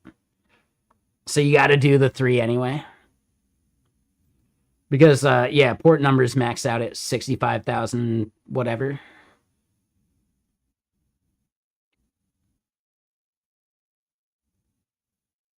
So yeah, touche there, Fluffy. I get it. I get it. But yeah, I knew what you meant.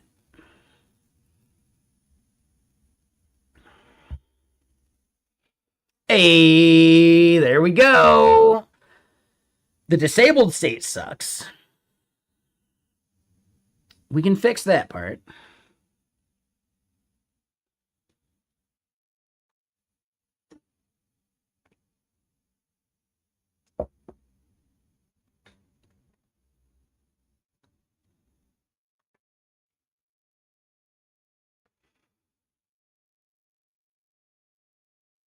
Ooh, create API key is wrong though.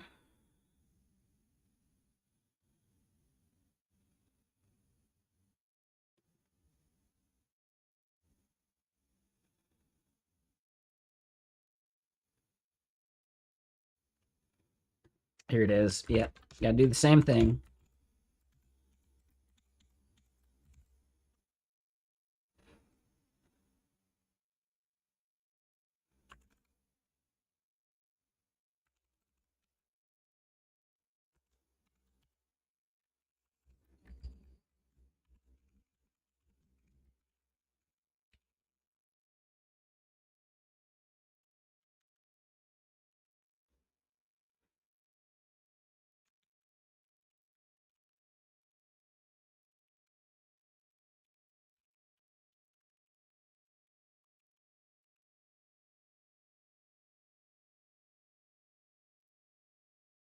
Maybe update. I think update makes sense.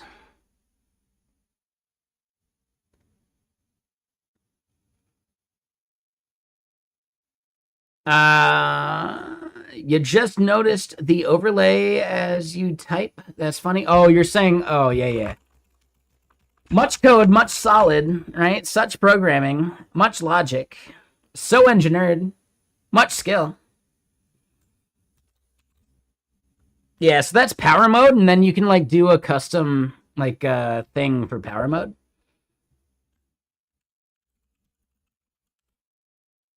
Right, and then there's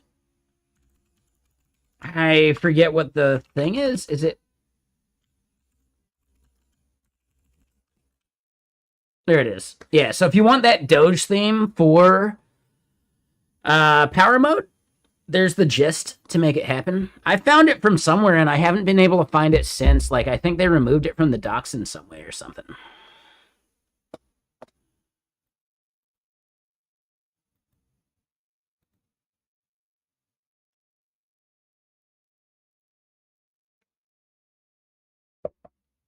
All right, and then hold on. Yeah, we got another fucking like post to make. Let's do it. Do we schedule this for like a Sunday morning?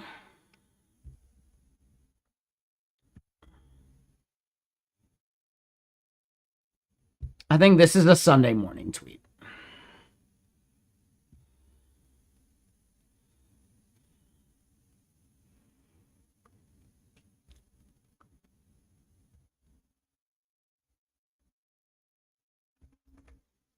How do we feel about this one? Pretty solid?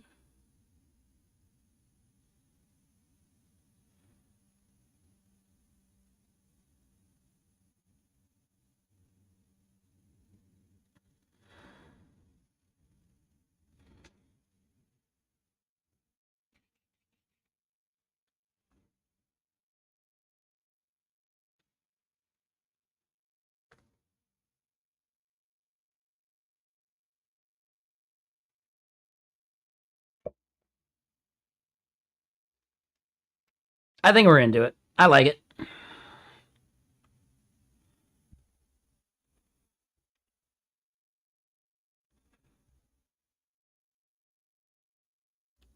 It's like the word nuance is a 4-letter word to them, especially because they can't spell it.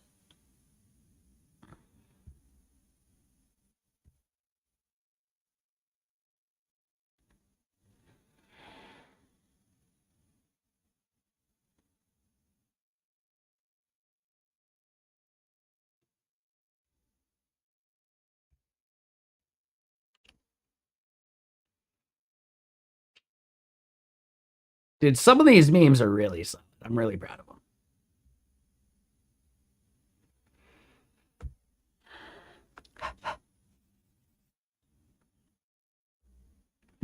But yeah, Mitru, what you working on these days? I think you were like talking about how you're doing some AT Proto stuff, right?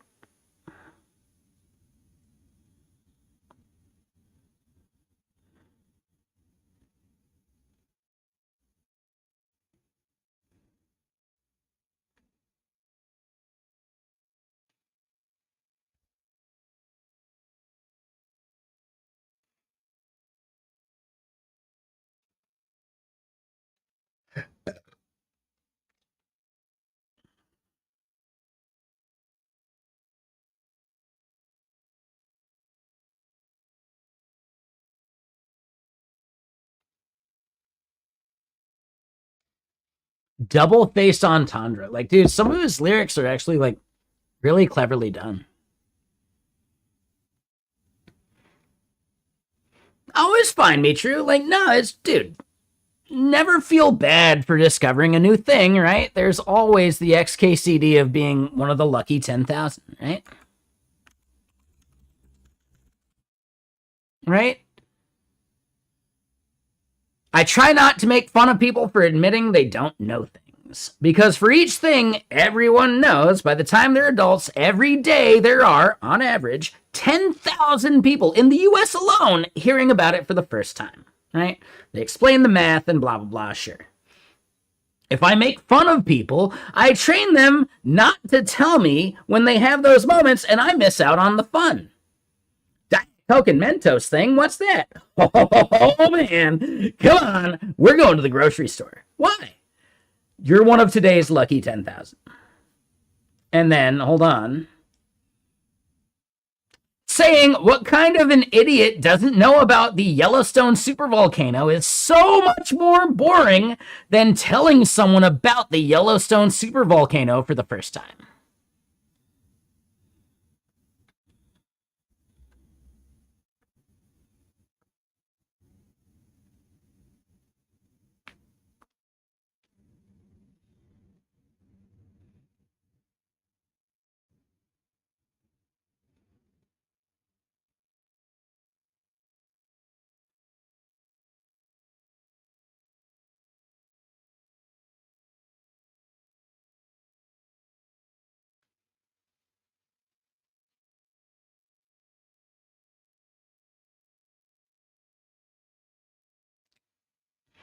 Yeah, I mean, me true. I think you'd be better off self-hosting that and then just aggregating to those things. Right? It's like people who've been like, oh, I'm moving my blog to dev.to or Hacker Noon or whatever. And it's like, no, you can just post a blog and make the canonical be your blog, but then you can aggregate it to other fucking shit, right? That's what I'd recommend instead, personally. Let your blog be this thing that you fucking own, and then just aggregate it out to other things, right? I find more value in curating your blog experience the way you exactly want it to be done, and then you can just fucking cross-publish to all sorts of other shit. I find way more value in that, personally.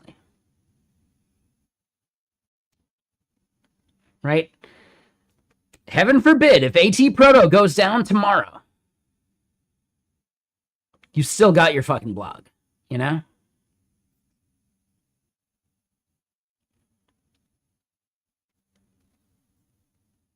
Right? And if it's a fucking GitHub repo, you can host it on any VPS, any fucking CDN, whatever. It's still yours. You own it, right? And it's a Git repo. It doesn't even have to live on GitHub. You can aggregate that to fucking any fucking Git host. So then you're not even fucking beholden to a single Git host. Like, there's so much more value in owning your data, and I get it. You kind of own it as a PDS and all that shit on AT Proto.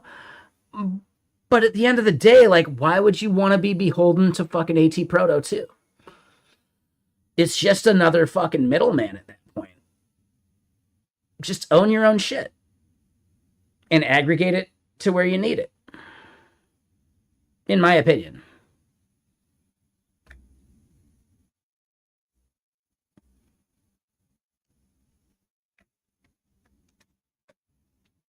Yeah. I mean, I'm not saying I'm right, but it's the way I think about it, and I'd love to hear some counterpoint. And I will argue to the best of my ability against them.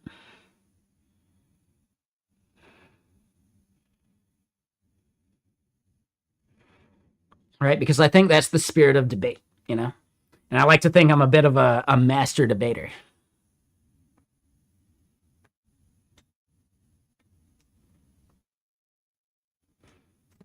Anyway, hold on. Give me a second. I'm going to grab more ice cubes. I got a 2-liter of Coca-Cola I can dip into. I guess we're drinking more whiskey. Shit. Because yeah, I don't feel like tapping out on stream yet. I want to make sure I don't become like the asshole I became yesterday.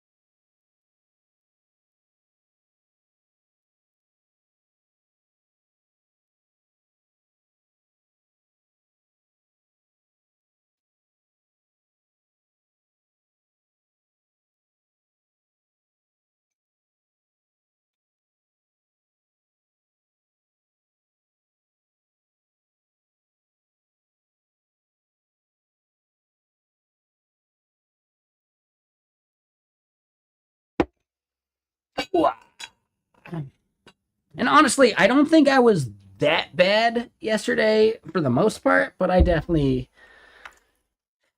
went over the line in criticizing Lake, you know.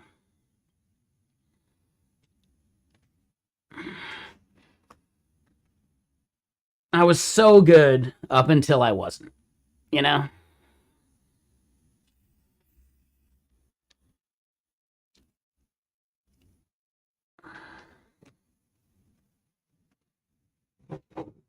And I would never expect them to even forgive me for that. Like, I doubt we'll ever see him again. I'm still going to think about that. Like, yeah, I overstepped. I said something really shitty.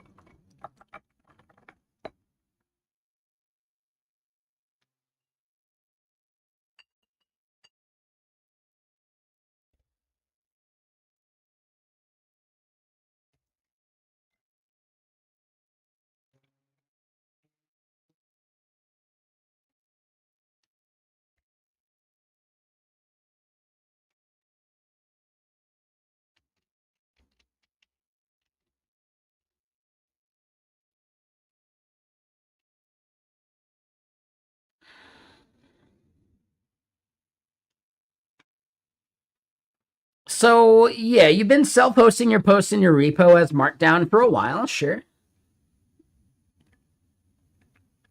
The separation of site code versus blog posts. Yeah, I don't know. Yeah, I get it. Yeah, do whatever you want, man.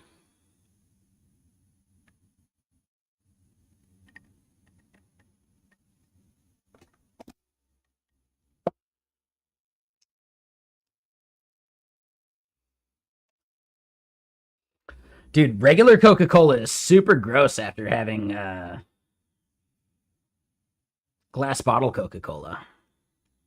Like, gross.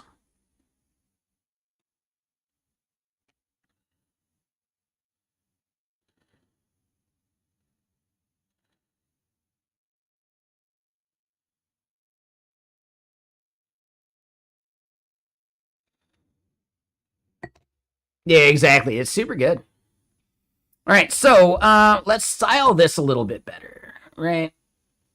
We got this like thing here.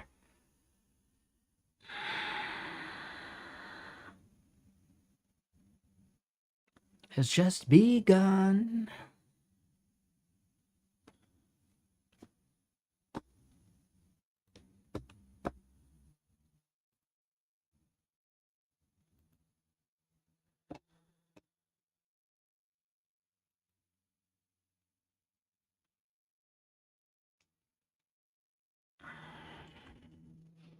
Any conferences? I need to apply to JS Nation and React Summit for sure. I applied to Get Merge. Haven't heard anything back, but that just ended like 3 days ago. Commit Your Code conference in Texas. I'll be speaking at that, and I need to tweet about that. I'll do it tomorrow. I should probably schedule that. I'm going to Chain React in Portland. It's the React Native conference. That's fucking awesome. I need to like hype that one up a bit too. Yeah, I'm going to that one just to like attend. I'm not even speaking at that one, but like Jamin's the man. Like, dude. Yeah, the Infinite Red crowd is so fucking cool, man. And the fact that like Infinite Red and Expo are like working together to do Chain React this year is just even better, man. Like, just such cool people.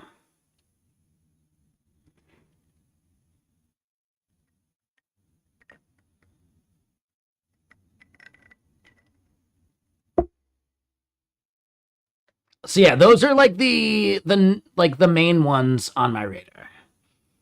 There's others I should be applying to.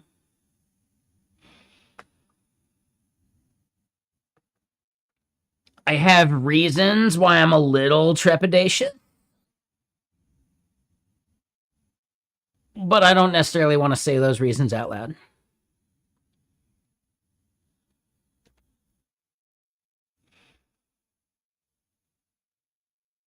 I mean, I'll just be like, I don't like hiding shit. I like the company I'm at. And yeah, I don't know. But at some point, I will eventually be looking at other companies just because I don't even think the raises I've gotten keep up with inflation at this point. Right? At some point, yeah, the best way to get a proper raise is to go to a new company. I understand the economics of why companies don't give a proper raise, because if they don't, and they do just like something that's barely above inflation, sure, they might churn a portion of their fucking, you know, like engineering department, but most people will stick around, right? Versus like, dude, if you give your entire organization a 10% raise, there are people that would not have left without it. And that 10% increase is, I mean, if you just think you have 10 engineers at, let's just call it 150K a year, that's 1.5 mil a year that you're paying. And to increase that cost is another 150K. You could hire another person for the amount that you're just giving away as raises for free. Now, would the difference be between like 3% and 10%? So that's 7%. You're still at the 7% difference of your entire engineering org. That's another person you could hire still, right? Even at a junior level, that's still another human being you could hire versus giving everyone else like a raise that they like they would be stoked on. They're like the way the numbers work out, and that's only with 10 engineers. Most companies have more than 10 engineers. So then the numbers work out even better towards, yeah, you might churn a couple people, and the amount of people you churn is going to cost you money, but that churn is really like 10 to maybe 30K per engineer that you have to like onboard. That 10 to 30K is so much less than the across the board 10%, right? So like the economics, like it's just like a math thing. I understand it, right? I think more engineers would be better off understanding like the business fucking implications of everything and why the cost benefit analysis of doing a little bit of churn is still a better fucking like dollar value than giving every single fucking engineer a 10% bump, you know? And that becomes just even fucking crazier at like a level where you have 1,000 engineers. Like, holy shit, dude. So yeah, like it's just pure economics. It's just pure fucking math. It's accounting. More engineers would be better off understanding the business case for a lot of these things. And it's why it's easier to get a raise going from company to company than you'll ever get a raise at the company you're at.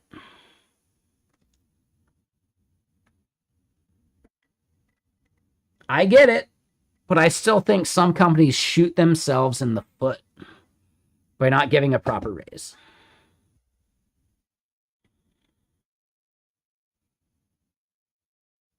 Yeah, a 10% raise for 10 people at 150K, and 150K is cheap for an engineer at this point, right? Dude, it goes even crazier when your average engineer salary is like 200 plus.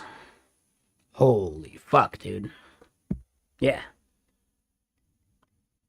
It's why you'll never get anything above basic inflation at most companies. It's a shitty reality, but honestly, the math works out to where it benefits the company. If there's a little bit of churn, that churn is still cheaper than an across the board fucking flat rate increase.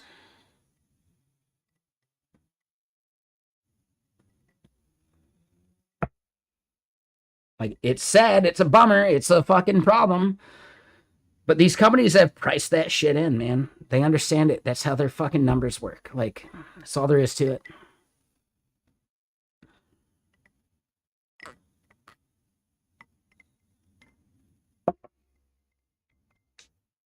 All that to say, I like the company I work at.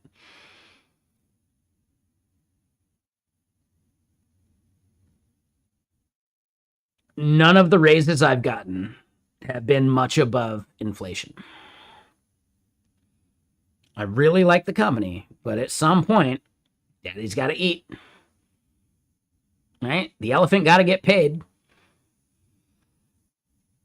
And hold on, who here has watched that show, Year of the Rabbit? My absolute favorite character on that show, Year of the Rabbit, is the Elephant Man. Right? Ooh, I hate waking up in the morning. Don't freak before 3 is what I always say. Right? There's another bit where it's like, hey, don't take down the hood. If people can see the face, they won't come to pay. And the elephant got to get paid. Like, dude, it's so fucking good. Whoever plays John Merrick in The Year of the Rabbit is so fucking good. I'll have blah, blah, blah. I forget the line. Oh, wait, you know what? Today's a cheat day. I'll have jam squares.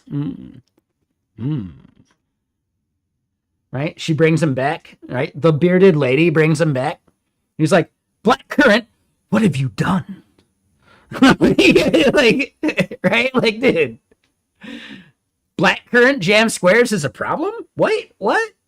Dude, he's like hoity-toity and fucking like guttural at the same time. It's such a good portrayal. I really, really, really like the Elephant Man in Year of the Rabbit. It's one of my favorite characters of recent memory in any show I've seen.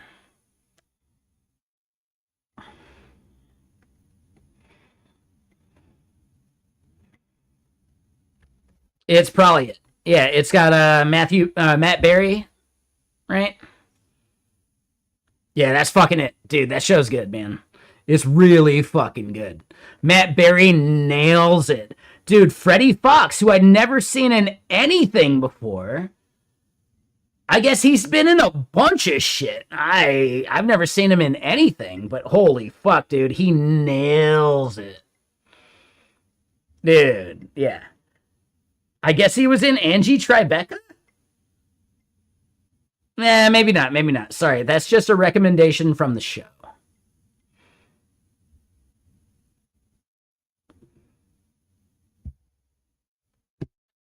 There's like, and I know I'm gonna ruin it, but holy shit, yeah. There's like a female, like a lady, who wants to be a police officer, right? Like a detective. And they're like, no, that's not a thing. Right. And then she gets it. And then someone's talking to her. It's like, you know that feeling when you got made detective? And she's like, oh, yeah, I couldn't forget it. It's like an orgasm if women had such a thing.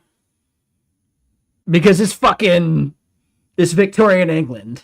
Like, dude, if women had such a thing.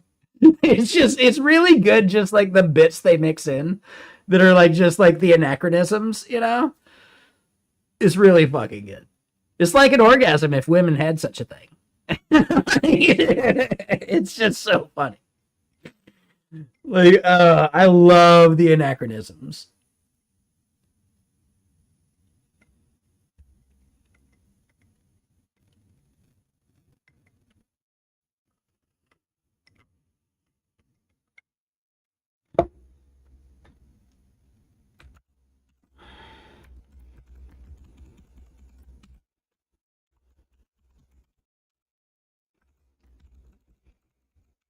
I didn't make it. I didn't write the line. Dude, the show said it.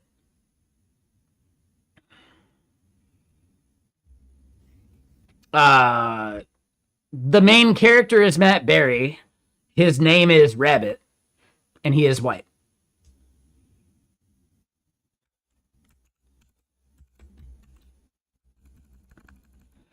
Though, I'm not sure if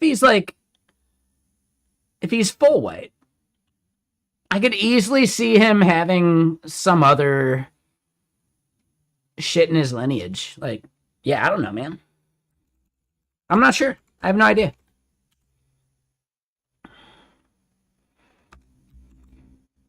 Right, so yeah, we kick that to a new line.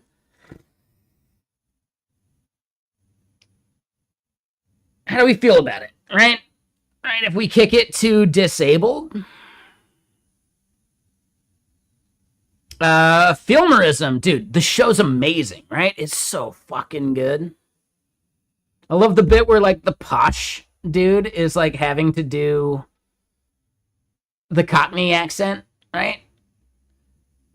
Mr. Brown wore his crowd around the town. No, no, no. Brown. Brad? Town. Okay. Right? And it's like, dude, Mr. Brown wears crowd around the town. Well done. Oh, splendid. I mean, fucking Kushti. Like, dude, that actor nailed the fucking posh and the fucking, like, guttural, you know? Dude, it's such a fun show.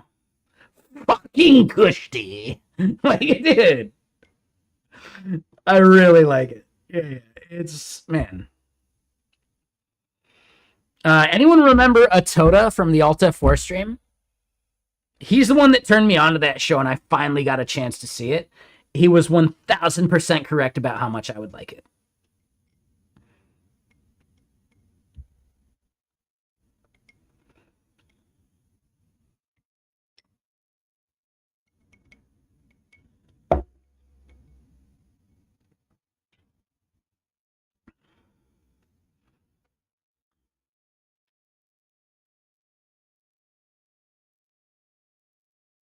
Fully retractable. Fully retractable.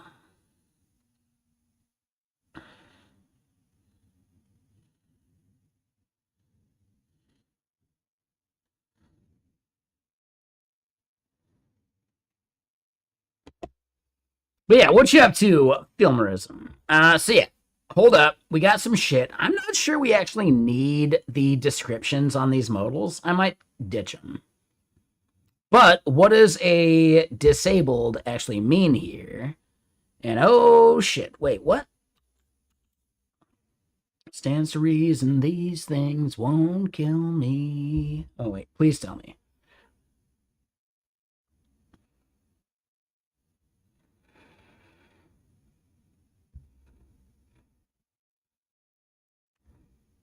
Fully retractable. Fully retractable.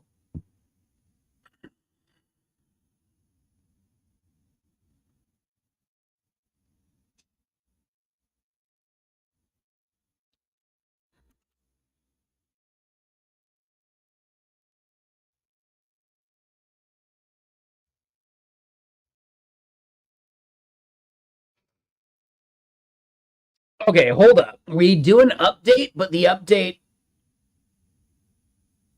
doesn't actually, like, kill the thing?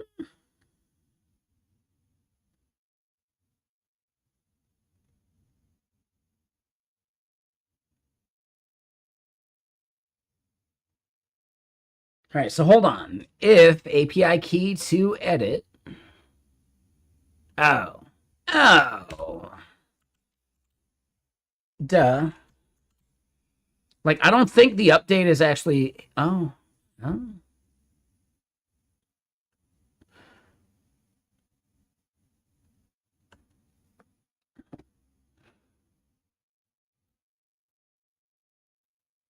I don't know this song by the Idols. This one sounds good.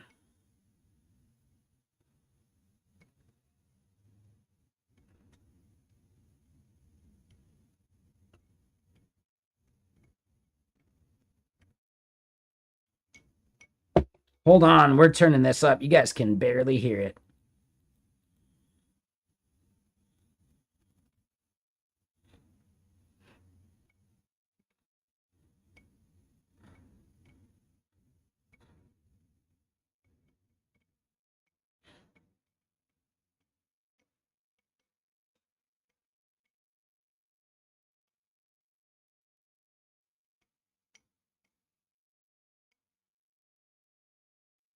Damn, are they coming to town anytime soon?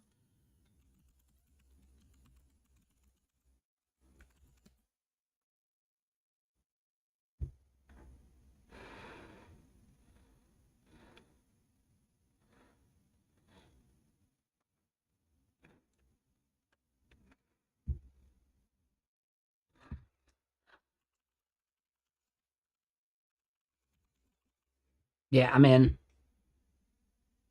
Oh, Jesus Christ. Are you fucking... I gotta confirm my email for the fucking Idols? I don't know, man. I don't know.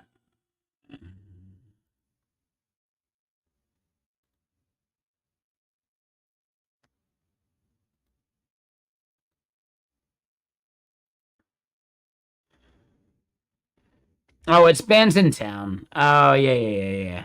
I get it.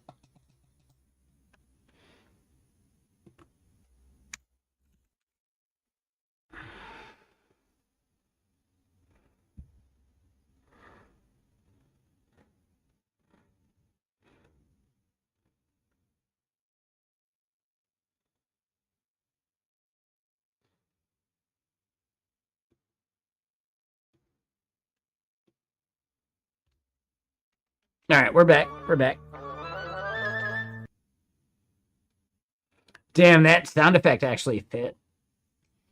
In other news, am I familiar with Whisper Flow? You ran out of weekly words, now you're building your own version. I mean, Mitru, have you heard, not of T3 code, but of Kepler by GetKraken?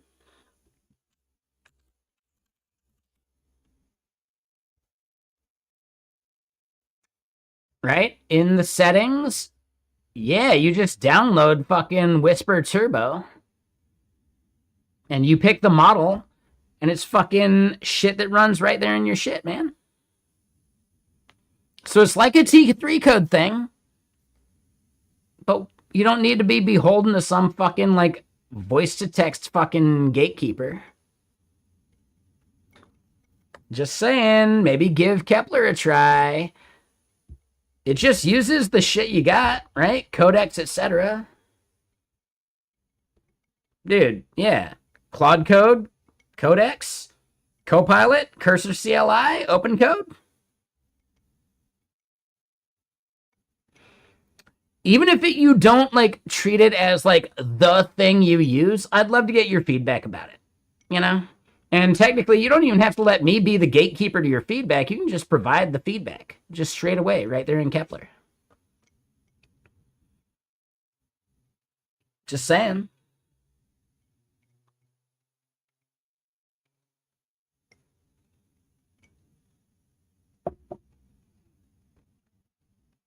Yes, exactly, Koros. It's the same thing that T3 code does, right? All we're doing is communicating with the harnesses you have via the ACP. That's the same exact thing T3 code does as well. That's what conductor does. That's what all of the major, like, higher level tools like this do. They're just communicating with the harnesses that exist via the ACP. It's actually pretty simple and straightforward. So yeah, we're not reinventing the wheel. We're not creating something that doesn't already exist, you know? Which means it's actually really fucking cheap to switch between these things, to just try another. Fuck it. You know? Shit.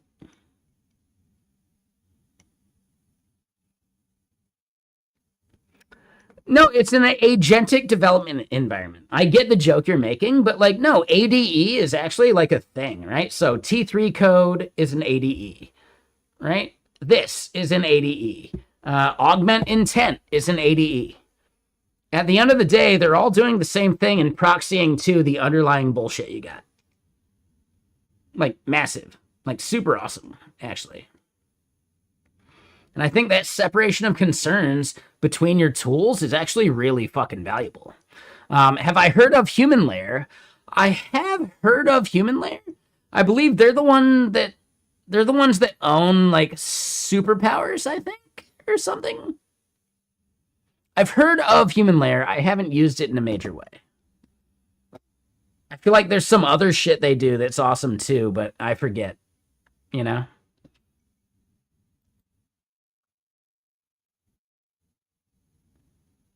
No, hold on. No, so I'm not talking about superset. I'm talking literally about superpowers. Superpowers, I thought was made by them, but you're right. No, it's not. All right, so this is just like a skills framework. I thought Human Layer owned it, but I'm wrong.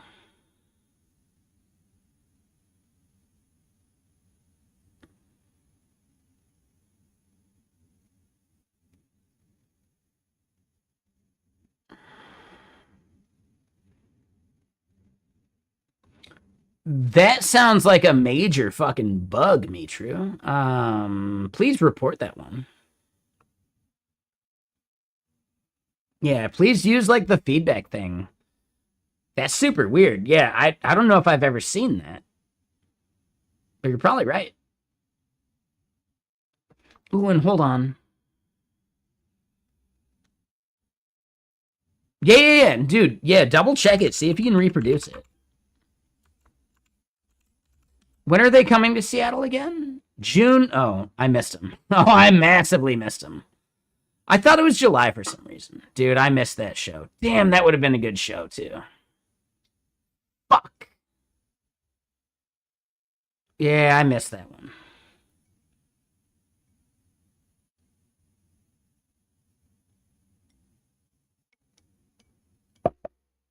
Oh, I get that, Koros. Hold up, though. Ahem. You can establish remote access to Kepler from your phone.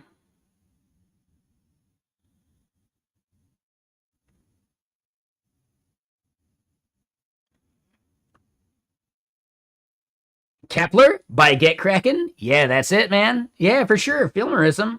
I work at GetKraken, by the way. I don't know if you knew that.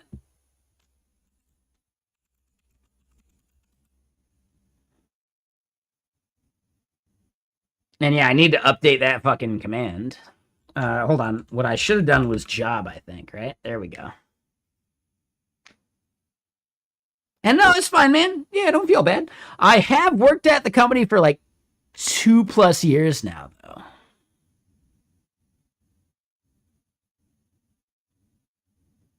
Just saying. Just super saying. Kamehameha. It's pronounced Kamehameha. Sorry, BRB, let me go pee.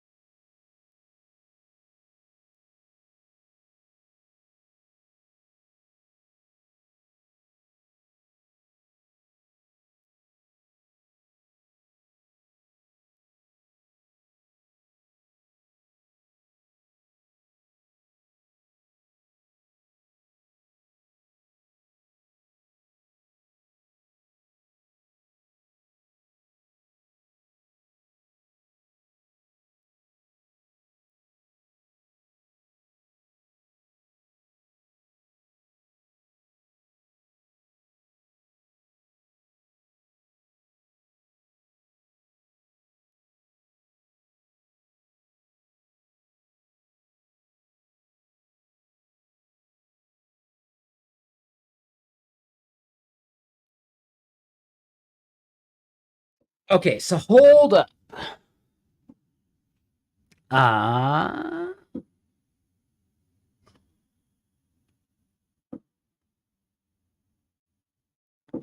no, I mean, me true. I don't think it's just because of you. I think, yeah, you couldn't maybe misproduce it, but that's fine. Where is the mic? I mean, it's not late enough that I need to put it in front of my face right now. We got an hour still. People are already fucking popping off fireworks.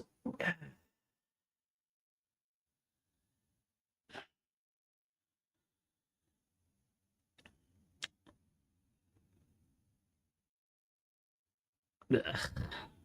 Anyway, real quick. Feel free to connect with me in DM, but I would say DM me in Discord because I don't see Twitch DMs easily.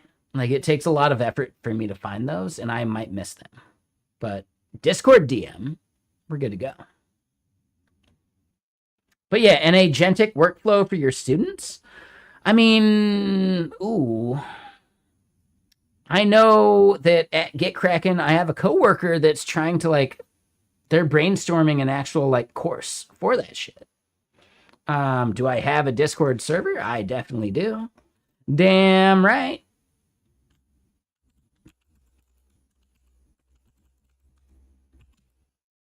Damn right.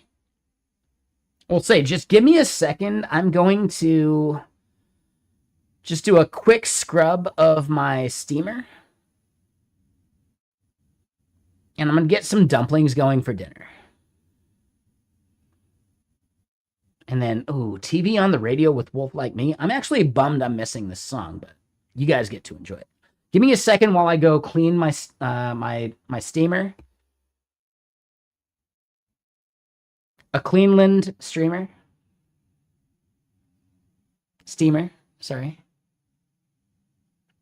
You sent in the bug report anyway. Yeah, I think it's worth like shouting out. But give me a second. Let me just go scrub this thing and get some fucking dumplings going.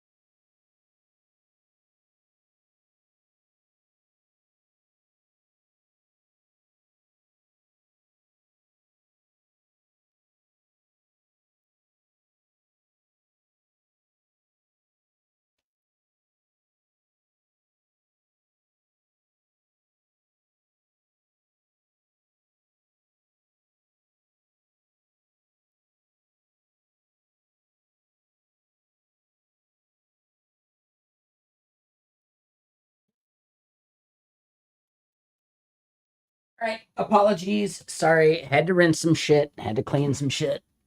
We're good to go.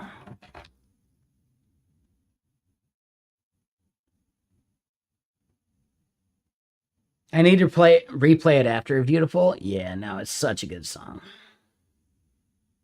And yeah, Filmerism, I feel like, did you used to have a different name?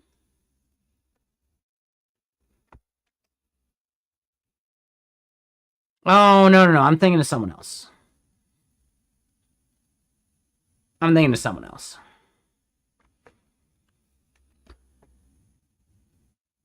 Yeah, no worries, man. I would say, like, feel free to send the DM in Discord anytime, man.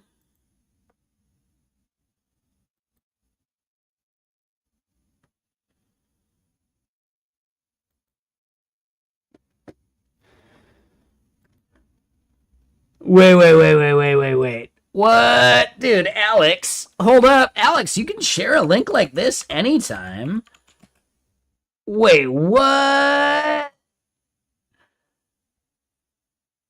do I even. Wait, what? I have to log in? No way.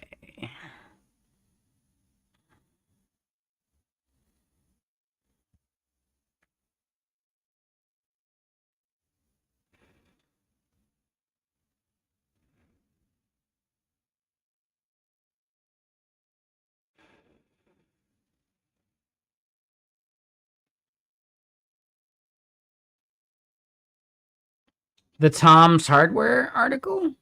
I mean, just give us the link right now if you can.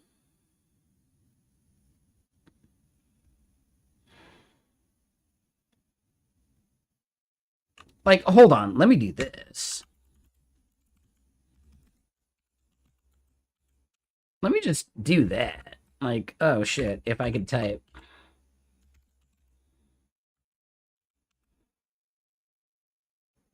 There you go, man.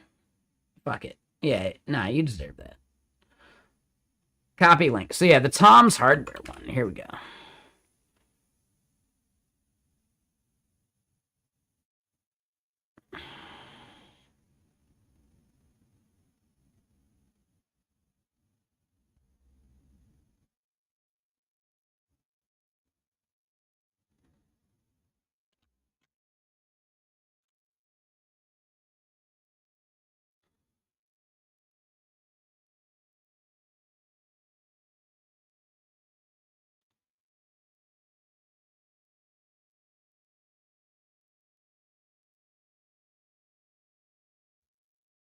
Yeah, because you allowed the ads.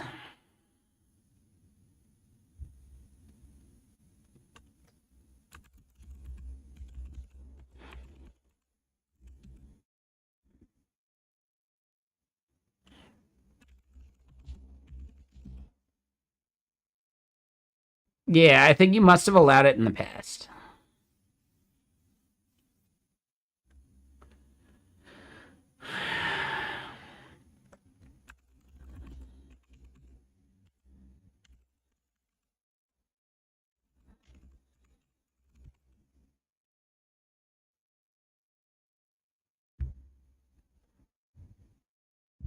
Windows latest. Better than that shit. There we go. I've been pretty bummed on Tom's Hardware for a long time as well.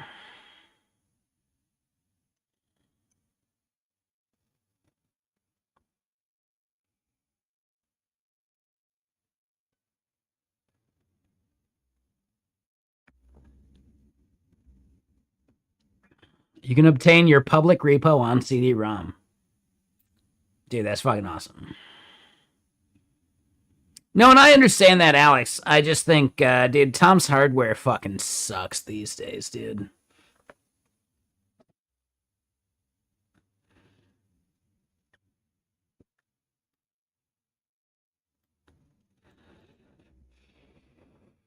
And yeah, no worries, man. No worries.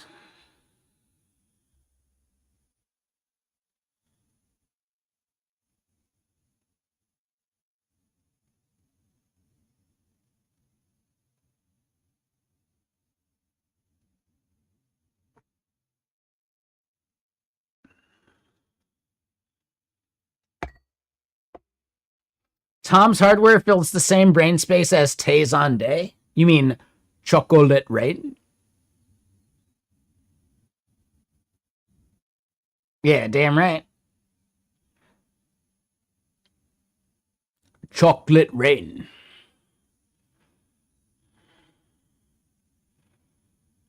Yeah, a lot of tech publisher websites fucking suck now, dude. Yeah, dude. I actually really fucking love Hacker News for just pushing back against that bullshit. The Hacker News website is just awesome, dude.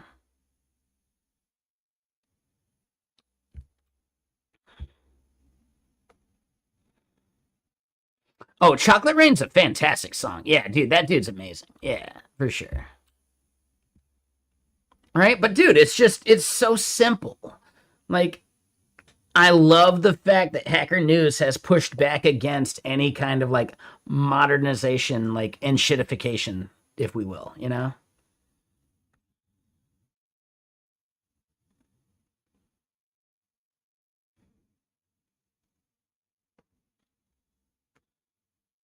Costco is the anti-Amazon. Ooh, yeah, I like that too. First article from Danlu. Agentic coding notes from Galapagos Islands? I don't know. Do you know Danlu?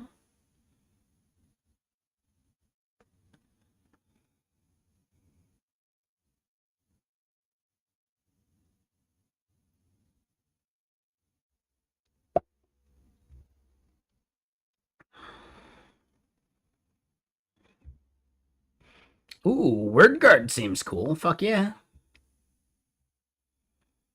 Oh yeah, dude, I love a good tech blog post, man. I love that shit.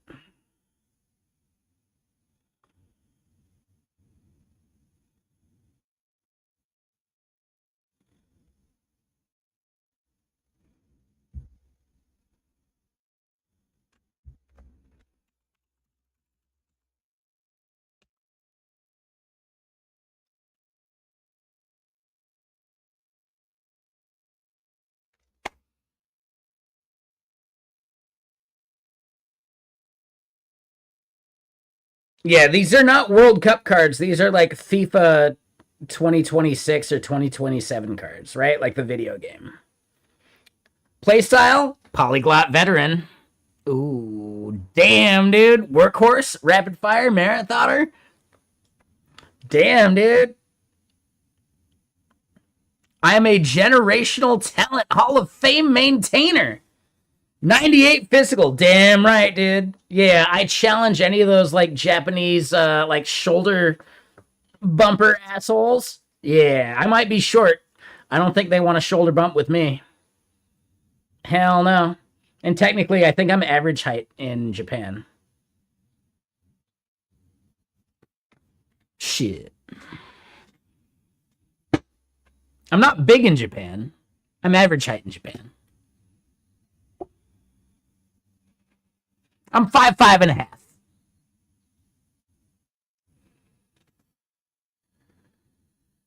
The half matters.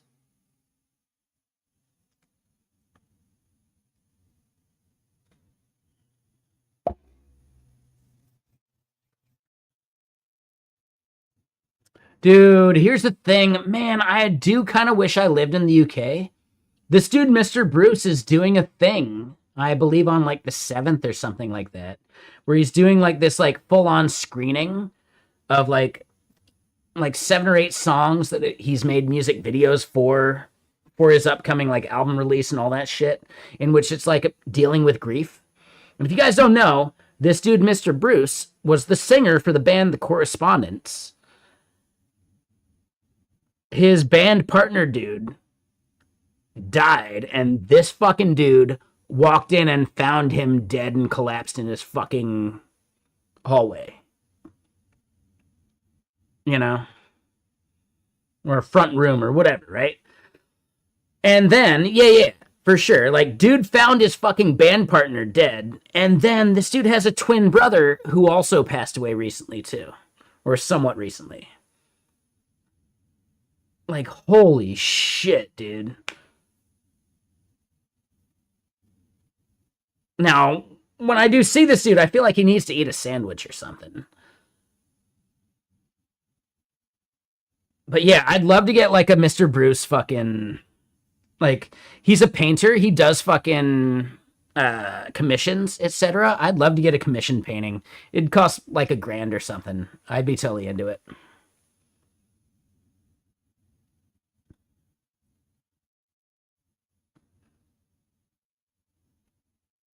If you heard that song that was a cover of Burning Down the House, that's him. That's Mr. Bruce. This is where you get those. Yeah, for sure. Get fun. So it's not FIFA style, it's fucking like football ultimate team, right? Like the thing.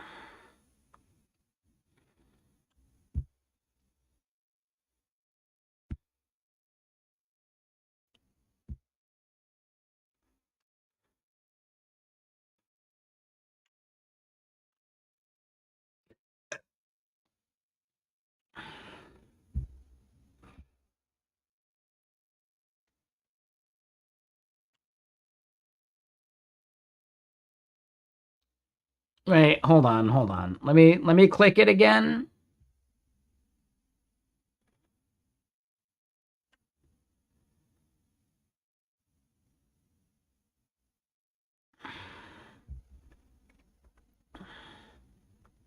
Nah, we're not doing it that way.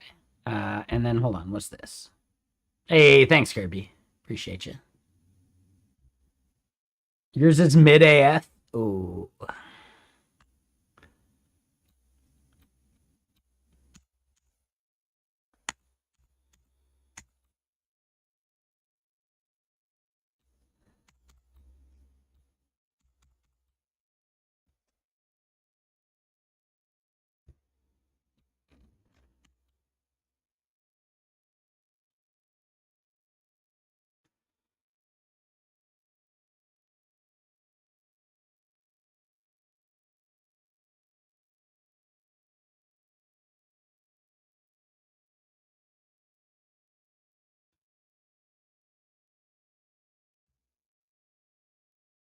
Middle schooler at the soccer camp. Touche, touche.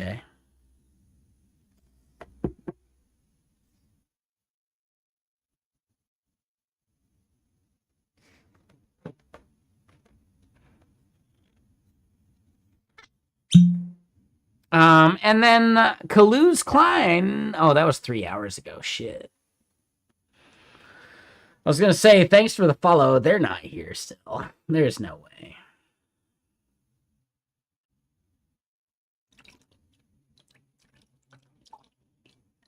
Dude, we could create a fucking NFL version or a baseball version, man.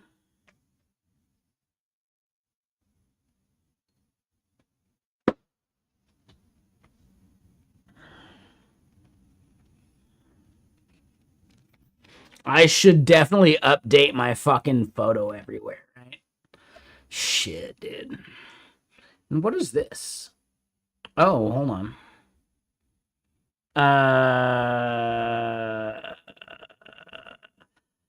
I mean, I could pick USA, but hold on. Is there an icon for parts unknown? I don't believe in patriotism.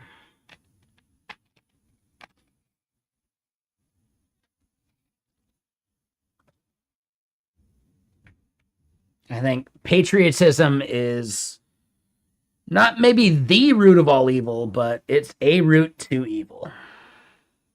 And by route, I mean route. Patriotism fucking sucks.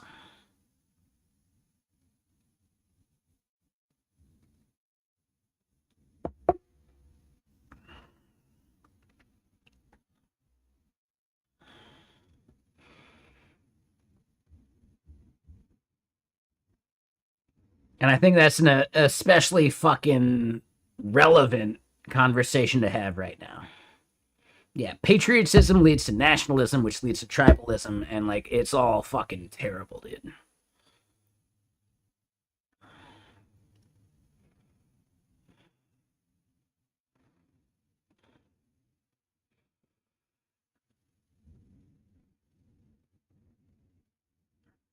I could just pick Canada as wishful thinking. That'd be fun, right?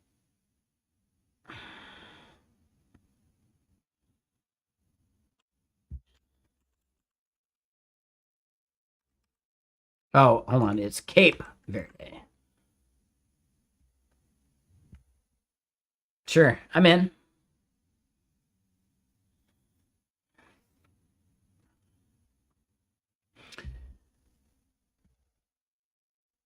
Wait, what does PAC mean in this context?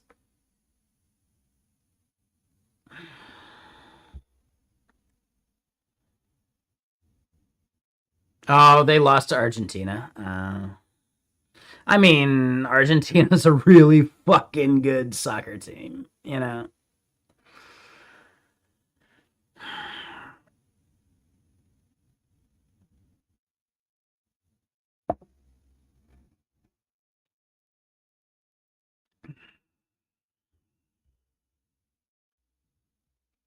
Did I just pick none? Yeah, let's just, nah, let's do none. Galactico. What does Galactico mean? Is that because of the country I picked? I think we already had it. Shit.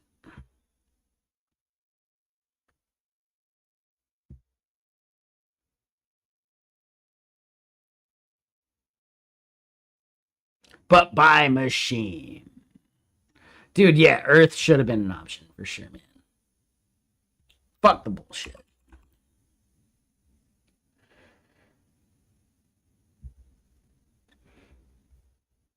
Oh, okay. So the Galactica is like a thing about me, a Galactico? I mean, I am CM Griffin worldwide.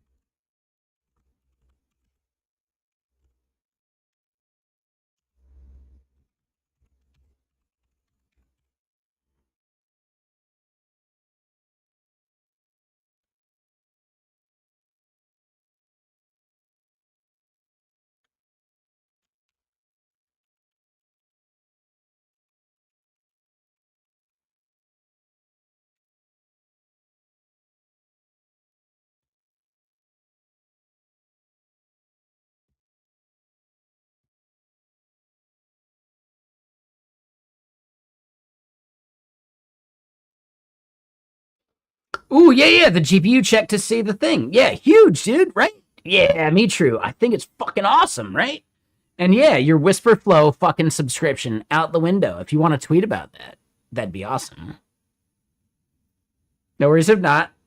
Use it, like it. If you actually enjoy the product, then I think that tweet shading fucking Whisper Flow would be awesome.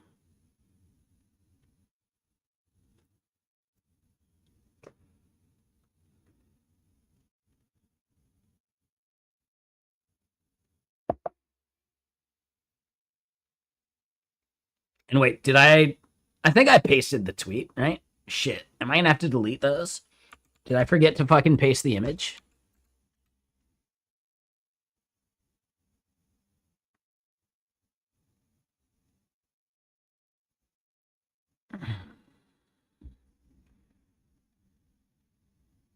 Too many tables are bad for you?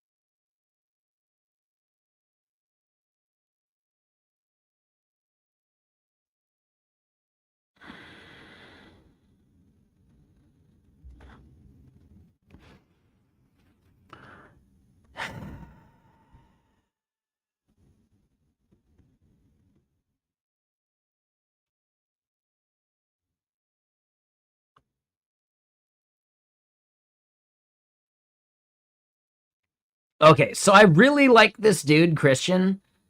This is some fucking tweet slop. For sure, dude.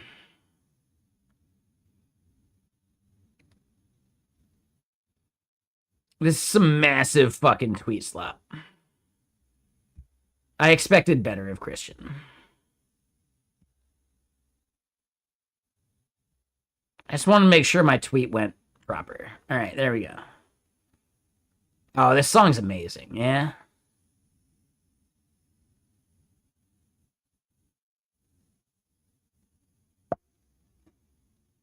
All right, so hold up. Give me a sec. I got to eat food tonight. I got to do that. If we just keep fucking tweeting and bullshitting and chatting, I won't eat food again tonight, and that's a bad idea.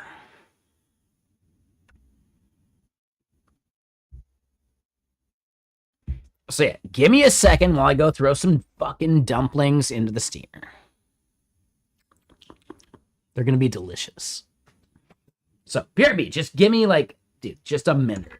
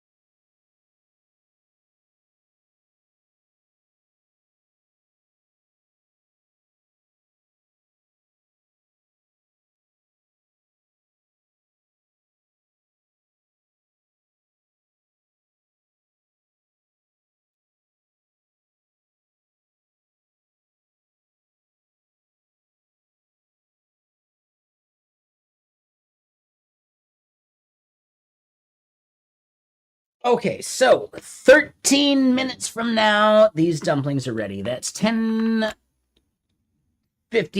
or 3. Yeah, no worries, Filmerism. Have a good night, man. Thank y'all for chilling. Appreciate ya. Yeah, no worries. Ooh, this song's fucking dope.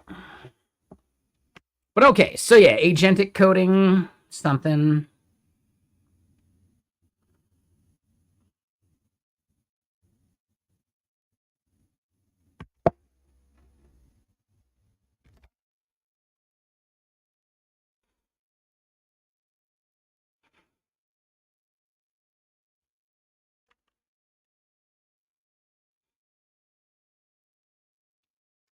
Ooh, nice. Dude, yeah, me too. I'm really looking forward to your feedback, man. Like, just let us know what we could do better.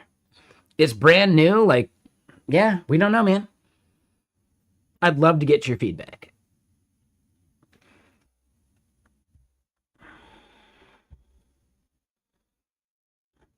All right, so yeah, Galapagos. Costco's the anti-Amazon. I mean, I love Amazon. Or not Amazon, sorry. I love Costco. Less so Amazon, so they're not wrong there.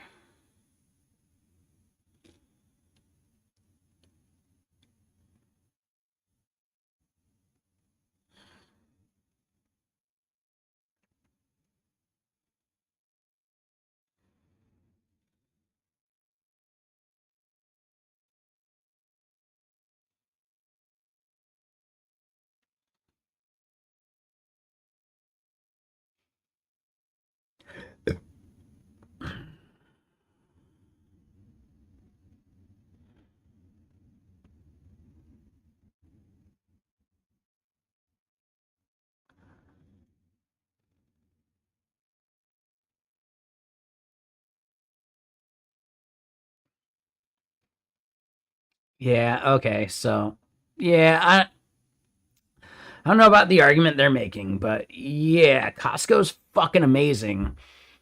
Costco's the anti-Amazon because you can't trust a single thing you buy from Amazon. You can absolutely trust the shit you buy from like Costco, right? They have curated the shit they sell in such a way that they back it. They understand it. They know that quality is key.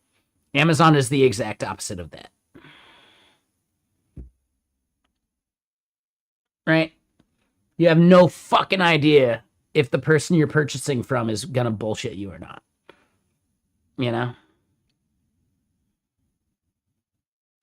That's where I think Amazon and Costco are at odds with each other. Not about the fucking like, oh, you could just go to Costco to buy a thing that you would have bought on Amazon. No, you can't buy everything at Costco.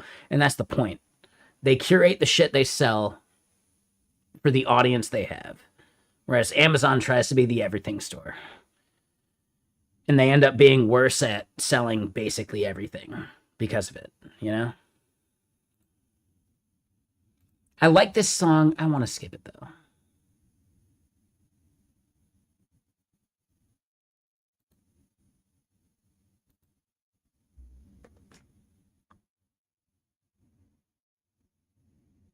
Mm-hmm. Mm-hmm. At least some of the Amazon Basics bullshit is at the same level of the bullshit you'd buy, but at least like there's maybe a little bit more of a fucking thing around that.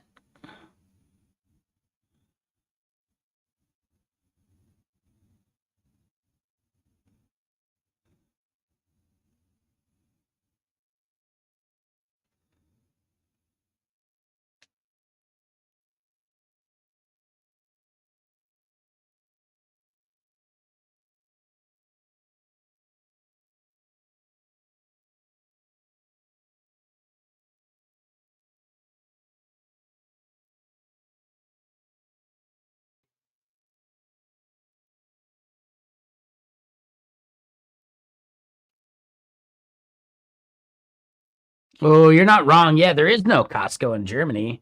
There could be though.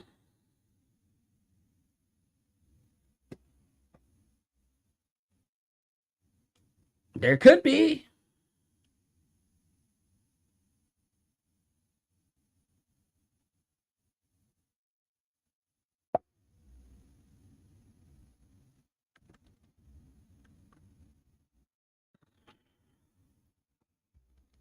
All you got to do is start it yourself, man.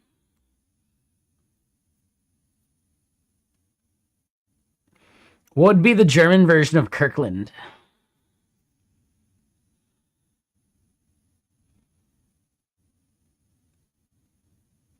It'd be like 17 syllables, right?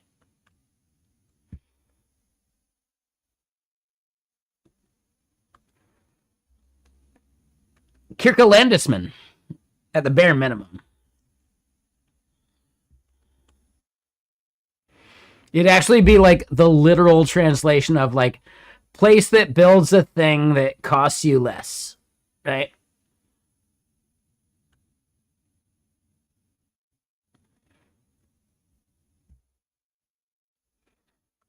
This seems fucking amazing, by the way.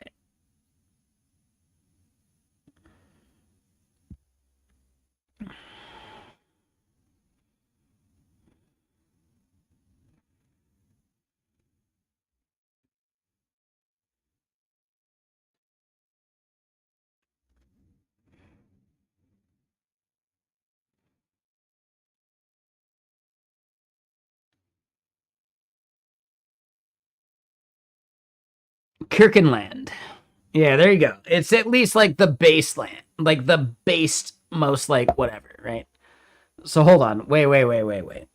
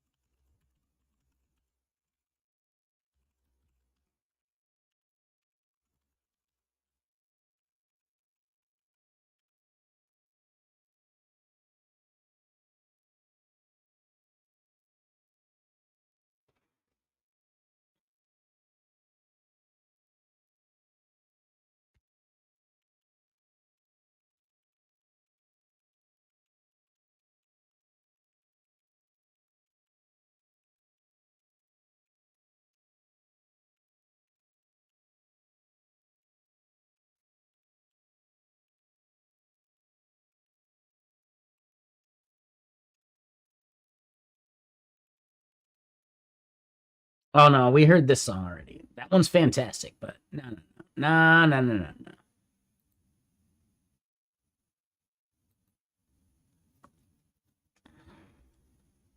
Here it is.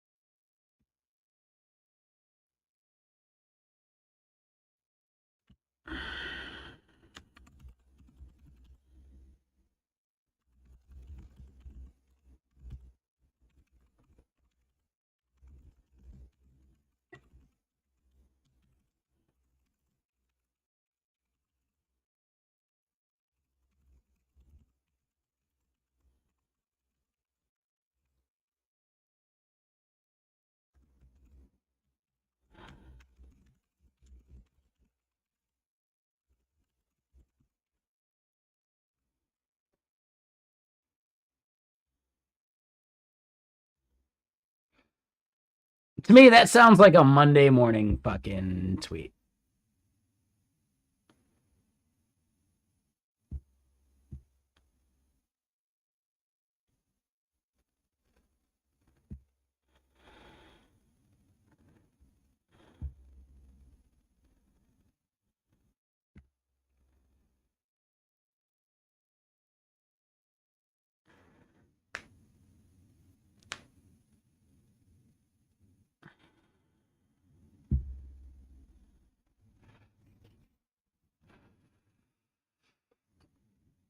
Can you make a bunch of tests in Kanban? I mean, a little.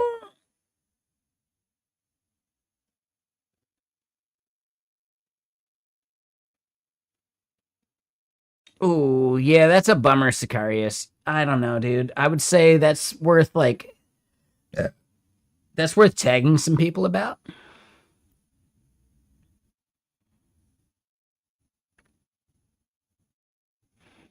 That's worth like tagging like Paul Frazzy, right? Like the CTO or anyone from Blue Sky about. Paul would probably be pissed that I'm saying you should tag him, but eh.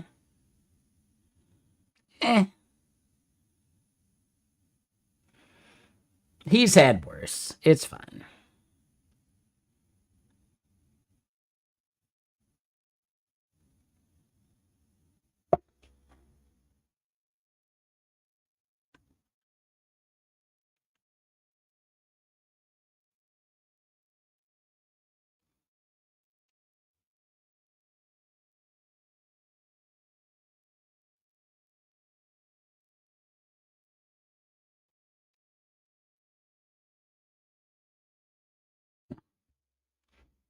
I think that's a solid scheduled tweet. Fuck it. Yeah, fuck it, man.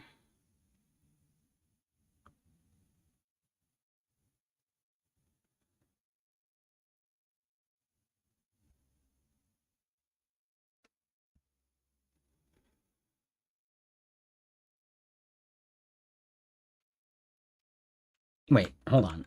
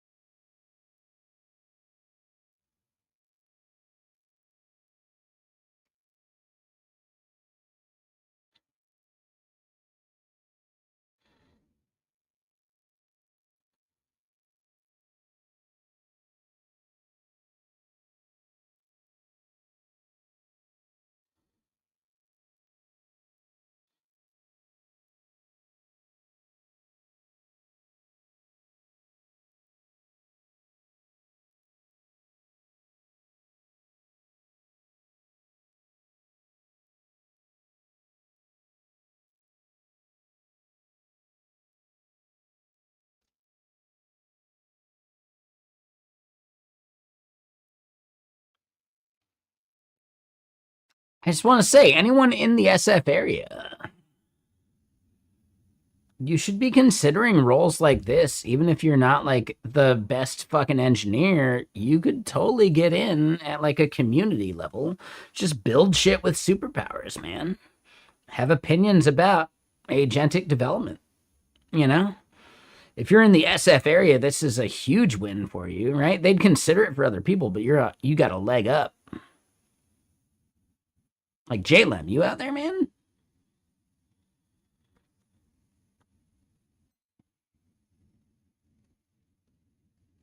Me true. I know you're from there, and that's where I met you, right? Come on. Shit.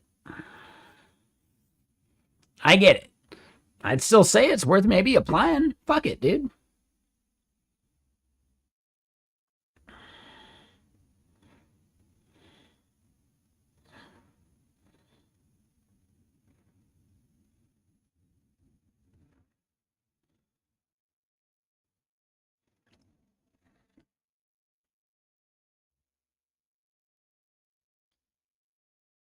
Yeah, I don't even know what this company does.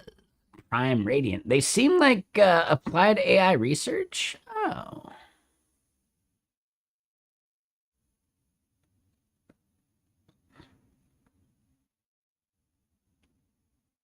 Dude, they make a bunch of shit, dude. Honestly, this seems like a cool fucking company, man.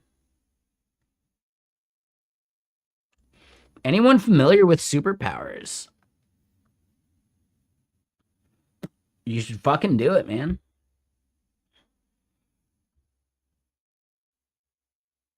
Oh, I love this fucking synth they got.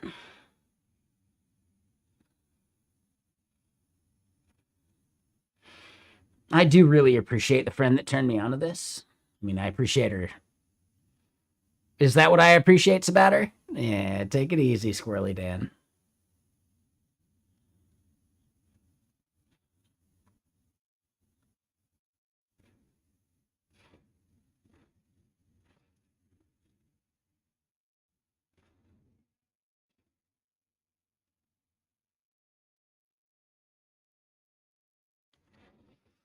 Yeah, I really like it when a bridge does something like musically that then carries over from like, you know, maybe like the verse that you heard previously or even the chorus that you heard previously, but then they do a thing in the bridge that they carry over into like the outro basically that makes the previous like bridge or chorus like that much better.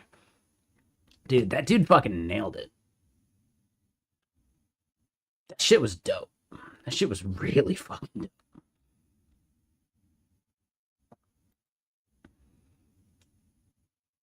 All right, so hold up.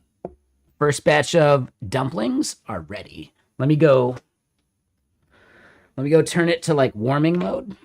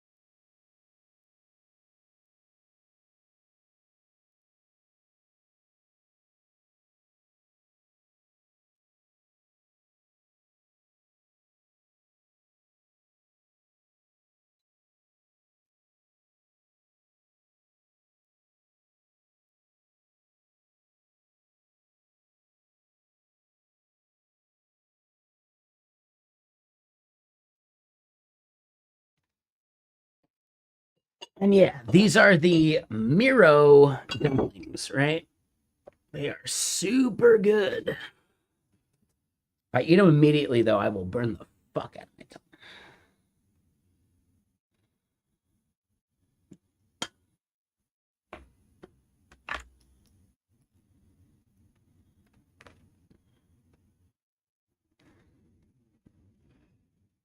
All right, so let's actually keep working on bullshit. And again, like anyone in the SF area, like, dude, and even not even SF, but like, dude, do you think this fits you? Like, this is fucking cool. This is a solid fucking roll, dude.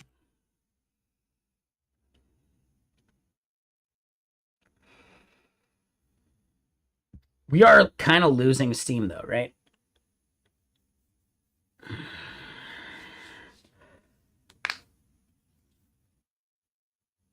It might be time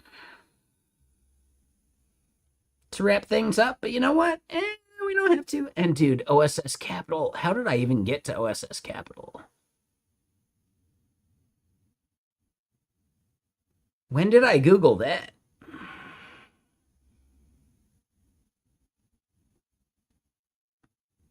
Dude, yeah, this company is amazing. Like, so fucking cool, man.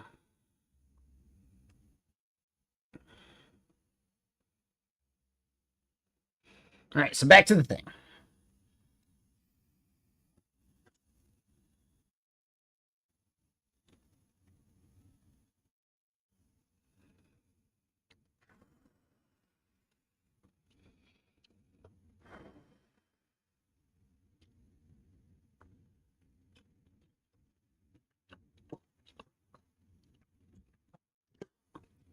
All right, so hold up.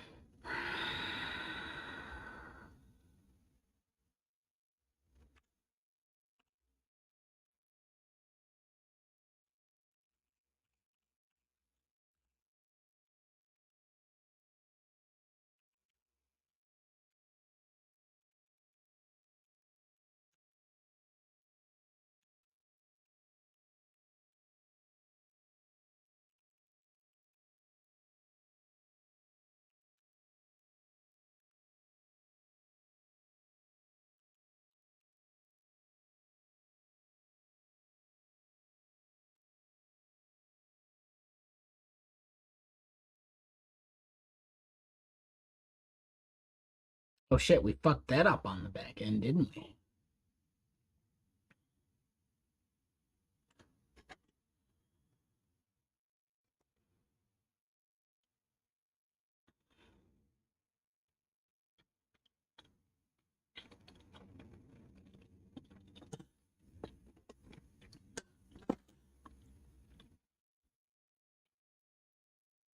All right. Oh, I love this song. This song's super good.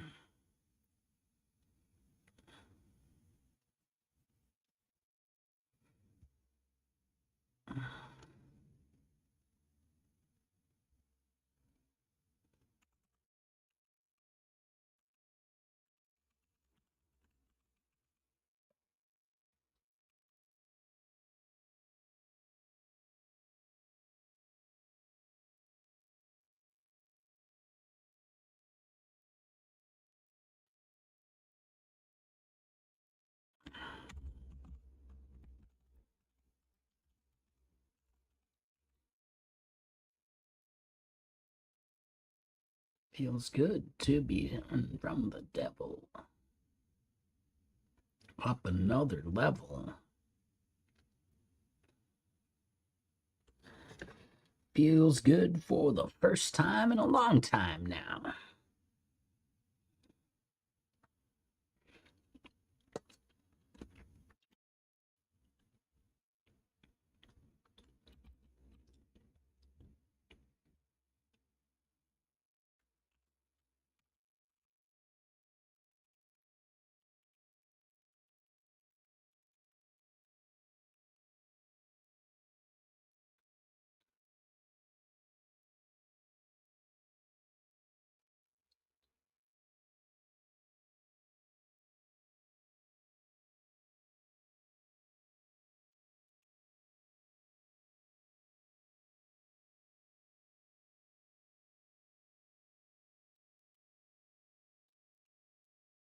That actually feels wrong.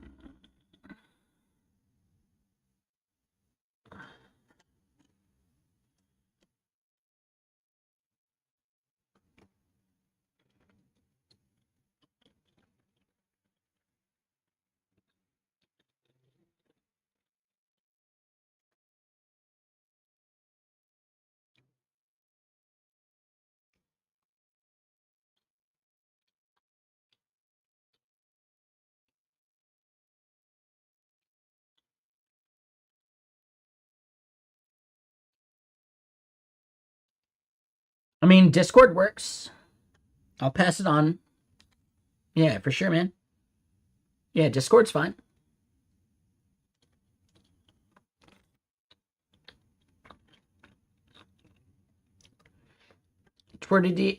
Like Twitch DM works too, or Twitter DM or whatever, you know.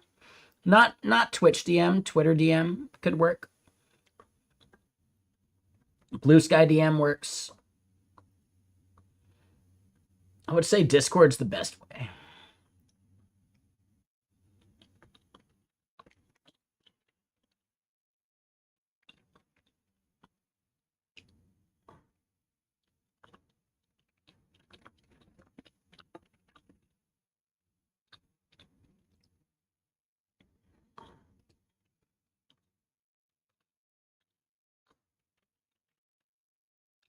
There's also a public Gitkraken Slack, and there's a channel for Kepler feedback.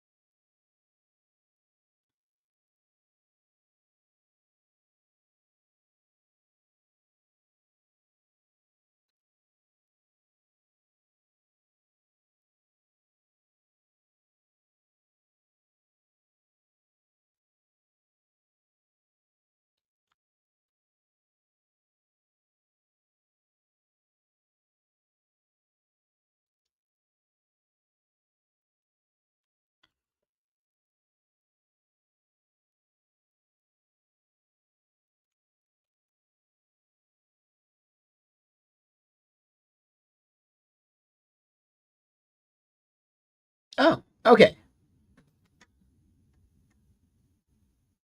All right. So then, yeah, if we are disabled, we probably just want to add a badge for that, right?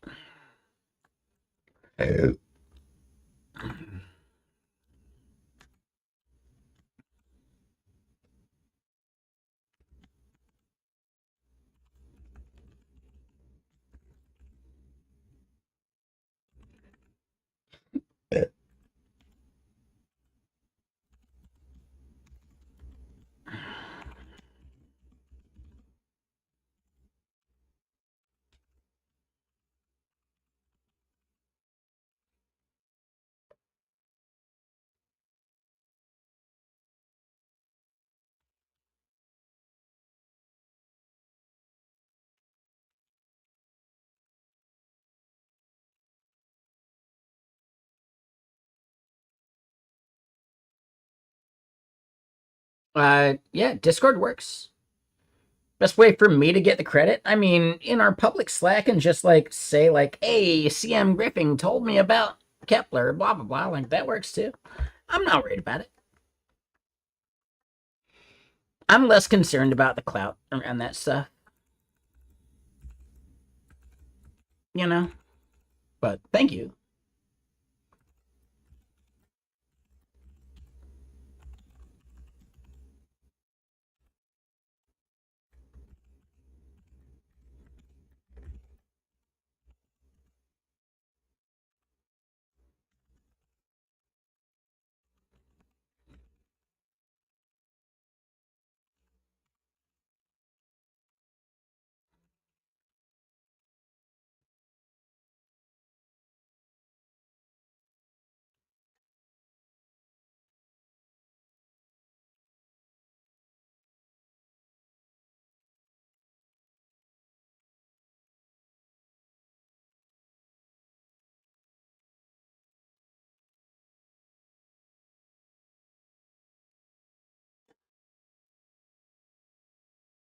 Feels pretty good. All right, so let me go grab some more dumplings. That feels pretty good though.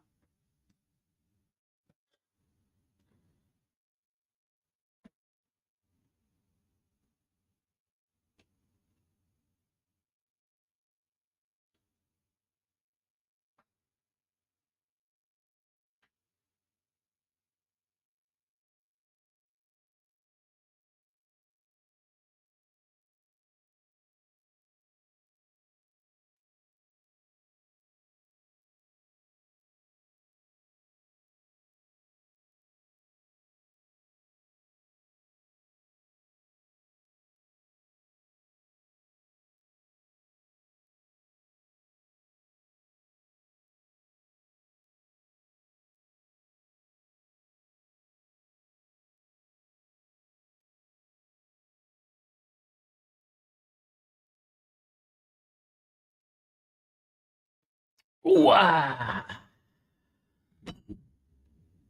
Oh, and shit, yeah. Message request denied.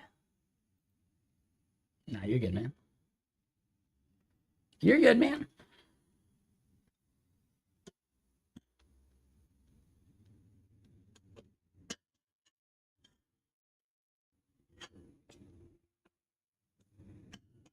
Denied. But no, I think we're good with the disabled thing too, you know?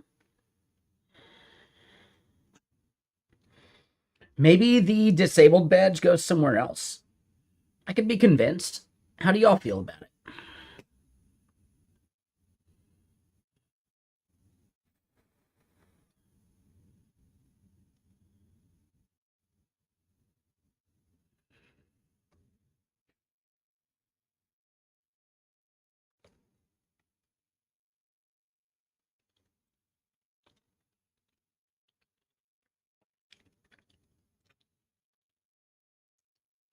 Dude, dumplings are so fucking good, man.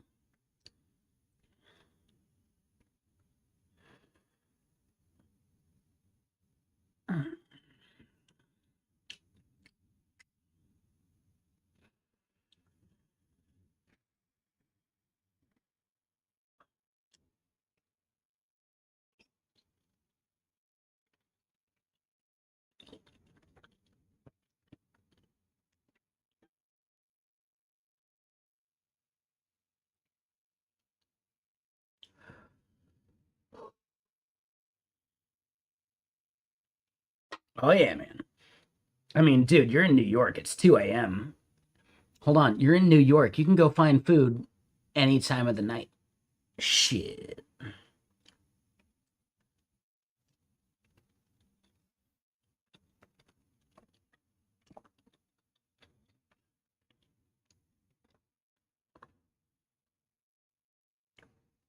Shit. I do feel like we nailed it on this part, right? The next step is the delete mechanism.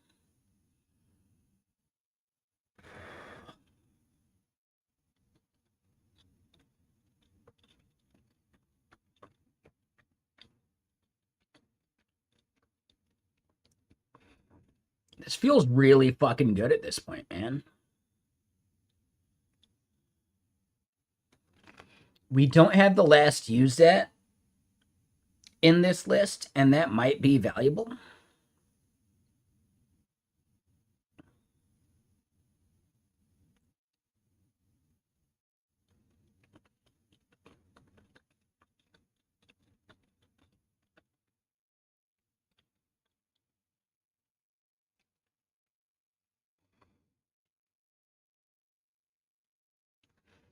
So instead, maybe we move token into the same column as the name. And then we put the last used at in there somewhere. Maybe we move role to the left and then last used at is a separate thing.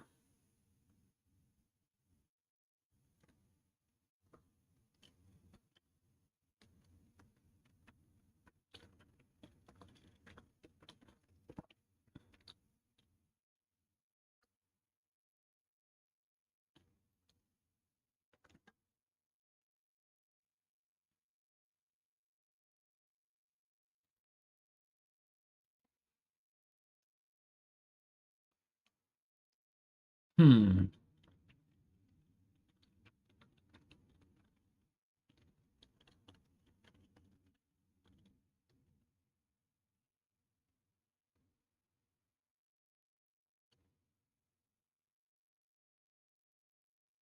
Hmm.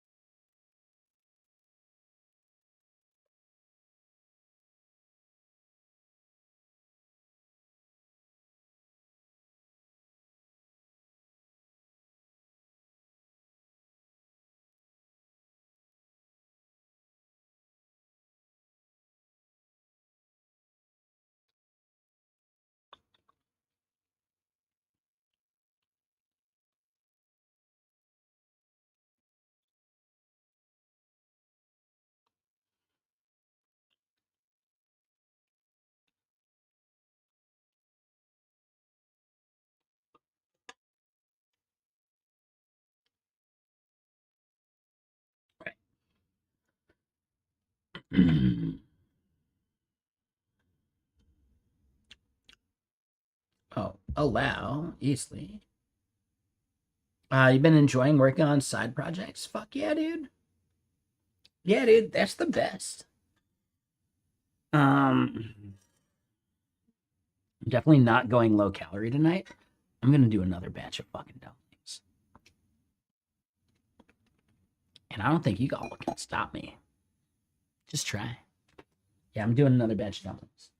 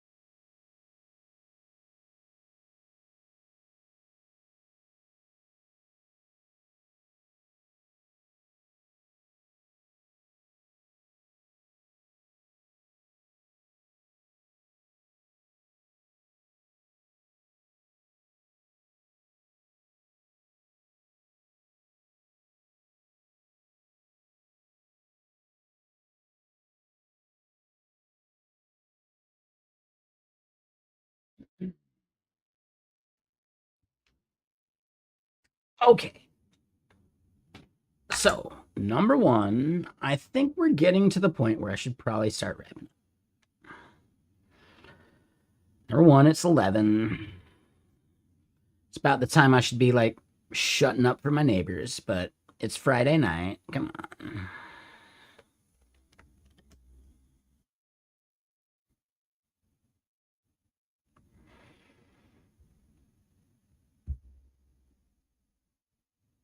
So yeah, the plan for tomorrow, maybe we rethink the layout. We get the delete working. And then we got to start thinking about like how we do docs. And can we just say like, dude, I budgeted 2 weeks for this.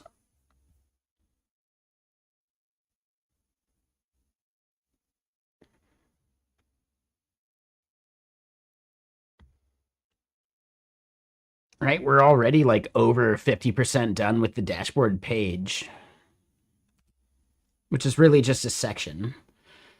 And then generating API docs, I think that'll actually be just a couple days. So we're 2-week estimate there.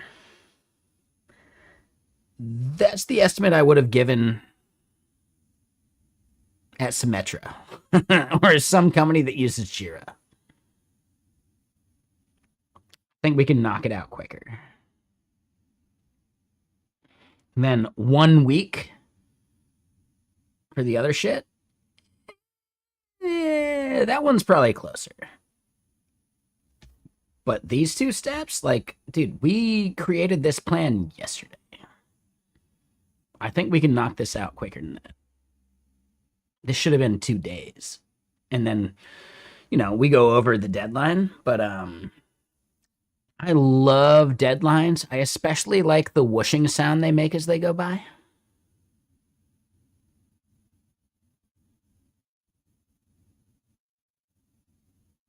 I wish I could claim that quote. That's from Hitchhiker's Guide. Shit. But no, this is a good moment. We should go raid someone. I'll play some games. I'll be over on the gaming channel. I still got more dumplings to eat. I could probably not eat the dumplings, but why would I do that? I could just eat more dumplings. That sounds amazing. That sounds fucking amazing.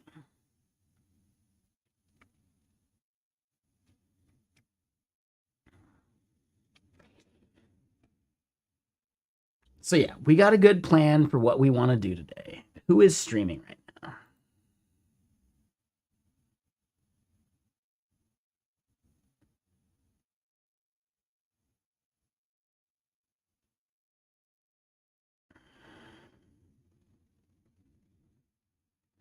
No, it's been a really solid night. We're all chilling, man.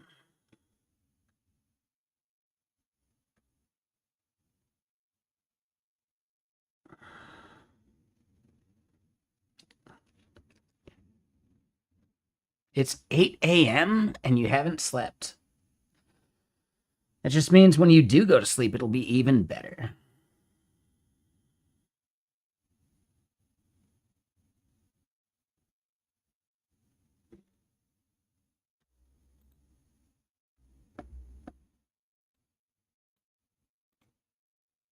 Yeah, we're gonna go raid Howard. Sure. Yeah. No, he's a good dude.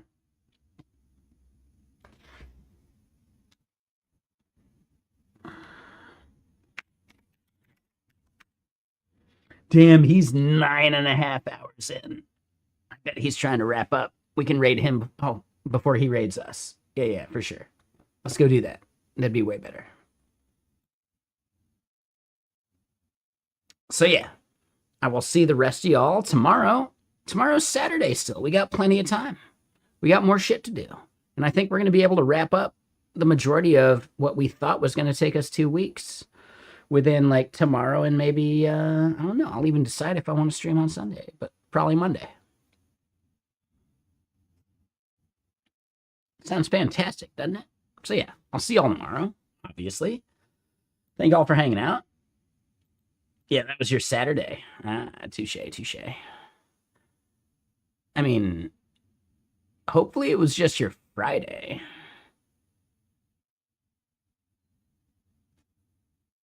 like tomorrow or today is Saturday, depending on time zone. You got a whole Sunday ahead of you, dude. But yeah, so we're gonna go raid into Howling AF. It's doing some awesome leak coding stuff. Honestly, I don't mind the leak coding every once in a while. Yeah, go to sleep now, Saturday gone. Yeah, you're not wrong. You're not wrong. So we're gonna go say hi to Howling AF. See you guys soon. Later YouTube, later Twitter. Cheers.